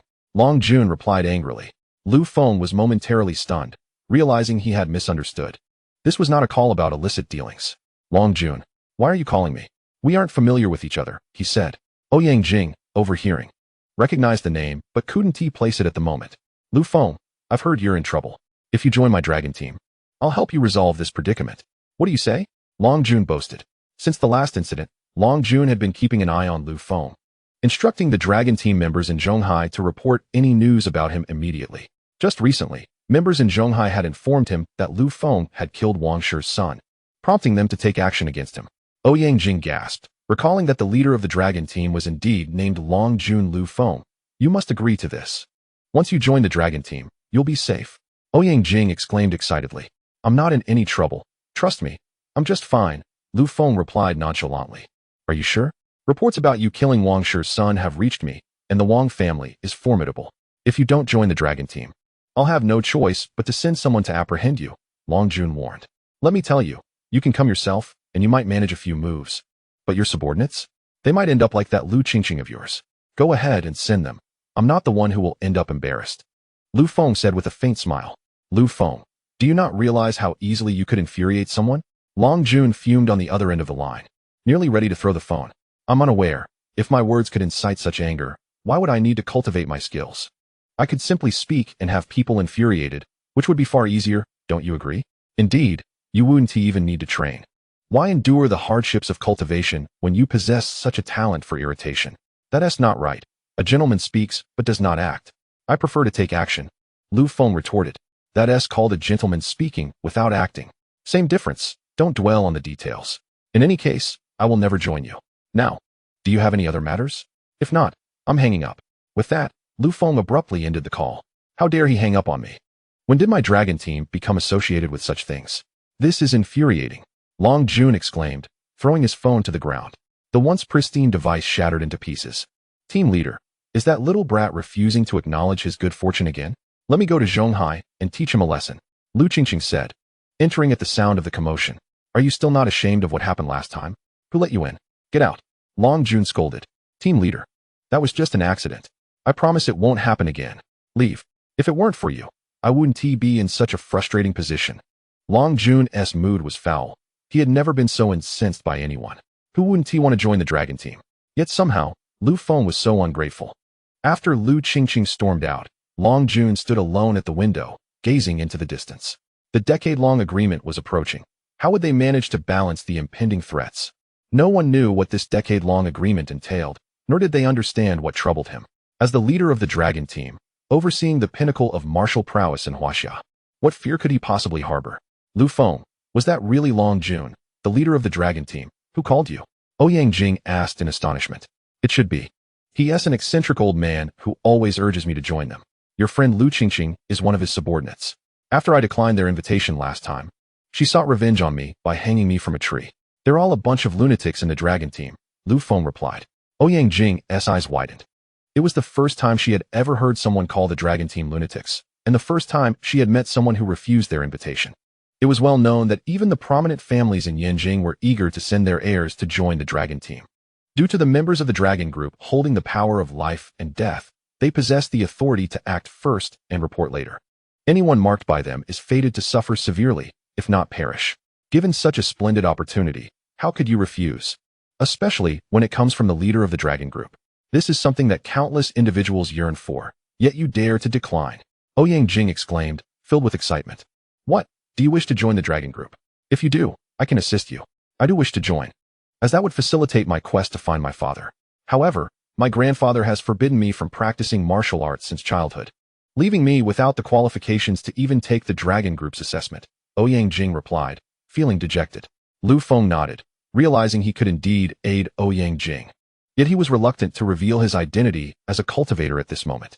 He had heard several times about various martial arts and masters, but in his eyes, they seemed exceptionally weak, despite their formidable reputation among others.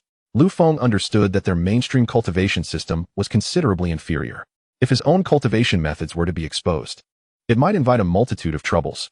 Although he was not afraid of those people, Lu Feng preferred to avoid complications. He found satisfaction in lounging at the clinic, treating patients, and admiring the beautiful women passing by. Nothing could compare to the comfort of being a carefree individual. The dragon group is not an unattainable place. If you wish to enter, I can have a word with that dragon army fellow. He seems quite eager to recruit, making entry not as difficult as it appears. Forget it. That is only feasible for someone of your caliber. A person like me wouldn't even catch their eye, Ouyang Jing lamented. Quickly, the Wang City authorities received a response from the dragon group, confirming through their investigation that Wang was not killed by Lu Feng, but rather by an individual named Wang Lang. They suggested that the criminal police directly apprehend him. Wang City was enraged. He was well aware that Wang Lang was the culprit, but he also knew that it was all due to Lu Feng. Without Lu Feng's involvement, his son would still be alive.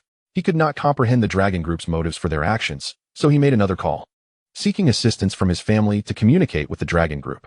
However, the final outcome was still unsatisfactory.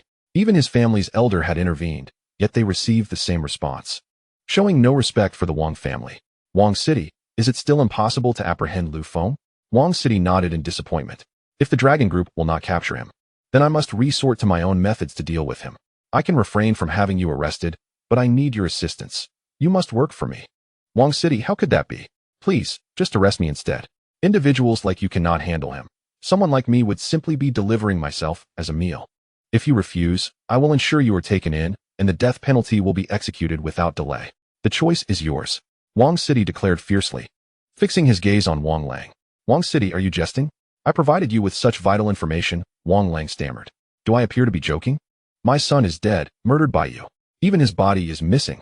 Surely someone must pay for his burial, wouldn't you agree? Wang Lang, upon witnessing Wang City's manic expression, realized that he was not jesting. If he did not comply, his life would be in jeopardy. Wang Lang felt parched and trembling as he lifted the teacup from the table, continuously sipping water, even though it was already empty. Wang City, I will follow your orders. Whatever you need me to do, I shall comply. Lu Feng is also my enemy. I must avenge my severed hand, Wang Lang stated. What options do I have? At this juncture, the only way to survive is to confront Lu Feng. Chapter 88. A series of mishaps. Excellent. I have awaited your words. Rest assured, as long as Lu Feng is dead, I will not pursue your culpability. However, the prerequisite is that you must act according to my instructions. Wang Lang felt a surge of relief. At last, he found a glimmer of hope for his future. Wang City, you can trust me. If you instruct me to go east, I shall go east. If you command me to go west, I will go west. Wherever you point, I shall strike. I have heard that the recently flourishing Lu group is associated with Lu Feng. Is that correct? Indeed, it is Lu Feng's. He is the true owner of the Lu Group. Very well, I will arrange for personnel to go there and cut off their water and electricity. You, meanwhile, should send people to harass and threaten their employees.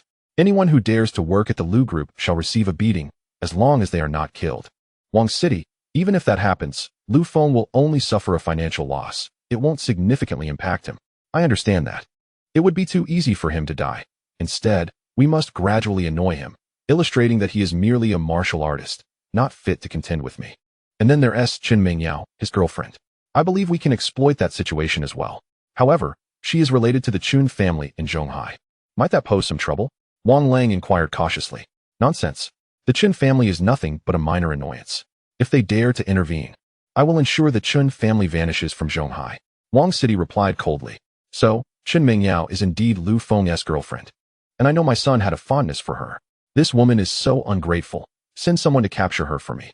I wish to arrange a marriage for my son in the afterlife. Very well, Wang City, I will go take care of it immediately. However, there is one more matter. If Lu Feng discovers this, what shall we do? Our strength may not be sufficient to withstand him. Wang Lang expressed his concerns. Just proceed with the plan. I will handle the rest.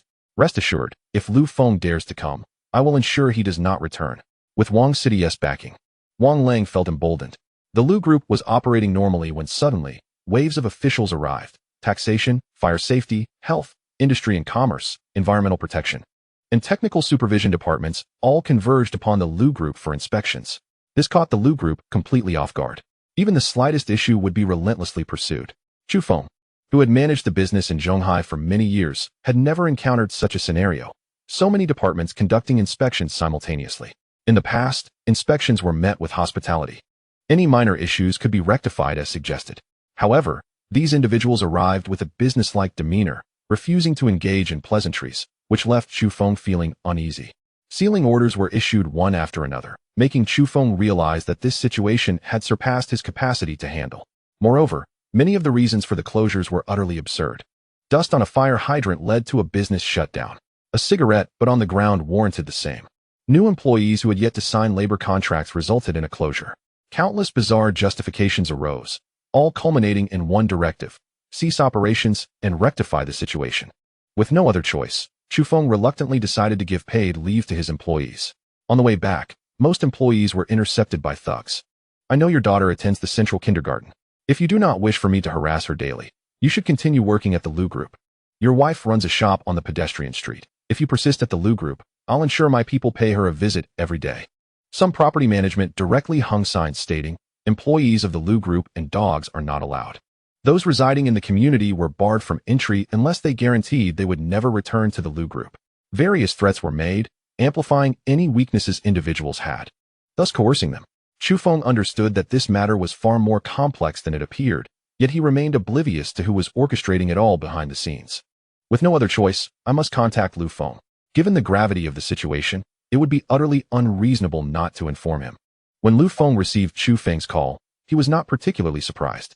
After all, the dragon team had not come to apprehend him, indicating that the dragon army had managed to suppress the matter. As for Wang Shi, possessing a modicum of authority, if he were not contemplating revenge, Lu Feng would indeed question whether Wang was truly Wang Shi's biological son. Chu Feng, do not worry about this matter for now. Consider it a temporary reprieve for them. I will handle it, Lu Feng reassured. Lu Feng, who could possibly be targeting our Lu Group? It is evident that they wish to annihilate us. I suspect it is no one but Wang Shi. However, I remain uncertain about the identities of those ruffians. It seems they are currently under Ling Biao's control.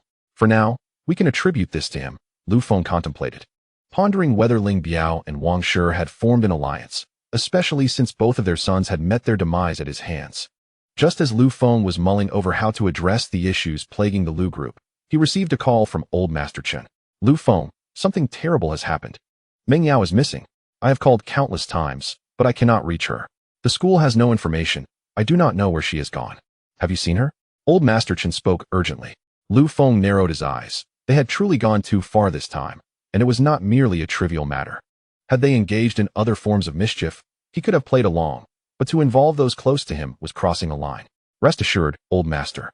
I will bring her back, Lu Feng declared, a surge of anger coursing through him. Do you know where Meng Yao is? Old Master Chen inquired, puzzled. I do not know yet, but I will soon. Please send me a piece of her personal clothing.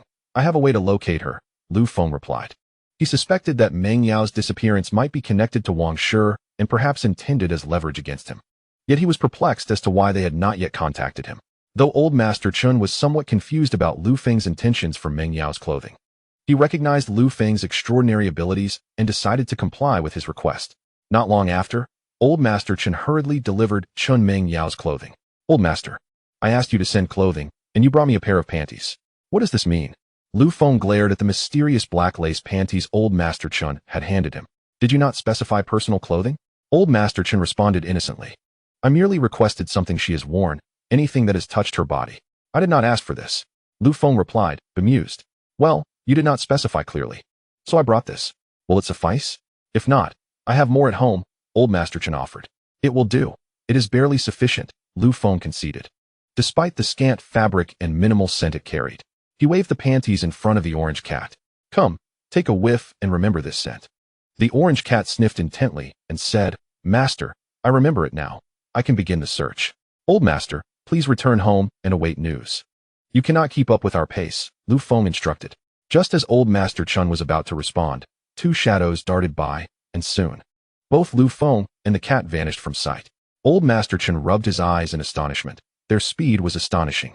Perhaps it was best for him to return home and wait for news.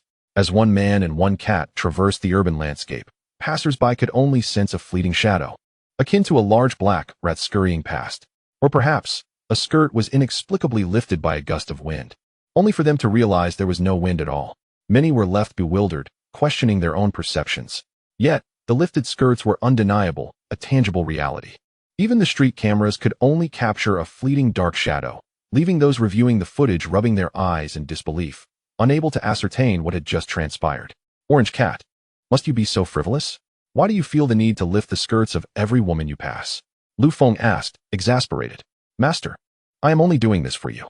I noticed you staring at those in skirts, so I thought I would provide you with a view, the cat replied innocently. Such matters must not be shared with anyone, do you understand? Lu Feng admonished. Rest assured my lips are sealed. Currently, I cannot communicate with anyone else. The orange cat assured him. Could it be that you've made a mistake? Why have we come to the beach at this hour? There are no buildings around. Lu Feng queried, perplexed. Fear not, master. I followed the freshest scent, and this must be the path she took. The orange cat asserted confidently. However, Lu Feng found it odd. If it were a kidnapping, they would not choose such a location. Meanwhile, the beach was bustling with activity. Chen Mengyao, clad in a bridal gown and bound tightly, found herself surrounded by a Taoist priest performing a ritual. What do you intend to do? Why have you brought me here? Chen Meng Yao asked in panic. Having just left school, she had been knocked unconscious, wrapped in black burlap, and upon waking, she found herself in a bridal gown by the seaside. What do you think? My son adored you, yet you conspired with others to have him killed. Now that he is dead, it is only fitting to conduct a ghost marriage. Wang Shi declared menacingly. Old Wang, is this not a bit too cruel? Mrs. Wang timidly questioned. Cruel? Did they show mercy when they took my son's life? The key issue is that they have not faced the consequences they deserve. I am simply punishing them in my own way. Wang Shi roared. Your son was killed by Wang Lang. His death was his own doing. Just because your son liked me does not mean I should be forced into a ghost marriage. Chen Meng Yao shouted defiantly. Why? If it were not for you, he would not have dared to offend Lu Feng. If he had not offended Lu Feng, he would not have been killed by Wang Lang. All of this is because Lu Feng is your boyfriend, and because you brought him to the class reunion, none of this would have happened otherwise. Wang Shi accused. I will not agree to this ghost marriage, even if it costs me my life. Chen Meng Yao declared resolutely. Well, that may not be up to you. If you die, that would be even better for the ghost marriage. It simplifies many matters, Wang Shi sneered. You are shameless. Chen Meng Yao exclaimed in despair. Rest easy. Soon you will be my daughter-in-law, Wang Shi said with a chilling smile. Zhang Daoist, how much longer must we wait? Wang Shi asked the priest, who continued his incantations. Not long, the young master will be arriving shortly, Zhang Daoist replied, continuing to wave his peachwood sword while muttering incantations. As Zhang Daoist thrust the peachwood sword into a yellow talisman on the table and raised it towards the sea, he proclaimed, Young master, the path has been revealed. Return swiftly. With his words, a fierce wind erupted, and the waves began to churn ominously. Wang Shi, your young master is about to return. Prepare a basin and write the birth dates of both individuals on yellow paper. Burn them together in the basin to conduct the ghost marriage, Zhang Daoist instructed. Wang Shi was taken aback by the sudden gust, which caused him to lose his balance, yet he felt elated. Surely this meant Zhang Daoist had successfully summoned his son. Or why else would the winds have risen so dramatically? Zhang Daoist, where is my son? Why can I not see him? Wang Shi asked, perplexed. In the city of Wang, there exists a clear distinction between the living and the departed. Although the Taoist priest claimed he could temporarily summon the spirit of Wang's son, the mortal eye could never perceive his spectral form. The young master is standing right beside you, smiling at you, the Taoist intoned solemnly. Here? Wang inquired, pointing to his left in confusion. Indeed. He, my son, I have brought Qin Mingyao to you. Soon, we shall conduct a ghostly wedding. Wang chuckled foolishly. Gazing in the direction of his son, Madame Wang reached out, only to find emptiness, her initial anticipation morphing into disappointment. Chapter 90. Have you contemplated your demise? Madame Wang, your son is now a ghost, invisible and intangible. Yet, he is right beside you and can hear your words, the Taoist explained. Qin Mingyao had never witnessed such a spectacle and was left utterly bewildered. Do you not believe? This Taoist is putting on quite the performance, she thought. Do you believe? Yet, my teacher warned against superstition. Furthermore, I have always been a person of science. My son, your taste is commendable. The girl you fancy possesses an unusual charm. You must feel rather lonely down there. After the ghostly wedding, I shall ensure she is cremated to accompany you, Madame Wang said softly. Madame Wang. The auspicious time is approaching. Let us commence. Please take your seats, the Taoist instructed, holding a basin. Very well, we cannot miss the auspicious moment. Let us take our seats, Wang said, guiding Madame Wang to the prepared chairs. Young lady, the auspicious moment is near. Please approach your in-laws and young Master Wang. The Taoist urged. Bah, you deceitful Taoist, engaging in such trickery. There are no ghosts in this world. You are committing a crime. Qin Mingyao retorted angrily. My dear girl, this is your destiny. Would you not feel wrong to become young Master Wang's bride? Why not let your daughter take this role? Does she not deserve this ghostly union? I am a monk, without children or family. You shall incur divine wrath for this. I refuse to partake in this ghostly wedding. Qin Mingyao cried, struggling against her fate. Seeing her resistance, the Taoist signaled to several henchmen standing nearby. They swiftly subdued Qin Mingyao and forcefully positioned her before Wang and Madame Wang, her protests falling on deaf ears. Once the preparations were complete, the Taoist ignited the birth dates he had just inscribed and cast them into Wang's basin. Bow to heaven and earth, he proclaimed loudly. In her heart, Qin Mingyao felt an overwhelming despair. Although she did not believe in ghostly weddings, a knot of anxiety remained within her. She knew that after this ceremony, they intended to burn her to accompany Wang's son. Just as the birth dates were about to plunge into the basin, a sudden gust of wind swept through, scattering the papers to the ground. The starry sky was enveloped by dark clouds, and a flash of lightning heralded a torrential downpour, extinguishing the still-burning birth dates. As the papers were drenched, the rain abruptly ceased. The onlookers were struck with panic at the bizarre scene, feeling an unsettling chill creep over them. Taoist Zhang, what is happening? Wang asked, bewildered. Taoist Zhang was sweating profusely. Had it not been for the recent rain, the others would have realized that he was far more terrified than they were. He forced himself to maintain composure.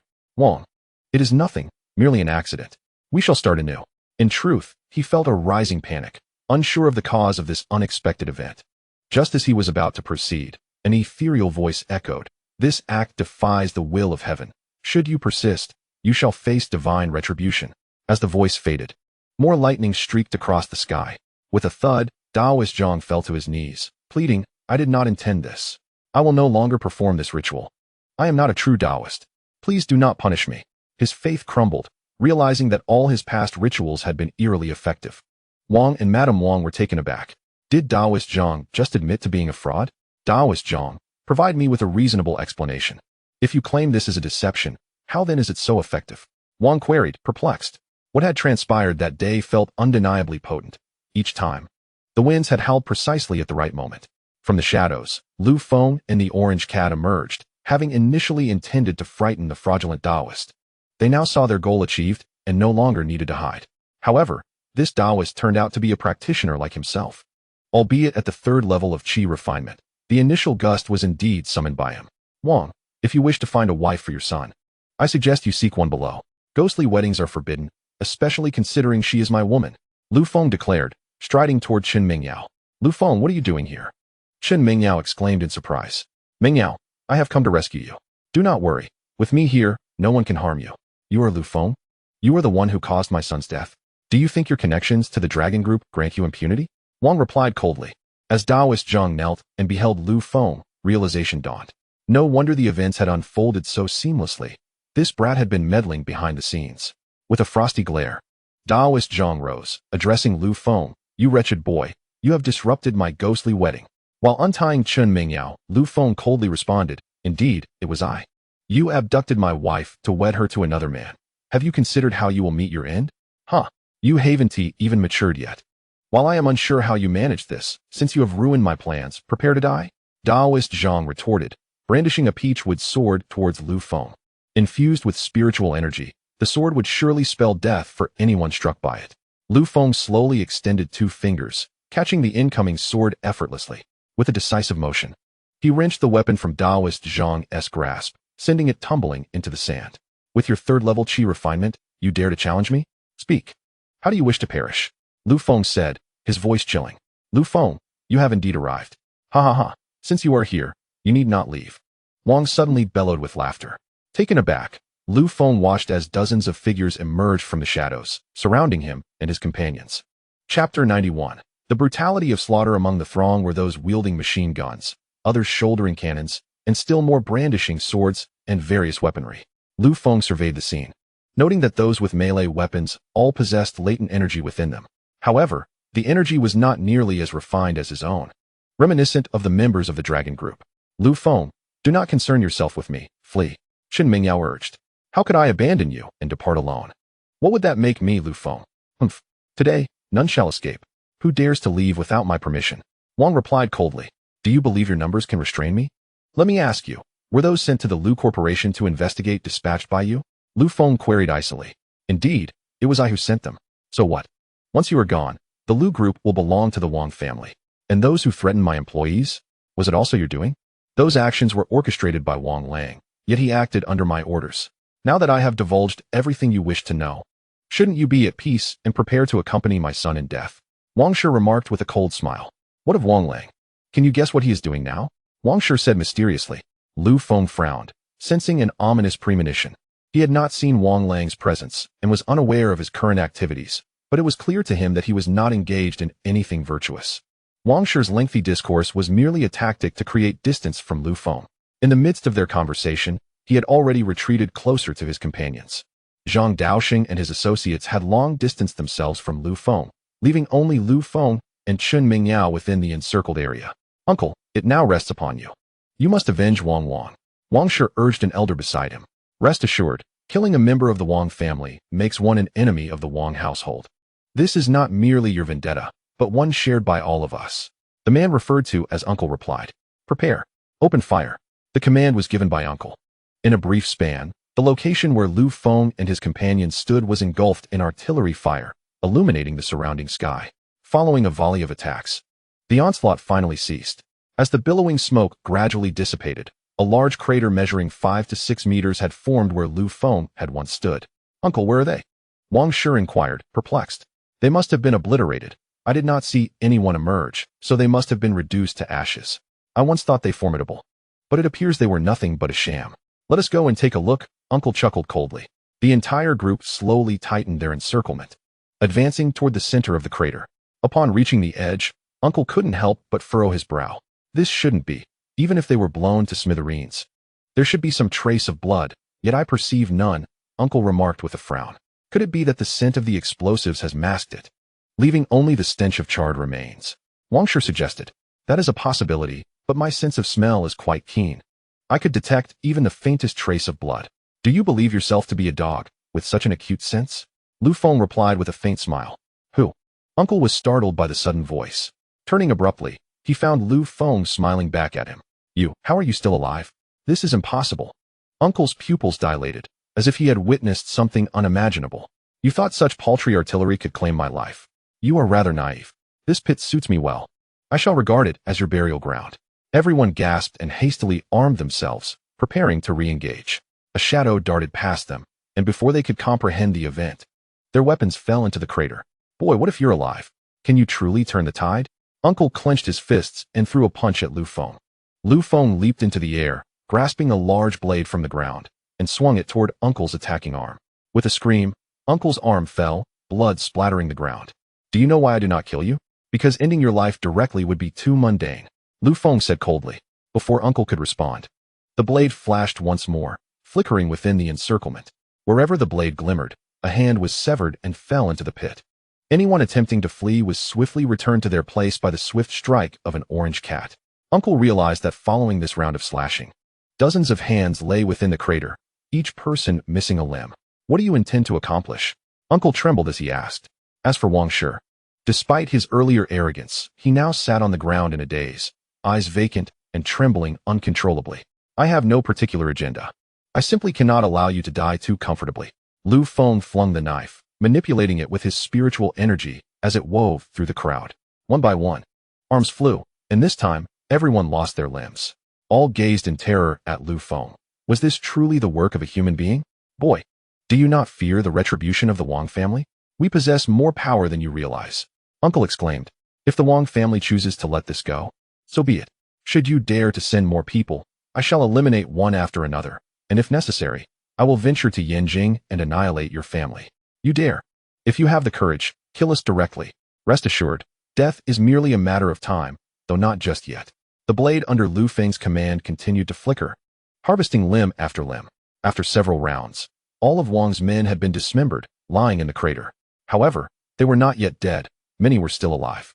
Just as they thought they would perish, Lu Feng waved his hand, releasing a wave of green spiritual energy that enveloped their wounds, healing them and ceasing the flow of blood.